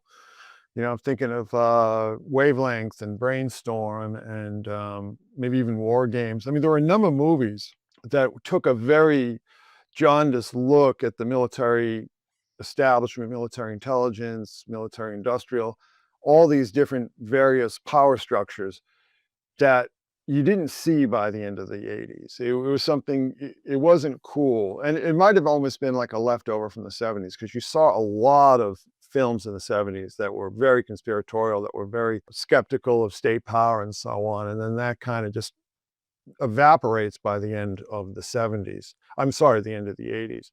By and large, the X-Files is really a show about monsters and the paranormal. People think of it as a UFO show, but as I said, the UFO episodes are very much the minority in every single season. Every single season. I guess you could maybe argue in season 10, that little mini series, that you have 3 of the episodes that are oriented towards UFOs and stuff. So maybe that's a little different. But, the full seasons, and a lot of fans don't like those, what they call the mythology. Then they find those stories too hard to follow. And I was the same way. I was the same way back when the show was on the air. When these, what I called them conspiracy episodes, I'd be just like, oh, let me get out my charts and graphs and my flow chart and see who's this guy, what's going on here. It's like, it just got to be like homework.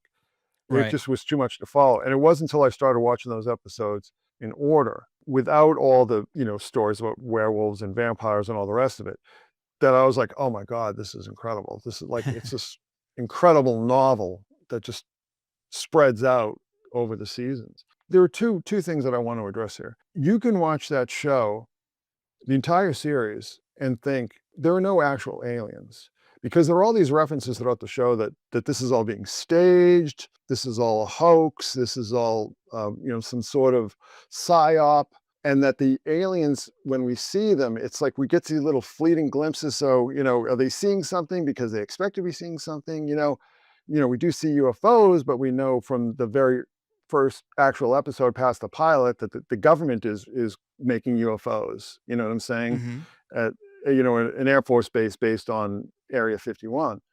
So you can watch that series and think, well, all this stuff about aliens isn't really about aliens. It's really about the government experimenting on human beings, psychologically with drugs, with technology, and all the rest of it. Yes, actually, that's a great point. I actually wanted to talk about the unethical human experimentation examples you have in the book, but I wanted to throw this out while we're kind of equating Stranger Things and X-Files and real reveals. So most people listening will know about the Lone Gunman 9/11 sync. So the Lone Gunman was a spinoff that came on after X-Files had wrapped.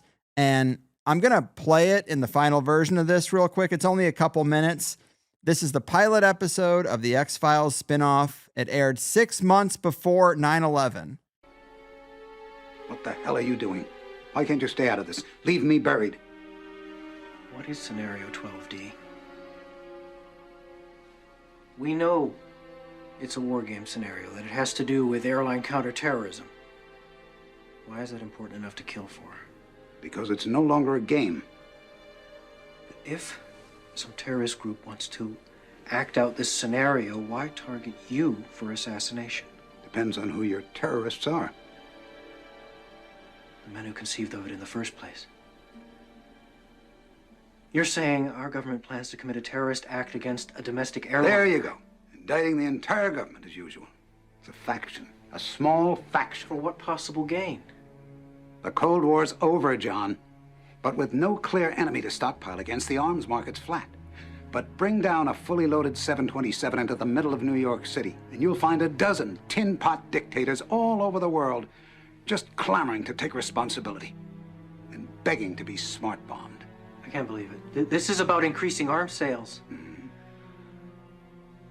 When? Tonight? How are you going to stop them? Why didn't you tell the world this? Go to the press. You think I'd still be drawing breath 30 minutes after I made that call? The press? Who's going to run this story? We would. This?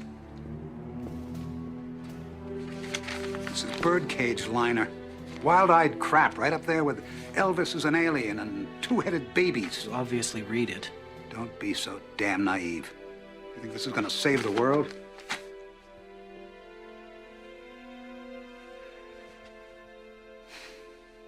I'm doing what I can, John. I don't have all the specifics on Scenario 12D, but I think I know the flight they've chosen. You stay out of it. I don't want Overlord gunning for you, too. Find anything? The luggage hole's clear if this thing can be trusted. What'd you do, make it with your erector set? You're absolutely sure that this is the targeted flight? This flight was chosen primarily for its visibility. It's scheduled to pass over Manhattan on its way to Boston. You said they intend to bring this down in the middle of New York City?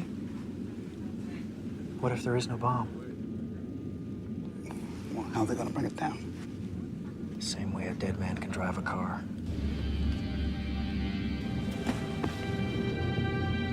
What do you mean, no bomb? Langley, I need you to hack into the aircraft's onboard navigation system. We need to know where we're headed. Okay, go into headsets. I'll clone the airphone's carrier. Make them think we're sending a ground-to-air fax. That's one twisted Star 69. I'll just get ready to ride the wave, hippie boy. Just get me on that plane and I'll get you autopilot access. How are you going to do that? Airline telemetry systems use processors similar to those found in CB radios. I'm in. We got ourselves a convoy. What's your progress? I've hacked into the flight control system output. With a little bit of help. It's what the brains of the plane is telling the little black box. Course, heading, attitude, hold, yaw, axis, stabilization. What the heck's that? Is that what it looks like? I think it is what it looks like. What does what look like? Modem protocols. Remote access. Somebody on the ground's flying your plane. Bogey, sir. Keep your course. We need to know our flight plan. I'm mapping the data now.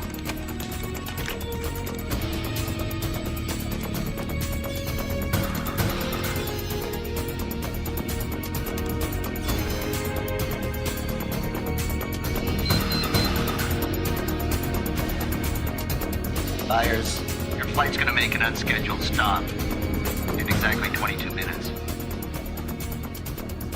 Corner of Liberty and Washington. Lower Manhattan. World Trade Center. I'm going to crash the plane into the World Trade Center.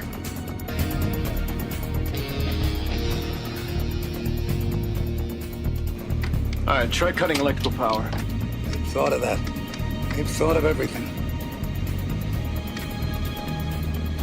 Ladies and gentlemen, this is your captain speaking. We're experiencing some technical difficulties up here. At this time, we'd like you all to return to your seats. And kiss your asses goodbye.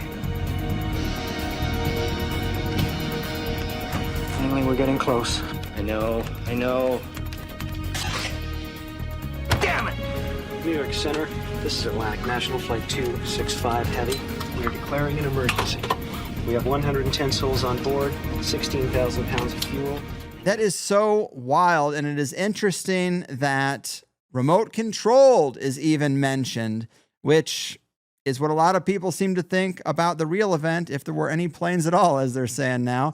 But they even say in there, it's not the government. It's a cabal of people with the secret agenda using the government. There's just so many little layers to what is said in that dialogue, as you know, that it's like, wow, what a hit. I don't know if there's other things you can think of from the main show X-Files that have that kind of like foreshadowing potency to real events. I'm sure there's a couple, but you did have something to say about that lone gunman clip and how you think it emerged to have been possible to have been in the show and aired so soon before the real event. Yeah, one of the problems that I have with people who make opinions about that is that they've never actually watched the episode. And if you actually watch the episode, this is all being staged. It's this program called Overlord by this cabal within the government, basically the neocons, pretty much, and to start wars and ramp up arms sales, which is exactly what happened following 9/11, isn't it? Now, if this was all some sort of predictive programming or whatever, that wouldn't fly. They wouldn't let that go. You know, I mean, the government, the CIA, I mean, we know for a fact, I mean, this has been documented over and over again, that the military and the CIA were all up in Hollywood's grill for years and just basically dictating terms, you know, just basically say, if you don't write the stories that we want you to write, you're not going to get any of our cooperation and our money and so on and so forth. Exactly. So that is not a story. When you actually watch the actual episode, that's not a story that anyone in the government or the Pentagon or whomever, anybody in a position of authority, it could well be somebody was feeding them information and saying, you know, something's coming, something's going to happen, and we want this out there so people can reference back to it, you know what I mean, and maybe wake up, you know what I'm saying? I mean, that's just a theory on my part. You know, it jibes with all the things that have just fallen down the memory hole that people like Bill Cooper, right, was warning that something of this scale was going to happen and it was going to be blamed on bin Laden well before it happened. There are all these kind of stories that summer of warnings that there were some sort of plot to fly planes into skyscrapers and so on. I mean, this is all being talked about in the media well before 9/11, and it all just got flushed down the memory hole.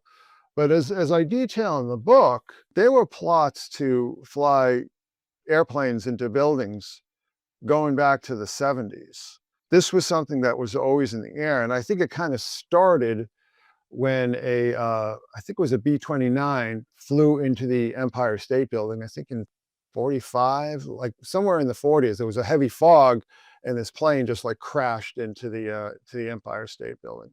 Yet it's still there. Yeah, well, there's all these. Yeah, well, exactly. Yeah, exactly. I mean, you know my thoughts on 9/11. You know what that was really about. But that's too much to go into here. Right. But I think yeah, I think a much more sensible theory that I think is better supported by the facts and evidence is that if it wasn't just some weird coincidence, which things do happen. I talked about Jack Kirby through a story about somebody flying a jet that was loaded with like nuclear devices into a skyscraper. That was in 1984. But Kirby also did like The Face on Mars in 1957. Kirby was just like on a different level. If it wasn't just like some just weird fluke, which I have trouble believing it was, I think that because there were so many people who had dissented from that whole neocon Gulf War II agenda and so on, since Carter did have these connections with people like in the FBI, mostly in the FBI as far as what I've heard, what better way to sort of at least put your marker down than a very high profile show airing on a Sunday night after The Simpsons and so on. I mean, that is just speculation on my part, but I think that a lot of the theories that people espouse about that episode, they just don't hold water. Because it's so clear that the people, espousing these theories never actually watched the episode. Fair enough. I mean, with 13 seasons and a couple of movies and all the conspiracy tropes peppered throughout the X-Files, are there any similar scenes that stand out as predating a real event that is like a pretty big nail on the head like that one was? I don't know that, that's hard to beat. It is. You can't really overshadow that one. There were a lot of episodes with storylines that, we've kind of taken for granted these days. Just for an example, there's an episode called Herrenvolk, which is how the smallpox vaccination was used to collect genetic information that was being used to tag and catalog us. Mm. And that's something that, we've heard talked about. All the storylines with vaccination and engineered plagues go back, way back in the series, at least to the second season, if not before, by inference. They did an episode on called Red Museum, where cattle were being injected with alien DNA. So this whole idea that our food supplies are being used for delivery for genetic experimentation, which I think Bill Gates was talking about a couple of weeks ago. Yeah. Right. You know what I'm saying? I mentioned Deep Throat, where UFOs are being used as cover for experimental aircraft, right? There's an episode called the Pine Bluff variant, where far-right militias are all under government control and used for terror purposes. And in this particular case, it's to test this really horrific toxin, biological warfare kind of thing. My Struggle 2, I think you might have mentioned this, where the pandemic is being used as a cover for genetic manipulation via CRISPR-Cas9. I mean, who knew about CRISPR-Cas9 in 2016? Right, exactly. Those are just some of the ones that come to my mind off the top of my head. This is a really big one, because in the expanded hardcover version, I did a chapter on Edward Snowden.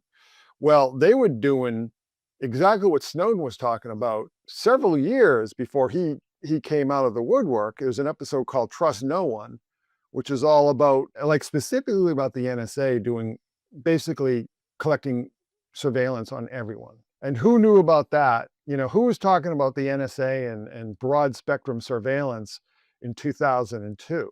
Right. Not many. It's funny because, like, after 9/11, it's like it almost seemed like the stories got more extreme, because you had a lot of storylines that were much more confrontational, I guess you would say, and Trust No One is a perfect example of that. But that was like really gutsy when they're talking about the Patriot Act to do an entire storyline about the NSA just basically hoovering up all our data everywhere and having everyone under surveillance. Right. Who was talking about that back then? Absolutely. Yeah, that is a big one. Okay, so before this interview ends, I did want to at least touch on Anne Heche, because you did a really great deep dive on this, and then you did a presentation on Tinfoil Hats, 2.5 hours. Anybody who's interested in really the long form of this should really check out that Tinfoil Hat interview. But that footage of Anne Heche being put in the ambulance, rising up after her fiery car crash, it definitely disturbed me. And I will play it as we're talking about it. But I didn't really know much about Anne Heche, except I've heard the name a couple of times. And I don't know why I didn't look more into it, but it just seemed like one weird event in a continuum of weird events. It's probably more relevant with some of these facts. So if people don't know, she did date Ellen from 1997 to 2000, being in the first openly lesbian couple in Hollywood. The premise of the overall material that you did, I would say, is that she probably knew a little bit too much about the dark network of Hollywood. Ellen, of course, wears that white bloody face hoodie along with Diddy. Why Diddy and Ellen are wearing any similar wardrobe, I don't understand. Don't forget the set that looks like Jeffrey Epstein's temple, too. Absolutely. We'll throw that up there. If people haven't seen Ellen's set, it does look quite a bit like that strange temple. Diddy was also on the show sometimes, which was weird, but Diddy was formally charged in 2024, the year Ellen moved to the UK. And funny, rumors seem to be that Tom Hanks moved to Greece in 2024 too. I hear he bounces back and forth, but that's another person associated with the bloody face image via the Wilson Castaway Volleyball. Anyway, in 2001, Anne Heche published a memoir titled Call Me Crazy, in which she alleged extensive sexual abuse by her father. Seems like she wanted to talk about such things. Also, the film she had just completed before her death is The Girl in Room 13. Apparently it sucks, but this is the plot. Grace becomes addicted to opioids after suffering a sports injury. She's ready to leave her addiction behind under her mother's watch, but her past won't let her go. Richie kidnaps her in a motel room to sell her into human trafficking. Probably would have been a hell of a press tour if Anne Heche was around to have it. Her crash in 2022, the same year Ellen's DJ Twitch was found in a hotel room dead of suicide. Autopsy report showed no drugs or alcohol in his system, and the wife filed a missing persons report the day before.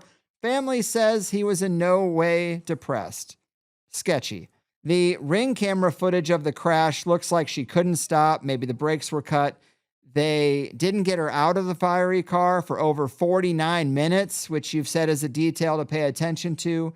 You wrote that this is one of the most unsettling cases you've ever investigated, and I have a feeling there's a lot more disturbing on the bone. There is something seriously wrong with what's going on here, you say. So I just kind of want to ask you to give us the brief overview, but I do think when you add up all these facts, it does seem like a cleanup of people who might have known about the dark stuff at the Diddy parties or the Frazzle drip video or something, but two people around Ellen who know her intimately, dead in the same year, and then she leaves the country. Ellen was tied in with a lot of people. Well, first of all, Ellen, her first girlfriend in 1980 died in a car crash as well. Apparently, this woman was tied up with, this is in New Orleans, she's tied up with organized crime and so on. 3 years later, Anne Heche's brother dies in a car crash. And Anne Heche later said that she thought it was suicide. Her father died of AIDS that same year. And that's like really early. That's 2 years before the whole Rock Hudson thing hit the news and so on. You talked about the whole Frazzle drift thing. We both have seen something. Actually, the thing I saw was a little bit nebulous. I'm not exactly sure what I was looking at. But another person you didn't mention was Justin Roiland of Rick and Morty fame, because he started off doing this cartoon that was basically this weird pedophile monster who liked to, basically frazzle drip kids, like just rip their faces off. Yep, I found that too. A lot of people might not remember that a couple of years ago, a few years ago, before he was canceled, basically, he did an ad for Pringles where they redid that, like they redid the frazzle drip thing, but when they tore the face off, there was like an android face underneath. It was, it was Morty's face underneath it. Or is it Rick? I don't remember. I heard you say that, and I couldn't find that one. I saw a Wendy's commercial he made. Yeah, I think they might have memory holed it, because I think people might have said, what are you doing here? This is really sick and weird. Right. You revealed it on the Super Bowl, basically, and then you got hit with a sex scandal and your career was ruined. Funny how that worked out. Anne Heche was, as you said, with Ellen. And there's been a lot of talk that maybe Ellen was involved. And I don't I don't really believe that. I think it's very possible, if not likely, that Anne Heche was killed to send a message to Ellen, because Ellen, don't forget, her show had been canceled just a few weeks before Anne Heche dies in that accident. Was she planning on talking? She had nothing to lose. She basically said that they destroyed her career. And if you look at the way that all played out, it was so clearly orchestrated. It was so clearly one of these operations that was run out of these big agencies in Hollywood when they want to get rid of people who are basically not producing what as far as income, what they need them to produce. And that's why, we had Me Too and all the rest of it. Look at the people who were taken up by Me Too. It was people who had once made a lot of money for a lot of people and then lost a lot of money for a lot of people. Harvey Weinstein being a classic example. That guy made a lot of money in the 90s. Then he starts the Weinstein Company. And I don't think any of those films that they released made any money. So how do you get rid of him? Because, here's a guy who's got a lot of dirt on a lot of people, everybody's in each other's business. So my working theory is that because the Diddy thing was heating up behind the scenes, as you mentioned, what was her name? Destiny, I think. Who was her name? The woman who brought the charges. Cassie.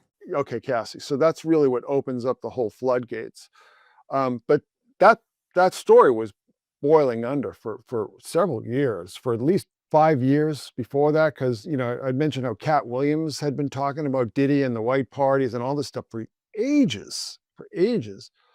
And there's always been talk that Diddy might have had Tupac killed and all these kind of things. Luckily for Diddy, they put in James Comey's daughter to prosecute that case, and she just totally mishandled everything. And right. All these people who I think would have been exposed by whatever tapes, whatever evidence Diddy might have been collecting to blackmail them, which we now know that he was doing, it was going to create a lot of problems for a lot of people. And I think it was going to end up going very high up. And one of the people that Diddy was associated with was Clive Davis. And if you don't know that name, that dude is like, basically one of the emperors of the music industry. He started Arista Records and had a ton of major artists, Whitney Houston being one of them, who's now also no longer with us. Things got very dark and bad at some point in the music industry. And maybe like the money evaporating because of Napster and downloading it, maybe that had something to do with it. I don't know. I think there were a lot of people concerned, and again, this is just a working theory, that because Ellen was so tight with Diddy that she knew a lot of things that he knew. But you can't kill Ellen. Why? Because she's too high profile. And I'm sure she probably had dead man switches and things filed away. I'm sure once you get into a certain level, they all kind of tell each other, hey, if you see this now, I'm going to show you something here now. And we're going to have to, put your name on the thumb drive that we got back there in the safe so that people know that you have this too. There probably is like that conversation. Like if you go past this threshold, then, you need insurance. I think that's exactly correct. You recently had John McAfee's widow on. Yeah. And, we know all about those stories with dead man switches and so on. So I think killing Ellen would be extremely problematic. People don't remember that she was also in a car accident. She had T-boned somebody at an intersection. And maybe that was an attempt. I don't know. When you look at the timeline and you look at some of the evidence, Anne had gone into a boutique or some sort of salon or something and bought a wig. And, the guy who owned the salon said she was, perfectly normal, perfectly happy, didn't seem stressed or anything like that. Didn't seem like she was high or drunk, it just seemed like just very happy and normal. And then all of a sudden she's cruising down, a side street in Santa Monica at 100 miles an hour. I think her car was commandeered by remote control. I think when she had that little accident, when she hit some garage in some crappy apartment building and then drove off, I think she was starting to panic. And then she almost hits a woman. I think she gets into another thing. I think she had lost control of her vehicle and she didn't know what was going on. But I think by the time she's barreling down that street at 100 miles an hour and you hear this like screeching sound, which to me sounds like she was trying to engage her parking brake, which, as you know, if you're going 100 miles an hour, isn't going to do shit, right? I think that she knew by then that, that somebody was trying to kill her. And the fact that she was allowed to sit in that car, that burning car in a burning house for 49 minutes is just, I can't even wrap my head around that. It's a long time. That's 2 episodes of Seinfeld. Particularly since, the fire department was already, on the scene fairly quickly, but somehow there were no paramedics there. There was just one of these kind of fire ambulances, but there was no paramedic team. There was just a couple of firefighters who just basically tossed her into the back of this truck. The way she was strapped in, they said that she had like a neck injury or something. Well, then why did they put basically a seatbelt across her neck? They said that she was having oxygen-starved brain. Well, why wasn't she unconscious? They said that she was severely burned, she had severe injuries, but if you look at the autopsy reports, she basically had patches of secondary burns. She was very, very lucky. Despite the fact that they let her sit in that car for 49 minutes, she only had fairly small areas of burn, and they were second-degree burns. They weren't even like third-degree burns. None of it adds up. At one point, they say she's doing fine, and Thomas Jane, who was her ex-boyfriend, comes and said, she's going to make it, and she's going to recover, and she's in stable condition. Then all of a sudden, we hear that they're getting ready to carve her organs out. The whole situation is just very weird. But the thing that I was looking at was like the ritual dates, because it, took place in basically an ancient festival to Hecate, who was like a witch goddess. And Ellen came out on April 30th. That program was called The Puppy Show of all things, because there's all these Sirius tie-ins again, Sirius and Flame and so on, the Burning Star and everything. That episode where Ellen came out in 1997 again aired on Walpurgis Night, which is basically the witches' Sabbath in Europe, and is very popular among people who practice what's called Dianic witchcraft, in particular. Heche is actually a derivative of Hecht.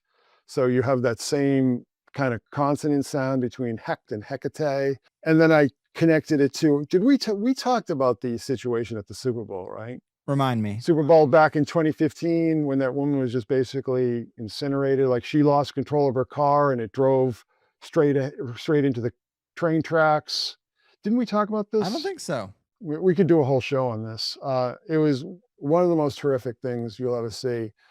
It was after Super Bowl 49. So there's the 49 again.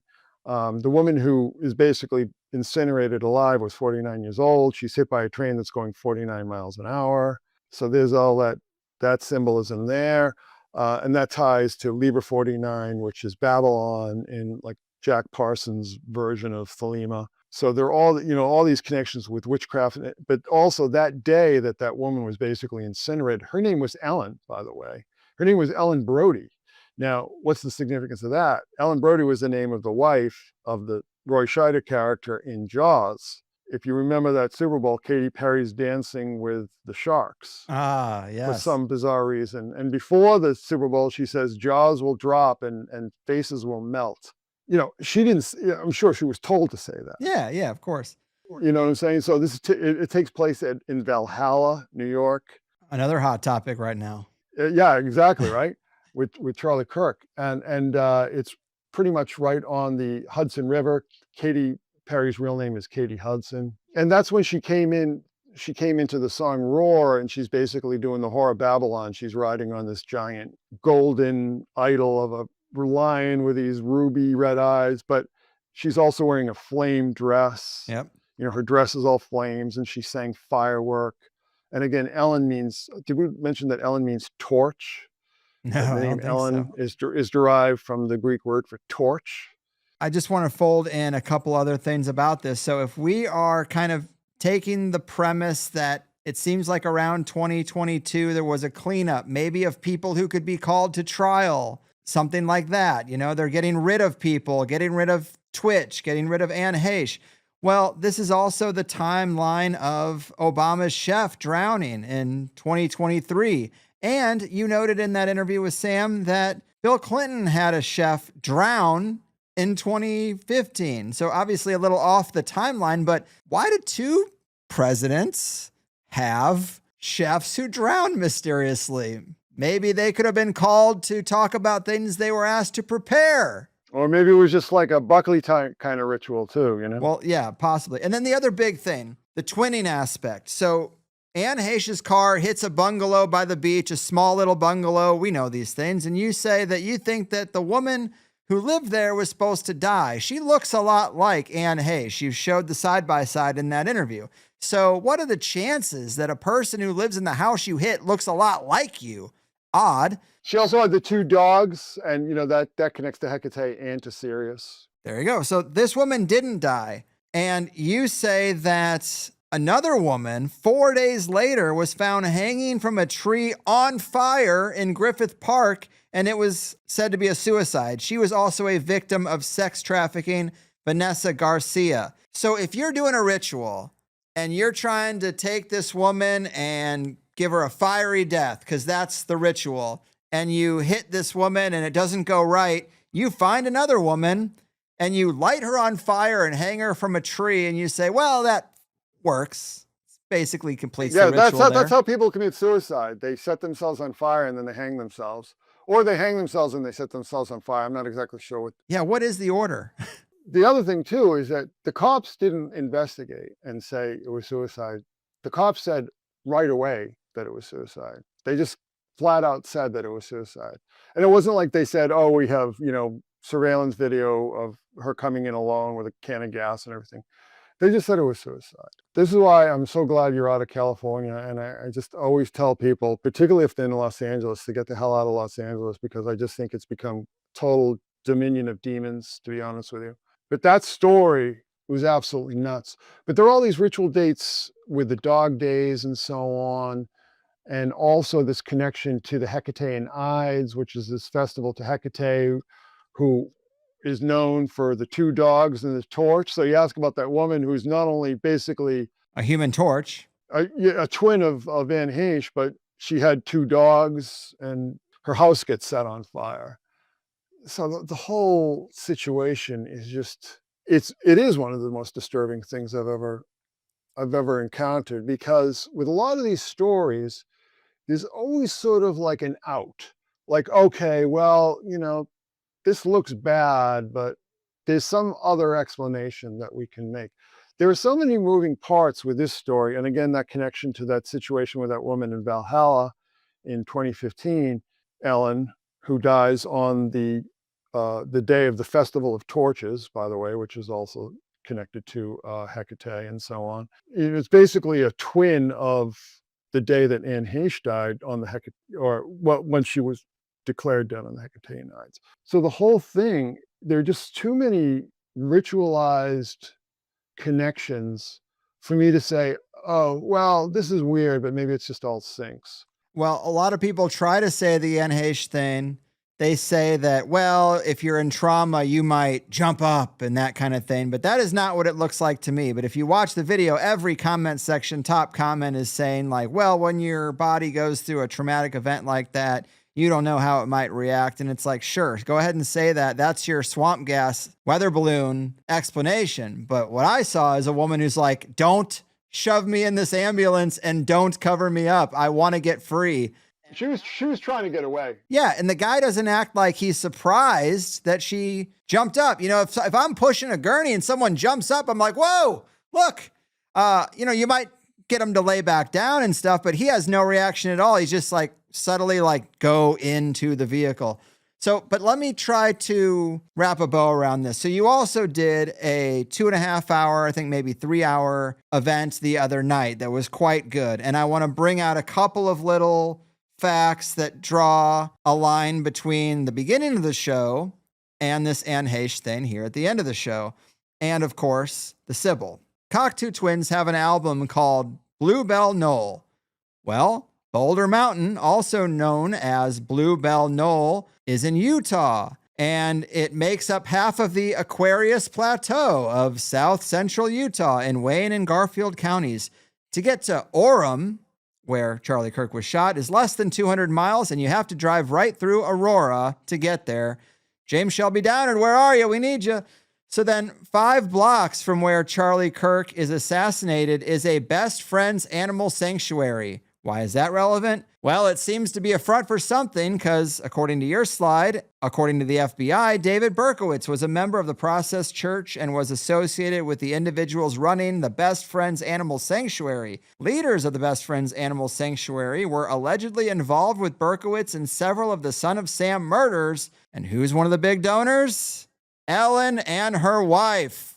It never ends. It never ends, Chris. No, it really doesn't. I'm going to be doing a live stream on the process because that's a story I've been following for a long time. I wrote a lot about the process in The Endless American Midnight, as you probably are well aware of. When I saw that situation with Charlie Kirk, and as you said, like just a few blocks away, his best friend's animal, but you got to be very careful because they're extremely litigious.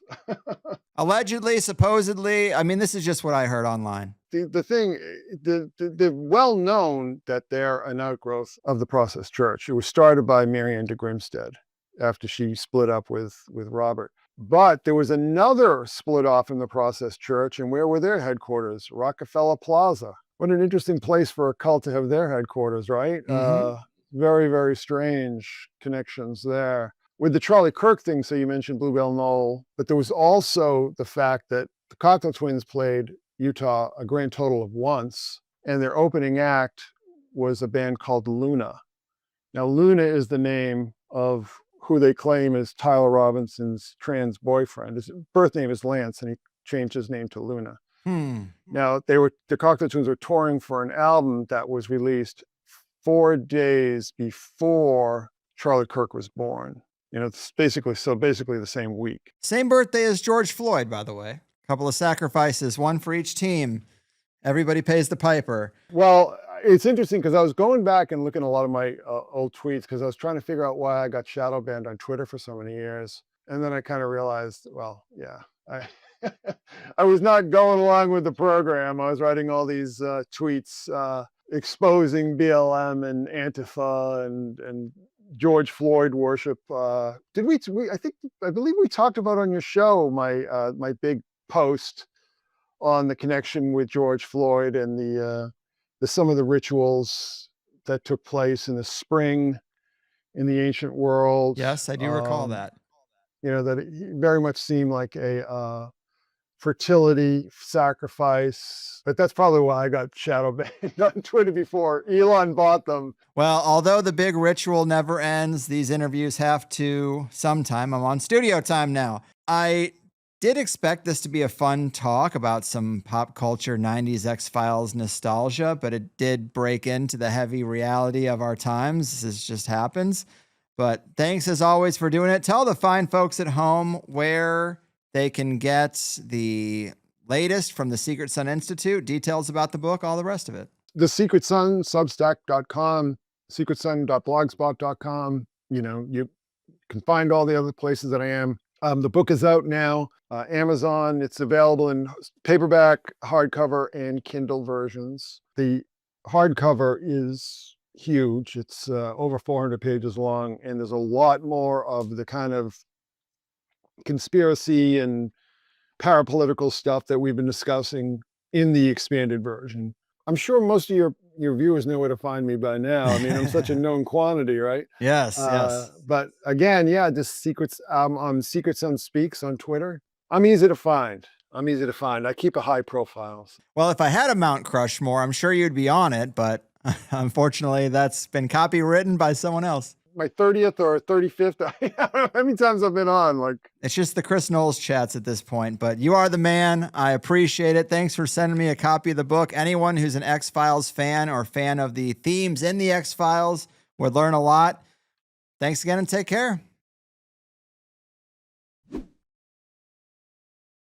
All right, guys. Well, that was fun, but I do know what you're thinking. How could I record a 2-hour interview with the Secret Sun's wise sage of synchromysticism and not mention Snake Eyes? Maybe the most potently layered synchromystic pop culture conspiratorial event of all time. Well, easy. So we recorded this interview last week, and then later that afternoon, I hit him with the thread on Snake Eyes, and we were both blown away with each additional layer of detail. And then Chris did a members live stream that night, and I helped him get some of the facts together, and I hung out a bit for it, and it was great. He broke it all down and connected a lot of dots with the larger tapestry that he tends to cover, and it was just wild. But then yesterday, I recorded an interview with Richard Willett, who is Wayne McCroy's co-host for the Synchromystic podcast, and we covered it all, and he even blew my mind with some things I didn't know, like writer-director Brian De Palma, for Snake Eyes, of course, actually has his birthday as 9/11. Is anything real?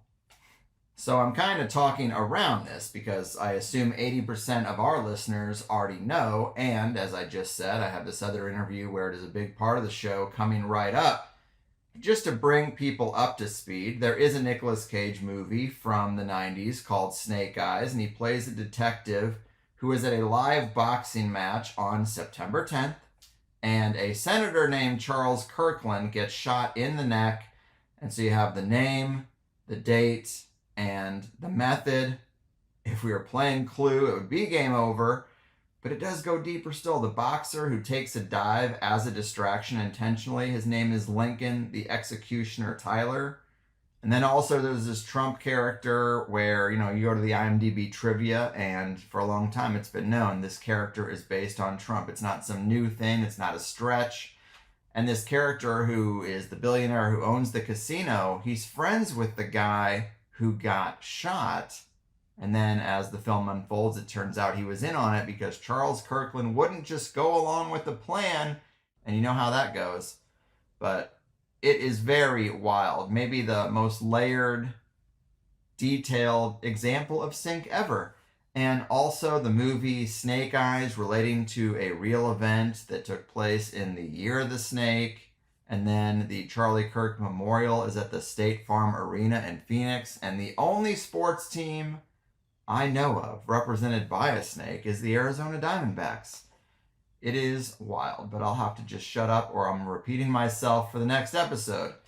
Though I think this is so crazy it deserves to be talked about more than twice. It is part of our secret sauce here, synchromysticism, But as for what this episode was actually about, we even have a weird sync with Charlie Kirk being shot on the 32nd anniversary of the X-Files airing. Isn't that odd? Sharing a birthday with George Floyd. It's all getting far too weird. And something is definitely up with the Best Friend's Pet Sanctuary. Funny, because when we finished recording this, my man in the booth was like, damn, not only was that a great interview, but that's where we got our dog, Best Friend's Pet Sanctuary. So it definitely hit him with a nice personal touch to cap it all off. And big congrats to Chris for getting this book out. It's very detailed. I know the X-Files might not be a big part of every listener's life anymore, but thematically, it is all there. And we tried to stick to the themes and inspirations and real-world events that were related to the show rather than the plot or behind-the-scenes drama and all that. I hoped that we could fold in a little something for everyone while paying our respects to the best of the best and the work that it takes to get a new project out. But I think we really stuck the landing, putting the Anne Heche stuff there at the end with the Ellen overlay and the Charlie Kirk shooting connection, bringing it back to the beginning. It really was full circle. Anyway, yes, some somewhat current events on the front and back end with a lot of great stuff related to the book in the middle. The second hour got into the Falklands War and extraterrestrial involvement and the black goo, which is a big theme in the X-Files. We talked about that latest black goo story from the kid who found the meteor. I think I even threw that up on the screen too, if the guys in the studio could find it. Hard to find the original footage, and I don't TikTok. I guess I have to. It's kind of part of the job now. But we went down a big list of unethical human experimentation throughout U.S. history. I brought up the St. Louis Pruitt-Igoe housing project and the sprayers people said they remember there and their health effects. And I mentioned at that part that my memory was fuzzy, but I was pretty sure that the architect of the Pruitt-Igoe building was the same main architect of the Twin Towers, and that fact is correct. I looked it up afterwards, and both of them have the same chief architect. And funny enough, both buildings went down in professional demolitions. We also talked about cults in the X-Files and in life. cultural shifts and the rise of the nerds and just what Judd Apatow did to all of us, the Kellogg's legacy and the food industry. We talked a little bit about how I really am into Matt Leshak's work, Leshak, the Fiat Food book that really talks about how getting us off the gold standard was a big part of trying to find some bullshit, cheap, cardboard-esque food that could hide that inflation. We talked about the whole drama with Scully's pregnancy and maybe some other stuff going on there. If you heard it, you heard it, and I hope you could read between the lines and all that. Sign up for Plus if you want to support a show that does it all without interruptions and unrelated sponsors or networks or managers or agents or anything. Links right there in the show notes.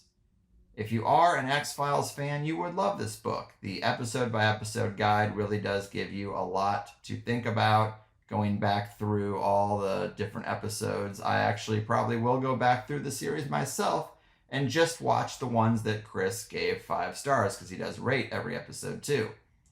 All right. Oh, and I think at the end there, Chris had mentioned the Frazzle Drip inspired cartoon that Justin Roiland had made when we were talking about the idea that this video got out, this little piece of insurance, and they wanted to shut it down and maybe killed a bunch of people who knew anything about it if it did go to court and could be called upon.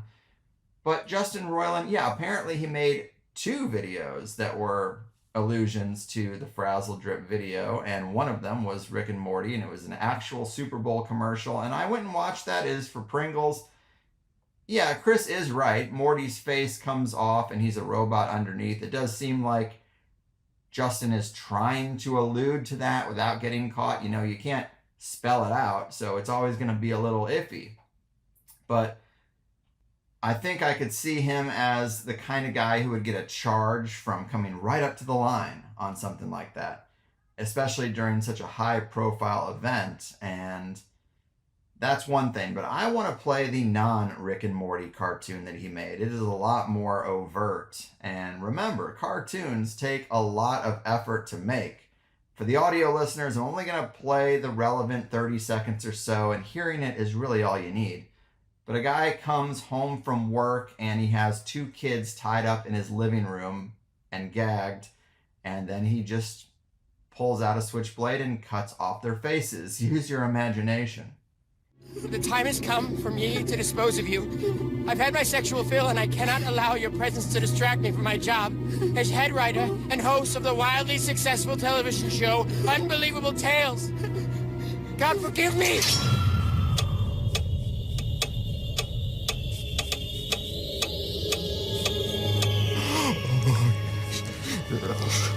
You're my inspiration. My inspiration. You're my inspiration.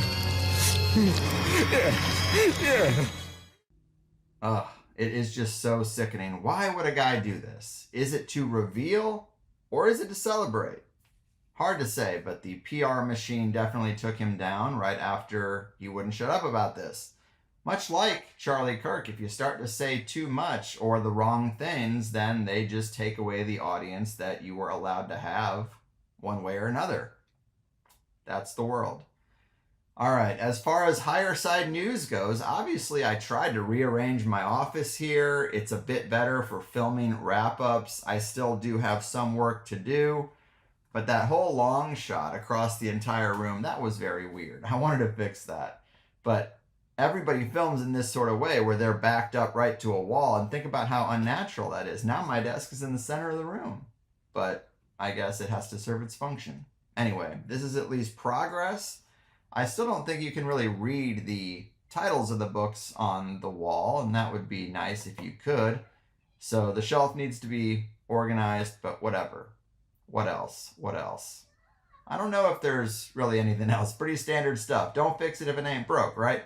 So let's do the review thing for the last episode. Richard Grove, you know, he was really good if you ask me. Some people were critical of his ego, but I don't mind the little ego if it's earned. You know, I've talked to a lot of guests who wrote mediocre books one time, and I don't understand why their ego is so inflated, or, you know, various reasons. But Richard had great recall, and he had a source book for pretty much everything, and then he presented things really well. Audio listeners didn't see this, but when Richard would reference a book, he could typically grab it off the shelf and then put it down and cut to a different camera that would display the cover. I mean, who does that?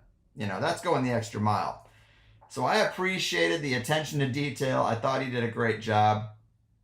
Even when I asked him about a few things outside of his wheelhouse, like the secret societies and what the secrets are and occultists and all that stuff, that's not exactly his layer of the conspiracy, but the plus listeners were impressed. He got a 4.7, and that makes sense. He was very good. So I'm glad that we are in alignment there, and I put out a show that was well liked. That's all I'm trying to do.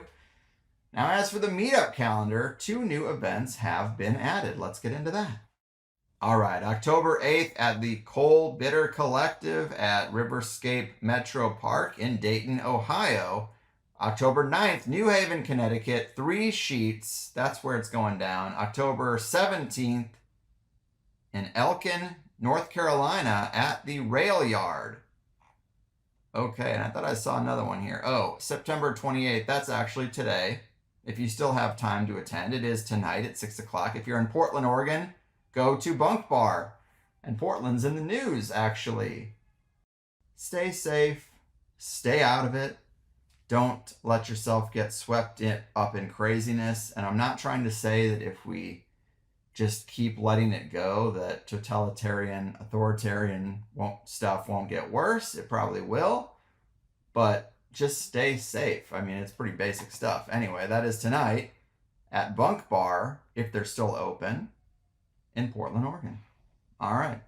I think Higherside Chat's fans are pretty savvy when it comes to navigating stuff like that without getting too emotionally riled up. I don't know.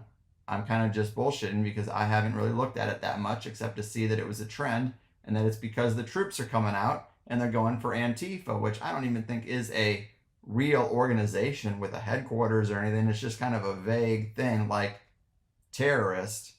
And we know how the game is played. You use a vague term so you can basically do whatever you want in the name of getting X, Y, or Z.